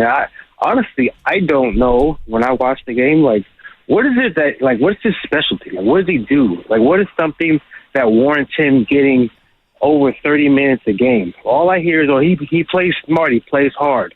Well, I got to get more than that. I got to get some scoring, some assists, some rebounds. Right now, I just don't see why he has this long leash, whereas Kaminga in days where he struggled, oh, come on out. Or Moody, hey, he missed 2 shots in a row, come on out. Pod, just like he can do no wrong. And I'm not saying they're losing because of Pods, but it's just something I don't think is being talked about enough. Like he's just right now he's just getting cardio at this point. Like I don't know what he's bringing to the table. Like, you know, and it's just, you know, going forward with this series and going forward, they need to reassess this roster because for it to be Steph or bust like that's not good. And no. I think not having him, obviously, it makes your chances that much harder. And you think Draymond Green's going to be your second best player. Draymond Green works when you have KD, Clay, and Steph. When he can just be like a third or fourth option, then he could be Draymond. But when you're calling, hey Draymond, we need you. No, we need you as our second there. best player. That's not him. No. Thanks, Dave. Appreciate the call. Well, we're not asking him to be him, Stoney. Just contribute. It's hard out here right now. Go ahead on your Pods take, because all the people that were in the bushes, the jackals that were hating on Pods are now coming out in droves. I get it. But how many ball handlers do you have before the inception of Pat Spencer? So let's just start there. But we can't hate. I'm not defending Pods because I'm disappointed, and it's making me think in year 2, Steiny, what is he really in the offs? Is he followed up in regular season? I'm making the differentiation now. Like, because his position's a big deal. But we can't hate on what got him here. He balled out. He plays too much for a really, really good team. He just does. And I completely understand. Kaminga plays a position where they have good players at. Pods plays a position where they don't have good players other than Steph Curry. Do you really want to go with Pat Spencer ahead of Pods? Because I don't know who else can handle the ball as much as Pods in that second unit. Peyton, no chance. Right. Buddy, no chance. Well, I'm with you. But the way this thing is going, let's just say they were guaranteed 8 more playoff games, Stoney. That Pat Spencer question, if Pods doesn't get it fixed, would be something I'd want to see. Okay, and then think about that for a second. Because he's not bashful, the guy, Pods. He's think about that. The guy that everybody talks up, Brandon Pajemski, he's losing minutes to Pat Spencer. Like, for all you guys, if that were to happen, for all those people out there, it's like, Pods is really good. Pods is really good. Pods, Pat Spencer's now taking his minutes. Well, the whole point to that would be there's an accountability because he mentioned leash. But, like I said, who are threats to, hey, I'm rooting for everybody in the Warrior uniform. And Stoney, I swear to you, man, I'm just having a problem. Moody and Pods in particular, and I get it. Why would you expect the regular season version of those guys to continue? But if it had or remotely come close on either one, I think we might be up 2-1. Okay. But now I'm like, I don't knock, nobody's answering the door. The stage is too big and it's okay. But we have no answer. Draymond Green has not had a good postseason. And Steph Curry has missed the last 3 games and is going to miss the next 2. And we're talking about being pissed off at role players. I'm not. Because they can't. I'm just saying. I can't ignore it, though, Stoney. To think Pajemski and Moody were going to be, But it stretches. You'll back me on this just real quick. They had a couple good games. That's what happens. Pods has had 1 or 2 good games in the postseason. See, that's what I'm saying. I'm keep going back to the regular season to where it was stretches, like 10 or 12 games, sometimes 14. Right, Moody, this is the other Moody thing. was you could rely on. So that's my fault that I'm dealing with it. But I don't know why you wouldn't, Goo. It's such a truism in the NBA. We all subscribe to it. The playoffs are different. So then when they look different, like, why are we surprised? I don't understand that. It's hard for first-year playoff guys to play well because they've never seen intensity like this with athletes like this, with professionals like this. And the regular season is the regular season. Yeah, and I'm learning that. Let's go to Scott in Pleasanton. Hey, Scott. What's going on, man? Hey, Steady, dude. Thanks for having me on the call. What are we talking about here, right? I mean, come on. We know why they lost that game. It was a tough game. It was a game where it was, Minnesota had to get that game or they were going to be in trouble. And they had a chance down the stretch. They played good defense, and at the end of the day, they didn't, they got out-defended at the end because of Butler, and they defended him well, and he was able to score and drive it through. But let's face the facts. The reason we lost that game is we didn't get anything from Draymond. We didn't get anything from Pods. He was 1 for 10. He missed 0 for 6 from inside the arc, right? That's inefficient. You can't win. Then you look at GP2. He's the key guy off the bench other than Kaminga. He had 2 points on 25 minutes. You can't do that, right? You got 2 starters who are eating up a lot of minutes. You got 29 or 39 as well. You got a guy off the bench at 25. They're giving you 2, 5, and 2. Yep. That's 9. You're not going to win a playoff game that way. What are we talking about? You don't throw it out the window. Dale Johnson's got it. If we want to win this game, adverse times brings out greatness. We need Draymond to be the heartbeat, not necessarily give us 15, 12, I got 10. it, man. He's got to bring the intensity. He's got to be the driver of the tempo of the game, and he's got to bring that to the rest of the group to get the confidence. That's not the Draymond we had in Game 3. That's just the way it works, right? He's got to be there. Daryl's got it. Evans got it as well. Kerr's relied on his youth. He's tried to rely on his youth. The reason the veterans had to play down the stretch is to get us where we are today. If we didn't have them, we would not be maybe even in a position to make the playoffs. Yeah. We had to scratch and claw just to get into the position we are today. So don't throw everything out the window because of the one loss. Adverse times bring out greatness. Jimmy's always going to show up. It's about time. If you're going to be a starter, you're going to play 39 minutes. You've got to be a bigger factor than what Pods has been. He's young. He can come through. I think Draymond's going to bring the intensity during adverse times, understanding the circumstances, and bring home a win. You guys have a good one. Thanks, Scott. Appreciate the call. Yeah. I never know what I'm going to do, my body, but I said all the stuff that was bad, they were up 6 in the 4th. So maybe I need to go from there, Steiny, and it's about tonight, Game 4. Try to play that hellified defense that they've been playing to where you've kept yourself in the game and had a lead in the 4th quarter. Duplicate that. Be more efficient offensively. Draymond, smart with the fouls, stays in the game. And maybe one of these guys, whoever it is, Donnie, steps up and hits shots and helps Jimmy and Kaminga. And we go back to Minnie for Wednesday, Game 5 to 2-2. I mean, that's all you can do. Exactly. Exactly right. Let me tell you what's going to happen tonight. Pods is playing 30 minutes. Okay. You know what I mean? For the people, you need to be yanked out. Like, you don't have that. Well, Pat Spencer's there too, who we like, but you know what I'm saying. This is Steve Kerr on how Jimmy Butler's feeling after playing 43 minutes. He was incredible last night. In hindsight, I would have loved to have gotten him a couple more minutes, during the meat of the game, but it's tricky. It's, as I said, without Steph, we're walking a fine line. And so we've got to balance the risk of keeping him off the floor versus the gain of, getting him a little more rest. Yeah, 43 minutes for Jimmy Butler. But incredible, Stoney, if you're 1 for 8 in the 4th. What's that? Is that incredible? What? Jimmy was great, but incredible. I think you finished the game too. Yeah. I mean, he's 35 years old, and he's going up against a young team with athletes. To me, it stands the reason why he was struggling late. I mean, he kept him in it for 3 quarters. Yeah.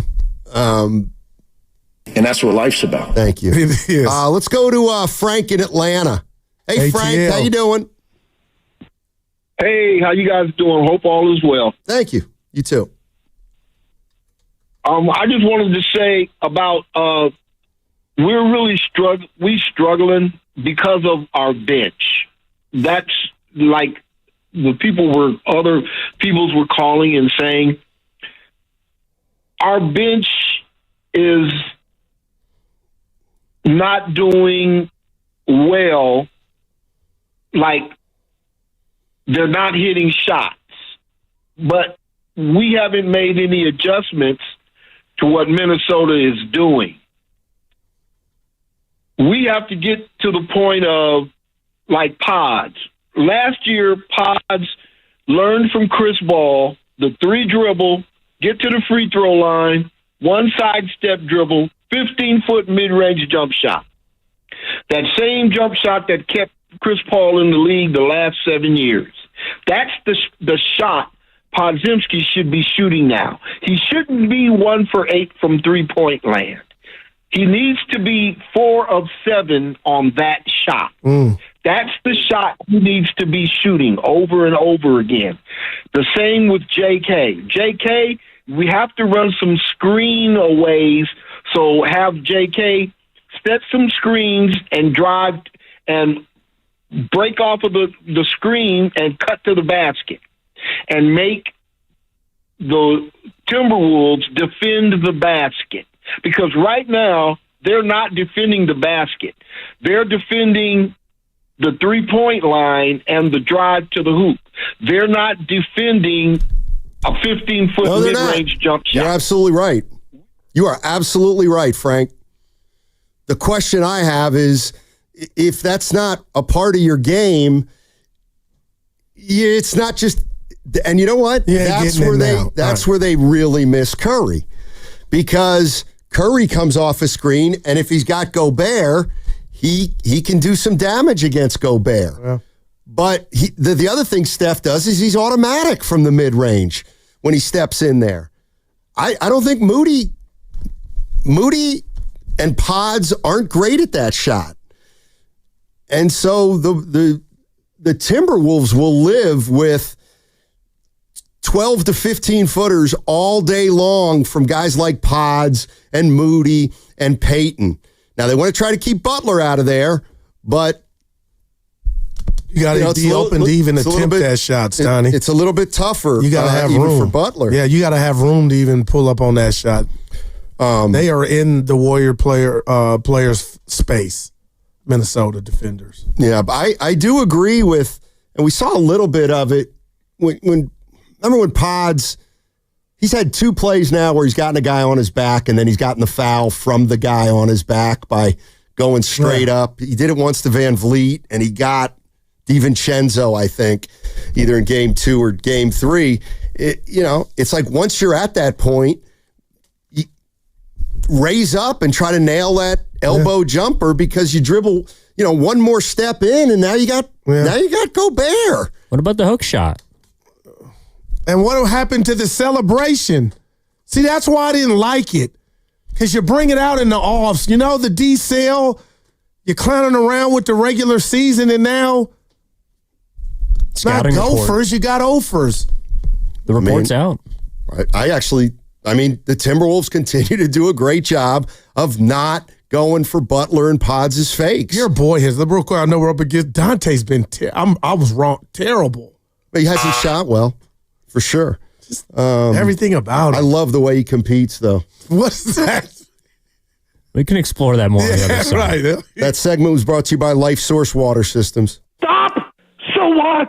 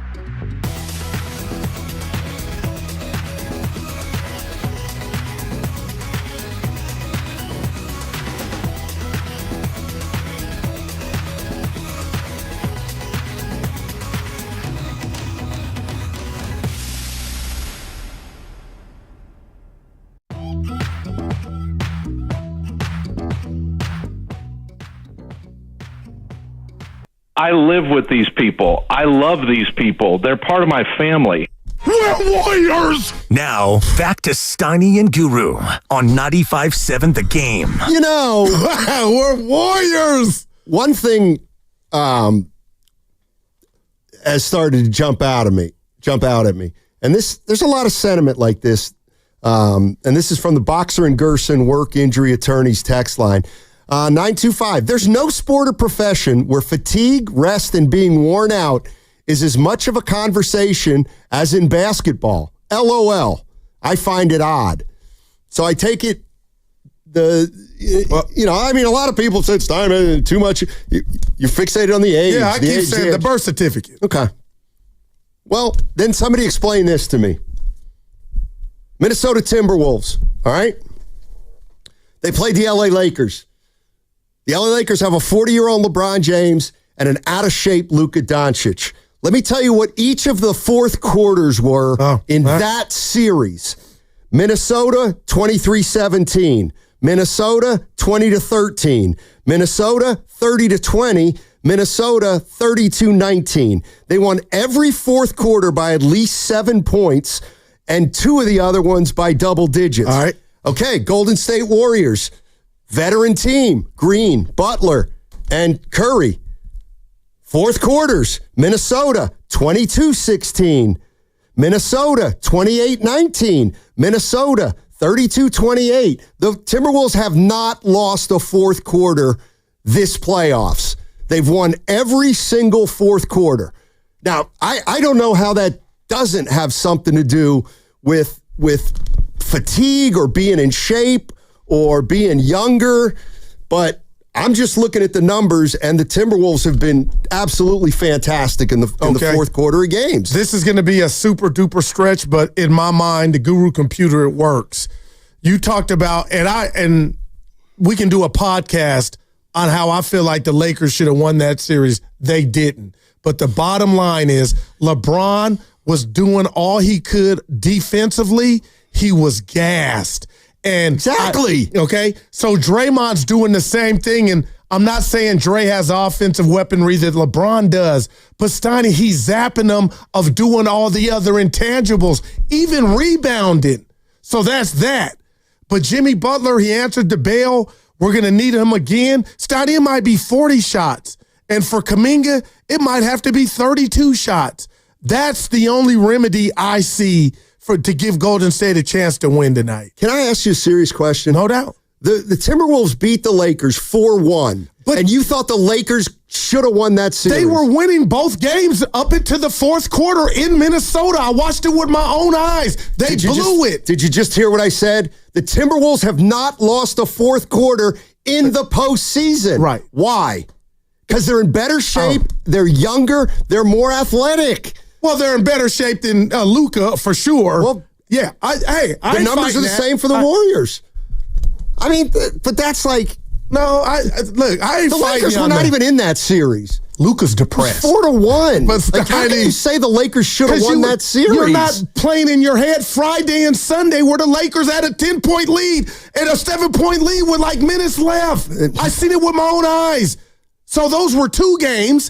And then even the closeout game, your best dude couldn't hit the side of a barn.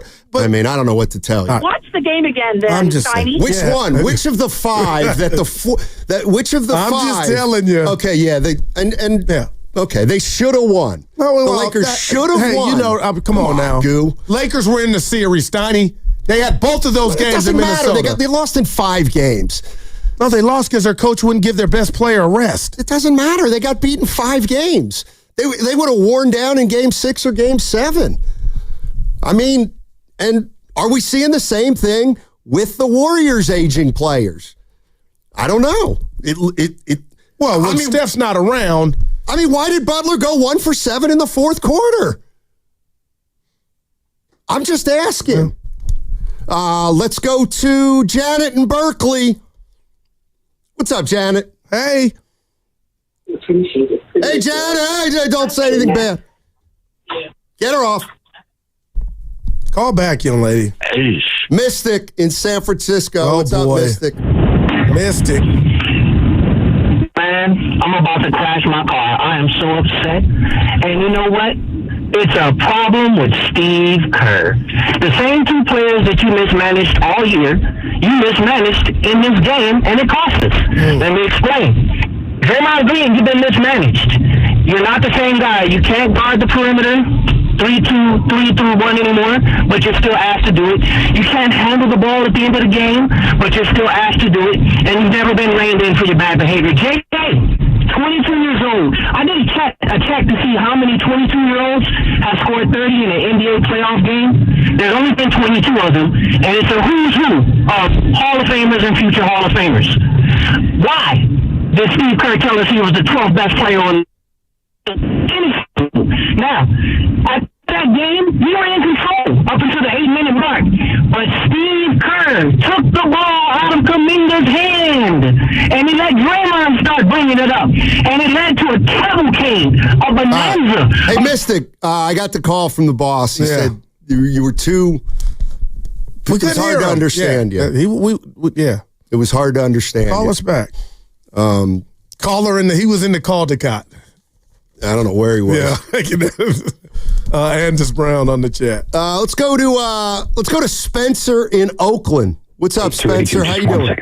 Oh, Spencer, what's up? Hey, folks, thanks for taking my call. Yeah. Can you hear me? Yeah, loud and clear. Thank you for taking my call. I appreciate it. It's really interesting to me when you look at the statistics for Scott Foster and his crew against the Warriors.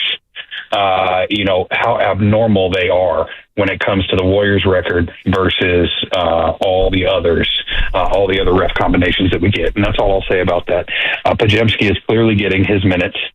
He's going through a rough stretch, but you got to stick with what you got, what got you there. And JK definitely is showing us something. So, I agree with the fact that JK should start, given what we've seen, and Pods is definitely getting his minute. Obviously, I'm a Spencer fan, given my name is Spencer, and Pat Spencer, with his lacrosse acumen and toughness, I want him to see the court, but I certainly don't think he should see more than 10 minutes, in this game upcoming.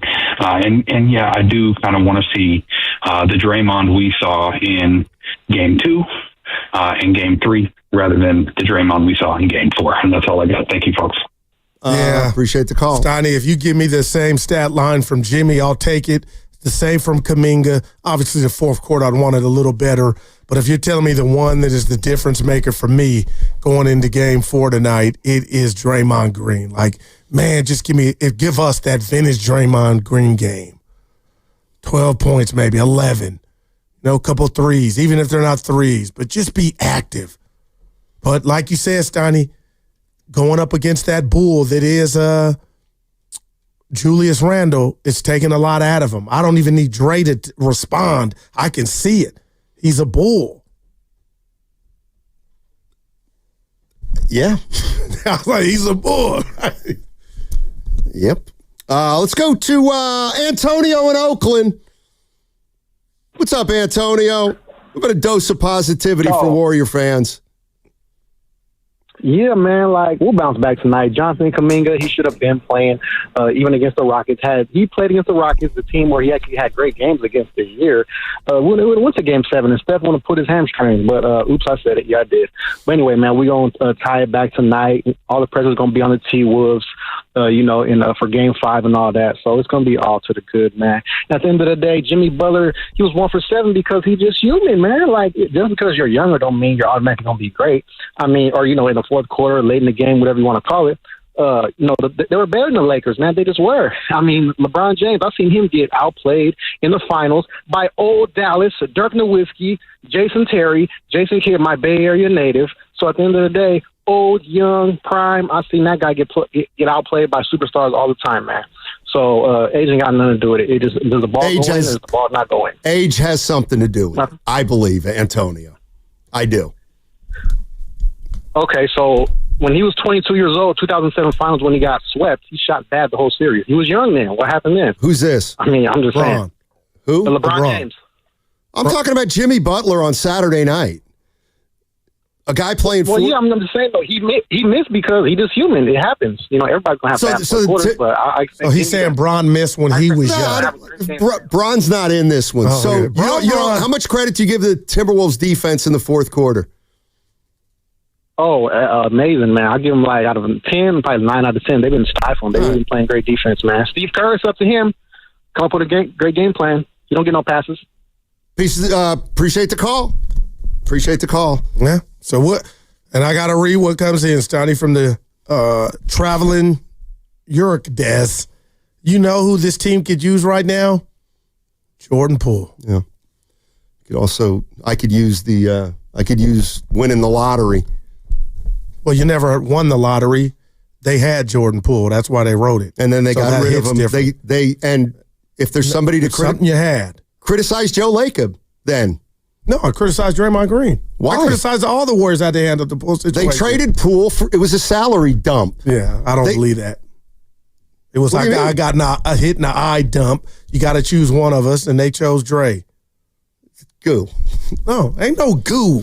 Don't try to act like you know that dude that they rewarded the contract wasn't a baller. Then he got hit in the eye, so he had to go. What are you saying, son? If you think that had nothing to do with salary dumping, I don't know what to tell you. What about him get hit in the face? I'm not saying that wasn't a factor. Well, I think that's more than a factor of what you're saying. I don't. Because how are you going to salary dump after you gave him a contract he earned because he looked like he was about to be the next?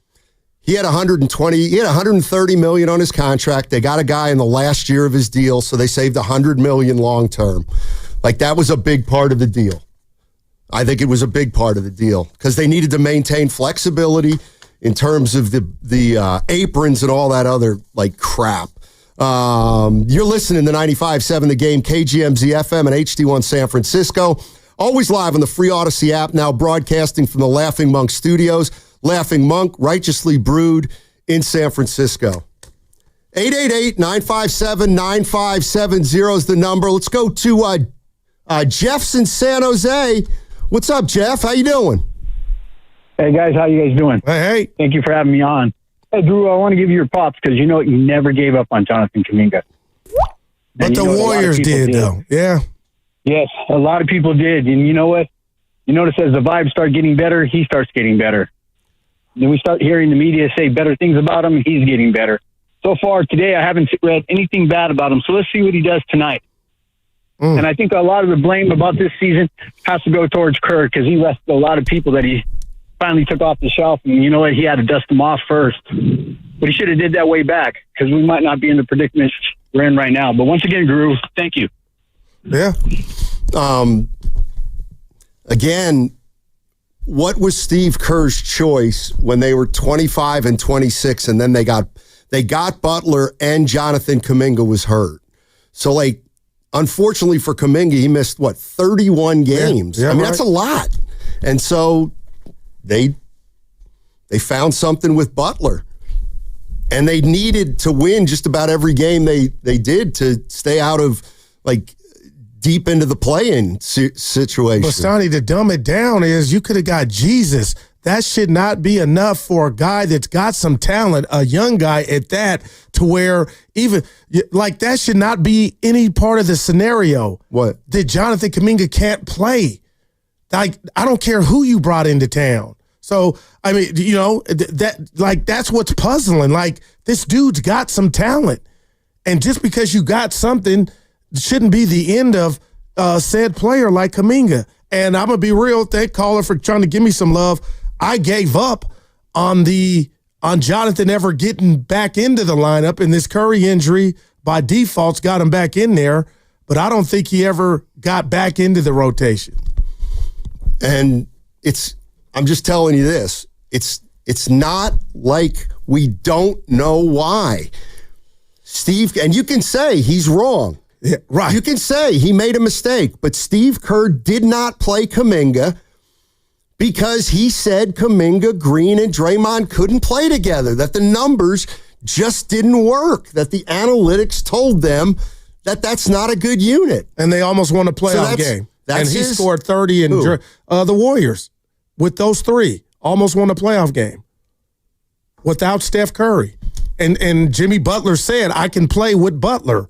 So, I mean, I'm just saying, Stoney, for the people in the back that want to use that's just like, well, your coach is saying one thing that you can't. You're saying you can.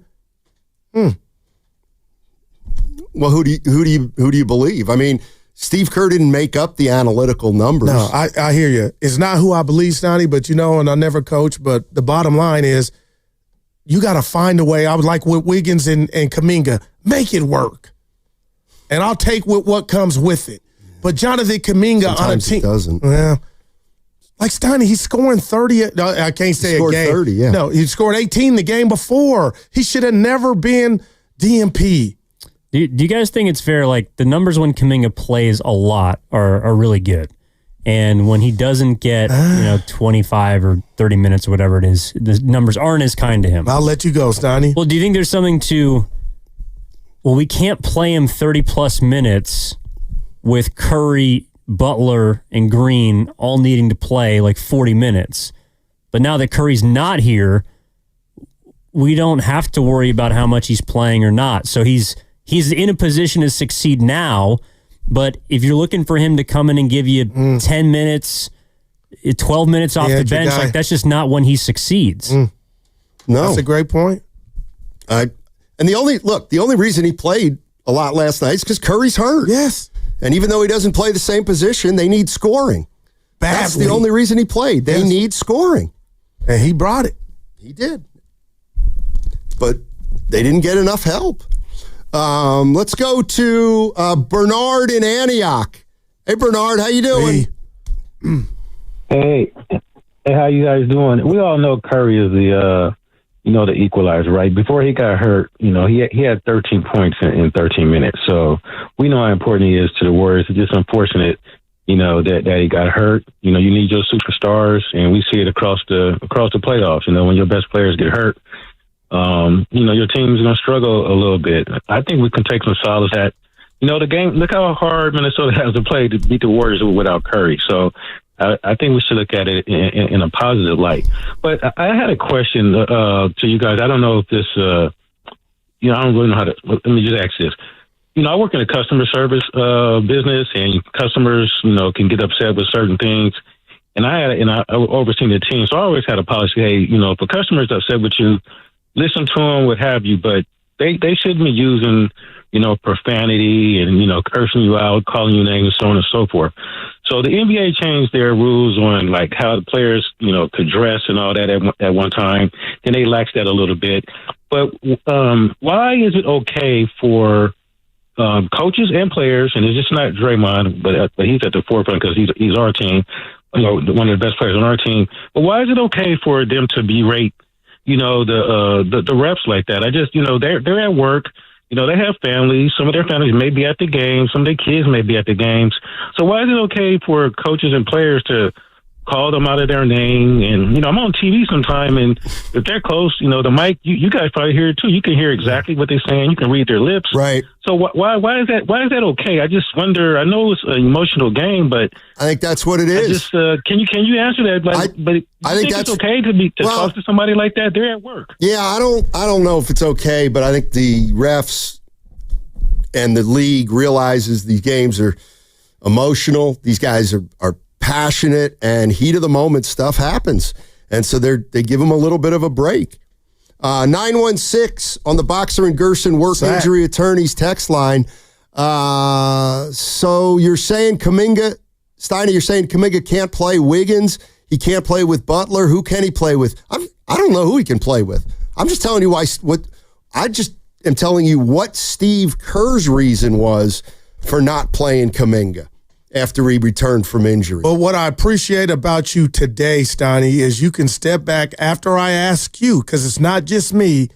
Is it fair to question Kerr when Kaminga's having success like this? Although it's been 2 games, but it is one to say, you couldn't find a way to get him squeeze him in there somehow. I mean, it's not like it's a bad look to me. Okay, and he's gonna pay the price. Now, is it a big everybody's got their things that they think are a big deal when you're talking about basketball. I understand why Kerr did what he did, but that doesn't mean I'm right. I just understand it. If people are out there saying the last couple games have proven Steve Kerr messed up, and he should have been using Kaminga all along. That's a hard argument to disagree with. Wow. I'm just looking at the pragmatic side, which is he was hurt. Kaminga was flat out hurt, and it was a serious injury, missed 30 games. And Butler came, and they didn't lose. And so he stuck with it, and they had to win. And Kaminga was the victim of that, unfortunately. But yeah, absolutely, he can be criticized for it. Yeah, the caller, I'm all over. But real quick, Gary Payton's down here. I keep talking about Draymond. We need something from him. I don't know what's going on with him. I caught the audio telling Ant-Man we just got to survive to game 6. I'm like, how about you don't even, I know it's easy for me to say, don't even talk to him. Just let's play. A lot of people are, they don't like what I said about Kaminga. Listen, I'm just telling you, Steve Kerr doesn't think the three of them could play together. He said it 17 times on interviews. You can disagree with him. I happen to think it's not as big of a deal as a lot of Warrior fans do, because I don't think Kaminga is a superstar in the making. I think he's a good player. I still don't want to trade him, but I don't see any way around it at this point. But I understand, I don't care. He's 22 years old, and he's not the player I don't think that he thinks he is. Does that mean Kerr should have given up on him? I'm not saying that either. I'm just saying, I'm telling you why I think he did it. Not that he was right or wrong. Yeah. But go ahead. You didn't ask me, but if you can score 18 in 30 games, like Jonathan Kaminga has done, we can work through a lot of stuff that he can't do. If I know it in the Cracker Jack box, the prize is, Steiny, I didn't say superstar, but a guy that on a good night can give you 18 in his sleep or 30 in a playoff game against a pretty stout defense. You'll never be on ice. Well, he only scored 30 because they didn't have Steph Curry.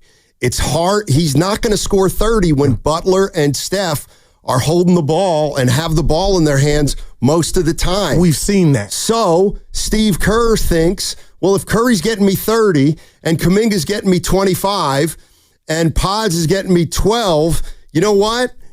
I don't need 19 or 20 from JK because he doesn't do the other things. We need other things bigger than scoring, I got to believe, is what Steve Kerr thought before Curry gets hurt. 888-957-9570 is the number. Warriors, game 4 tonight. Warriors down 2-1 to the Minnesota Timberwolves. Tip-off is at 7 o'clock, and the Golden State Warriors got to have tonight. Otherwise, they get down 3-1 with 2 out of the next 3 in Minnesota.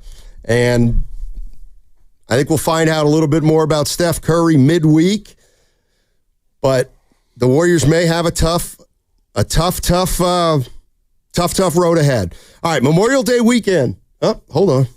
Never mind. That segment was brought to you by Safeway. I'm nice. I saved the day. I'm back.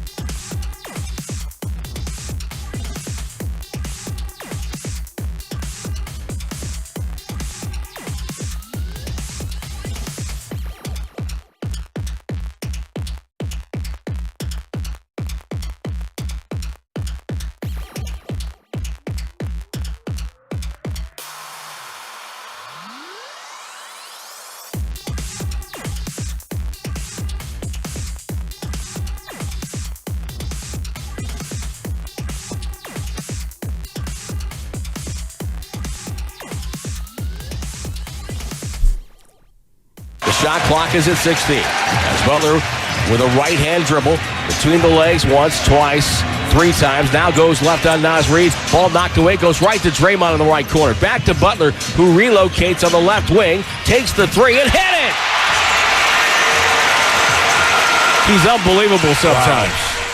The audacity. Now, back to Steiny and Guru on 95.7 The Game. Tim Roy and Tom Tolbert on the call. That was Saturday night, Game 4 tonight at Chase Center. 7 o'clock start, 6 o'clock Warriors live, and then it'll be followed by Warriors wrap-up. And Warriors... Big game tonight, man. Warriors need tonight, that's for sure. Willard texted me. Oh, what'd he say? About my Jordan Poole comment. I was just talking about... Make sure every Jordan Poole comment is accompanied by the fact that Jimmy Butler wouldn't be on the team. And then one more. And Jonathan Kaminga, he was brilliant, but it doesn't erase the history. I get that, Will, but the point is, if you would have been married to him a bit more, who knows? But, yeah, it's about the now. He's got to be good again, Steiny, and so do they. Yeah. I mean, they need guys to play better, play better than they have. That's for sure. Let's go to Grandpa Daddy. Our man. All right, Grandpa Daddy in the house. Our man. Man, I'm sitting here doing an estimate for an insurance job. Well, I hate this stuff, but anyway. All this calculations. Oh, my goodness. But I'm listening to you guys. It's great. It's great distraction. My mind is going 100 miles an hour, and I'm listening to you guys. And Guru, you know I love you. Steiny, you my man. Guru, this ain't Captain Save Kaminga, bro. Look, bro, listen. It just didn't fit. He was hurt. He was on the bench. Okay, now he's back. And then you got Jimmy Butler. Things changed, Don. Let's stop questioning all these people calling in, questioning Kerr. Look, if you had 4 rings, 9 rings, what does Kerr got? 9 rings. Bro, you be up there coaching too. And if you think you're so good, let's see if you can get a job up there coaching them. Here's the fact.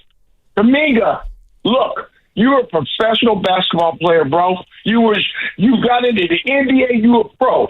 We ain't got to develop you. You're supposed to show what you got, bro. It ain't my job to sit here and baby you and show you and develop you. I got to develop the young players. Bro, you in the NBA, making millions. Get busy. Show me what you got.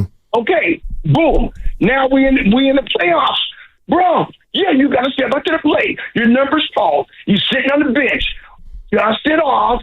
Take the dust off. Get up in there and get cracking because we need you because you're getting paid millions. This is what you're supposed to do. Bring me 30. Thank you very much. You did your JLB. Now do it again. Let's see if he can do it again. But everybody stop calling in and talking about, should be playing Kaminga earlier. He didn't fit. The dude wasn't developed. I'm tired of hearing that, bro. He's doing his damn and dubs and stop trying to say Kaminga. All right, thanks, Grandpa. Yeah, Grandpa that's Daddy. our guy too. He came out and broke bread with us. Steiny, it's like Willard. I'm just telling you what naturally came to my mind, and it's about tonight, and we're all rooting for him. But it's kind of hard not to go like, man. Let me clarify something on the boxer and Gerson work injury attorneys text line. 408. Oh my God. Kaminga only scored 30 because Steph Curry was out? And does Steph Curry only score 30 because JK? No, my point is Kaminga's not going to get 18 shots if Curry and Jimmy Butler play. He just doesn't. He can't. There aren't enough shots to go around. So he was the number 2 option. He's never the number 2 option when Curry and Butler are on the floor together, so he doesn't get as many shots. That's all I meant. And last thing, I get that to Grandpa Daddy. Nobody's trying to save him because he doesn't need it. He doesn't need saving because he's in there now until the chef gets back, and hopefully the chef gets back and we continue to play more basketball. But Grandpa Daddy, I'm not saving him. I'm just giving him his flowers for being ready and seizing the moment. 18 points, 30 points. And the most important number is they lost. Well, that's letter, but they lost. So now they got to come back and ball. And this is the essence of the issue with Kaminga, also from the Boxer and Gershon work injury attorneys text line from the 415. The problem is how Steve Kerr has used Kaminga his whole career to this point, not just since they traded for Butler. When you have a player with the ceiling as high as Jonathan's, he's got to have a longer leash than he's been given to maximize his potential. That's said perfectly as somebody who is critical of Steve Kerr. And I'm absolutely not at all saying you're wrong. There's a very real feeling out there among people that is the case. It's how Kerr's handled him for 4 years. And, okay, Steiny, does that bother you? Would you rip Kerr for it? No, I wouldn't. Because in 2022, they won a title. And they went all in. And the minute that they said that this whole thing was about Steph Curry, to me, unfortunately, that affected Kaminga. Because if he was, it kind of, when you say that about Curry, that we're doing everything for Steph Curry, and it's all about his window, well, if the organization thinks that Jonathan Kaminga still had a lot of work to do, he was going to be the odd man out. How come? Because we're not rebuilding. Because we think we can still win a title. But I hear you. If you don't think the Warriors have handled him well for the last 4 years, and what I would tell you is, I don't necessarily disagree with you, but then you shouldn't have told the Warrior fans it's all about Steph, it's all about number 5. You should have said, look, we want to be as good as we can, but we also want to develop our young players, so we're going to have to integrate Kaminga and Moody and Pods more. But they didn't do that. Yeah. They fixated on everything and anything for Steph, and unfortunately that means veterans. That's why they went out and got Kyle Anderson, Melton, Schroeder, because they had made a decision that they didn't want to develop young guys right now to the degree that a lot of fans wanted them to develop. But also, too, Stoney, you omitted or left out pre-Jimmy where Steph, Kerr, and Draymond serenaded the idea of Jonathan Kaminga and what he was and what he was going to be. So I'm not, and the reason I bring that up is the onus is on Kaminga as well, because he didn't get himself ready. If you're one of those like you and Grandpa Daddy that say it's not up to the coach and the team to raise these guys, they got to do it themselves. But we cannot omit that Draymond, Steph, and Kerr said at different junctures this season that Kaminga was a big part of what they were going to do. They can't go reach the heights without him. So even though you get Jimmy, I'm just always, and I've been quiet on it because they've been winning, but I just been like, man, okay, I get that, but can't you get a brother in and let him get a taste? Did it have to go straight to the ice box on freeze? And now he's thawed out, and, you know, we're dependent on him as a fan base. Yeah, I mean, it's absolutely, again, 707 on the Boxer and Gershon work injury attorneys text line. Steiny, why does Pod get the longest leash? Because he's a guard, and they have no guards. They have no guards. In a perfect world, would Kaminga play more than Pods? Absolutely. But the roster, and that's why I always get a chuckle out of that Steve Kerr sound that we run in the promo when he said, the roster just fits perfectly now. Basketball doesn't work that way. It just does. And I'm like, it's not a perfect roster. They don't have size, they don't have athleticism, and they don't have, and they're down a ball handler. And yeah, I agree. Pods plays too much. But there's no other option. Yeah, you're here. You're at the wet now. Blame Dunleavy for that one. Let's go to Tony in Oakland. Hey, Tony, how you doing? Hey, what's up, fellas? How we doing? Hey, man. So I just want to call in to chime in. I hear a lot of people calling in trying to blame Steve Kerr. Man, if we lose this series, It's not Steve Kerr's fault, man. He's doing his best that he can with the team that he has. Just like you guys are stating, I completely agree with Steinmetz and everything he was saying. And the only thing I got a quick little thing is that, man, the whole talk about Steve Kerr and Steph Curry saying that Kaminga was going to be a big part, man, that's just PR. That's just them saying that so that he doesn't get down on himself and they don't look like bad people, trying to talk down about Kaminga. So the other thing I want to say is that if we lose this series, of course, obviously it will be because Steph Curry being injured. But the players that I have to call out if we do lose this series, it's got to be Paz, just like you guys were saying. He can win 1 for 10. I mean, if he makes 2 or 3 more buckets, we're closer in the game. Draymond Green can't even give us 10 points. I mean, 2 points and then he fouls out. That's ridiculous. If the guy at least gives us 10 points, we win the game. If Pods makes 2 or 3, and then Moses Moody, man, I was so up on this guy. I thought he was well developed, and the playoffs are just exposing him and showing him that he's not ready yet. He's not ready for the limelight. He still has to go back to the drawing board, and I hope he does go back and he puts in the works on his 3 game, because I really do like that guy. But the second round is just exposing all the holes in our game without Steph Curry, man. We got no vets. We need some better vets on this team. We need a ball handler, just like you guys are saying.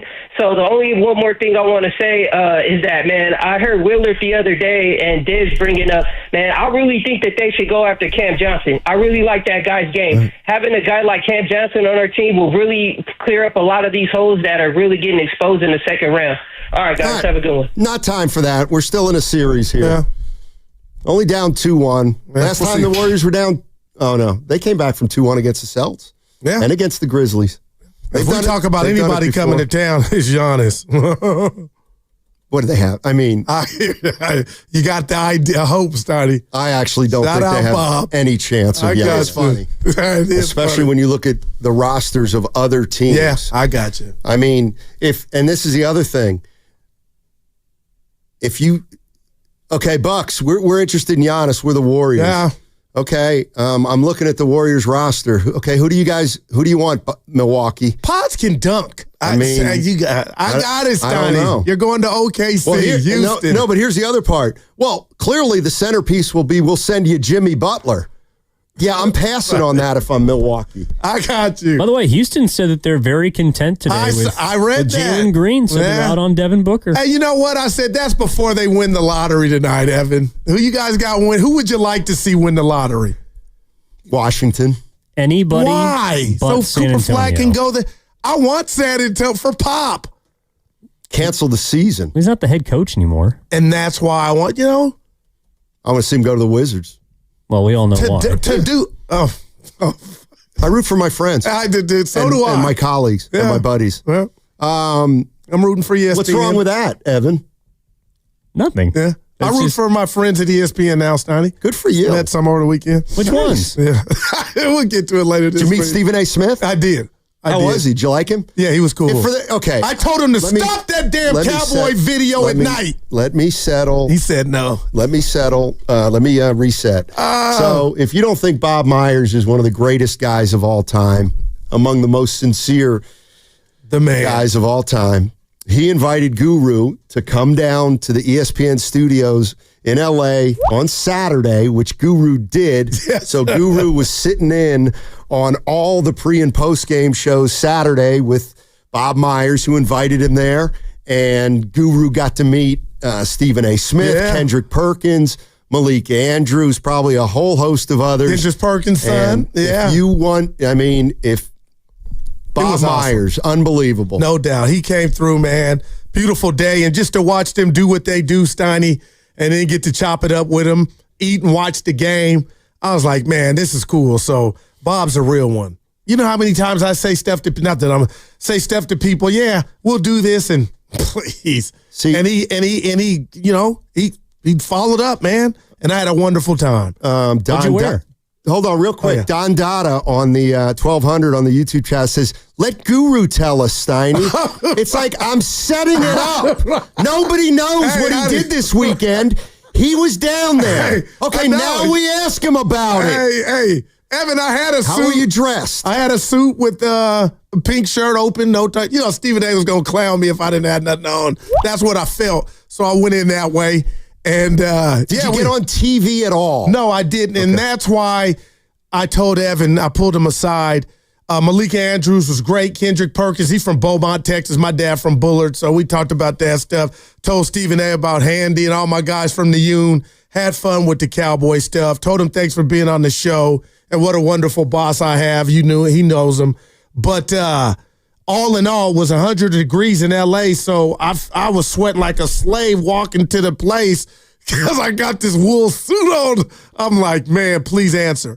But, go ahead, Evan. No, I was just going to ask you, did you have any constructive criticism that now that you're offset, you can deliver? That this business, to me, is about being yourself. And I watched 4 individuals great at their job, Evan, but my takeaway was there was no stage fright or going wrong with being who you are, and that's why people gravitate to the 4 and they have a good show. But that was my takeaway. I know it might not be enough for you, Evan or Stoney, but that's what it was. Just be who you are in this world, Stoney, and I think the good ones are. How old was Kendrick Perkins' son? 8 years old. Remember, he went viral for playing like CYO, and he was bigger than the kids. And he was balling. They got a court on set. So Bob and I were shooting. Bob was like, what kind of jumper you got, Goo? I'm like, I'm in a suit. I'm a little.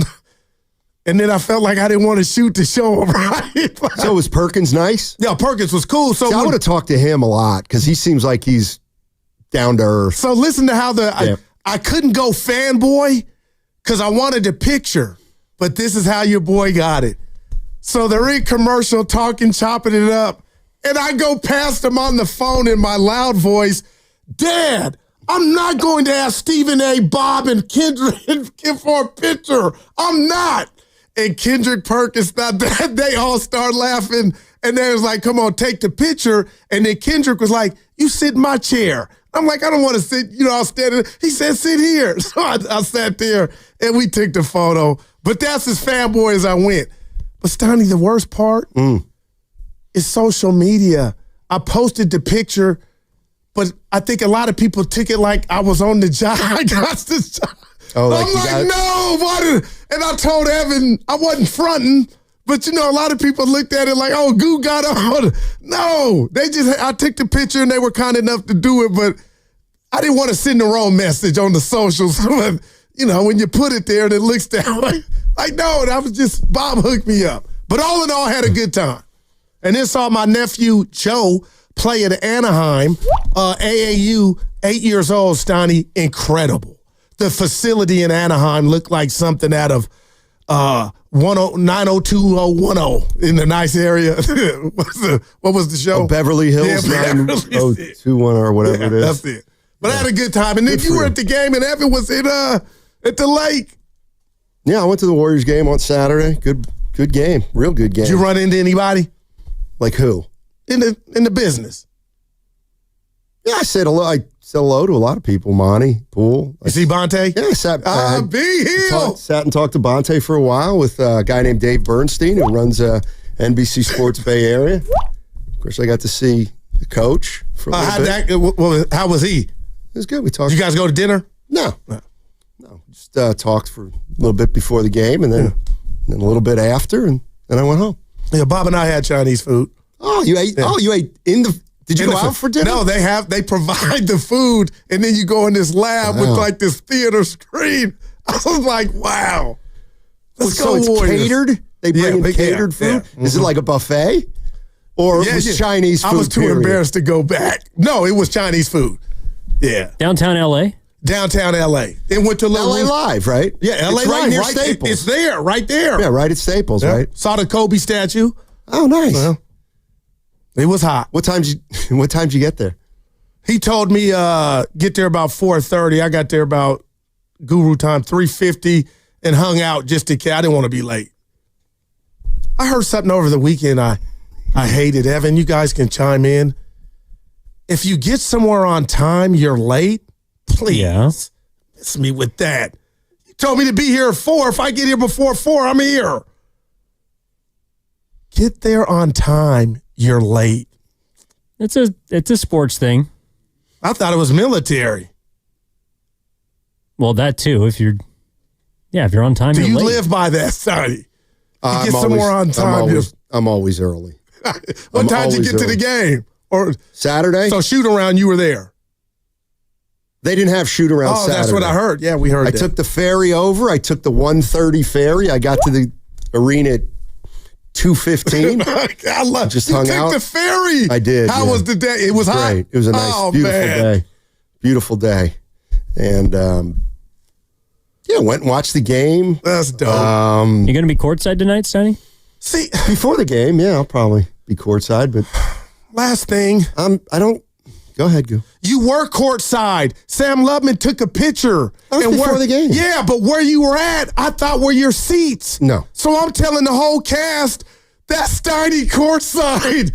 Then we go to a different screen, and it's like super big, and Bob goes, sounding like you, Goo, I don't think that's Steiny, but it looked like your jacket. Yeah. I go up and I go, late fourth quarter. Yeah, Bob, I don't think that's a Steiny. Damn it. But you had a good time. Yeah, absolutely. There you go. I was going to say one other. You meet Ant? No, Julius Randle, though, gave me a fist bump. Yay! He didn't even know who the hell I was. I was just sitting next to Finchie's brother. And he comes up to me and he goes, I'm like, all right, cool, that's fine. That's a strong dude, man. Trying to think. There's one other thing I wanted to say. I can't remember it. I don't want to bring it up on the air, but what happened? I met somebody who's kind of a bigwig. Oh, why wouldn't you want to bring it up on air? Not A-Rod? Did you meet A-Rod? I did. Yeah. Did you? How did it happen? Finch introduced me. What did he say to you? Here's my uncle. Alex Rodriguez, nice to meet you. He didn't say his name. Yes, he did. He said his first and last name. He did. Oh, man. A-Rod. That's the worst. Yeah, like I didn't know. A-Rod. Wow. Yeah. Should take a photo. They're regular people, Goo, just like you and I. Not really. They're regular people. He dates J-Lo. Bob Myers is a regular guy, and he proved that this weekend. Yeah, he is the man. See what I mean? He got Guru on the set of ESPN Countdown. How does that make him a normal person? Because a movie star or somebody stuck up would never invite Guru. But Myers is down to earth. That's what it is. Oh, man. That's what I mean. And Stephen A. was cool, too, Sonny. I mean... You better be careful. I mean, you had it dialed up. Yep. And the best thing was everybody wanted you to go. And there it is. And everybody was like, "Goo, you got to go. No, you got to go. You got to go." I told Bob, you were like, you know what? I might make that trip. You need to go. I'm glad I did. Yeah, I'm glad you did. Get back to you. Glad you did too. All right, coming up on the other side, we've got the crossover with Willard and Dibbs.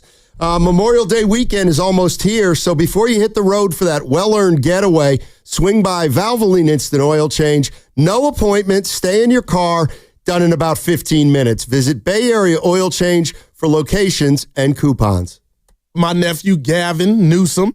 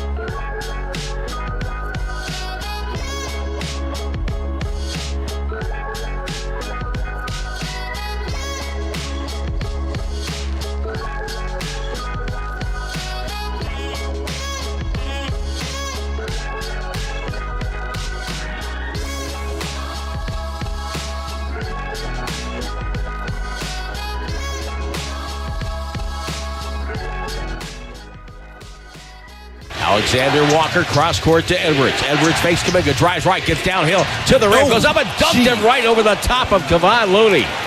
And had something to say about that. Oh, my goodness. Now, back to Steiny and Guru on 95.7 The Game. The crossover is brought to you by Abundant Life Weight Loss. They know the secret to losing up to 1 pound of fat every day. Go to AbundantLifeWeightLoss.com. Let's welcome in Dan Dibley and Mark Willard from Splash, adjacent to Chase Center. Or inside Chase Center. Yeah, either one. Yeah. Whatever. I can see Splash from where we're sitting. Almost. But, I'm happy for the fans, but I was expecting the door to pop open with my two guys in. And you're remote. No, I know. Come on, man. It's a home playoff Warrior game. We only do those from one place, and that's here. And by the way, I'd like to remind you and everybody who's been listening to your show that, yes, there's a home playoff game tonight, and if the Warriors win it, the series is tied. I can't believe the sound of the Bay today. I'm bummed. Did you watch the game Saturday, Willard? No, I missed it, Goo. What happened? No, the offense is... for God's sake. We got a leak, man. We got an oil leak. No, we don't. They lost a basketball game in the playoffs by a few points without their best player.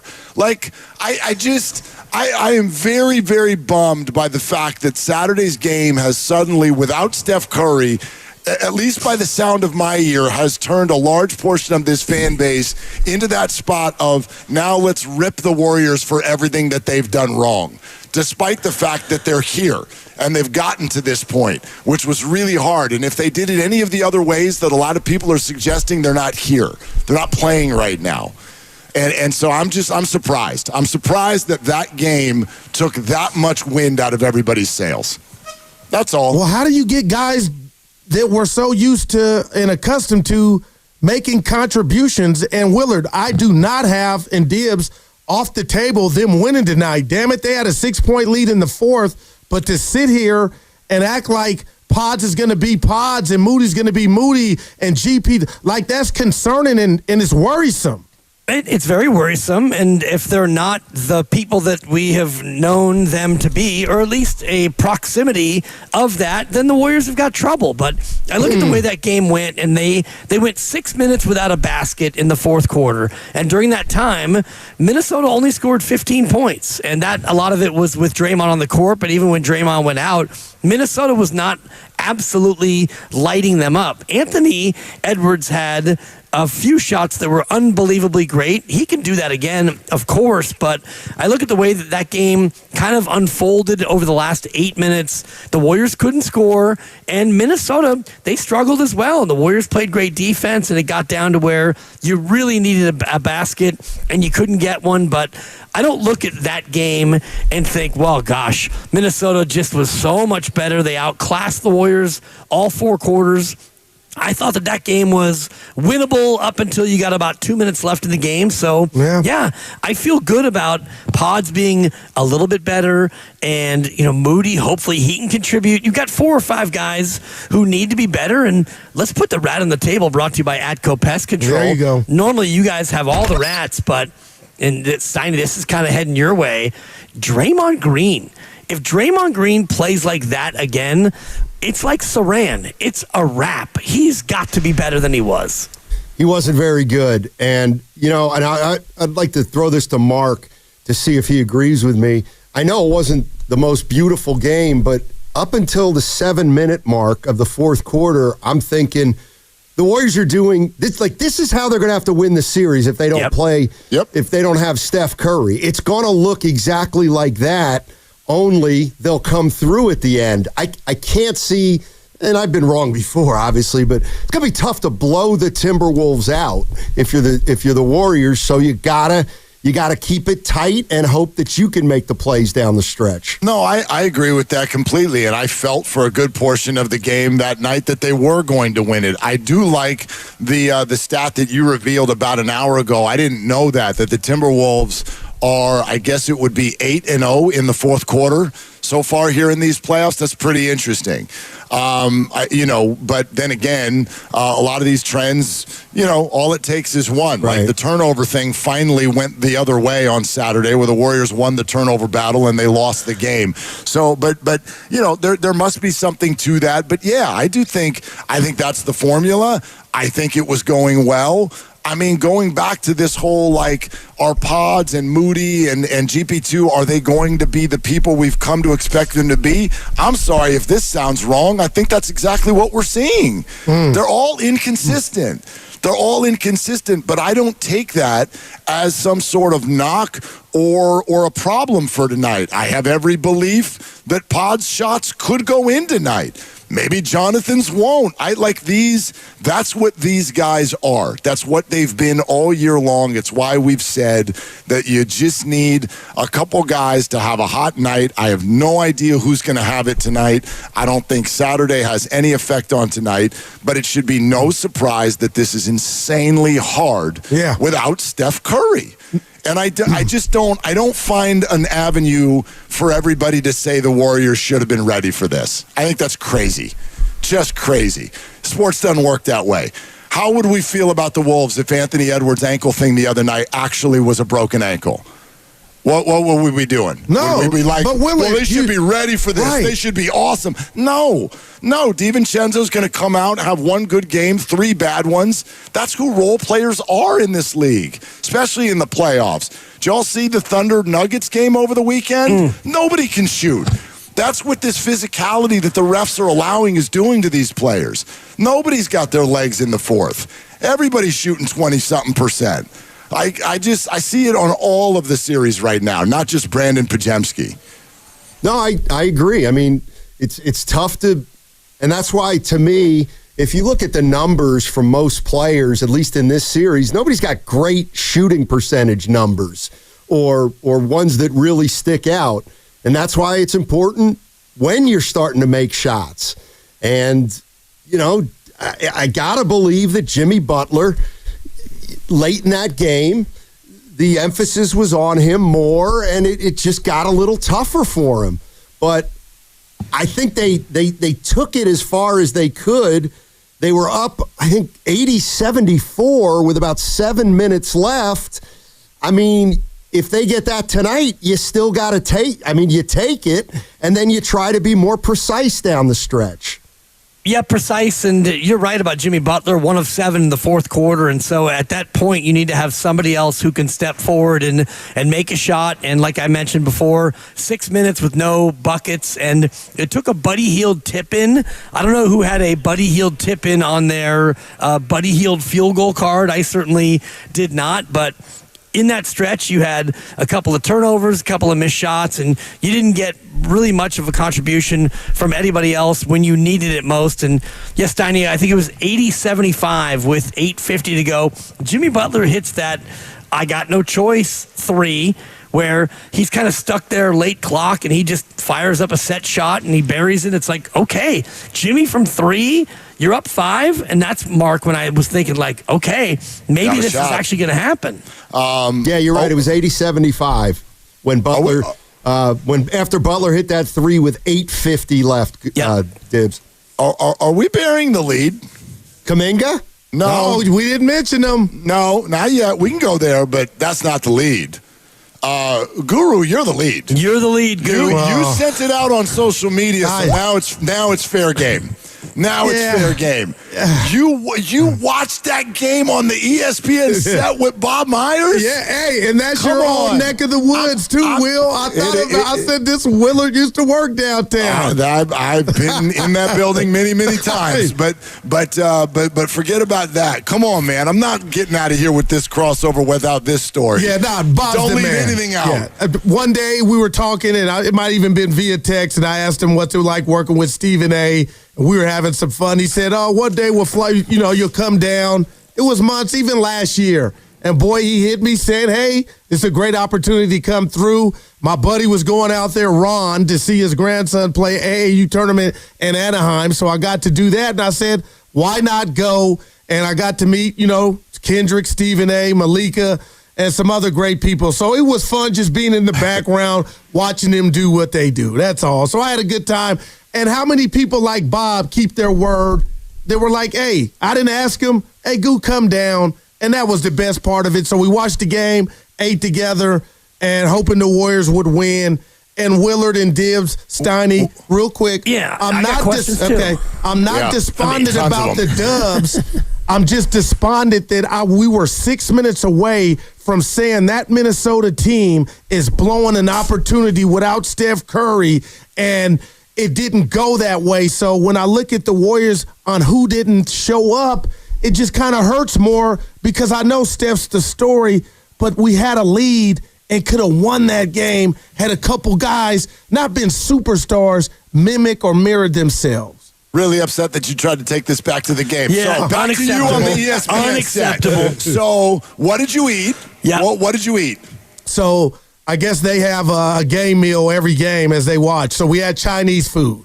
Okay. Yeah. Chinese Where food. did you watch the game? Are you guys in a green room or like what's that like? Yeah, we're on the set with the TV looks like the Death Star Enterprise. It's that big. And then when it's food time, we go upstairs in another room and you get your food and we watch the game and chop it up. And I try to do my Hubie Brown and just listen to the other guys talk ball. What surprised you about the way that whole show kind of happens? You know, like go behind the curtain. What did you not know that happens?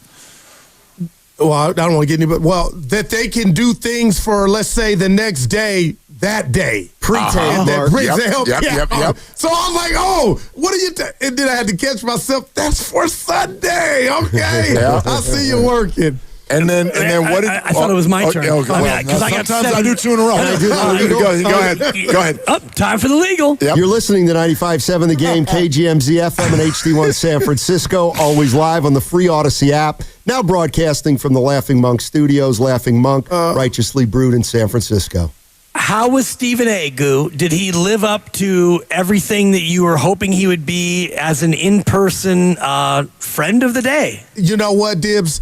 I went in and the operation was I don't want to be fanboy, but the Knicks had lost right before I got on, so I go, I'll probably get mad Stephen A.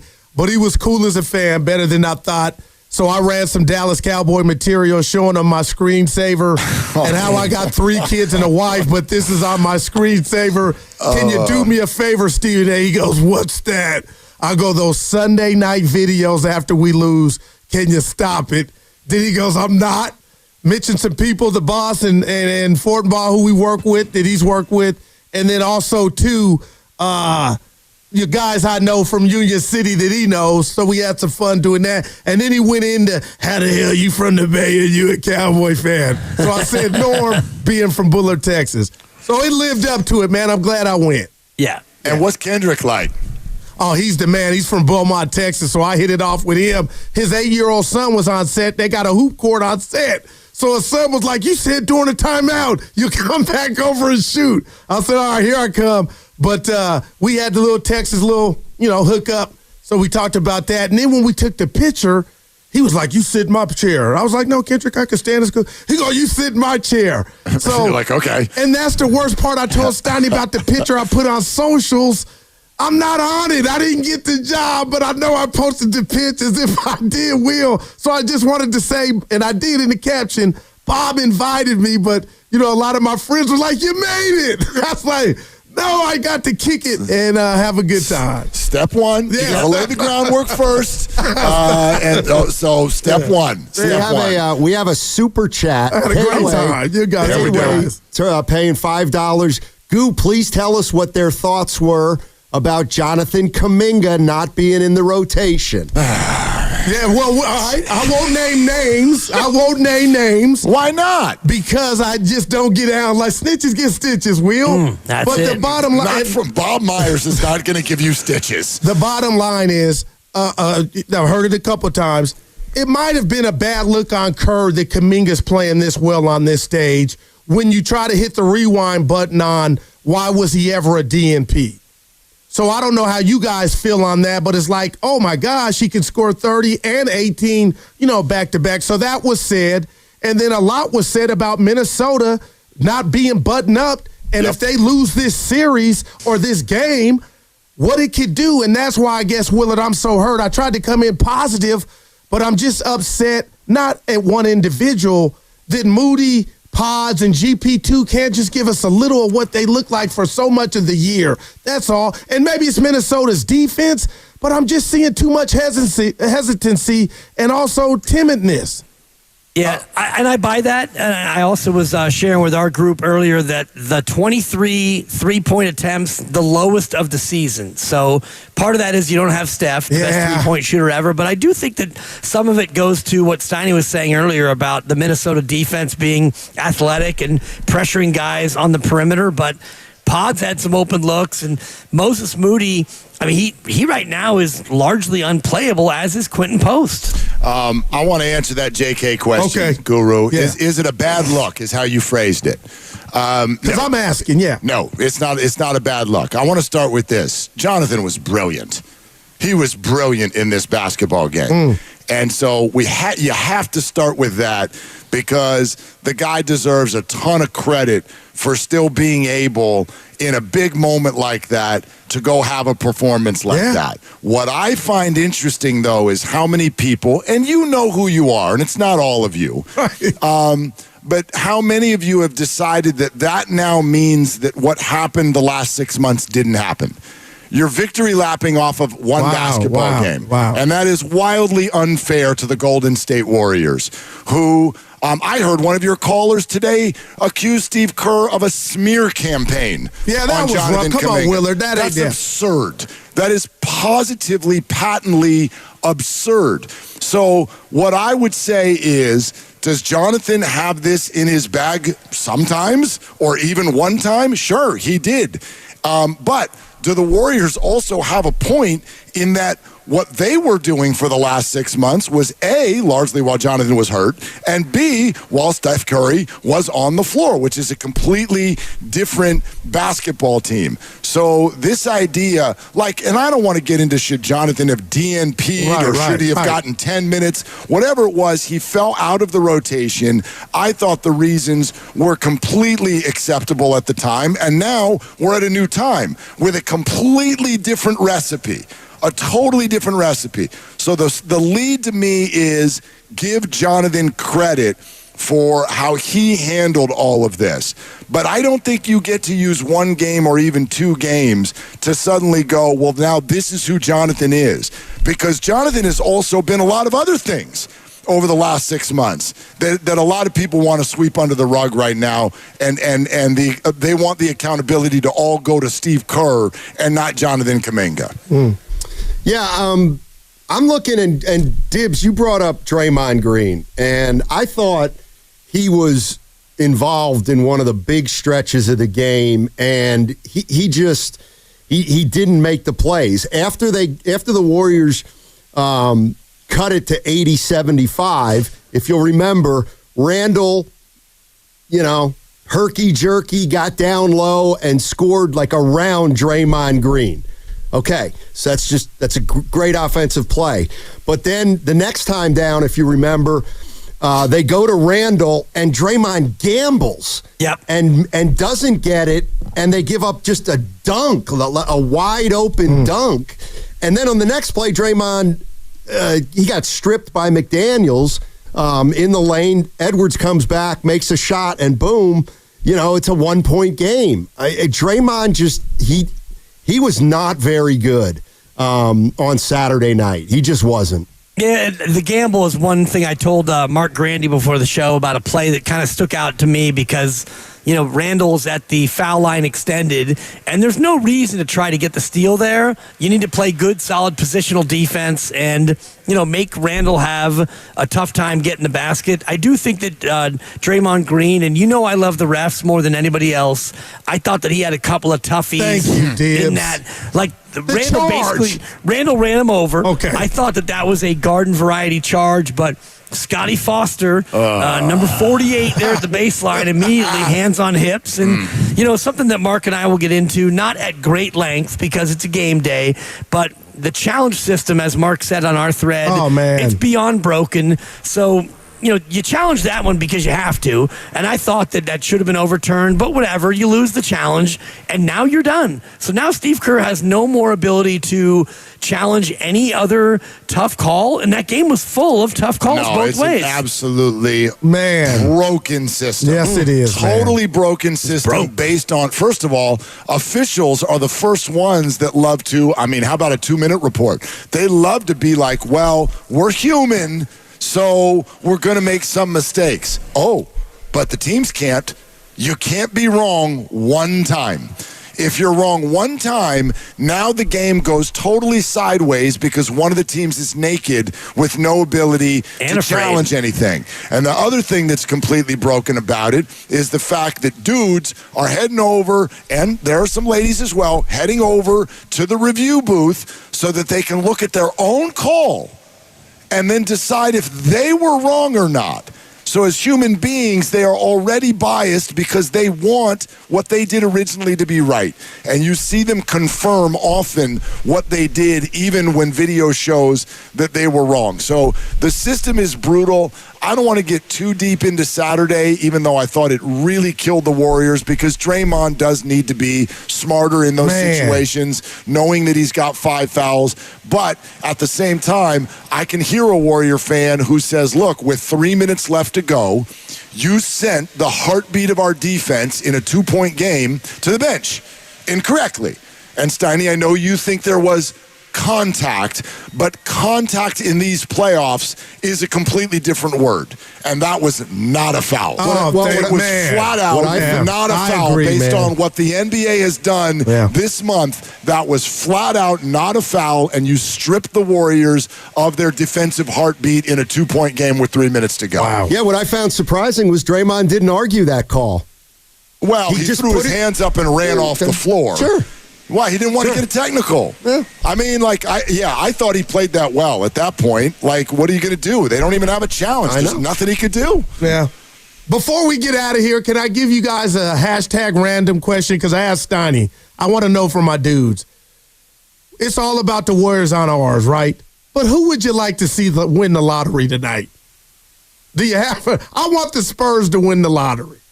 I don't want the Spurs to win the lottery. Enough of the Spurs winning the lottery. They won it with Tim Duncan, and you won it with Wembanyama. You don't need to win it again. You know what I really want? I want to see one of these you have no chance teams actually win the lottery. The Wizards, right. Thank you. And then Cooper Flagg can say, you know what? I'm going to go to play in Europe for a little while. And you guys could figure out your system, and you could figure out what you're trying to do, because honestly, there are 3 or 4 teams in the association that have no business getting Cooper Flagg. And if you're going to go ahead and maroon him on one of these crappy teams, that's what I'm into. I'm into total chaos tonight. Yeah, I'm going to say Philadelphia. Philadelphia. Yeah. Trust the process. Send him to Philadelphia, and that big mess of big names and total mismanagement, and it's a big market, and it'll be interesting. So I'll say Philadelphia. I'll also admit, though, that when you first asked the question, I thought you meant like the Mega Millions. I didn't even know the lottery was tonight. I'm so locked in on Game 4. I didn't even know the lottery is tonight. I got it. Yeah. So I was like, I'll say me. I'd like to win the lottery tonight. Is that possible? All right, gents. Well, we got a big one tonight. Warriors need it. Go ahead. And they're allowed to win it. I want to remind everybody that they're allowed to win this basketball game, and this series is far from over. And Steiny's on his way. And if they do win it, you can be able to hear it all on 95.7 The Game. Yeah, where are you going, Gil? Your boy's tired. He drove 14 hours yesterday. Yeah, I drove. Yeah. Oh, you drove? Yeah. Me and my buddy flew that out there last week. And Tibbs is like, no, he's going to fly. My buddy Ron was driving, and I got in. I hitched the ride, man. What's up? High five. All right, Stein. You guys have a great one. I'll say hello to you guys when I get down there. We'll see. All right. See you later. Yeah, all right. Okay, bye.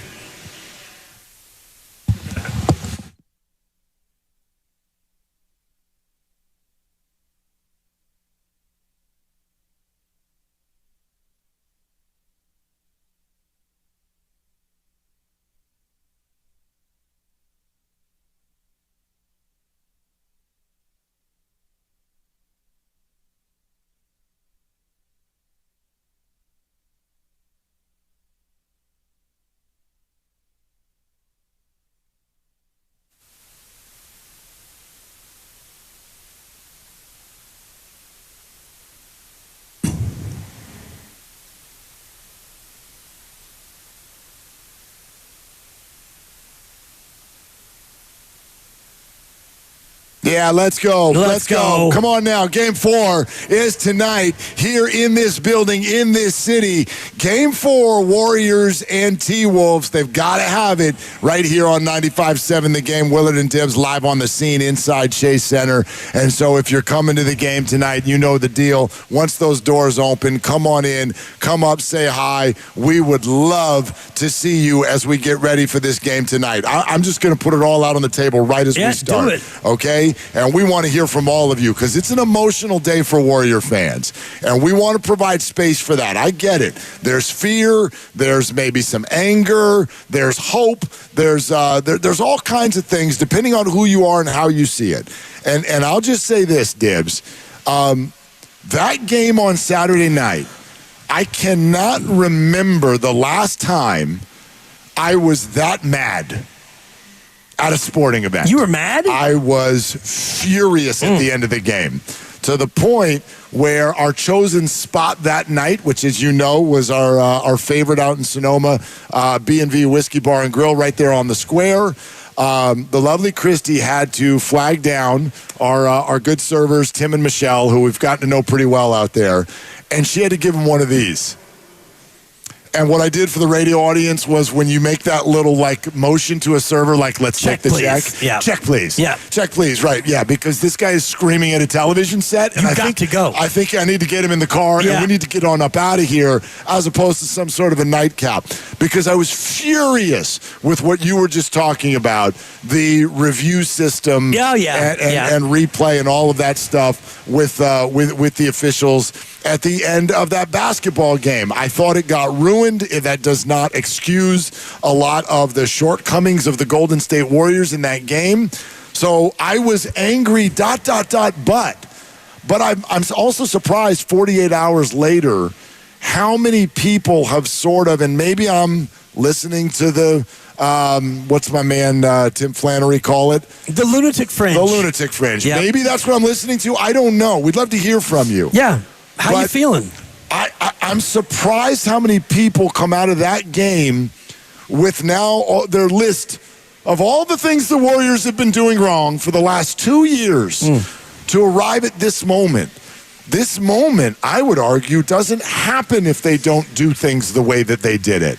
So I don't know, man. I don't feel like this series is over. Not yet. God, no. And I know that I tweeted out if the Warriors don't win Game 3, then it's T-Wolves in 5. And that was an emotional response, and I stand behind it because that's what I was feeling in the moment. Did you delete the tweet, though? No. Okay. I left it up there. Good. I don't usually delete tweets unless I go back 8 or 9 years. It's like, ooh, that didn't age well. And you might scrub something on a search. But what I felt in the moment was if they don't win this game, it's Wolves in 5. And then I woke up this morning, and I still am kind of a little bit reeling for the way that went Saturday because they had the lead, and that was the kind of game that they needed and the kind of game that they have to win. A game that is a little bit of a rock fight. You don't have Steph. You're not going to score $120 and blow them out of the building. We know that. And so that game was trending in the way they needed it to trend. You had the lead,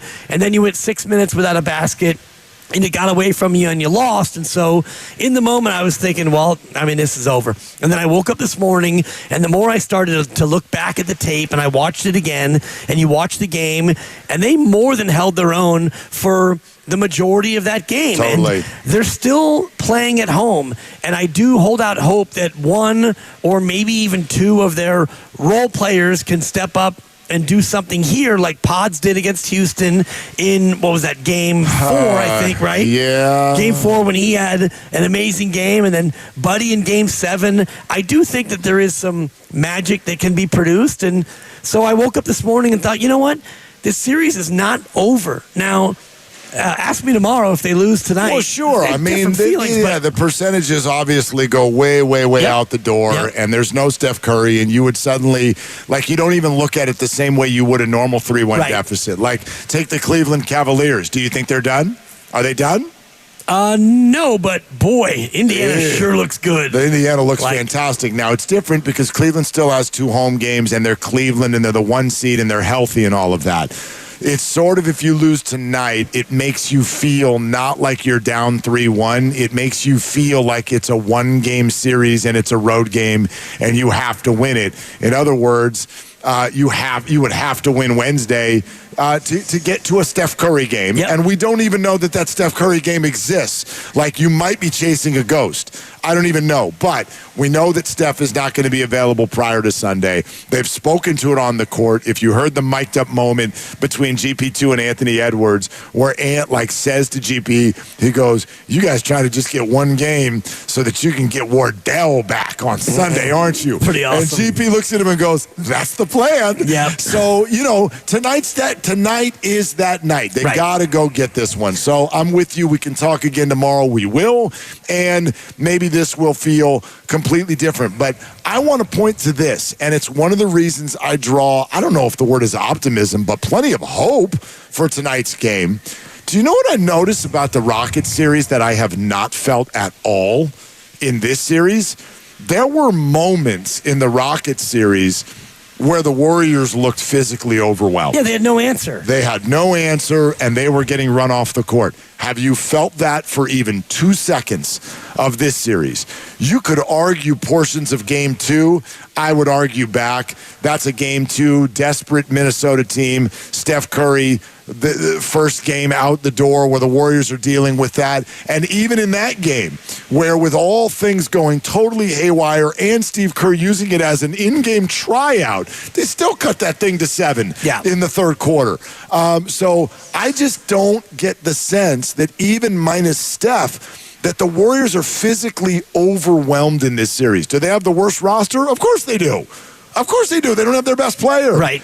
But does that mean they're definitely going to lose the game? Are they incapable of winning this game tonight? I just don't see it that way. The closest thing that I would say comes to that is Anthony Edwards in the fourth quarter, because he's an elite player, and he got into a spot where they needed elite play, and he delivered. And, the defense on him was mostly pretty good, I thought, and yet he had a couple of gigantic threes. He had a massive dunk going to the basket, and he kind of took that game over. So that's the one moment where I thought, yeah, boy, if he does that again tonight in the clutch and late in the game, you got problems because you have no answer for that. I am struck by what Steiny pointed out on the show earlier today, and that Minnesota is 8-0 in the fourth quarter.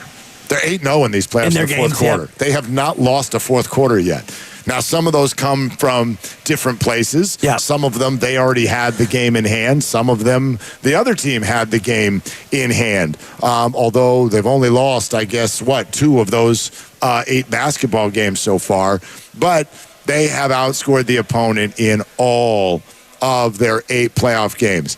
That has to mean something. And so, sure, do you feel comfortable if you're only up by 4 or 5 or 6, or hell, if you're down going into the fourth quarter? No, I'll just, spoiler alert, tonight's not going to be comfortable. There's not going to be anything comfortable about it at all. But a lot of what I have listened to today, a lot of what I've talked to today sounds very past tense. It sounds very defeatist. It sounds like, we've got our answer. And I just sort of look at it differently. You and I left the building on Friday saying, you actually used the word shocked at the idea of the Warriors winning both of the home games. Yeah. Shocked. Yeah. And I said surprised, not shocked, but yeah, surprised. Like, the whole deal was, can you split these 2 games and at least ensure that maybe Steph's got a shot for a Game 6? That's kind of the realistic goal, and I still see it completely on the table. Yeah, and just make it so that tonight is not potentially the last home game of the year. Right. Because that's where we sit right now. This might be it. Tonight at 7, you lose, and then you lose in Game 5, and that's a wrap. The season's over. So I'm just hopeful that they're able to get the split, and I'm really trying to get my head in the present, because when you think about splitting these 2 games here at home, Game 3 was the one that you probably, not that you had to have it, but it was there for the taking. And so tonight, can you replicate the defensive effort? Sure. Can you get a better game from Draymond Green? You absolutely need it. And then I mean, I think Jimmy's going to be like Jimmy was. Can Kaminga even be close to what he was? And I mean, you're not going to expect him to go for 30, but let's say JK has a nice game, 17 or 18. I'm sure he will. Moody, hello, Pods. I don't even know if Moody's going to get on the floor. Well, I don't even know if he's going to get on the floor. You're running out of bodies. Well, but you are. But then again, like, who are you going to play? But let's keep in mind what coaches and Steve Kerr among them often do in these situations. When things get tighter and things get more desperate, your rotation gets smaller, not bigger. Yeah. Bigger is when you've got wiggle room. Bigger is game 2. Let's play everybody. Let's have Pat Spencer go on the radio tomorrow. Let's just send everybody out on the floor. Game 3, a little smaller. Now you lose. Game 4, you have to play this like a Game 7. You have to play this like a Game 7. I'm not saying that Jimmy Butler doesn't come off the floor tonight. He played 43 minutes. I wouldn't take him off the floor very much tonight. Right. I'm going to live and die with that, and if I die with that, I die with that. Well, you played 10 guys in Game 3. Quentin Post, 2.5 minutes. Moses Moody, 3 minutes and 20 seconds. So you really played 8 guys. And of those 8, you played TJD 11 minutes, and I actually liked his first stint in the first quarter. I thought he was defensively pretty solid, and he was active and all the rest of it. So you got to figure out what you do at the center spot. You can't play Draymond Green the whole game at the 5. He's going to foul out.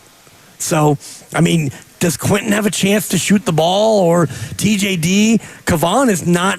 He's not looked good in this series. Well, he has not. They're too athletic for Kavan. And Minnesota's doing such a good job of guarding the three-point line that it kind of takes Quentin. I think that's actually what takes Quentin Post out of the game. Good. I understand that he's not good on defense. He's never been good on defense. Sometimes that's a trade-off for what you get on offense, but if they're going to guard the three-point line that way, Quentin doesn't give you anything else on offense. Exactly. So that's kind of what's played him off the floor. Look, I know right now there's a lot of people you don't have faith in with the Warriors. Guess what? One or two of them is going to have to go out and play well tonight. No doubt. But I also think that we spend way too much time thinking that what we saw 48 hours ago is what we're going to see again tonight. It doesn't work that way. It hasn't worked that way at any point in these playoffs for any one of these series. So, could Brandon's shots go in tonight? Sure they could. Will Moses even be on the floor? I have no idea. Is GP2 going to knock down 3 corner threes tonight? He might. I have no idea. I do think you'll get a better Draymond Green.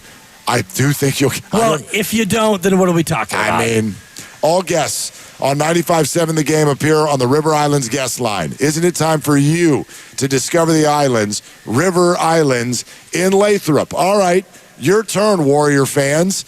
Gosh, why do so many of you sound the way you do? And if you're not one of those folks, call in and play it that way as well. It's 2-1. It's not 3-0. 888-957-9570 is the number. We are here for your calls all afternoon, live from inside Chase Center, right next to the Ultra Club, where we hope to see many of you in a couple hours. We're getting ready for Game 4 on Willard and Dibbs.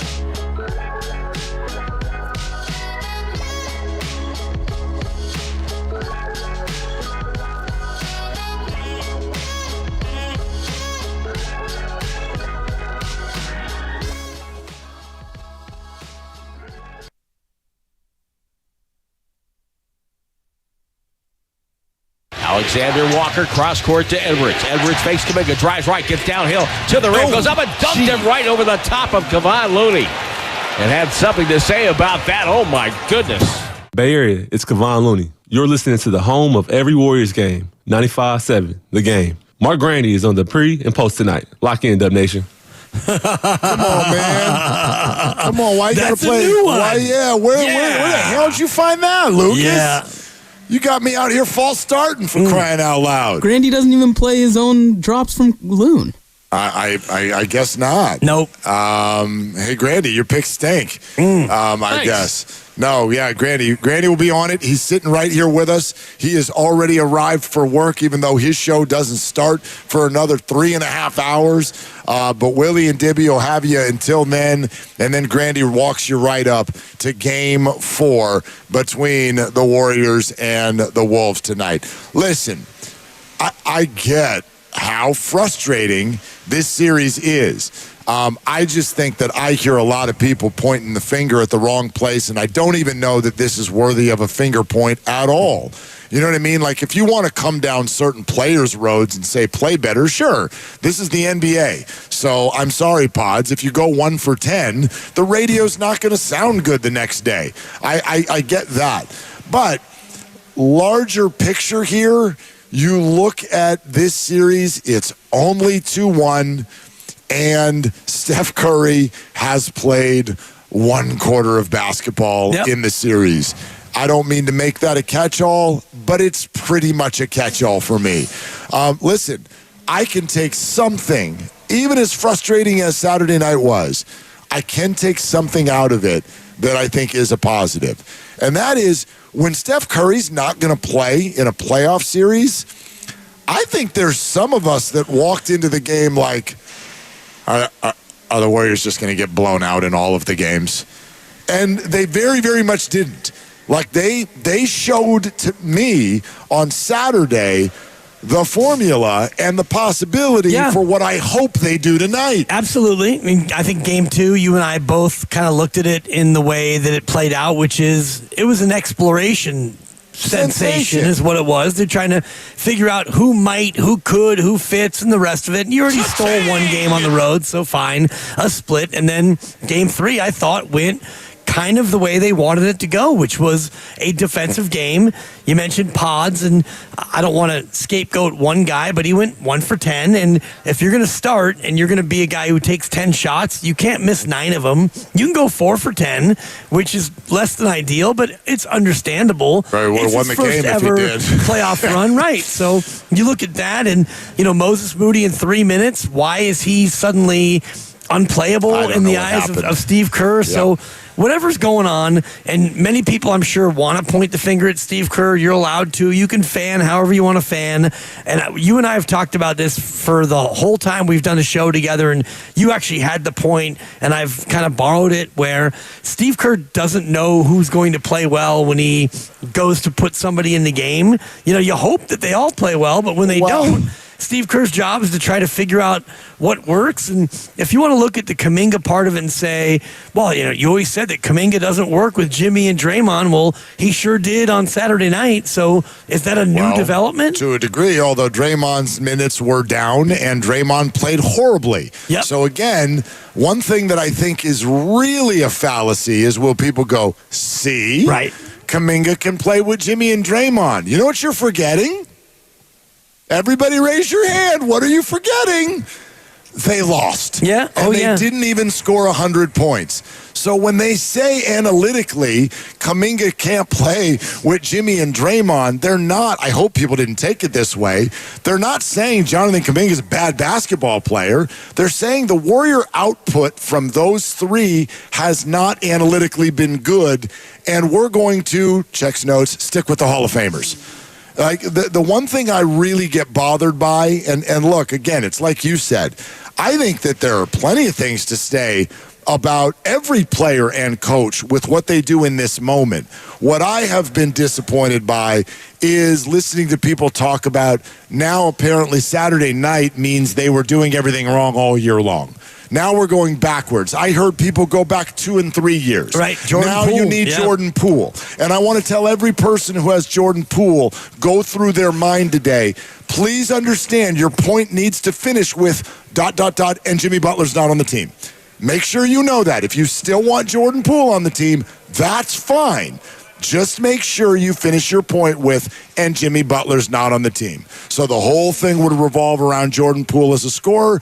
That's the Washington Wizards. They might win the lottery tonight. Yeah. So I don't believe in going back all that way. That's even for frustrating. me, I'm trying to get beyond going back to Saturday, other than to look at things that worked. And yes, it's a game that was winnable and you didn't win it. So you come out tonight, and you mentioned this before, every game in a best of 7 is different. You could look at any of these other series. Tonight, Boston is a favorite at New York against the Knicks. And, rightfully, I was talking to my brother-in-law, Mike, yesterday, who's a diehard Boston fan. He's from Boston, and he couldn't believe that they lost those first 2 games. And he's right. Those games were kind of flukish. They were up by 20 in both, and they lost them both. So the Warriors tonight, they're allowed to go out and put up a $118, and everybody makes every shot and blow Minnesota out. And it could also go the other way where, oh my God, we missed Steph, and Minnesota they're too athletic, and Minnesota can win 107-82. I believe this one's going to be nip and tuck, and we should all buckle up for not 48, but 53 minutes of basketball. Oh, crap. I know. I'm sorry. People are already coming down my road on the YouTube feed. Predicting overtime? We got overtime tonight. Oh, for God's This one is going to be, I think, a real tight back and forth. We're going to get extra basketball tonight because this 7 o'clock start. The kids, think of the kids in Minnesota. It's going to be freaking past midnight. I'm not worried about the kids in Minnesota. I'm always worried about the kids. Yeah. You get kids in Minnesota trying to watch their favorite team. You've got kids who are, 2 weeks away from summer break. If you need to go sick day mode, you can keep your kid home tomorrow. Nobody's teaching anyway. I live with a teacher. That's a good point. Minnesota sports fans will take sports over school. If you're done with standardized testing right now, and most classes are, teachers are watching movies. They're putting on a movie, and you're getting extra recess. So I'm not worried about the kids in this moment. I am worried about the relative cardiac health of our fan base, because if this thing does go OT, my God, it's going to be a thriller. I'm laughing just because I'm thinking about the month of May and what teachers do to just get to the finish line. I have class tomorrow morning on Zoom, and I completely went to the phone this morning and went, I think it's guest speaker day. By the way, you love John Bloom. It's not John Bloom, but they are doing play-by-play this week. The students are doing play-by-play this week. So, Roxy. So who do you think's going on? Roxy Bernstein. Nope, keep guessing. Rain Dance. 9 a.m. Kevin Dana. You're mailing it in. And I love Kevin Dana. I'm just going to be sitting in the back with a breakfast burrito, be like, and the next question for Kevin is? Before we go to the phones, yes. Will you cash him out one time? Damn right. Of course I will. You going to pay him for this? Oh, am I going to pay him for this? I'll buy him a beer next time we're at the games. Apparently don't cash him out one time. We all do this in the business. We do. You not go on 10 minutes, grab It's no different than when he comes on the show. Do you pay him when he comes on the show? Fair. No, it's the same thing. I help to promote his bit through my impersonations. I'm definitely not going to say I'm going to pay him, because last quarter, the guy who I believe is still sitting back at the station right now, the great Evan Grandy, was Evan Giddings. Evan Giddings. Grandy's sitting right next to me. Evan Giddings was a guest on the class. Nice. I didn't give him any money. Yeah. I thanked him. Of course. Yeah. With a firm handshake. Yeah. With eye contact. Thank you. I get that. Yeah. All right. Out to the phones. 888-957. He hasn't asked me yet, by the way. 957. What is it that you actually do? 27 years in the business, dog. Play? I've done it forever. I won an Emmy. Hey, guys, this is Dan Dibley, who once made fun of someone's thumb when they didn't even have one. That was Sideline Reporter. Okay. I lead the nation in Emmys per season, EPS. Look it up. I did one season of play-by-play, and I won an Emmy. And then was let go. Oh, Dave Cavill. I got Cavill. Yeah, a lot of people do. All right, let's go out to the phones. John in Hayward. Hi, John. Thanks for calling. What's up? Hey, thanks for taking my call. So I would take the two killer bees out of the starting lineup, meaning Brandon and Buddy, and insert J.K. and Pat Spencer. If you guys remember, from 10/23 October to 11/22 November, the Warriors, they went 12-3. Why? Because Buddy was coming off the bench, and so was, Pajemski for the most part. He is not a good fit to be guarded by Jaden McDaniels. I think he'd be better if he played against Nickeil Walker-Alexander, and we need to put J.K. in there so he can start, on Ant-Man. And it just, everybody in this country knows that Finchie, he's playing, chess, while, Steve Kerr, the great Steve Kerr, is playing checkers. He's checking all these different bodies. And at this point, quite honestly, Spencer is a better ball handler. Yes, Pajemski can draw, the charges. He plays better with his hands. But remember, defense is played on his feet, and Spencer might be the fastest guy on the Warriors roster. What do you guys think? Well, I think you have some points. I don't agree with all of your points. John, thanks very much. The start Kaminga idea, I mean, maybe. I don't know what they're going to do tonight. And if you want it, the idea of where he's going to match up on both ends of the floor, I don't think that's a crazy idea. I don't know that that's what they want to do. Jonathan has shown the ability to put up points coming off the bench more so than Buddy Hield has. So, but I can hear that. The Pat Spencer idea, I don't really understand. I know that in a small sample in game 2, he got people's attention. The idea of relying on him and starting him does not feel great. And John, where I really want to push back is this idea of everybody knows that Finchie is playing chess and Kerr is playing checkers. Let me say it a different way. Everybody knows that Finchie's playing with a full deck and Steve's not. Right. That's how I would say it. Yeah, Steve opened up his game of chess without his queen. Right? Because you lose the king and you lose the game, right? I'm not a big chess guy. I think that's the way that goes, right? Right. You lose the queen, you can hang in there. And maybe you force... I'm not an immediate L, but it becomes tough. Well, and maybe that's what this is. And, I mean, Steph Curry is the queen if they're playing chess. So, all right, good luck. And it'd be interesting, though, if, a rube like one of us took on one of the chess greats and they had to start without their queen. Could that person I'd still get beat. A chess master? I'd still get beat. You get no queen and they're still going to whoop up on us? No, because I'm I know the rules, but I'm can the pawn? The pointy one goes diagonally. Right. I know the rules. The bishop. Not great. Yeah. Not great. Me either. I can beat Jude. He's 11. But I wonder at what level of player could that player go out and beat a chess master without a queen? Yeah. And I think about this series because Steve Kerr lost his queen. So, yeah, Finchie's playing chess and Steve's playing checkers. Or he's really playing chess, but he doesn't have a queen. So, lots of luck. Lots of luck. Bert in Benicia. Hey, Bert, thanks for calling. What's up? I just want to say I think people should not be stressing this series or getting upset. I look at it this way. We made a good trade. We got a good piece. We got to see meaningful games, which is what Steph and Draymond wanted. We got to see a 7-game series. But without the queen, a.k.a. Steph, and your best player, this game is a wrap. This series is a wrap. This is over in 5. Minnesota's going to win in 5. They should. Just enjoy it for what we've had so far, because trying to get upset and blaming Pods for not hitting shots and all these other players for, again, being in situations that they really should not be in, minutes-wise and role-wise. Just enjoy the ride that we've had this year from where it started to where we are now. And, hopefully he comes back and gets healthy. But without Steph, this series is a wrap. Bert, thanks. Bert, I disagree. I'm not there yet. Me too. I appreciate the majority of what Bert is saying, but the concept basically that this is definitely over in 5, despite the fact that you did tweet that in an emotional moment. I did, yeah. Yeah, I stand on it. They can win this game tonight. I'm not saying they will. I'm not saying that they should. I'm not saying any of those things, but they can. They can win this basketball game tonight, and if they do, it at least opens the door for a different conversation and a different result, because I have no idea what's going on with Steph. I did see Tim Kawakami say about an hour ago Steph was at shoot-around. He did walk off and did not look terribly comfortable. I don't think that's great, but it's also only Monday, and you still have 6 more days until Sunday, which is when Game 6 would be.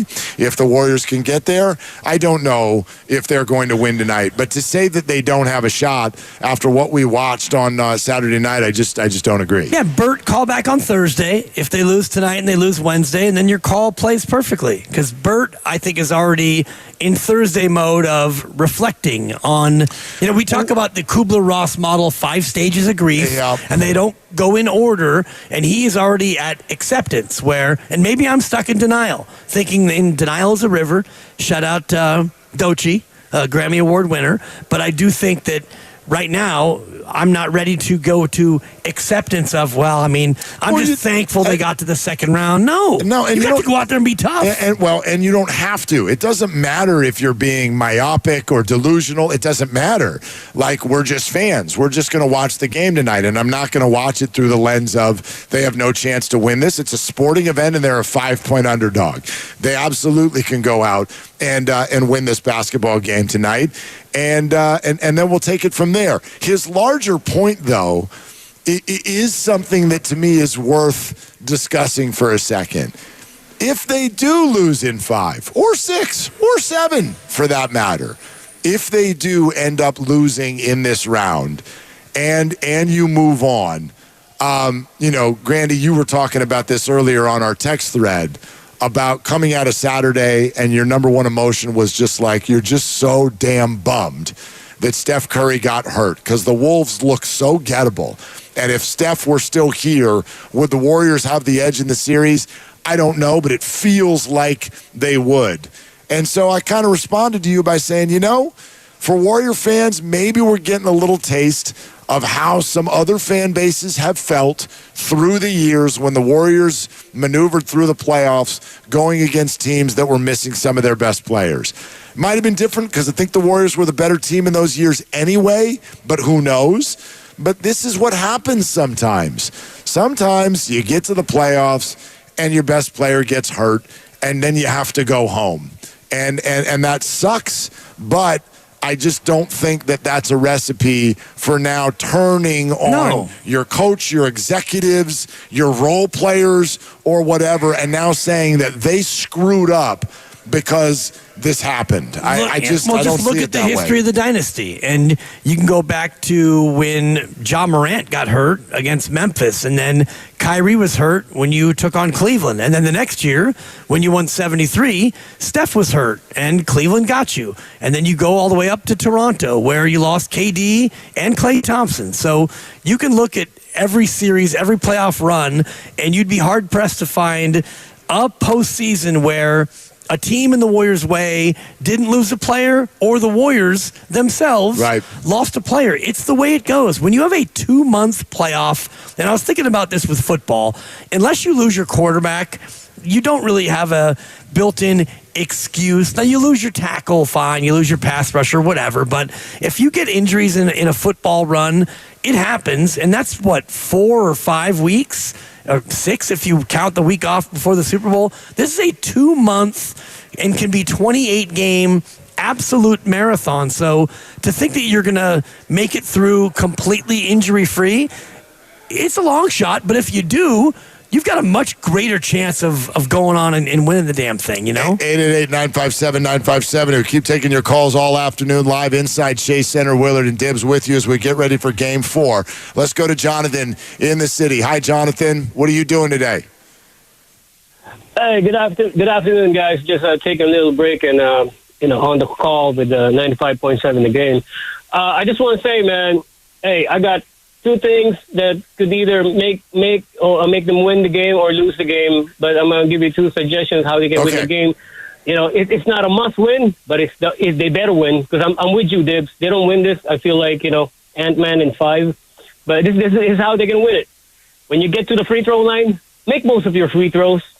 Another thing, when you get in the paint and you shoot that teardrop or a layup, make most of your layups. I mean, guys, they're professional grade basketball players.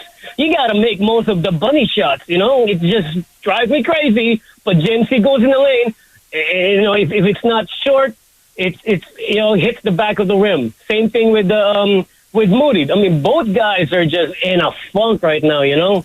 And we just need, you know, whatever good luck's out there to turn the favor on their side. And another reason why they could win the game tonight is they need a little favor from the NBA. Because you know why? Without Steph, who the hell is going to light up their ratings? You know, you got no LeBron, you got no Luka. And last time I checked, the only superstar, rock star you've got is Steph Curry. So without Steph Curry, you know, that guy is Led Zeppelin and the Beatles and Michael Jackson all in one. So, hey, NBA, wink, wink, you need Steph on that billboard. Jonathan, thanks. I don't disagree with you. I don't love the idea of, hey, the Warriors should just be the benefactor of some sort of conspiracy theory in the NBA. That said, if Steph were to return Sunday, that Sunday night TV, Steph comes back and tries to save the Warriors. The Willis Reed game. I feel like it would be highly rated. I would imagine. I feel like that would put up a good number. A lot of eyeballs here. And your crew chief tonight, Mark Davis, who many Warrior fans will associate him with a lot of angst and turmoil. King of the no-call, Mark Davis. He calls only 36 fouls a game, below the average. Home teams win 48% of the time. Mark Davis. Mark with a C, by the way. That's hard to do, to have the home team lose the majority of the games. Especially when the average on the year is about 54%. That was his regular season stats. I mean, just in general, home teams win more than road teams. Yeah, oh, absolutely. What a weird stat. Mark Davis, ladies and gentlemen. What an odd human being. Yeah. I don't like him. No, I don't prefer him at all. When you watch him on the court tonight, you're going to be reminded of other games this year where you're like, oh, that guy? Do I hate him more than Scott Foster? Because I don't like Scott Foster. You don't yike Mark Davis. I don't yike any of them, those officials. Anyway, 888-957-9570. Hey, Gary and Joe and Jonathan, we see you. We're taking calls all afternoon, so keep it coming. 888-957-9570. We're brought to you by Fremont Bank. We're here for you, here for good. Willard and Dibbs.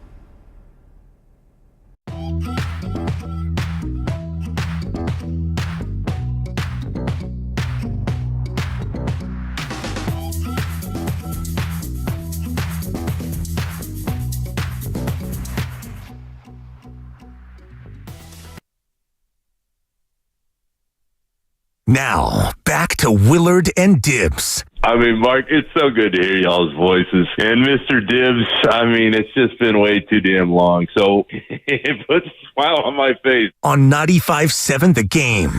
I feel the same way on a Monday. Yeah. I feel the same way by being in this building. Is today Monday? It doesn't feel like a Monday. But it is. Yeah. It is. I checked. Yeah. I looked at my iPhone. Monday. It's Monday. Yesterday was Mother's Day, so. It was. Oh, gosh, thank you. Yeah, you're happy welcome. Mother's Day, everybody. To all the mamas, ladies, the baby mamas. all the mamas out there. I hope you had a wonderful day. I hope you got spoiled. If you wanted to spend time with the kids, I hope you did. And if you didn't, I hope you didn't. Yeah. Your choice. How'd Adrian play it? She spent time. We did the whole family thing. Okay. Because we just lost her mother, Mima. Yes. Shout out Mima. So our first Mother's Day without Mima. So we did a brunch, and it was emotional because she would have loved it. And then we actually had dinner at our house where the family all came over. And so my wife wanted to spend time with the little stink pot that we have and all her family. So she got the Mother's Day she wanted, and the gift I got her checked the box, which, as a partner, as a future spouse, like it's about doing the right thing, but it's more about not messing it up. Oh, that's what every man is going into every day thinking. Yes. Just don't screw this up. Survive in advance. Yeah. We do not go into any holiday with joy. We just go in with fear. Oh, completely. Yeah. Completely. So good job, dude. Last night, I got the sentence that I was waiting all day for. Thank you for a wonderful Mother's Day. Atta babe. And I said, thank you. Let's go, Dibs. Thank you. That's what I'm talking about. I mean, I was kind of. I didn't think you had it in you. I was like the Warriors in the series. I was plus 625 to actually navigate that day. But you did it. Yeah. Just like they can. I was allowed to. Yes, you were. Yep. And you did. No, hell no. You crazy? Would bet that. Things as you'll see as you get deeper into your relationships, that thing's a minefield. It's a minefield, especially with a 2.5-year-old. No doubt. I mean, you never know what's going to happen, but I we did the darn thing. I woke up today, and as always, you just kind of, let's see what's happening on social, what's happening on the internet, what are the Joes doing, what are Steiny and Goose saying, and I almost, fatherly instincts took over, because Father's Day is next. Everybody get to work on it. Yeah. A fatherly instinct, and I don't want to, that's not my job. My job is not, I have my own kids. The Warriors are not my kids. I've got plenty going on. I don't need more responsibility, but I sat there and I listened to everyone and I went, hold on a second. Is this really where some of you are? Is this where you've arrived? We've arrived now as I'm sitting here finding my number 95 Willard jersey that goes next to the 0.7 Dibs jersey that we're wearing right now on YouTube. This is where we've arrived. The Warriors roster is crap, and they never should have gotten rid of Jordan Poole, and Jonathan Kaminga has a smear campaign against him, and the Warriors are just a big disappointment. I know a lot of you don't feel that way. I know most of you don't feel that way. Some of you sound that way. And maybe some of you feel that way. I can't believe that. I can't believe that. If that's how you feel, by the way, here's what I would say. That's fine. Don't come in excited tomorrow if they win. Oh, they're allowed to. No. They're allowed to. You always try to do this. Get off the bus. You always try to make people have to pay a penance. I try to do it to you. Yeah. You already kicked them. You can't tell me tonight that they can win this game. Oh, you I already did. I already predicted that they're going to win. Yeah, but you tweeted that they can't. I tweeted that I thought that it would be Wolves in 5. And if I was a betting man, they're not allowed to win in 5 if the Warriors win tonight. I checked. Correct, but I'm allowed to be excited if they win tonight. You don't get to tell me. You don't get to tell me how to fan. Draymond Green said, stand on what you say. Right. Stand on what you do. And I stand on it, and I looked back at the tweet, and the tweet that got the most traction is me saying that Minnesota's not that good. So I had actually forgotten about the subsequent tweet where I was emotional, You're thinking emotional. that That's fine. they lose that game and they are in trouble. I mean, well, sure, they're underdogs at home right now, and you don't have Steph Curry until God knows when. I guess my It's not thinking ideal. but my thinking on that was not like trouble didn't arrive Saturday. That's not when trouble arrived. Because if you win that game, you're not in trouble. But You've got another one to play with. Tonight would have been gravy. No, I don't agree with that at all. Trouble arrived last Tuesday. When he got hurt. When Steph Curry went to the locker room. That's when trouble arrived. Like, oh, this is not great the way this series is going. That's when that arrived. Last Tuesday night. Not Saturday. Not Saturday. If all you wanted was a split, they can still do that. Yeah. By the way, they can win tonight. Now you think they're winning the series? Are they winning the series? Depends on Steph. Depends on Wednesday. See, I'd still bet against it. Well, if Steph is able to come back for a theoretical Game 6, then, yeah, I like their chances. That would mean that he's cleared, and you'd be down 3-2 at the worst if you won tonight. So the Steph Curry part of it changes everything, and that's why Minnesota right now is minus 900 to win the series, because they're up 2-1, and Steph's status is unknown. Let's go back to the phones, 888-957-9570. Let's go to Gary in Concord. Hi, Gary. What you doing? Oh, just sitting here, getting ready for the game. Okay. Too long, but we'll do it. First off, Mark, thanks for being the voice of reason. I mean, I appreciate listening to you in the afternoons. I'm so tired of listening to the morning guys and never clapping back when people make ridiculous arguments or say stupid things. They just go, oh, thank you for the call, instead of saying, whoa, let's talk about this a little bit. When you say, Kerr has an agenda against Kaminga, it's like Kerr's job is to win. That's what he wants to do. This is not about Kaminga. The problem with Kaminga has always been, and if the people would listen to Kerr, it's usually on the defensive end, not knowing where he should be. That's half the problem. And then on offense, half of those points are on broken plays. So until JK gets it in the head, he's not going to be out there with the rest of those guys. We need him now. We need the points. So we have no choice but to play him. And he's a hell of a player. But if he doesn't understand it on defense, I don't care if he's scoring 30, if he's giving up 30 on the other end. The other point is Minnesota's not playing well. We're lucky. We've been lucky. We've had a chance this last game. They're just not playing well. And we had a chance. If it's not for McDaniels and Reed, who get threes every single time we gain ground, we might be in a better place. Scott Foster, stop making calls 40 feet away from the basket. Stop making calls that always benefit the other team. I'm so sick of Scott Foster. I was yelling at my TV. My girlfriend's looking at me like, what is your problem? I go, this guy has had it for us for years. Draymond, keep your composure, bud. Keep your composure. Please keep your composure. And if God forbid, if they win tonight, I think they have a chance. You bring back Steph on Game 6. Then you have all the drama of what do we do with Kaminga again, So you'll have plenty of talking points at that point. But at the end of the day, we need Curry. Otherwise, we won't win. Thanks, guys. Gary, yeah, thanks. I think there's some fun points in there that we can play with a little bit. By the way, first thing he said, though, with regard to Jonathan Kaminga, I think Kaminga's actually done some good things on defense in this series as well. So I like that. That's kind of where I want to keep the Kaminga thing right now is just as much as possible, I want to credit him for what he's done so far in this series and just kind of keep it there. I get very frustrated by now what Jonathan Kaminga, and this is through no fault of his own, but what Jonathan Kaminga represents, which is it's now sides. It's if he plays well, it means other role players suck, and why don't we keep the same energy for those guys? And now we're going to rip Kerr, and there's been a smear campaign, and that's what I've really come to a level of frustration with regard to Jonathan Kaminga, because I think there are a lot of Warrior fans who can't watch him with a straight brain anymore. Like when he plays well, it means this. When he plays poorly, it means that. And then he's very divisive. Yes, we have to meet in the middle and argue about it, as opposed to what it used to be. It used to be that Jonathan was like you and me.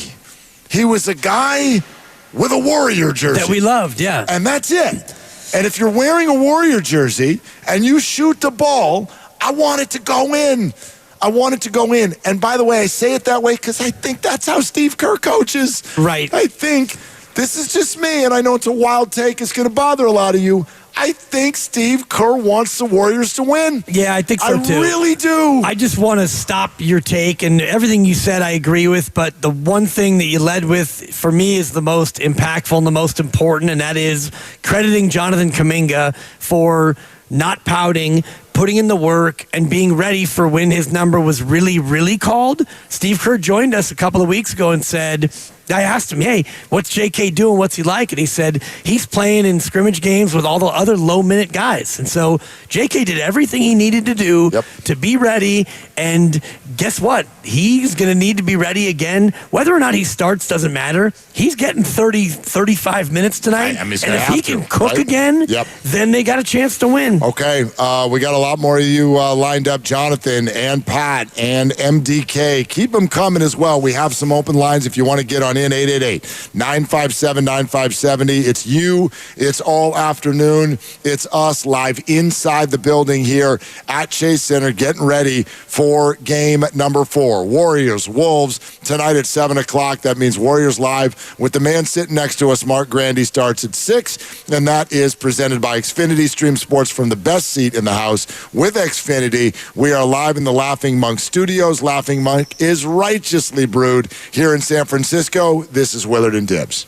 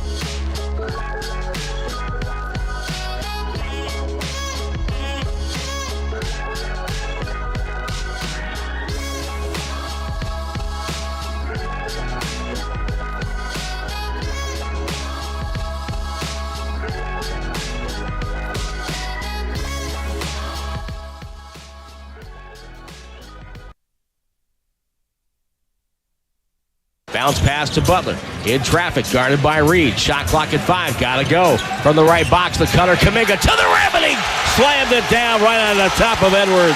Good cut. Good weak side cut. Great timing.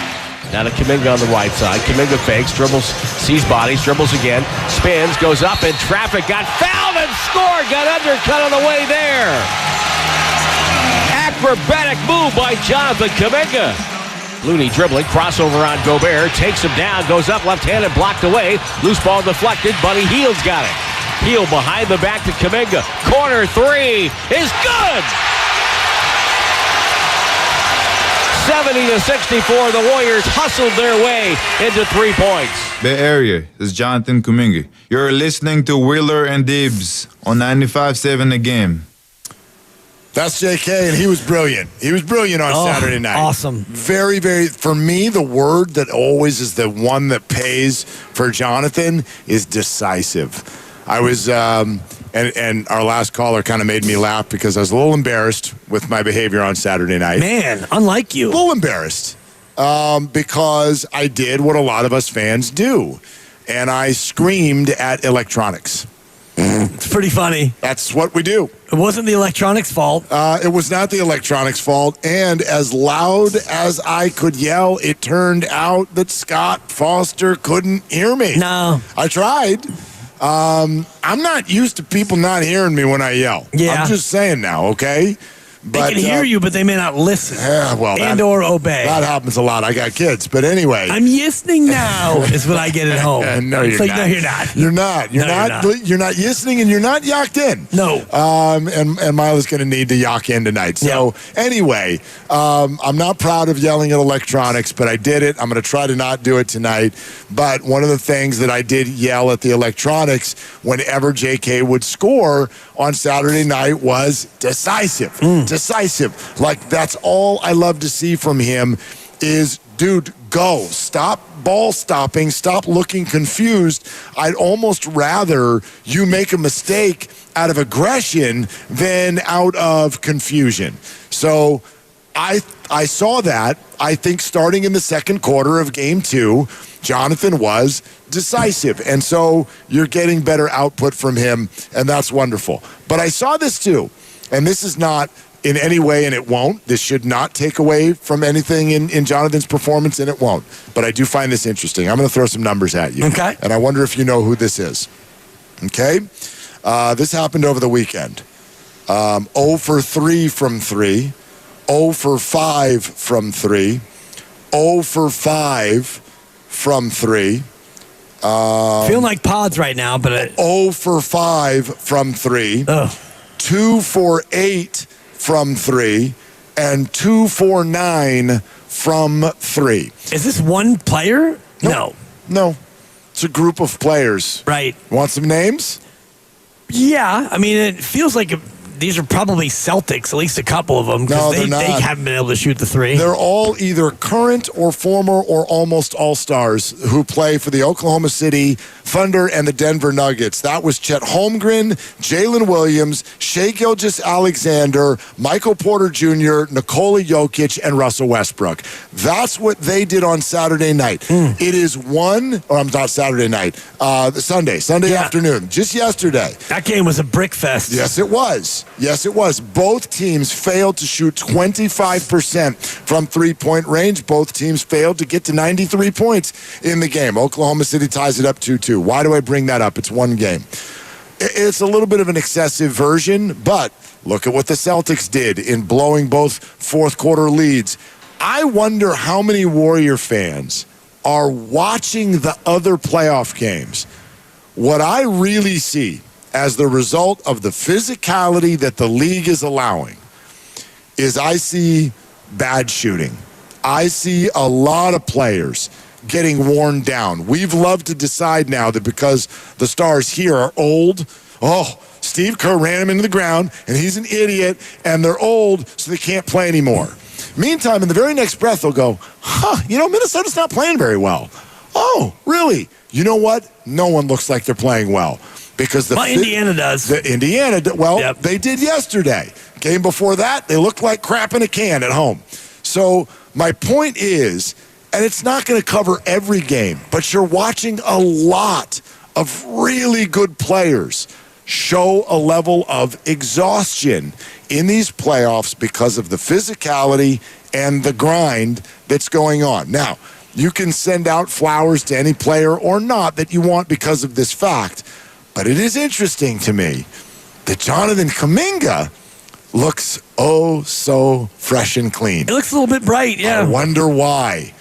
He hasn't been playing. And he's 22. And he's 22, but Anthony Edwards is 23. Yeah, he looks pretty damn bright. Yeah, sometimes. He don't look tired. Sometimes. He went 0 for 11 in Game 5 against the Lakers. Came out, had a stink bomb against the Warriors in Game 1. Didn't look too off his game last night. He's in a great second Saturday half. night. Yeah. Great second half. Fourth quarter, he was unguardable. Look, they're all good, and they're all going to have their moments. Jimmy has, Steph has. I just think this is part, not all, but part of the conversation. You're watching shooting percentages go down for a lot of players across the league. Yeah. And Jonathan has come in, and this has worked for him once he got his rhythm back. I think there was a process of, dude, I haven't played in a month. Then he got his rhythm back, and now he looks like the freshest player on the court. Why? Because he hasn't been playing. Yeah.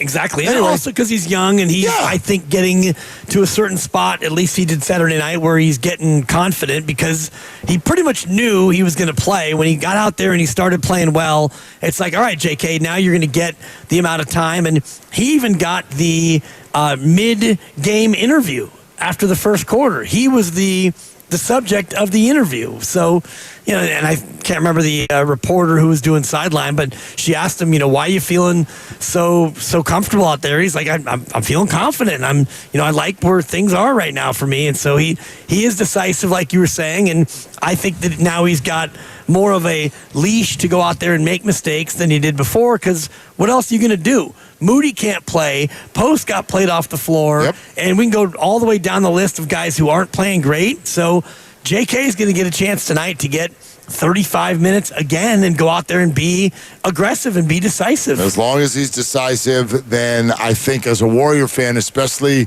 considering the situation that's developed here, you take what you get. You take what you get. Like, I don't look at a team that's missing Steph Curry and call for any of these players to be perfect. You know, how many callers have called our station today? Oh, Jimmy Butler missing layups. Do you understand the physical undertaking at age 35 that Jimmy Butler is shouldering right now for this team? 43 minutes a night, the only dude who's been anything near a lead dog in the NBA at all. And then we're on him because he doesn't have the juice when he finally gets by all of these trees and gets to the rim. Like, you just got, to me, you got to loop some of this into the way you watch the game. That's all. I mean, he's 6'5", and he's going inside against Gobert, and he's being guarded by mostly players who are a lot taller than he is and bigger, and he's hitting step backs and he's driving to the rim and he's finishing. And you're right about the load that he's carrying. He's carrying a huge load for this team without Steph Curry. And also what Steiny said about Minnesota and how they're defending the Warriors, they're locking up everybody on the perimeter because they know that you've got Rudy Gobert on the inside. So you can be aggressive on the perimeter. You don't have to worry about Steph Curry. And right now, you don't have a lot of great three-point shooting other than Buddy Hield, who's been really good in this series. And so you keep Gobert inside, you harass the perimeter, and you make Jimmy Butler have to really work hard to score on the inside. Let's keep going with the phones. Let's go to Jonathan at Mariners Point, Dib's favorite human on the planet. This man. He's back at Mariners Point, shooting under par. Hey, Jonathan, what's going on? Gentlemen, well, Dib said my 11 handicap wasn't good enough, so I had to go work on some things today. I'm trying to get better just for you, buddy. Yeah, the short game, Jonathan. That's where the strokes can be found, around the green. Hey, my New Year's resolution, no 3-putt, so I'm with you. Nice. Well, Willard, you were screaming at electronics. I was in Chase Center, and as someone who's been a season ticket holder since 2007, I would like to say that if that game was at Oracle, they win the game. The fans are so quick to sit down. We go up 7, they're standing on their feet. Minnesota comes down and hits a 3, they sit down. With a top-heavy team like we have, the fans become an impactful part of that environment. and it was missing. It was so frustrating to watch everyone sit down at these pivotal points in the second half, and it was a little disheartening to see that this team the fans just did not have nearly as much passion as they do when they call into your show and complain about something that is an uncontrollable. Interesting. I mean, I don't know, Jonathan. Like, I was here for Game 6 of the Rockets series, and I was kind of, I don't know if disappointed is the right word. I was mildly surprised that it wasn't more energetic and loud, but I also get it because they were getting beat. Yep. They're getting outplayed. And when you get outplayed, it's very, very difficult to not sort of have the nervous energy take over the room. It's a different fan base, too. And a lot of these fans are not the fans that were over in Oracle, but I never look at the fans and really think, okay, you could have made the difference in a win or a loss. Now, there are times when the crowd can lift a team up. You can distract the other team. Heck, we've seen that from Draymond Green in this very series where, Minnesota used racial epithets to try to get him off his game. I don't know if it worked or not, but crowds can have a certain amount of impact, but I never look at a crowd and think, well, if you were better and louder, then the team would have won the game. I think that's given the crowd a little too much credit. Well, I think in general, I know there's always through the years a lot of talk about this, but the bottom line is, you'll hear people say, hey, I'm allowed to boo. I bought a ticket. Yeah. Okay. Well, quite frankly, you're allowed to do anything. You're allowed to do anything. And I understand the sentiment. I really do, Jonathan.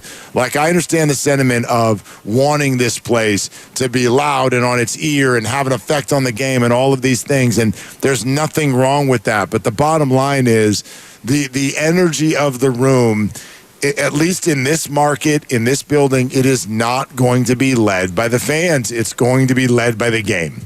So that's just the way it is. If the Warriors are playing well, this can still be a wonderful home environment. Is the nervous energy going to take over, though, when they're not playing well? And by the way, when the building's favorite player, who usually ignites the crowd, is not even out there?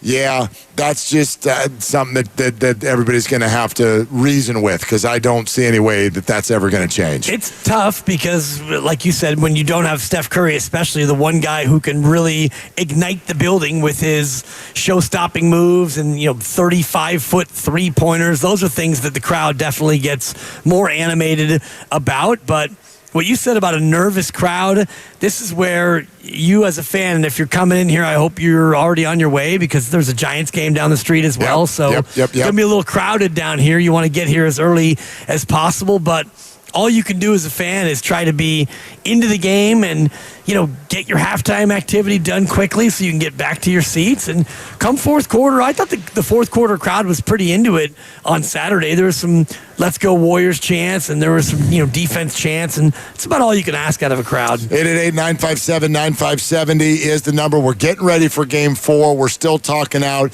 Game number 3, which has brought about all kinds of emotional reactions from many of you. What are they? Whatever you want to get out, there's still time to do it. We're taking your calls all afternoon. Let's go to Pat in Foster City. Hey, Pat, what's going on? Hey, I'm just enjoying things down here in the island. So, okay. Still attached. The Foster City Island. But just a couple things. One, I feel like Houston was underrated when we took them on. I really did. I thought their defense was outstanding. Their rebounding was great. Their turnovers, they keep it down. They had pretty balanced scoring. They had good inside scoring. And I feel like Minnesota has been overrated ever since we started this series. I mean, they have Edwards and they have Randall. But after that, it gets pretty thin. And, if you look at the stats, Butler's not the only guy that's been playing heavy minutes. Edwards and Randall are playing significantly more minutes now in the playoffs than they did during the regular season. So, travel and games can catch up to these younger guys, too. So we'll see how it goes tonight. But, I feel pretty good about it. But, I think it was Mark Jackson that, amongst others, that always said, it's a make or miss league. And if you look at Indiana last night, what they did, to me, the Warriors are getting a lot more open shots than they did against Houston. Maybe that's just maybe I'm not looking at it quite right, but that's what I see. I saw against Houston, it seems like every shot we had was contested. We still won that series. So I think if we can just make some shots tonight and they don't hit them like they have been, we're going to be in good shape even without Steph. And I'm optimistic Steph's going to come back. I mean, I'm not a doctor, but I've done a little bit of research and talked to people that are, and they said, generally with a hamstring that's a grade 1 injury, with a professional athlete, especially a week is usually plenty to have them back in the court. So, we'll see how it goes. But I feel pretty good about tonight. I don't think Minnesota can shoot as well, and I think the Warriors are going to shoot better. But one last question, and you guys have addressed this, but somehow I may have missed it. But what drove Moody out of the lineup? Seemed like he was valuable down the stretch and valuable against Houston, and now he's not in the game. And I've heard you talk kind of negatively toward him. Did I miss something? Has he all of a sudden kind of got bad? I've been watching the games, but I'll take your comments off the air. But I don't know what the problem is with not playing Moody more. So yeah, Pat, thanks. I mean, I think the quickest way to respond to that is Moses Moody hasn't made a basket in a week and a half. Yep. And yes, increasingly he has not gotten a chance to make a basket because he's not getting minutes. But yes, Moses' game has just completely gone sideways. I mean, there's so much that goes into this. It really is. Like, I don't even really love it when people are looking at this series and going, you know what, I don't think Minnesota's very good. Minnesota is a very good basketball team. You're taking this one little snapshot of the Minnesota Timberwolves, and you're doing it in May where they're going up against the best teams, and the defense is so much better, and the exhaustion level is through the roof. And by the way, the Timberwolves have now played only the Lakers and Warriors in the last 2 weeks. They have played 8 playoff games. They're 6-2. And somehow people are walking out of there going, I don't think they're very good. They're very good. I understand the concept of, like, it looks like an open shot is easier to find in this series than it was in the last.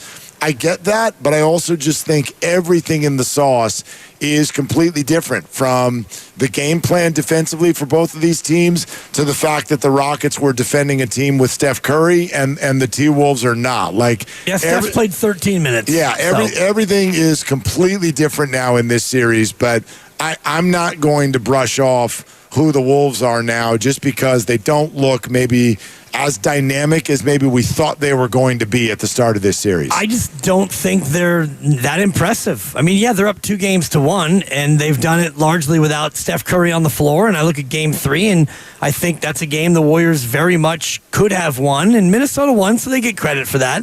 And you mentioned that they're 8-0 in fourth quarters in these playoffs, and that's a big deal because the fourth quarter is obviously the most important quarter when you have games that are close. But I look at Anthony Edwards, who was terrific last night. You mentioned in Game 1 he wasn't great. Julius Randle was a problem last night. But outside of that, I don't look at a lot of Timberwolves and think, boy, that player is a real problem. And even though the Warrior team that's going to be out on the floor tonight, you've got Jimmy Butler and Draymond Green, and outside of that, you don't have a lot of real bona fide, long-term veteran playoff experienced players. Even Buddy Hield, Buttered, as we like to call him. Buttered. My name's Buddy. This is his first real playoff run. Pod's first playoff. TJD first playoffs. And we go all the way through the rest of the roster. And the Warriors are more than hanging tough with this Minnesota team. So I get what you're saying about, they're 6-2 in the playoffs, and that, that matters. And the Warriors are, 5-5 now through their 10 games because they went 4-3, and now they're 1-2. So Minnesota's been better in their playoff run, but I'm not totally blown away by how good they are. I also want to grab one of his questions and take it in this direction, because he said, boy, did I miss something? Like, what happened? Like, Moses Moody was playing really well.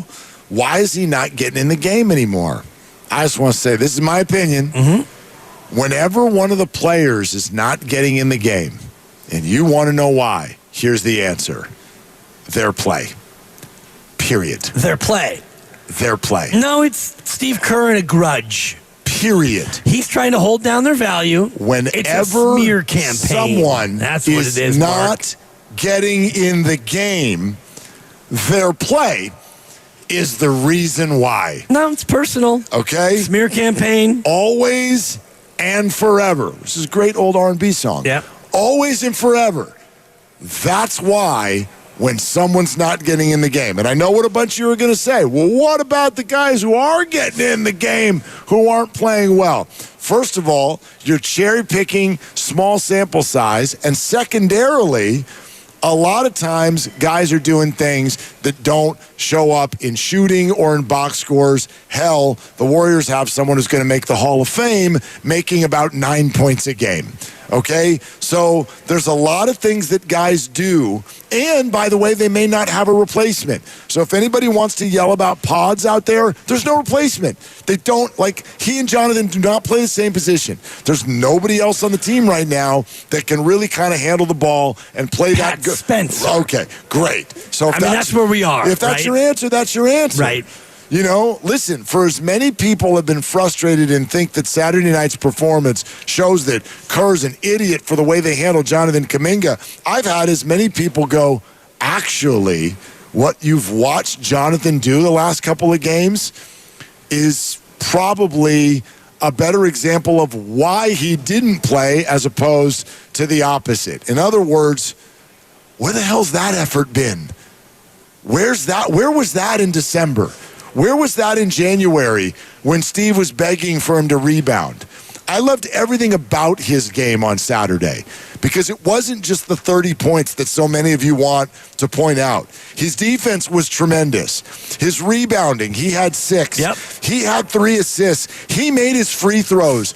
All of these little things that Jonathan did, not just the big things, but the little things that I think the coaching staff would tell you, that's the stuff we've been asking him for him to do for 3 years now. Yeah, and he does it at times, but he doesn't do it consistently. Doesn't always do it. And that's what is maddening to the coaching staff, and that's what is frustrating is that he doesn't always do it. And so, yeah, you can look at Steve Kerr and say, why are you holding him down and the rest of it? But here they are in the second round, one of only 8 teams still playing basketball. So I'm always a little bit reluctant to start rat-a-tat-tatting a guy with 4 championships as a coach and one who navigated the first round and he got you to where you are now, which is you're still playing basketball as a 7 seed, by the way. Exactly right. All right. Plenty of room for your calls. We continue with that all afternoon. 888-957-9570. Charlie, JC, we see you. You'll be first up. 888-957-9570 is the number. Live inside Chase Center, getting ready for Game 4. We're brought to you by Fremont Bank. Here for you, here for good. This is Willard and Dibbs. And if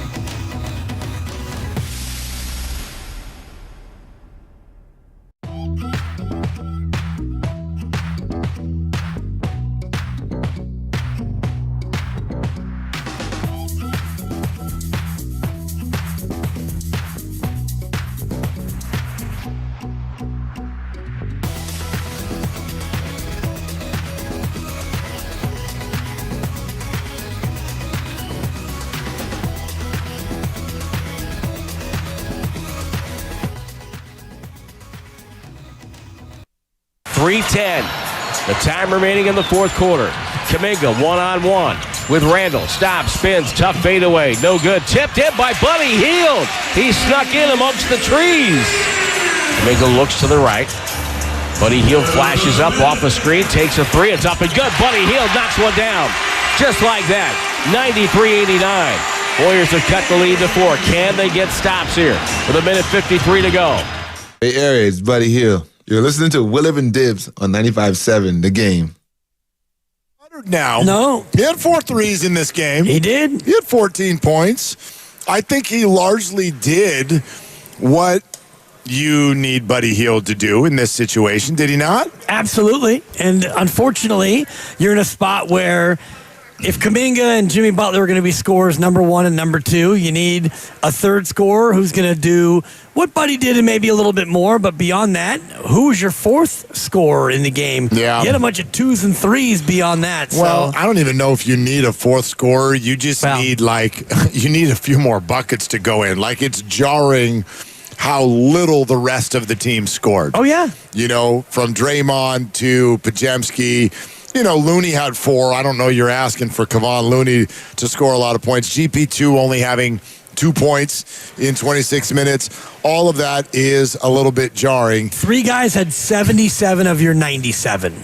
77 of 97. So that to me is like Jimmy Butler. Can he go for 33 again? Sure. And 26 shots to get 33.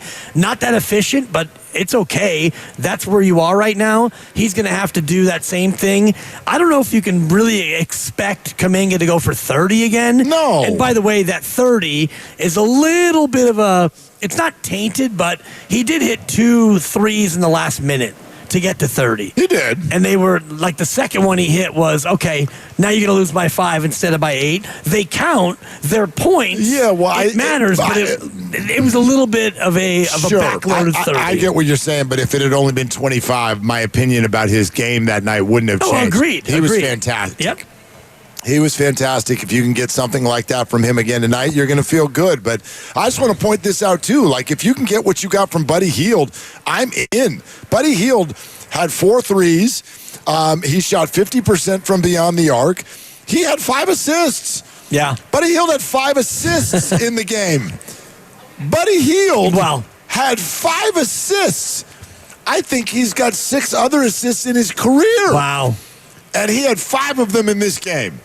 He had 4 rebounds. Buddy Hield had 2 blocked shots. Yeah, he did. Say it again. And he played great. Buddy played great. Yeah, so I don't know. It's funny because we always look at Warrior basketball and go, dude, they need a third scorer. Well, I kind of think they got it, and now we're asking for a fourth scorer. Well. And I don't know if it's, again, so much of a fourth scorer as you just, I don't know, you just need a few more things to fall, man. You just need somebody else to play good basketball. They didn't really have anybody outside of those 3. I mean, TJD was fine, only 11 minutes. You really didn't have anybody else you looked at and go, man, you played good basketball tonight. Right, and role players always play better at home, or so goes the cliche, and yet Pods was 1 for 10. Moody played 3 minutes. Quentin Post played less. So you look at tonight in this rotation, and we had this conversation on Friday about, how many guys, and you had me name the players, and I thought I'd name just about all the guys who played, and now you look at tonight, and, well, Moses Moody has gone from, you're our starter, you're a mainstay. We don't lose when you start. Now your minutes are cut. Now he gets 3 minutes, so you mentioned it. You kind of approach this like a Game 7, not exclusively like it. You're not going to play Jimmy Butler 48 minutes, but when you look at who can you play in your rotation, you might be down to 8 men. And Minnesota Saturday night, they played 8 guys. So maybe that's where the Warriors going into this game. Maybe you really cut it back to where it's just GP2 off the bench, and it's Kevon and Kaminga off the bench if you don't start it. Let's put it this way. If you want to start putting puzzle pieces together, here's why I think the Warriors, again, I'm not saying that they will win tonight, but that they're going to have a chance to win the game tonight. If whether you hate the way Steve Kerr is playing this or you love it, he used Game 2 completely to gather information. Yep. Then they got ready for Game 3, and they went, all right, I think we want to play this card. And then they did, and it worked for 43 minutes. Now, it needs to work for 48. I understand that. But I think they come out of that game going, all right, we're down 2-1, but we used game 2 to come up with a plan. Then we used the plan, and, dude, we had a shot. Yep. We had a shot. So I do think they come out with not just the same plan, but you also gather a little bit more information because you played again. And whether that is we can't waste time with Quentin Post or whatever. I don't know what else they come out with, but it maybe is even a little bit more refined. And if you do knock down a couple more shots or get a couple more stops or not have Draymond foul out or not have officials do awful things like they always do, Dibs, who knows? Stop. Maybe you win the game. Yeah. No, I'm kidding, obviously. No, however, I do think they were bad. I did not like the way that went. I thought that you could look at both ways. I thought that Draymond Green. I agree with you on that. Draymond Green was the one who was most victimized, and Julius Randle, I thought that was a garden variety charge. No question. Steve asked for a review, and they lost the review. So that, for me, was a double miss by the officials. His fifth foul was a kind of a funky one. I didn't think there was much in there. And then the sixth foul where he goes down to the baseline to challenge a shot, that was a little bit of a softie, especially for a guy's sixth. I think if it was February in Orlando, okay, that's a foul. But May in the playoffs, for me, that's one you kind of let go because you've been letting a lot of that go. But beyond that, I think that in general, that was a tough game to officiate. All these are tough because they're all tough. They're letting a lot go, and so players are doing a lot. And you know that I came out of that more upset by the system than I am by the individuals. You're going to make calls.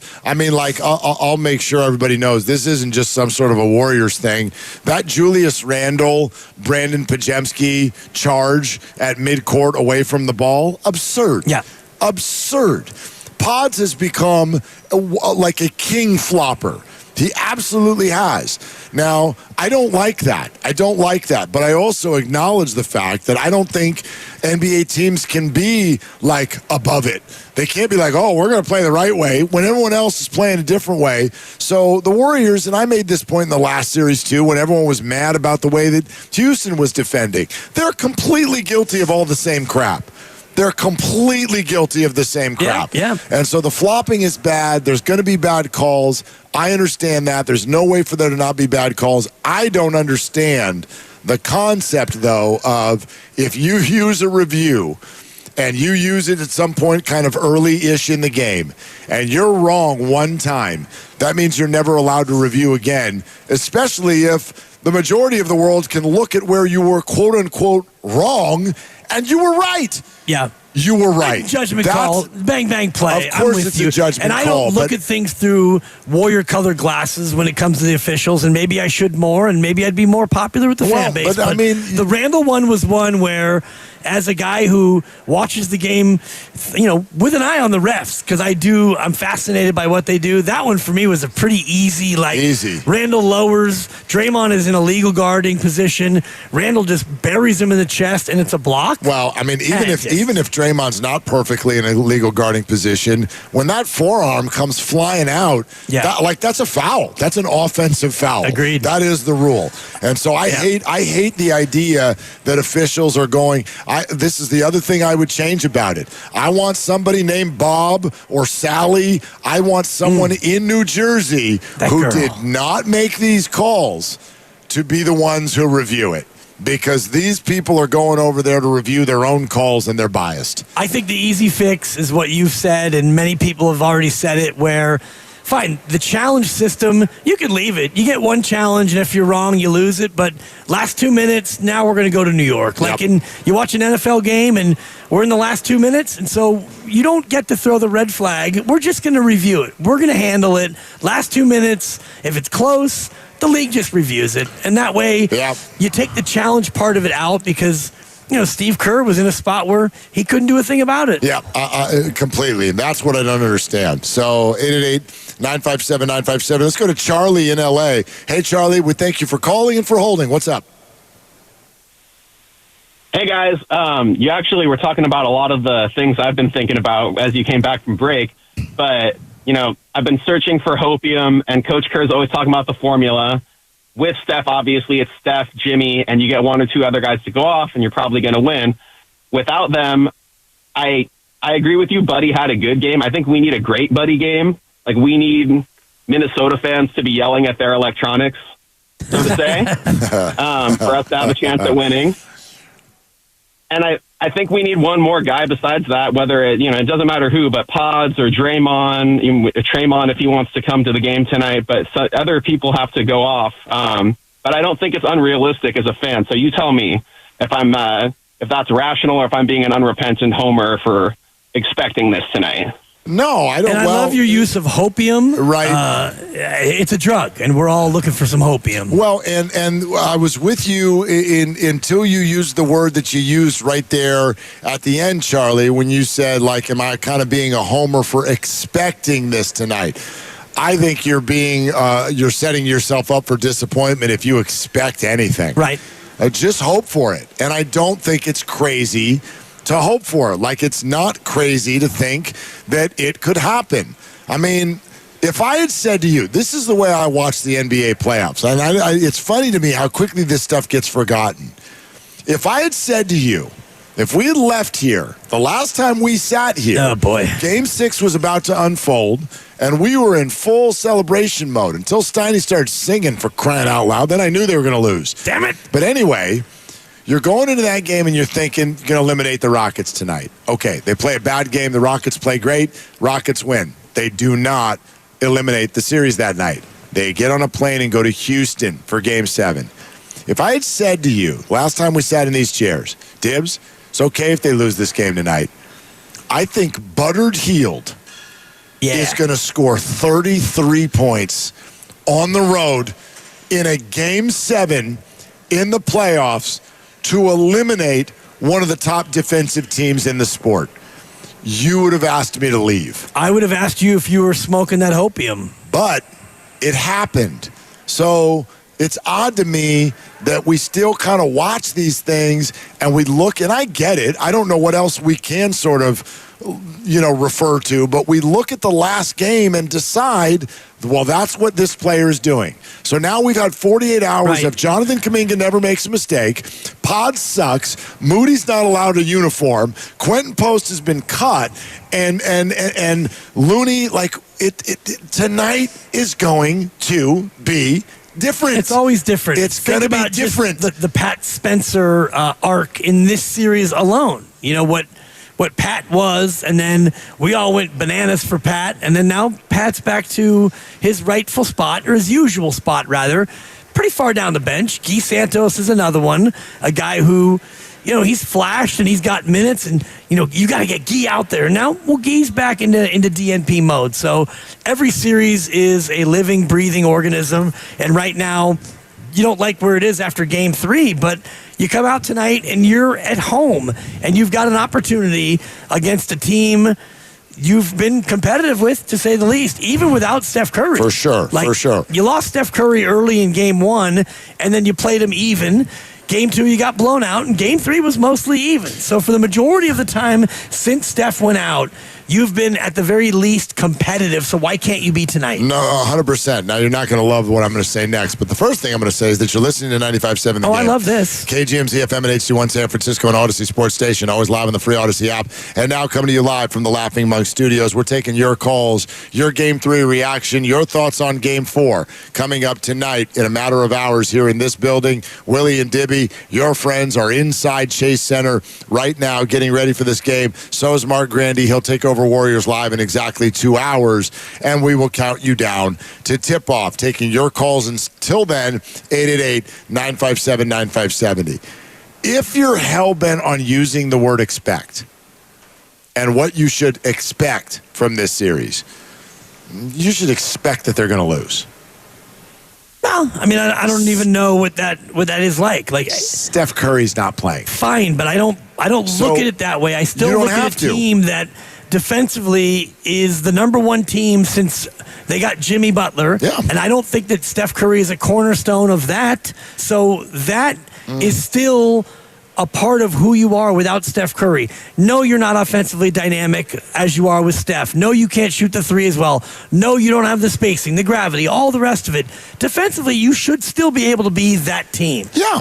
And if you can anchor yourselves to that. That's why Minnesota keeps looking bad, as everybody keeps saying. Right, that's why a lot of it has to do with their defense. I'm not going to look at tonight and say, well, I expect them to lose. No, the odds makers would tell you. Yeah, I didn't say that. I just think that there's a healthy win. Again, everybody just look at these games however you want. If you want to paint your face tonight, paint your face tonight. I don't care. Yeah, I can't do that. My point is, it's actually kind of fun. But anyway, never. My point is, it comes out in the wash. My point is that the second he leaves and you know that he's not coming back for a 4-game stretch, I don't have any issue with,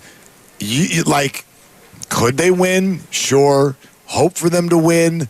But if you're going to ask me what I expect to happen if Steph Curry's not playing, I do not expect things to go well for the Warriors. Yeah. I expect Minnesota to now win this series. They're a massive favorite. Yeah, minus 900. They're a massive favorite in this series. 9-1 or 1-9 odds. I don't deal with it's expectation as a fan. And that's fine. You don't have to. I'm just saying. And again, my qualifier was if you want to use that word. Sure. I'm with you. I don't really even think about it that way. I'm not thinking beyond tonight.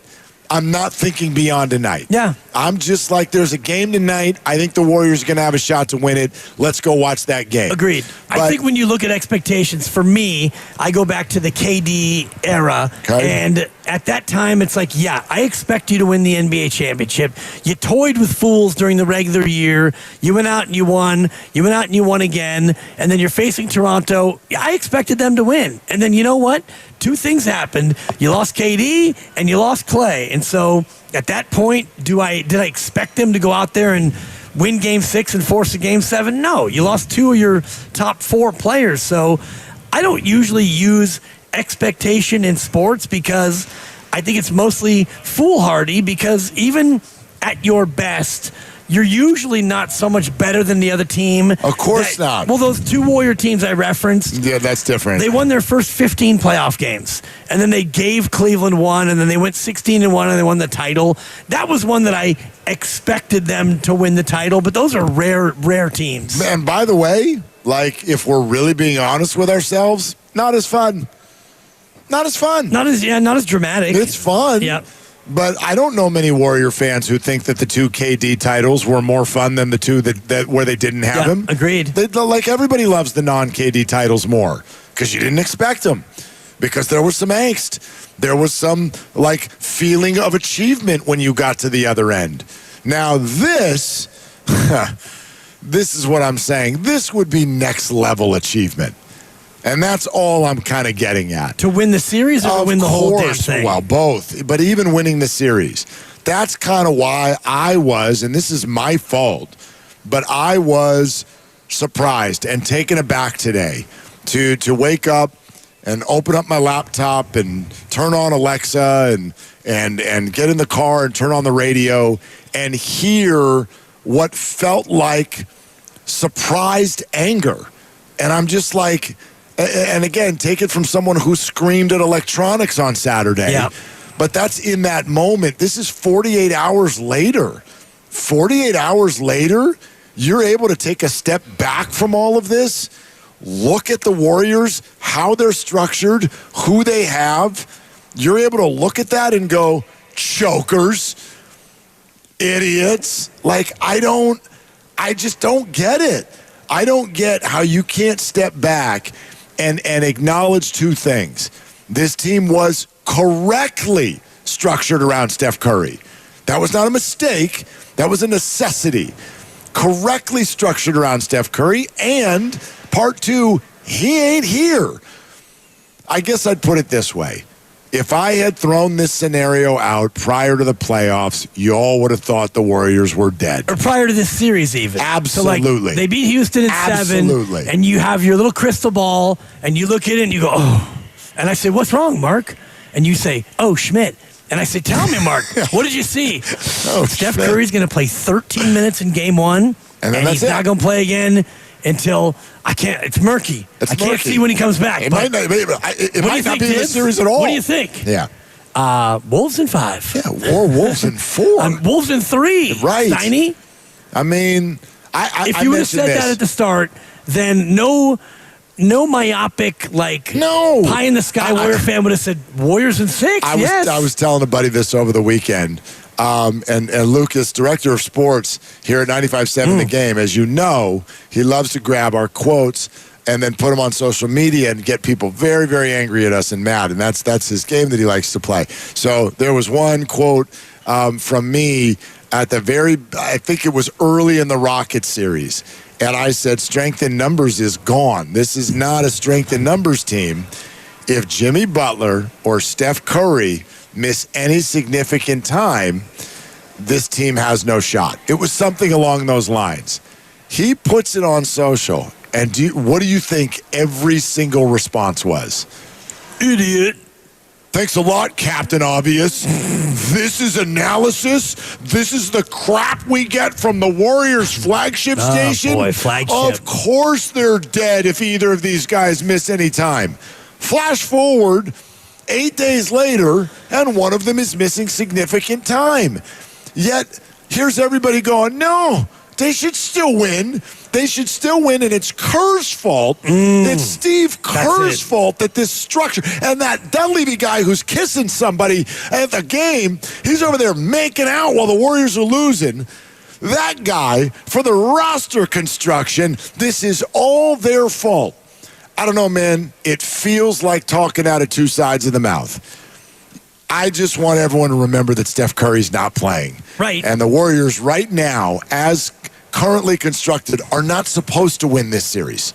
Right. And you could look at the previous playoff runs where Steph Curry missed time. And I go back to 2016 where he got hurt against Houston. He stepped on Pat Beverly's foot, played about half of a half in game 1.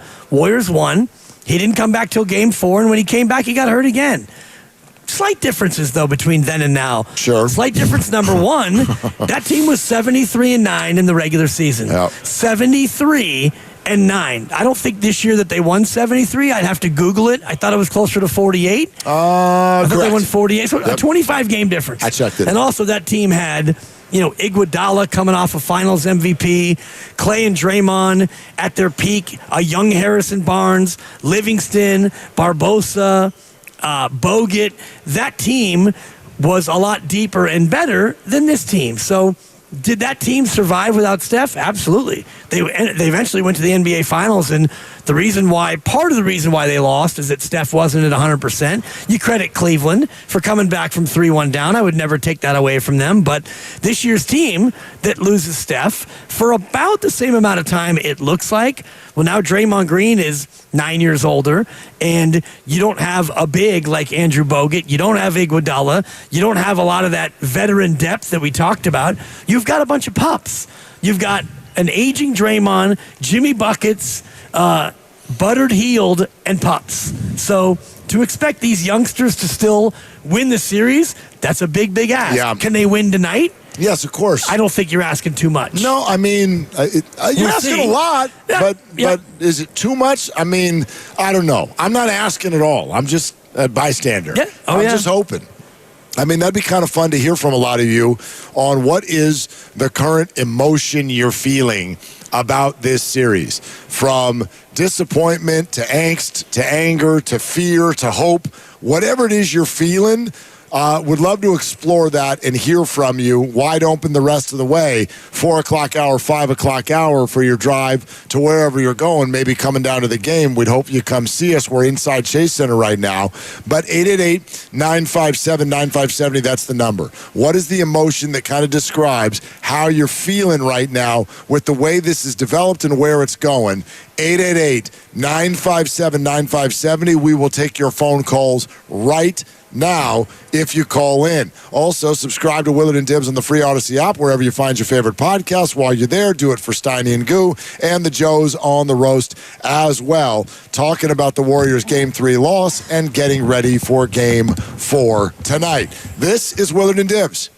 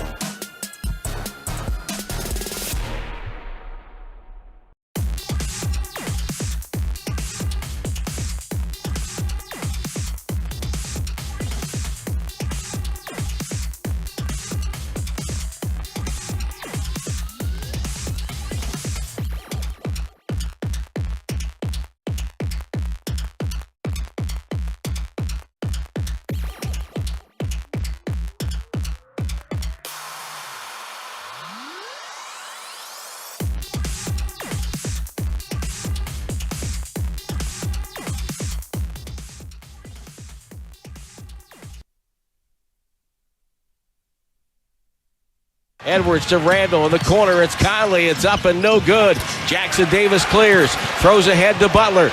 Butler with a 3-on-2. Back to Podziemski. Open wing three. Good! Stops a 6-0 push by Minnesota. And maybe a confidence-boosting shot for Podziemski. Bay Area, it's Brandon Podziemski. You're listening to the home of every Warriors game, 95.7 The Game. Mark Grandy is on the pre and post tonight. Lock in, Dub Nation. Where the hell is he? Where have these been all year? Why won't you play them? I don't know. It feels weird using them for myself. Man. It's called self-promotion. Yeah, you're never going to make it in this business No. until you become more of a narcissist, Mark. We're going to need you to get it going, okay? It doesn't even say you're listening to Willard and Dibs. I know, but you're the one on the buttons. So, give yourself a little love on game day, all right? Good Lord. Right.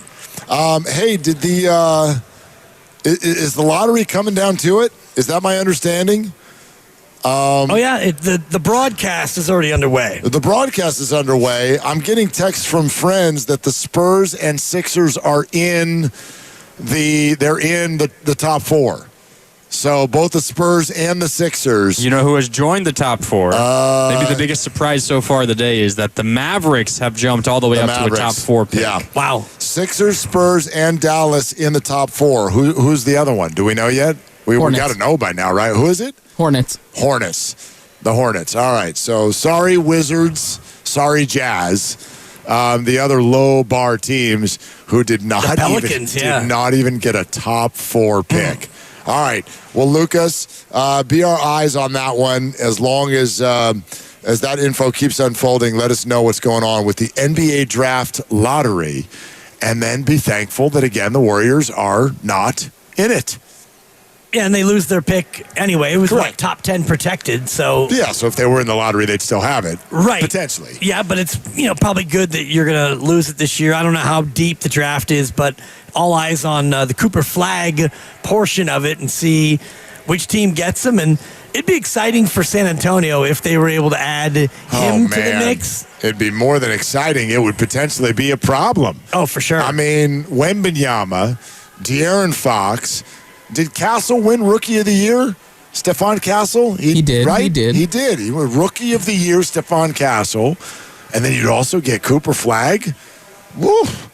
That might be a problem in the Western Conference sometime soon. Eventually, probably 3 to 5 years, because we've talked about it where these young teams, young gun teams, it takes some time to go through it. And you're seeing it right now with Oklahoma City, a team that's got a lot of youth and 68 wins in the regular year. And not that they're in trouble, per se, but they've got their hands full. Well, they would have been if they didn't put together that fourth quarter rally and win that game yesterday, but they did, and so they're fine, and it's 2-2, but yeah, they're not out of the woods by any stretch of the imagination. All right, what is the emotion you're feeling coming out of Game 3, heading into Game 4 tonight? Let's go to Ike in Vallejo on Willard and Dibs. Hey, Ike, thanks for calling. Hey, what's going on? I just wanted to express my opinion that I really think that I know they're trying to get clear shots, but they really need to just increase their number of shots at the basket, because it's all about mathematics, and statistics show that the more shots you make, the better off your points are going to be. So I feel like sometimes they don't take care of the ball good enough, and they try to, pass, and then by the time they get a clear shot, the opportunity has been missed. So that definitely happens. Although, would it surprise you, Ike, to hear that the Timberwolves turned the ball over more than the Warriors did on Saturday night? Yeah, I watched the game, but it just feels like they're trying too hard to try and get that perfectly clear shot, and that's not always going to happen. So you just need to have more attempts, That's how I feel.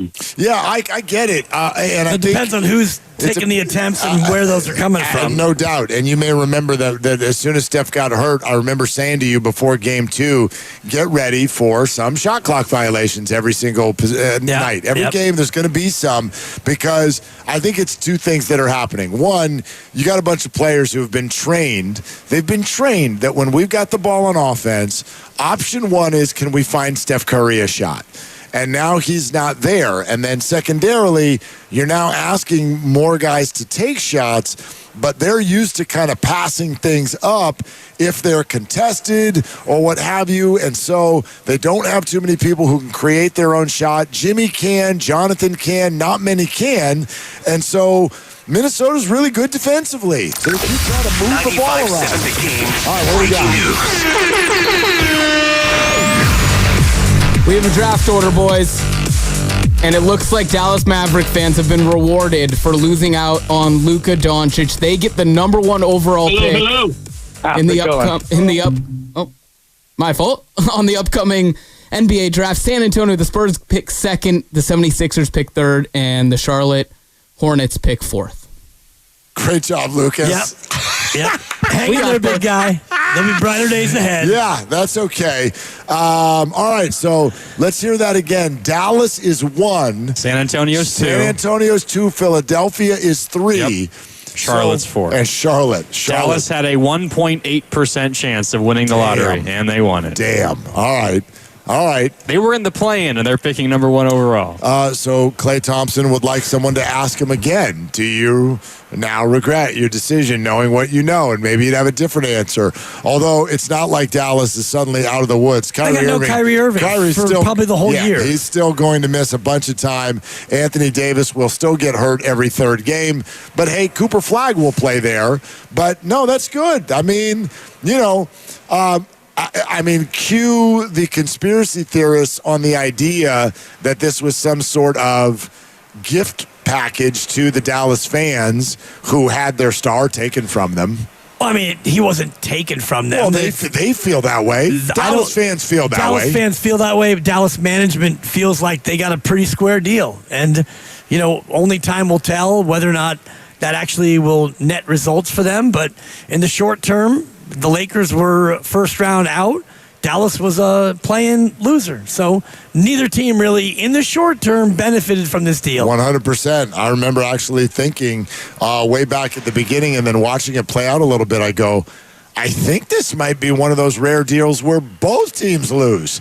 Because I did think that in the immediate, the Lakers became worse defensively and would not be a factor in the playoffs, and they weren't.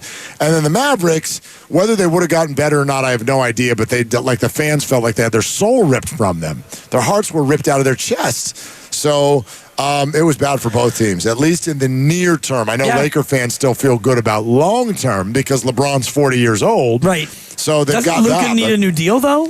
Well, he'll get it. I mean, they'll give him that. Okay. I don't know if he. I guess he ultimately would have an opportunity to go elsewhere. I don't think he'd be a restricted free agent. No, if he wants to play it all the way to the end, yeah. Boxer and Gerson work injury. Attorney's text line 510 said, I feel anxious. I want the Warriors to win. I want to see Jimmy and Buddy post-game conferences, but I have a dreadful, sinking feeling in my stomach that tells me the refs suck. Okay, yeah. And that's, you're allowed to fan however you want to fan. And you could look at game 3, and they called 47 fouls in totality, 24 and 23. So, I don't know. For me, it's hard to look at it and say, all the calls went against the Warriors. Was the game over-officiated in some spots? Absolutely. Draymond Green was the one who got the worst whistle of all, and he fouled out on a pretty soft call. And tonight, just brace yourselves for you Warrior fans who want to, say that the refs suck.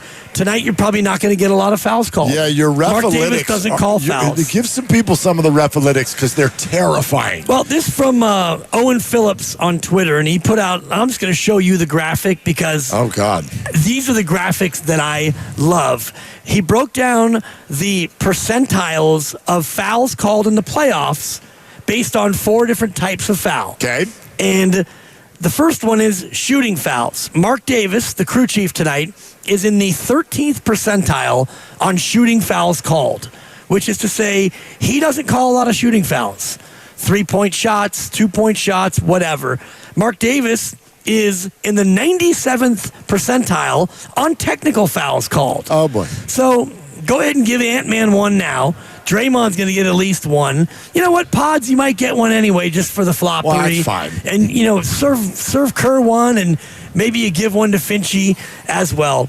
Interesting thing about the other members on the crew, Courtney Kirkland, he's in the 86th percentile on shooting fouls called. So he and his other partner, Pat Fraher, they both call a lot of shooting fouls. Okay, so just you drive might in see front a of little them. bit of a mixed If you're bag. driving to the hole and you see Mark Davis, just pull up and pass that thing out. No doubt. Throw it over to Fraher's side. Exactly. Swing it. Fraher is 92nd percentile in shooting fouls. Okay, yeah, I'm going to shoot in front of that guy. Right. Pat and Courtney, they call a lot of shooting fouls. But your crew chief, Mark Davis, and you're going to recognize him. I think he's number 8 out there. He's bald-headed and very stern. I don't like bald guys. What? Wait.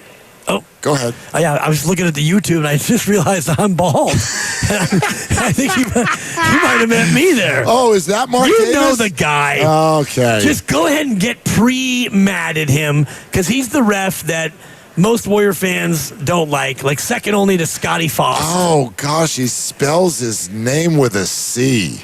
Yeah. Oh, that's so gross. Offensive. No wonder I don't like him. Mark with a C. Who does that? He's not going to make a single wrong call tonight. I guarantee you that. You're a ref lover. Maybe because he's not going to make a single call. I can't believe it. Oh, he's going to make a technical foul call. I'll put the over-under at 2.5 techs tonight. 2.5 techs. For Draymond? Oh, God, no. Well, he's 2 away from a suspension. I know. You're not allowed to get 3. I know. Well aware. Draymond, he'll get the 2 techs. They'll win, and he and Steph will both sit out Game 5. Now I've got all my bald friends are texting me. What the hell did you just say on the radio? We're catching strays, bro. Oh my God. Well, no, I deserve that one. We're all catching strays. Look, we're in our 50s now. All of my brothers who are bald, I love all of you. I was kidding, except for you. Yeah. Except for you. No, except for Mark Davis. Yeah. You're a ref, and I don't like you. The Refalytics, and he doesn't call offensive fouls, and he's right in the middle on overall personal fouls, but wait, who doesn't call offensive fouls? Mark Davis. He doesn't call shooting fouls, and he doesn't call offensive fouls. I kind of actually like that usually. Like, there are some in the lane there that are actually fouls. But these people who are hucking their body across the court at midcourt, don't fall for it. And they fall for it. They constantly fall for it. Quick aside, if I may, because, by the way, Pods is one of the biggest offenders on this. Julius Randle didn't even touch him. They went flying across the court the other night, and he gets the call. Here's one thing I'd love to see, because I know the refs, you're kind of seeing it out of the corner of your eye, and you're watching the body fly, and your first thought is, my God, that guy went flying 5 feet. That must have been a foul. Boom, we're going the other way. You know what I'd love to see? Air on the other side. You might miss some.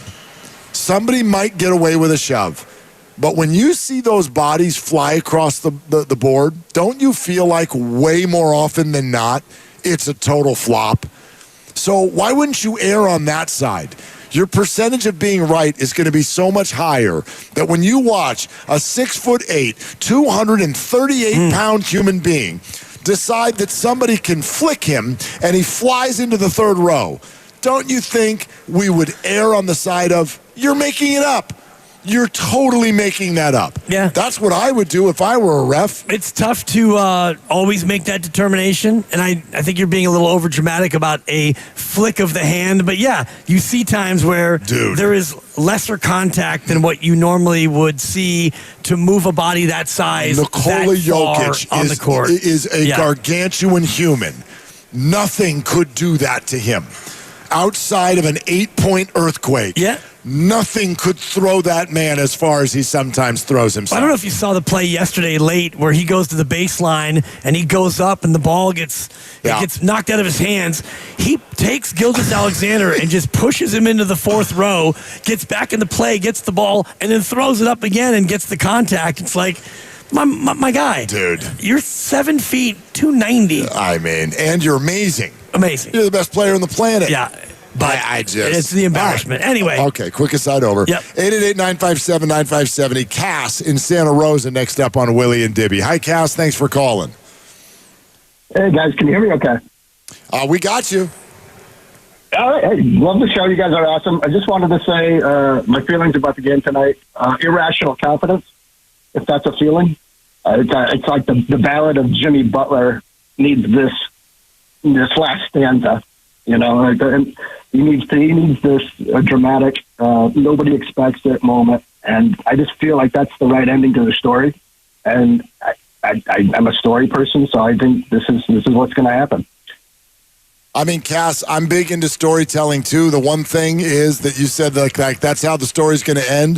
There's no way that the story ends tonight. But I know what you mean. You're talking just specifically about tonight and appreciate the call. I don't think what you're saying is as irrational as you're making it sound. What if we just take a step back for a second? Everybody remove your emotion.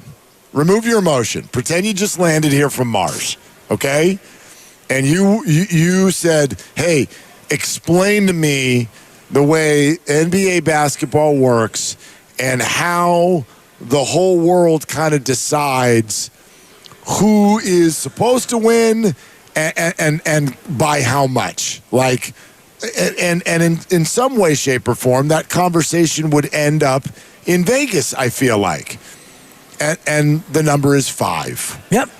Do you look at a 5-point spread and go, well, the team that's the underdog has no chance? No chance. Of course not. I mean, the Warriors were more than double of that in terms of an underdog in Game 2. Maybe not the best example because I know they lost.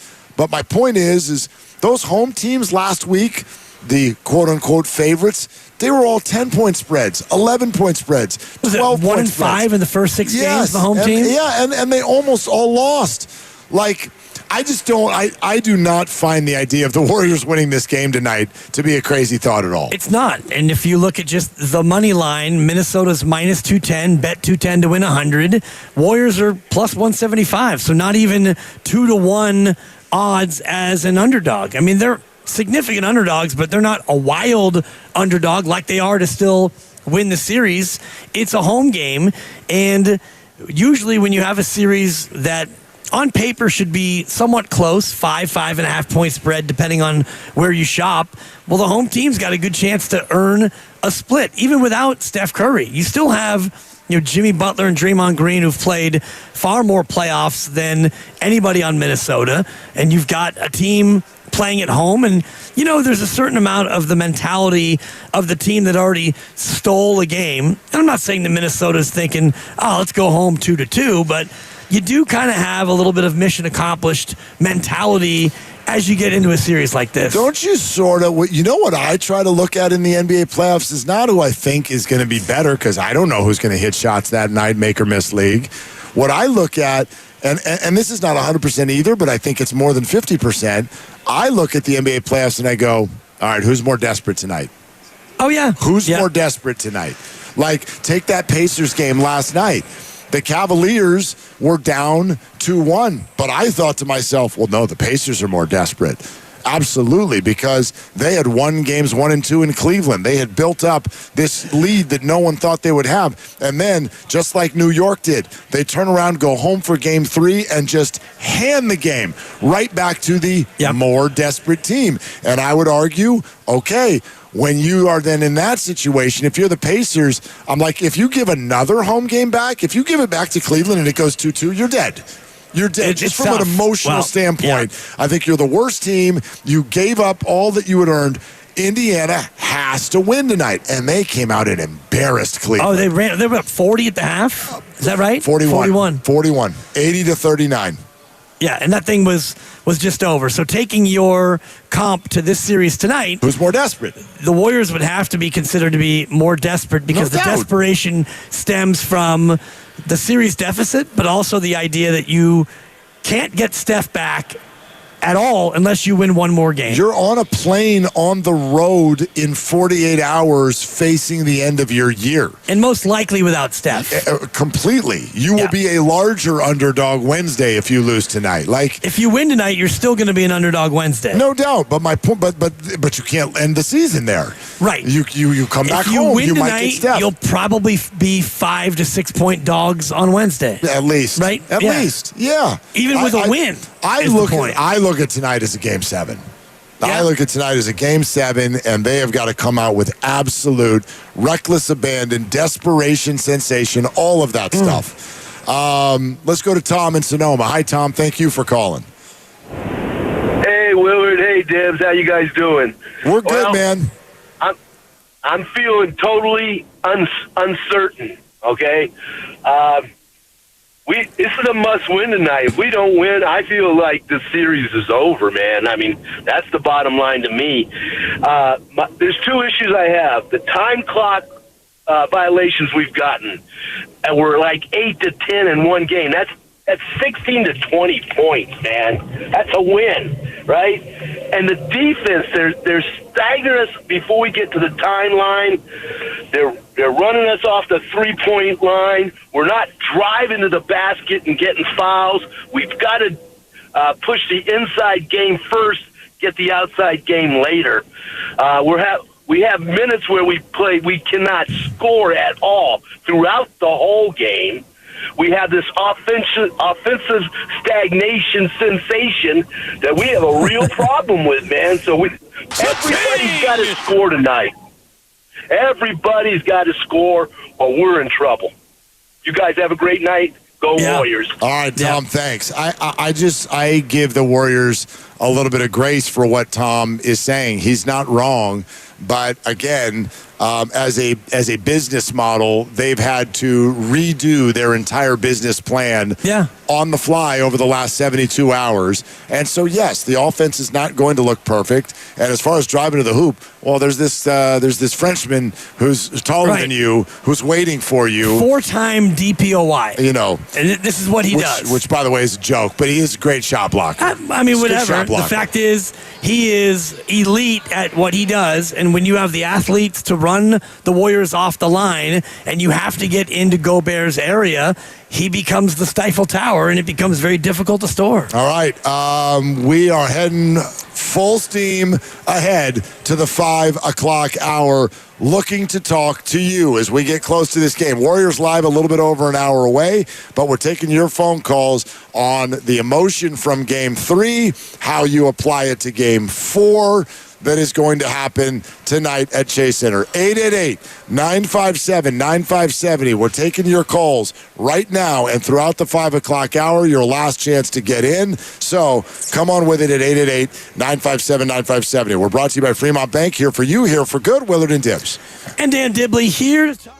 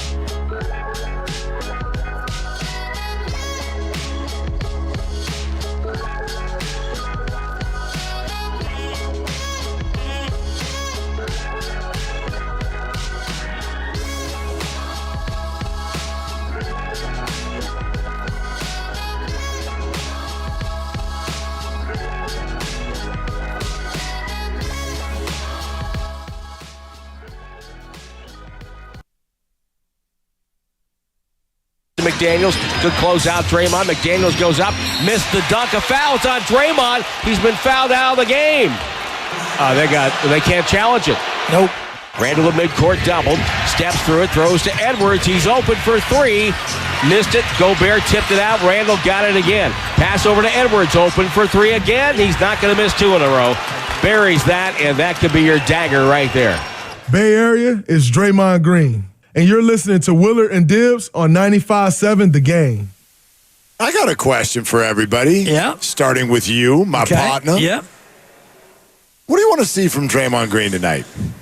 I want to see Draymond Green play like he does when he plays well, which is continue to be an instigator, a defender, play physically, hit some open shots, distribute, play with your hair on fire. He's been great at times in these playoffs, and then I thought Game 3, he just was a little bit out of sorts, and they were out of sorts. So I would just like to see him continue to be aggressive offensively. He shot 10 threes in, what was that, Game 2, I believe? And he made 4 of them. Shoot the 3. They're going to dare you to shoot the 3, look to score, and don't be afraid to go out there and make offensive mistakes by shooting the ball. 888-957-9570. What do you want to see from Draymond Green tonight?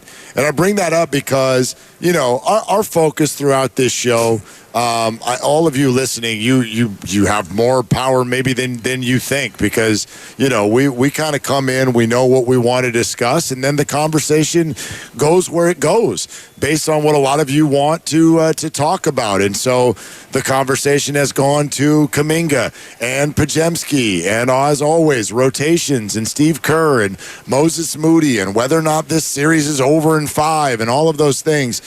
And we haven't had a whole lot of time to talk about Draymond Green, and I do think he was center focus on Saturday night. A lot of people think he was horrible in that game. I was actually kind of surprised by the way a lot of people reacted to Draymond in that game. I totally get it. He fouled out. He had 5 turnovers. He was objectively off on one side of the court. Now, on the other side of the court, I don't know, man. I kind of got Draymond's back. I thought that I know he fouled out. Yeah. You also know my feeling on some of those fouls. I don't think they were fouls. And so I thought defensively he and, by extension, the whole team were put kind of in a bad spot by the way things played out with review and with the calls. I thought Draymond Green largely was himself on the defensive side of the ball. That's right. I would not dispute that, other than to say that availability is everything, and he came back in with the 5 fouls, and he put himself into a position where a foul could be called. Whether or not it should have been called, I won't even debate you, because I thought that his 6th foul was largely soft. He went up. He did not get into the offensive player. There was contact, but there's always contact. So I thought for a guy to get his 6th on that play was a little soft serve. It was not like the ice cream in my freezer currently that's been in the back for about 5 months. That thing is rock hard. I thought this was a soft serve scoop, but you put yourself in that position, the call goes against you, and your night's over. Okay, so you're not wrong. Did you put yourself in that position? I'd also argue some bad breaks led you to that position. Because think about the review that Steve Kerr puts on what we all thought, you too. Oh, yeah. You think that's a foul on Julius Randle, an offensive foul. No doubt. 9 times out of 10 or more. That's a 1-2 punch. First of all, it gives Draymond another foul. Number 4. And second of all, does not give you the ability to review any later foul calls on Draymond. And so that 1-2 punch, I thought, put the Warriors in a bad position, and then that position came to the forefront when the officials did something that they largely have not been doing this postseason, which is lacked awareness. I'm not saying if it's a foul, it's a foul, but I didn't think it was a foul. And then for you to call it in that situation where at minimum it's a ticky-tack one, to call that on a key player who's got 5 fouls with 3 minutes to go, I don't know, man. The refs have not been doing stuff like that in these playoffs, but they did that night. Yeah. And again, my partner in crime, who I watch all these games with, the lovely Christy will tell you, and in fact, I think you saw the text message. When he fouled out, I texted you right away. And I said, done. The officials have ruined this game. And you responded with something like, you're giving up? Now, my feeling in that moment was, game's over. It's over. And they were only, I think, down by 4.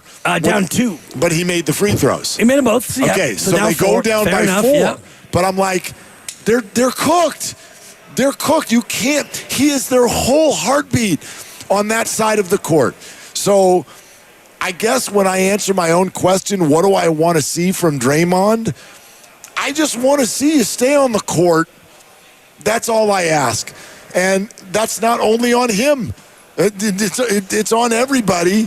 It's on his teammates to not put him in bad positions. It's on the refs to not make bad calls. It's on Steve to keep his reviews.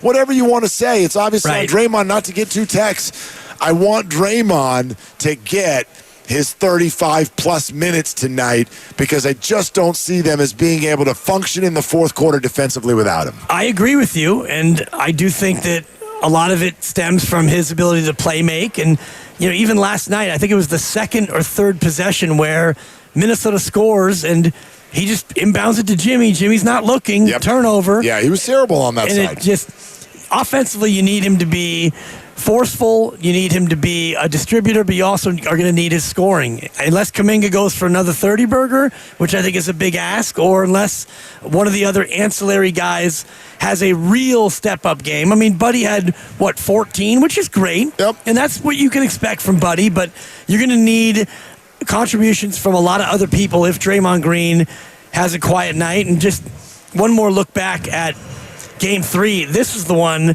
and I'm showing you the foul right here when Draymond gets his 5th foul. It's an offensive foul, and Minnesota actually challenges it. I've watched this now 28 times. I still don't see where Draymond Green commits a foul on this play.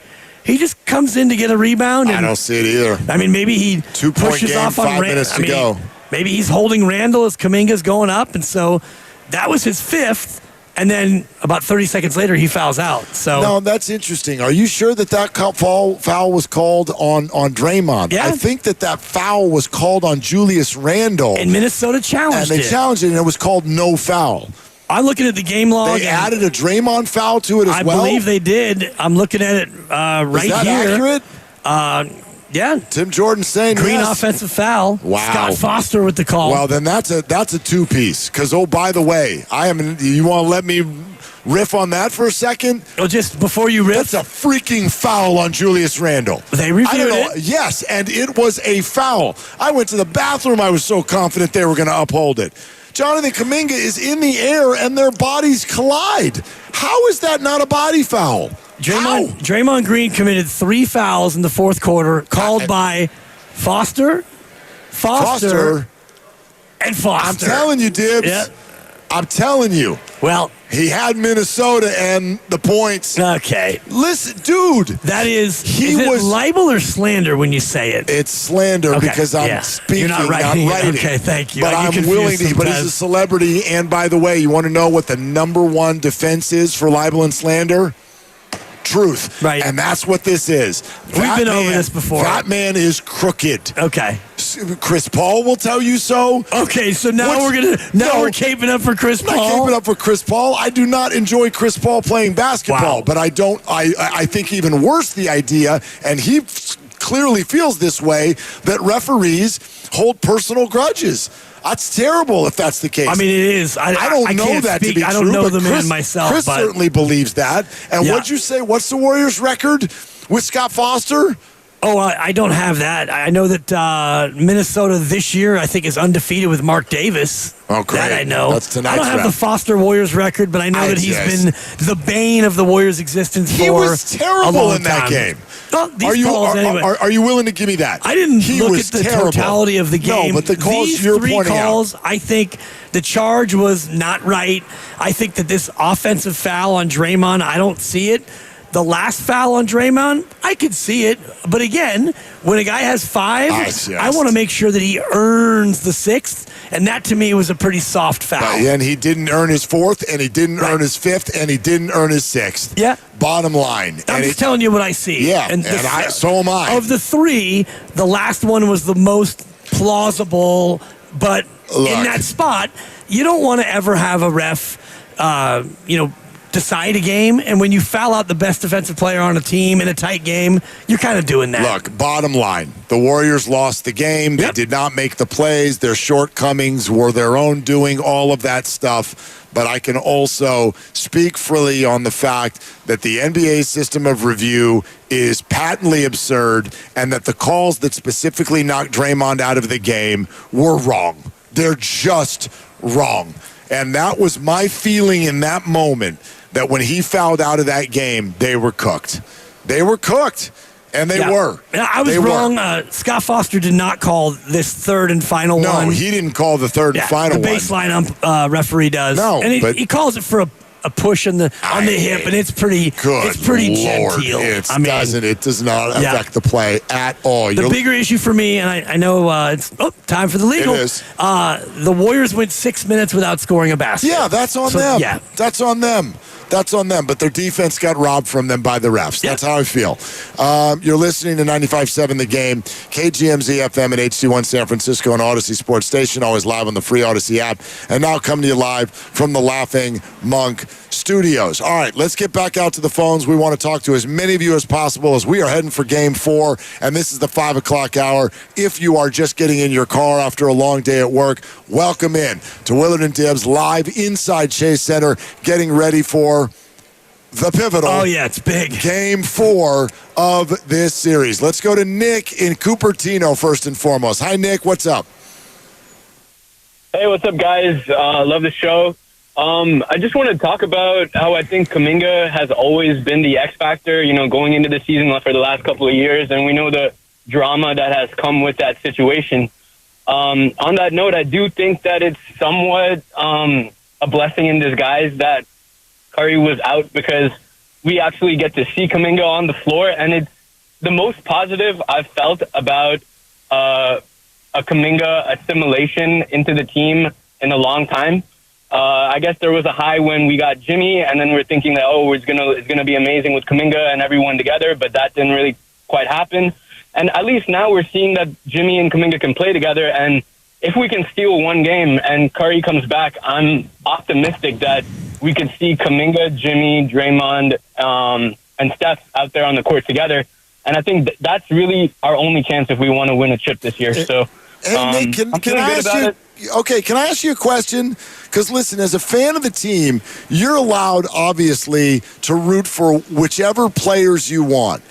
But the point you just made is that it might be a blessing in disguise that Steph is out, because it now allows this path for Jonathan Kaminga. And I'd love to explore that. I want to know why you think that in any way is a good thing, even if it leads to more minutes for Jonathan Kaminga, because the bottom line, Nick, is they've lost both of the games.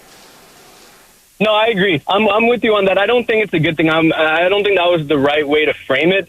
I do think that we need Kaminga to win the chip, and that's where I'm coming from, is that we can't win the chip without him, and I'm thinking that now there's at least a way for him to assimilate with Steph, because if Steph was on the court, we know for a fact that he's not going to see the floor. It's just not feasible. So at least now that that's happened and he's gotten some run in the playoff games, and he played well last game, I'm more optimistic. Like, my goal is not to see Kaminga play more minutes. My goal is to win the chip, but I do think that we desperately need Kaminga to go up against these athletes and against like the Celtics, the Thunder next round potentially. We're going to need him, and we're going to need him to fit in well.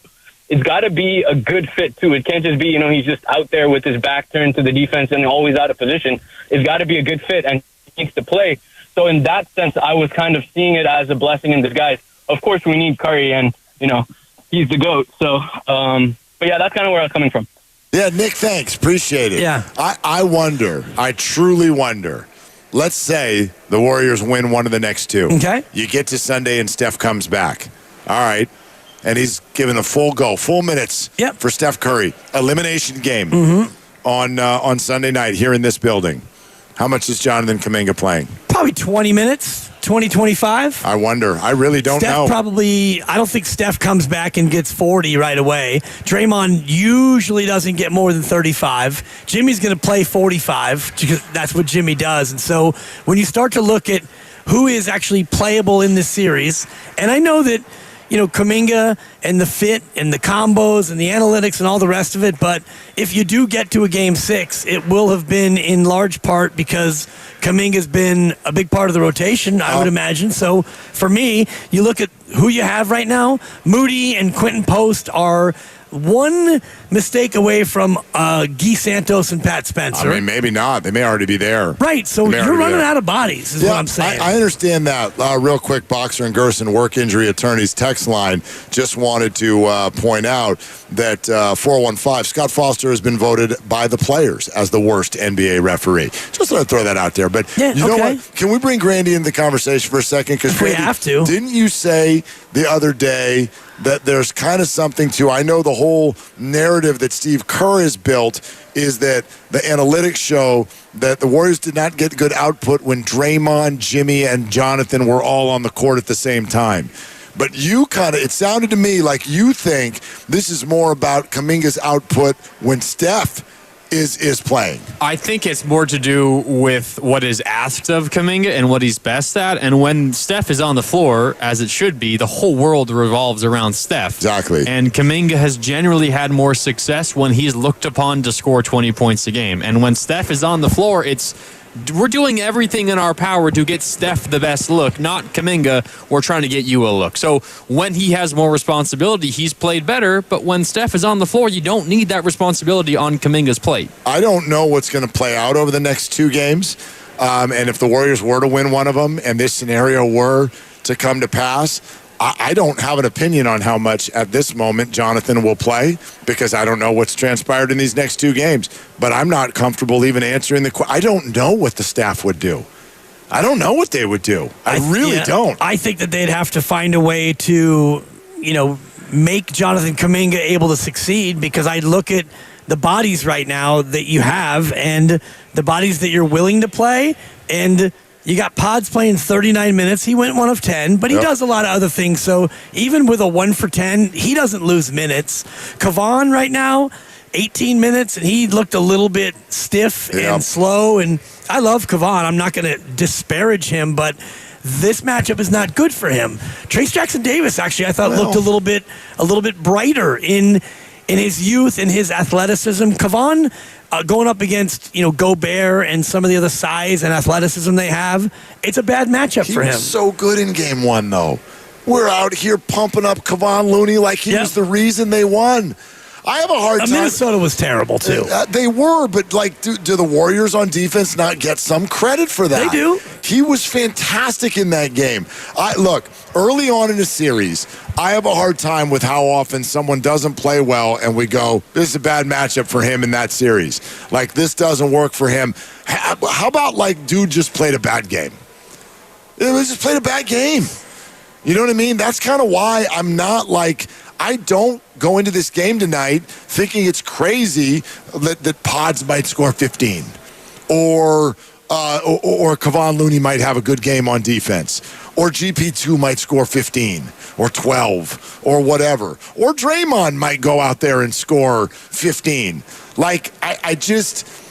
I think a lot of guys had a bad game on Saturday night, and I don't think that necessarily applies to tonight. It doesn't apply to tonight. I mean, you could have any one of these guys have a bounce-back game, and I'm looking at Pods squarely where you don't have to go that far back into the Wayback Machine to find a game where he was absolutely instrumental the way he was shooting it, and that was Game 4 against Houston. He was lighting it up from behind the line, and so he's in a little bit of a slump. He's a guy who certainly has the self-confidence to snap out of it. He's not a player who's going to go in the tank. I worry about Moses Moody just because it's now been, as you mentioned, a week and a half since he made a basket in an actual NBA playoff game, and he's down to 3 minutes of playing time. So to your point about Kaminga, I do think in this hypothetical, you're down 3 games to 2, coming home, and Steph Curry's going to be able to go and play. I do believe you find a way to play Kaminga, and you try to make it so he can do what he did on Saturday. And if you look at the way he was going about scoring, a lot of it was cutting off of Jimmy Butler. Jimmy's down there. Jimmy would get by his defender. They'd help. Kaminga slashed to the basket. He got a couple of easy dunks. He actually knocked down a few threes. So I think that Kaminga, if he plays with that energy and that confidence, he can fit with Steph and Draymond and Jimmy. I mean, I would think. I'm just not comfortable guessing what they would do when this whole thing goes back to full strength, if it does, and without knowing how they got them there. How'd you get them there? How'd you win a game? I can tell you this. If he plays well and you get to a game 6 and he goes back to DNP land, this fan base would melt down. And I think that would be fair. That would be fair. If he's like one of the key reasons you're still alive, then I don't think you can do that. But I have no idea how the Warriors get there. You know what I mean? Yeah. I know a lot of people who want to see Jonathan play more have decided that what happened Saturday was the only game in Jonathan's career. And nobody wants to remember anything that ever happened. And that's kind of why I called this all toxic earlier. I hate right now that when one guy plays well, it means we got to rip this other guy over here. You know, Pods had a beautiful game one night in the Houston series. Yep. Saved their bacon when Jimmy Butler was out. Saved their bacon in many ways. But nobody wants to remember that right now because he's now had a bad couple of games. Prisoner of the moment, absolutely. And that's just kind of what you do. Many fans do that where it's the last thing you saw. That's what you judge a player on. Dollar Bill is in the city next up on Willard and Dibs. Hi, Dollar Bill. What's up? Getting ready for a big game tonight. Got one. Hey, yeah, I'm ready. I just got home, about to crack open a beer, throw some burgers on. Let's go. Let's do it. So here's what I want to see tonight. I want to see the veterans play like the wily veterans that they are. Draymond just be that defensive force, and then be surprised. Allow ourselves as Warrior fans to just be surprised on what 1, 2, dare I say 3 of the pups have a good game. It could be Buddy. It could be Kaminga. It could be Potts. I don't care. But I love the fact that we have that. You know, we have enough players that it doesn't have to be either arrogance and euphoria when we win and, doom and gloom and, let's fire Kerr when we lose. Last game it was a close game that didn't go our way. And yes, the refs made some questionable calls at the end.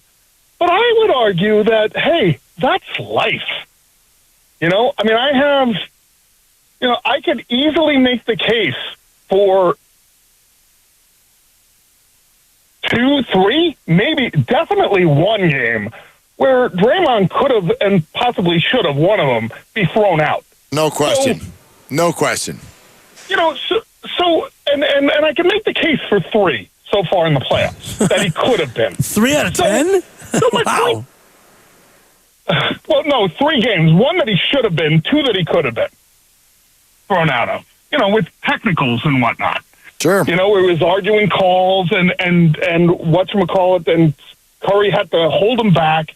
So my point is I'm not going to bash Draymond because he's our defensive heart. I just want to see him play under control. And a few of the other guys have a good game, and I look forward to being surprised to who that could be. I love that. Yeah, Dollar Bill, thanks. I think that's all fair except for the whole, you want Draymond to play under control. We hear this thought all the time. It never, ever, ever happens. He thinks it's under control. His barometer on that is different than a lot of other people's. He's said that he has to play that way to be successful. Only way he knows how to play. I don't necessarily need him under control. I just don't want to see him inflict damage on the team because of his, post whistle activity. Don't hurt the team and don't leave the team. Yeah. Those are my 2 hopes for him tonight. Schlep Rock, next up on Willard and Dibs. What up, Schlep? What up? What's going on, Dibs? Hey, Willard. Hey, here's the thing. What do you tell me if Draymond, Kaminga, let's go Jimmy Butler and Buddy together, cumulated, give you 70 points, okay? whether it be 20-20-10, 20-20-20-10, whatever. They give you 70 points. Where are the rest of the points going to come from? We're going to need 30 points. And the way the bench has been playing lately, they had one game last week where they only scored 3 points total throughout the whole game. Where do we get those other 3 points, especially if Podziemski is pedestrian, not Podziemski, and Moody's doing what Moody's doing? Where do we get those 30 points? I mean, because I see it's going to be right around 100 points. I'll take your answer off the game, out the radio. All right, guys. Love your show, too.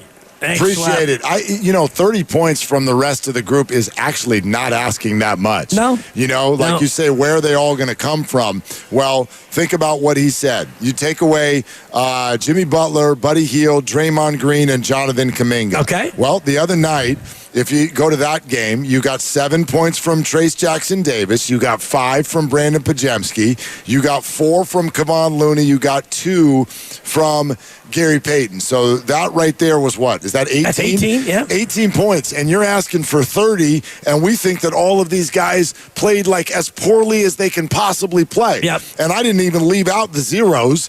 I left out Moses Moody's 0, only 3 minutes. I left out Quentin Post's 0, only 3 minutes. So there's all of that, but dude, you're not asking that much. No. If you're asking 6 players to combine for 30 points, they all just need 2 buckets. Right. 2 buckets apiece. And I'm thinking about game 3. And Pod should score 10. He should score 10 in his sleep if he gets his normal amount of minutes. Well, 10 shots. If you go 4 for 10 and, one of those is a 3, that right there is 9 points. Yep. Can you get a free throw? You mentioned game 3 before where Jimmy was out.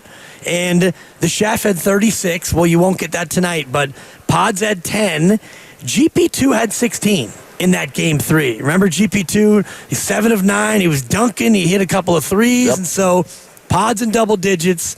Gary had 16. Buddy was 17, but he's counted in Schleprock's call. But when you start thinking about the others, a guy like Gary, if Gary can hit a couple of his corner threes that he's always doing, a couple of flashes and dunks, if he can get you 10, if Pods can, stumble into 8 or 10, all of a sudden now you can get to that 100-point mark. By the way, I also think this. You don't need to get to the 100-point mark. Be nice. Well, I don't think it's listen, the Wolves had 40 at halftime on Saturday night. Yep. They were great in the fourth quarter. They've been great in the fourth quarter. They might be great in the fourth quarter again. It might not be. They might not be. 1-3 this year in the postseason when you don't get to 100. The Warriors are. Understood. But you might not need to. Actually, 2-3. I withdraw that. There you Getting go. better. It's getting 2 and better. 3, and they're only 5-5 overall. So Right. it's like that's half the time. And you don't have to score 100 to win.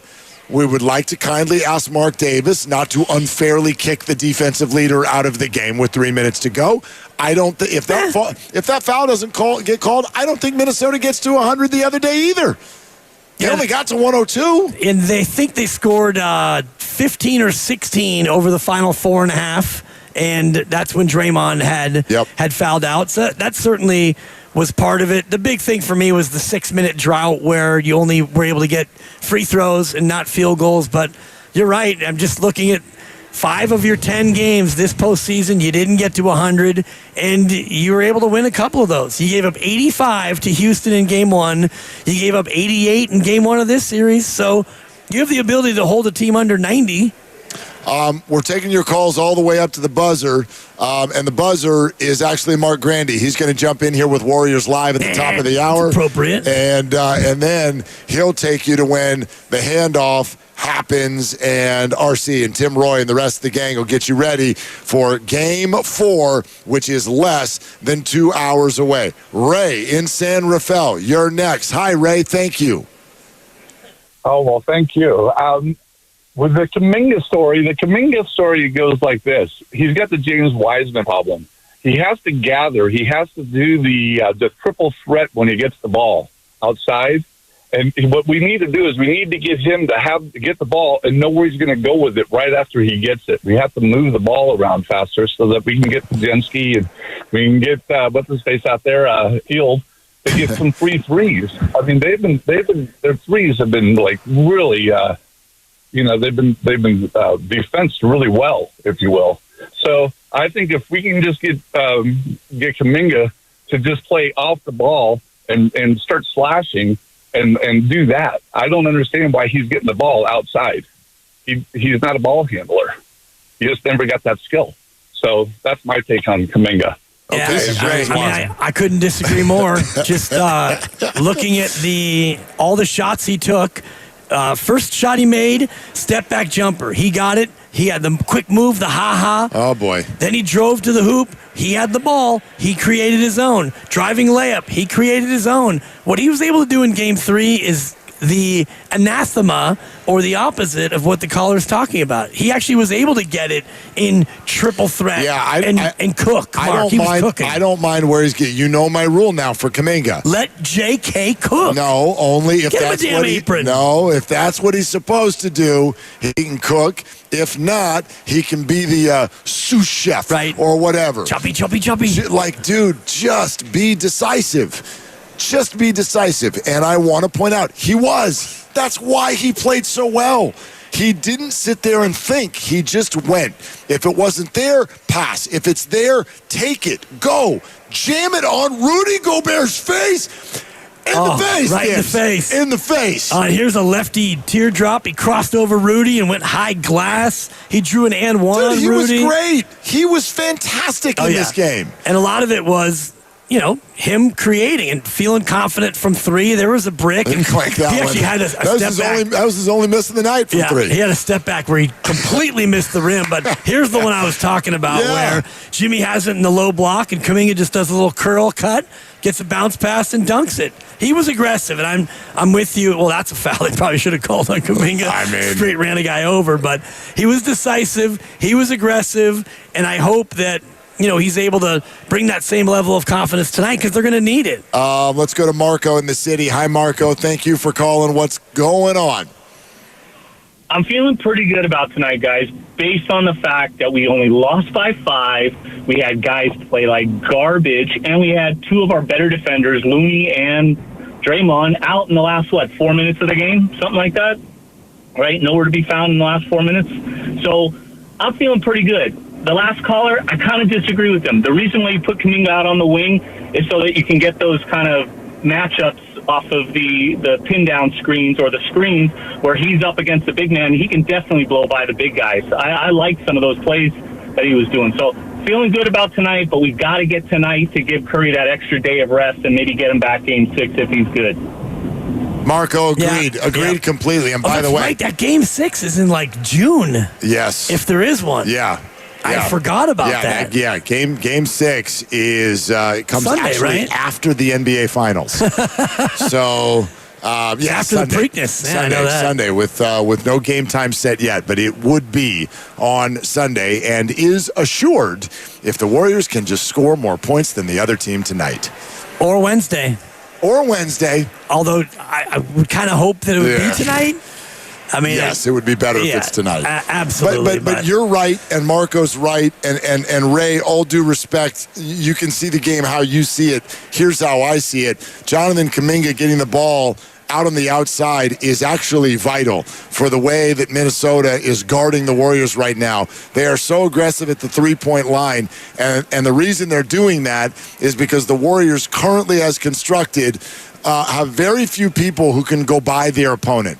And so what they're doing is they're saying, look, we're going to make you shoot twos, and we're not going to let you penetrate and kick to open up threes. Jimmy Butler can do it a little bit. He often doesn't get the ball out at the three-point range. Sometimes he does, but sometimes he's already on the interior. Kaminga is one of the only people that when in the triple threat can actually go by the defense, and if he can finish, great, but if not, he might be able to create an open three for somebody else. And we know damn well Pods, GP2, and even if you look at the analytics of Buddy Hield, they will shoot at their best and only at their best if they're in catch and shoot wide open, knockdown threes. And Jimmy's going to be the best option you have to, maybe draw a double team and then kick one out to the 3-point line. But short of that, I'm looking at a few more of JK's plays where they gave it to him on the wing and they just cleared out the side and let him go to work. And the one that really hurt, I'm showing you right now, down 4, 2 minutes to go. And he had actually just missed on this possession, and Anthony Edwards just slaps it out of his hands. I didn't think that it was a foul. It looked like a clean strip, but this is the one that was kind of a backbreaker. He misses it, he gets it back, and then whop! Edwards, we got to run out the other way, and it was night-night. Yep. Well, that's not on Jonathan. No, and it's not. The game was already over anyway. They're down 4. He scores there. You're down 2, and you're... Right.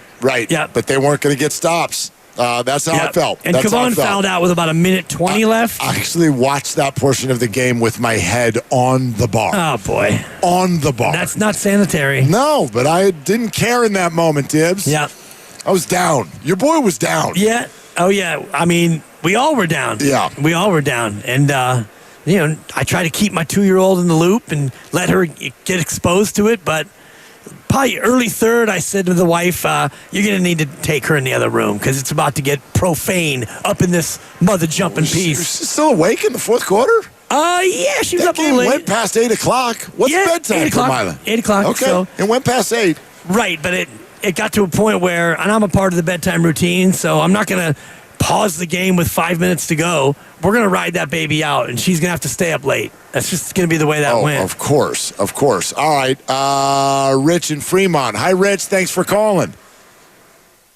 What's up, guys? Thanks for taking my call. Yeah, man. I think you guys already know that whenever you're trying to put together a dish, you have to have basically a recipe for success. And tonight's recipe for a W is 5 guys in double figures. We need more contribution from the other guys. That's what needs to happen. Everybody has to contribute tonight. Otherwise, guess what? Yes, we had a rough season. Yes, we got out of it when we picked up Jimmy. Yes, we got to the second round, and that's great. We did better than the Lakers. That's great. But guess what? You lose tonight, then guess what happens? All of a sudden, everything you did this year was nice, but guess what? The fan base and the front office is expecting more. And this is for Steph tonight. We got to get him back. And we got to get him back because we're a W. Got to make that happen. Thanks, guys. Rich, thank you. Yep. Yeah, it sounded like, and Rich didn't really do it, it sounded like he was kind of tracking toward the idea that if this all ends tonight, it's kind of all for naught and it's a disappointment. Well, and I'm not there anymore. I'm definitely not there anymore. I set the over-under on playoff wins at 4.5. We did this bit for, 3 months? And the over has hit. You were the under until the Jimmy thing really started to pop, and then you said, ask me again, and I did, and you took the over. It was the day after they beat the Lakers in L.A. Right, and now they've got 5 playoff wins. They got 5, and they're playing without Steph Curry. Right, and I said before that as long as they go on a deep second-round run, I won't be disappointed. Even if this doesn't go deep, I'm not going to be disappointed because of what you just said. They're doing it without the greatest player in franchise history. I mean, I already called this a gravy series, and I know that bothers some people. It bothered me. Well, I didn't call it a gravy series at the start of it. I called it a gravy series when Steph Curry limped off. And they're 0-2 since that moment. And I don't know how to undersell that. I don't even know how some fans have sort of arrived at the spot that they did, which something must have happened on Tuesday night or Wednesday morning where there was some sort of party that I didn't go to where everybody got talked to and somehow got convinced, we can win the Western Conference semifinals without Steph Curry. Yeah. No, you can't. I believe you can. No, I mean, I believe you can get to a Game 6. And if he doesn't come back, you might be able to get to a Game 6. If you're down 3-2 and you get to 6 and he's not ready, well, they're going to be underdogs in their own building again. I've come at you for something you tweeted emotionally Saturday night. You sure have. And here's the flip side. I'm going to remind you of this is how closely I follow you now. Okay. I'm going to remind you what you tweeted after the injury. Warriors are up 1-0.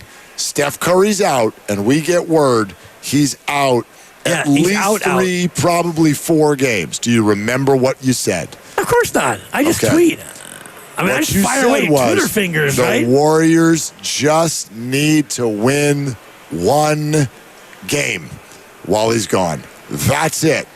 One game. And if they can, it creates a scenario where on Sunday, May 18th, they will be down 3-2, but the chef can return for that game and potentially force a Game 7 on the road, which we know they've already won one of those in these playoffs.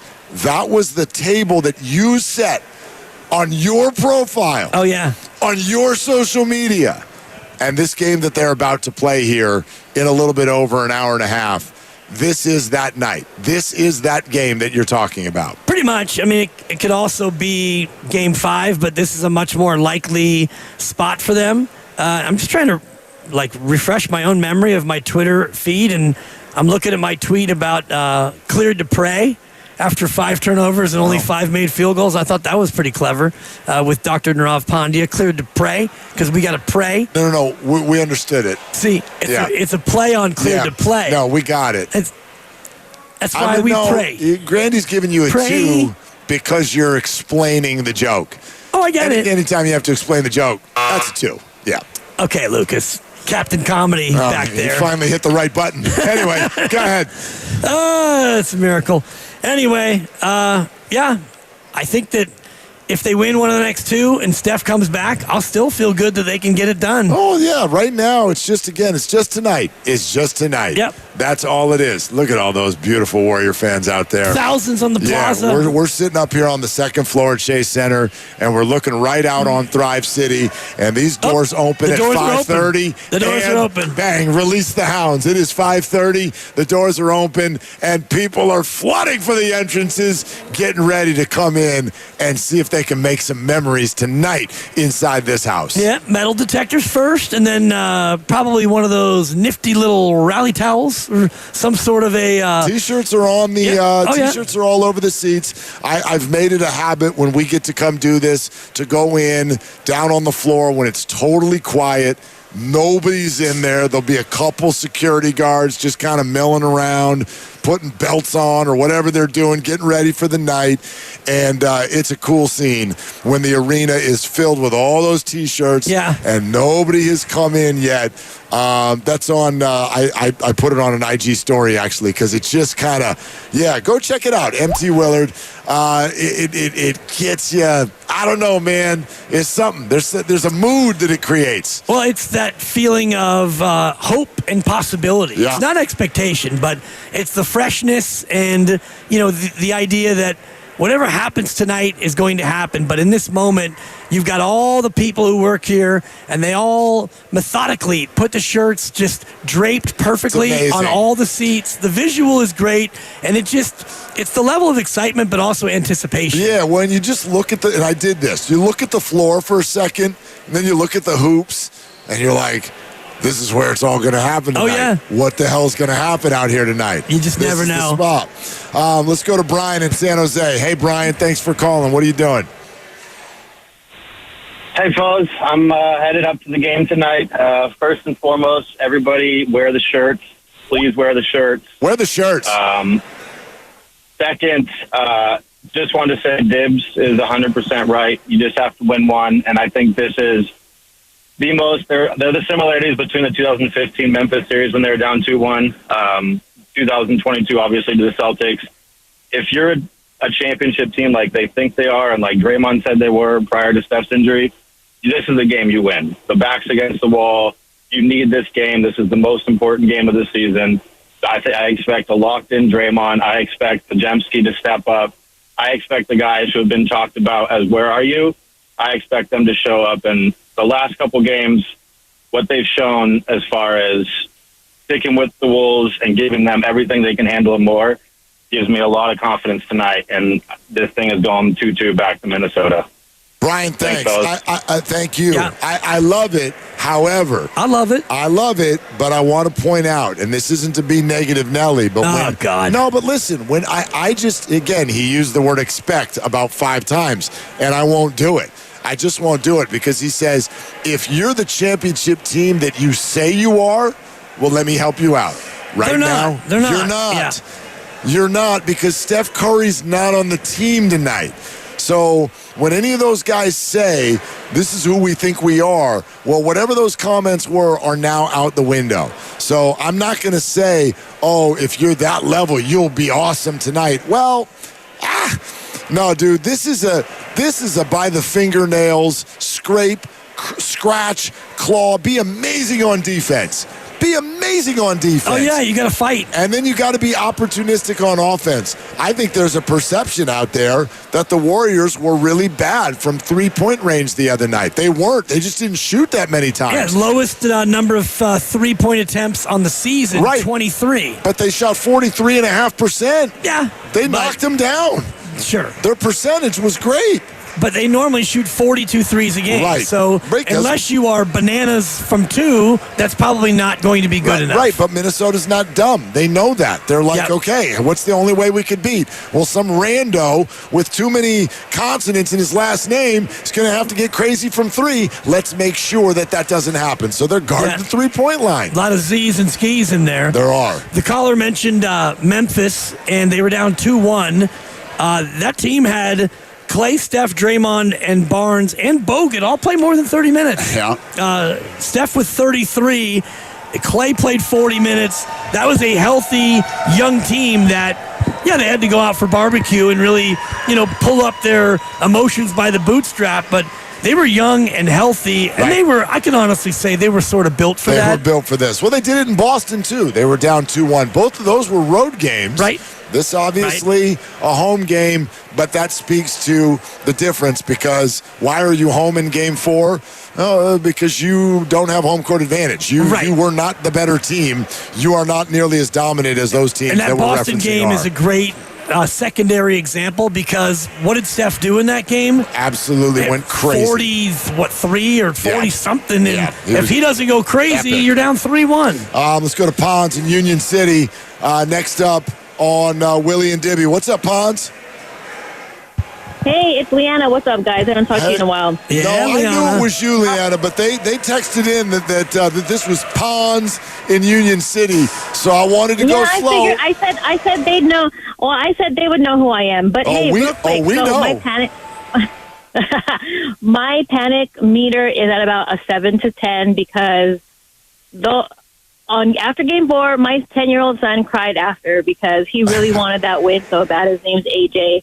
And he wanted that win so bad. But let me just say that if Kaminga, Hield, and Butler together score 65 and all the rest have 40, I think we take it. I think we take it. As long, first one to 100, right?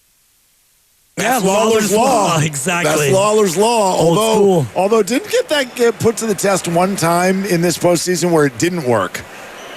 It didn't work. I want to say the game 4 victory for the Warriors over the Rockets. Did the Rockets not hit 100 first? Let me check. The memory serve. Okay. That's memory serving. Yeah. And I was drinking. Oh, that's right. I was drinking. That was a 2-drink game for you, I think. It might have been 2-drink 3. minimum. No, that was a shot on a Monday night. Van Vliet with a 3 put them up 101-97. There it is. And in fact, they did get to 100 first. And lost. So correct. All right. Oh, guess who's on the line? Wait.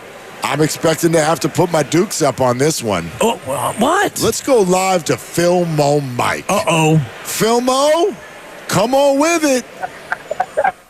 You don't gotta put your dukes up, man. I'm ready, just in case. But but I was hearing the subliminal Kaminga hate last week, and Kaminga came through and he did his thing. But all you were saying for him to do was be decisive. You were just saying be decisive, Mark. That's right. So you feel me? Yeah, that's all. So I respect that. But how do we go to Secaucus, right, Mark? Dibs, and this is your question, Dibs. How are we going to Secaucus and still getting the calls wrong? How do you go to New York? Secaucus, you ever been to Secaucus? Is one of the most boringest places in the world. How do you go to Secaucus, New Jersey, right across the street from whatever bridge that is, and you still get the call wrong, Dibs? Dibs, they should hire you, Dibs. They should put you in the thing, Dibs. Are you talking about the Julius Randle charge and Draymond Green? Yes, sir. That's a judgment call, Mike. And so I'm not defending the judgment, but when you look at that, and if it is Secaucus, and I thought that those calls were actually reviewed by the crew courtside. I don't know if that is one that they go to Secaucus and they look at the monitor and they get input, but ultimately you make the judgment based on what you think is the right call. It's not like when you see, a rule that was misapplied, or I don't know. It's just a judgment. But I'm with Filmo. Like, I mean, just because somebody's judging it doesn't mean we can't judge them. Their judgment sucks. Right. It's kind of like a DUI. Your judgment sucks. Oh, wow. So that's what I'd say about Scott Foster and his crew the other night. Go ahead, Filmo. I agree. I'm saying, how do we, we have to get it right. And then when they don't have any more, challenges to do, you're just going to let a bad call just stand on its own? That's bad for business, man. I'm out, man. Y'all get your money today. Thank you, Mike. I'm with you, and this is to Mark's greater point about how, not only how many reviews do you get, but how you go about it. And when it's a foul call, the on-court crew chief is the one who makes the final decision. So if I'm the crew chief, and in this case, Scott Foster, and I see a charge, and it's a review, and I go over and I put on the headset, and I'm watching my own work, and I'm looking at it and going, yeah, I thought it was a charge then. I think it's a charge now. Call upheld. So I think that, to your point, is the bigger issue where, go to a jury of your peers. Like when you go to court and there's a judgment and you want to appeal it to a higher court, that higher court is a different judge. It's not Judge Wapner again. Wop, wop, wop. It's a different judge as you go up the ladder, a different set of eyes, a different jury. In this case, it's like, no, I said what I said. Yeah. That's a block. We should just go Savannah Bananas style and poll the audience. Just let the home crowd decide. The home crowd. Yeah. Is it A, a foul? B, not a foul? C, a felony? C, let's go get the refs. Totally. That's what I want to see. All right. If you haven't already, make sure you subscribe to Willard and Dibs on the free Odyssey app or wherever you get your favorite podcast. Do it for the Joes, the Roast in the Morning, Steiny and Goo as well. Still time for your calls. Anthony, you'll lead us off next. 888-957-9570. The doors are open inside Chase Center. Here we go. Game 4 is on the way. This is Willard and Dibs.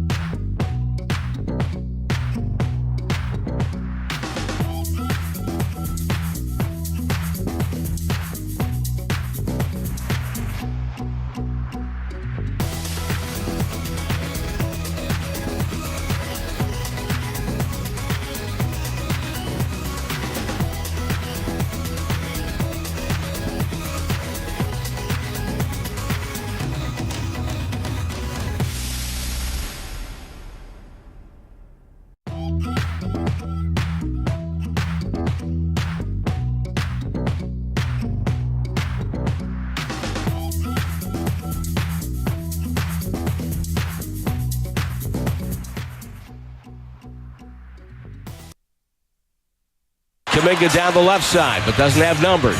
Throws it out to Butler. Drives on Gobert, bangs him out of the way, goes up left-handed, scored, and got fouled! Jimmy Buckets! Jimmy Butler went Jimmy battering ram mode. He just took that left arm and used it as a shield, knocked Gobert out of the way. Bounce pass to Butler, guarded by Edwards, shot clock at 9.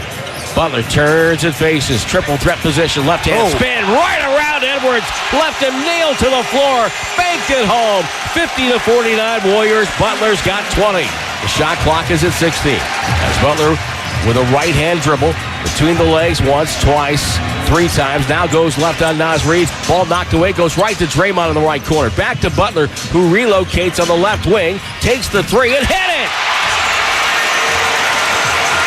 He's unbelievable sometimes. Wow. Bay Area, it's Steve Kerr. You're listening to the home of every Warriors game, 95.7 The Game. Mark Grandy is on the pre and post tonight. Lock in, Dub Nation. That's right. Lock in, Mark.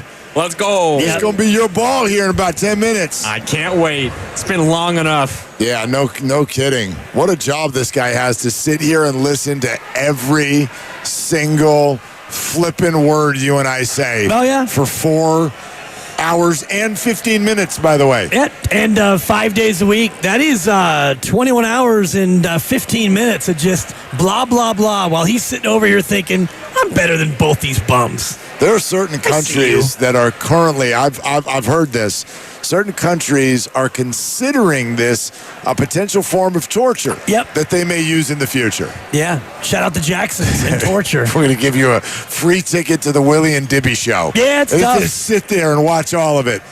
Yeah, at least back in the studio, he has the opportunity to talk to Lucas. I'm sorry. It's not that much better. I couldn't even get through it. Sometimes I crack myself. Thank you. Oh, good. You found a button again. All right. Hey, it's time for Triples for Autism, brought to you by Pettinelli Financial Partners and the Autism Society, San Francisco Bay Area. Good news out of the Warrior loss. Not much, but this is good. The Warriors made 10 threes. They only took 23 of them. All right. But they made 10. And that's just enough for another donation from Pettinelli to the Autism Society San Francisco. The Warriors made none in the first half, but filled it up with 10 in the second half. 4 from Buttard, 3 from JK, 2 from Butler, and 1 from Pods. That is the 67th donation of the year for Triples for Autism. And we thank Pettinelli for all of their great work. And we encourage you to get involved as well. If you'd like to donate yourself, go to sfautismsociety.org. That was Triples for Autism. And it is brought to you by Pettinelli Financial Partners in the Autism Society, San Francisco Bay Area. Pettinelli is here for you, offering financial guidance and support throughout life's milestones. Go to PettinelliFP.com. Look, I've heard some about, Jimmy Butler 1 for 7 in the fourth quarter and whatnot. I get it. Minnesota has clearly been phenomenal in these playoffs in the fourth quarter.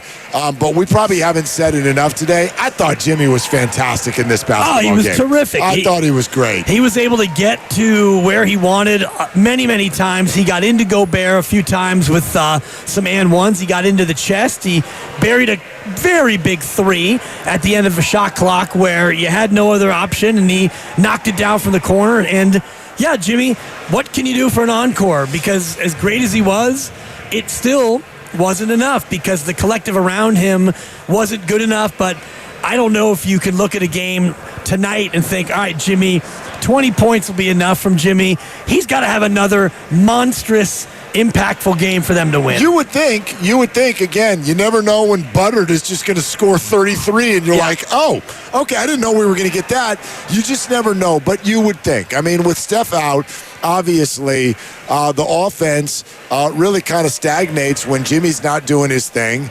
It's either Jimmy Butler or Jonathan Kaminga or both. And that's why, like, I understand if someone feels like, oof, that was our best shot to get a game from the Wolves without Curry, because you need great Butler and you want dynamic Jonathan Kaminga. You got both and you still lost. Like, I get it, but I could also look at it the other way and go, look, I don't know when somebody else is going to step forward and say, tonight's my night. And so the Warriors are going to need that. Whether you think it's going to happen or not doesn't really matter. It has to happen, though, I think. And even if you get 2 more monster games from Kaminga and Jimmy Butler, you're going to need some contributions from the others. And I'm just looking at the other games this postseason where Game 3, no Jimmy. GP2 had 16 off the bench. That was found money. Game 4, Pods had, 26 in a starting role? And that was a game where, you had Jimmy back and you had Steph, and Pods was the one who had the big contributions late, and you got the win. So looking at this game, is it Gary? Is it Pods? Is it, Draymond Green, who's shown an ability to knock down threes in stretches, or some other unknown? Somebody's got to step forward and be an unsung hero, especially on the offensive end. Out to the Boxer and Gerson work injury attorneys text line. This one kind of got me. This one was actually a little bit tough to read. 262 sent in, hey boys, it's really nut-cutting time tonight. And I just wanted to say, thanks for the ride. Whatever happens, it's been a hell of a season. Hold on a second. I agree with the sentiment. Very kind of you. Send it in another however long. Very kind of you, but do not thanks for the ride yet for multiple reasons. First of all, the ride doesn't ever end. Okay? 95.7 The Game and our content is just like a casino. It is always open, all right? Although they are starting to close some of the ones in Tahoe now. But anyway, it's always open. So we're not going anywhere no matter what happens. And oh, by the way, even though I agree, I do not like the Warriors' chances to rally in this series if they don't win this game tonight. This is not an elimination game. Nope. And wild things have already happened in these NBA playoffs, and more are on the way. I have no doubt. I think there's just time for that sentiment. It is nice, and I appreciate the kind words, but we're not there yet. It's 2-1. It's a best of 7. So if you get to a spot where it is an elimination game and you're down hefty points late, okay, then we can all have reflective moments. But right now, I am still in lock-in Dub Nation mode. It's a home game. You're only 5 or 5.5 point dogs, even without your best player. Role players play better at home. The crowd is flowing in as you look at the plaza. It's going to be loud. The fans are going to be supporting the team, and this is a great opportunity for them to even things up. Yeah, no doubt about it. The energy has come in the building. You start to hear it. Doors have been open for about 25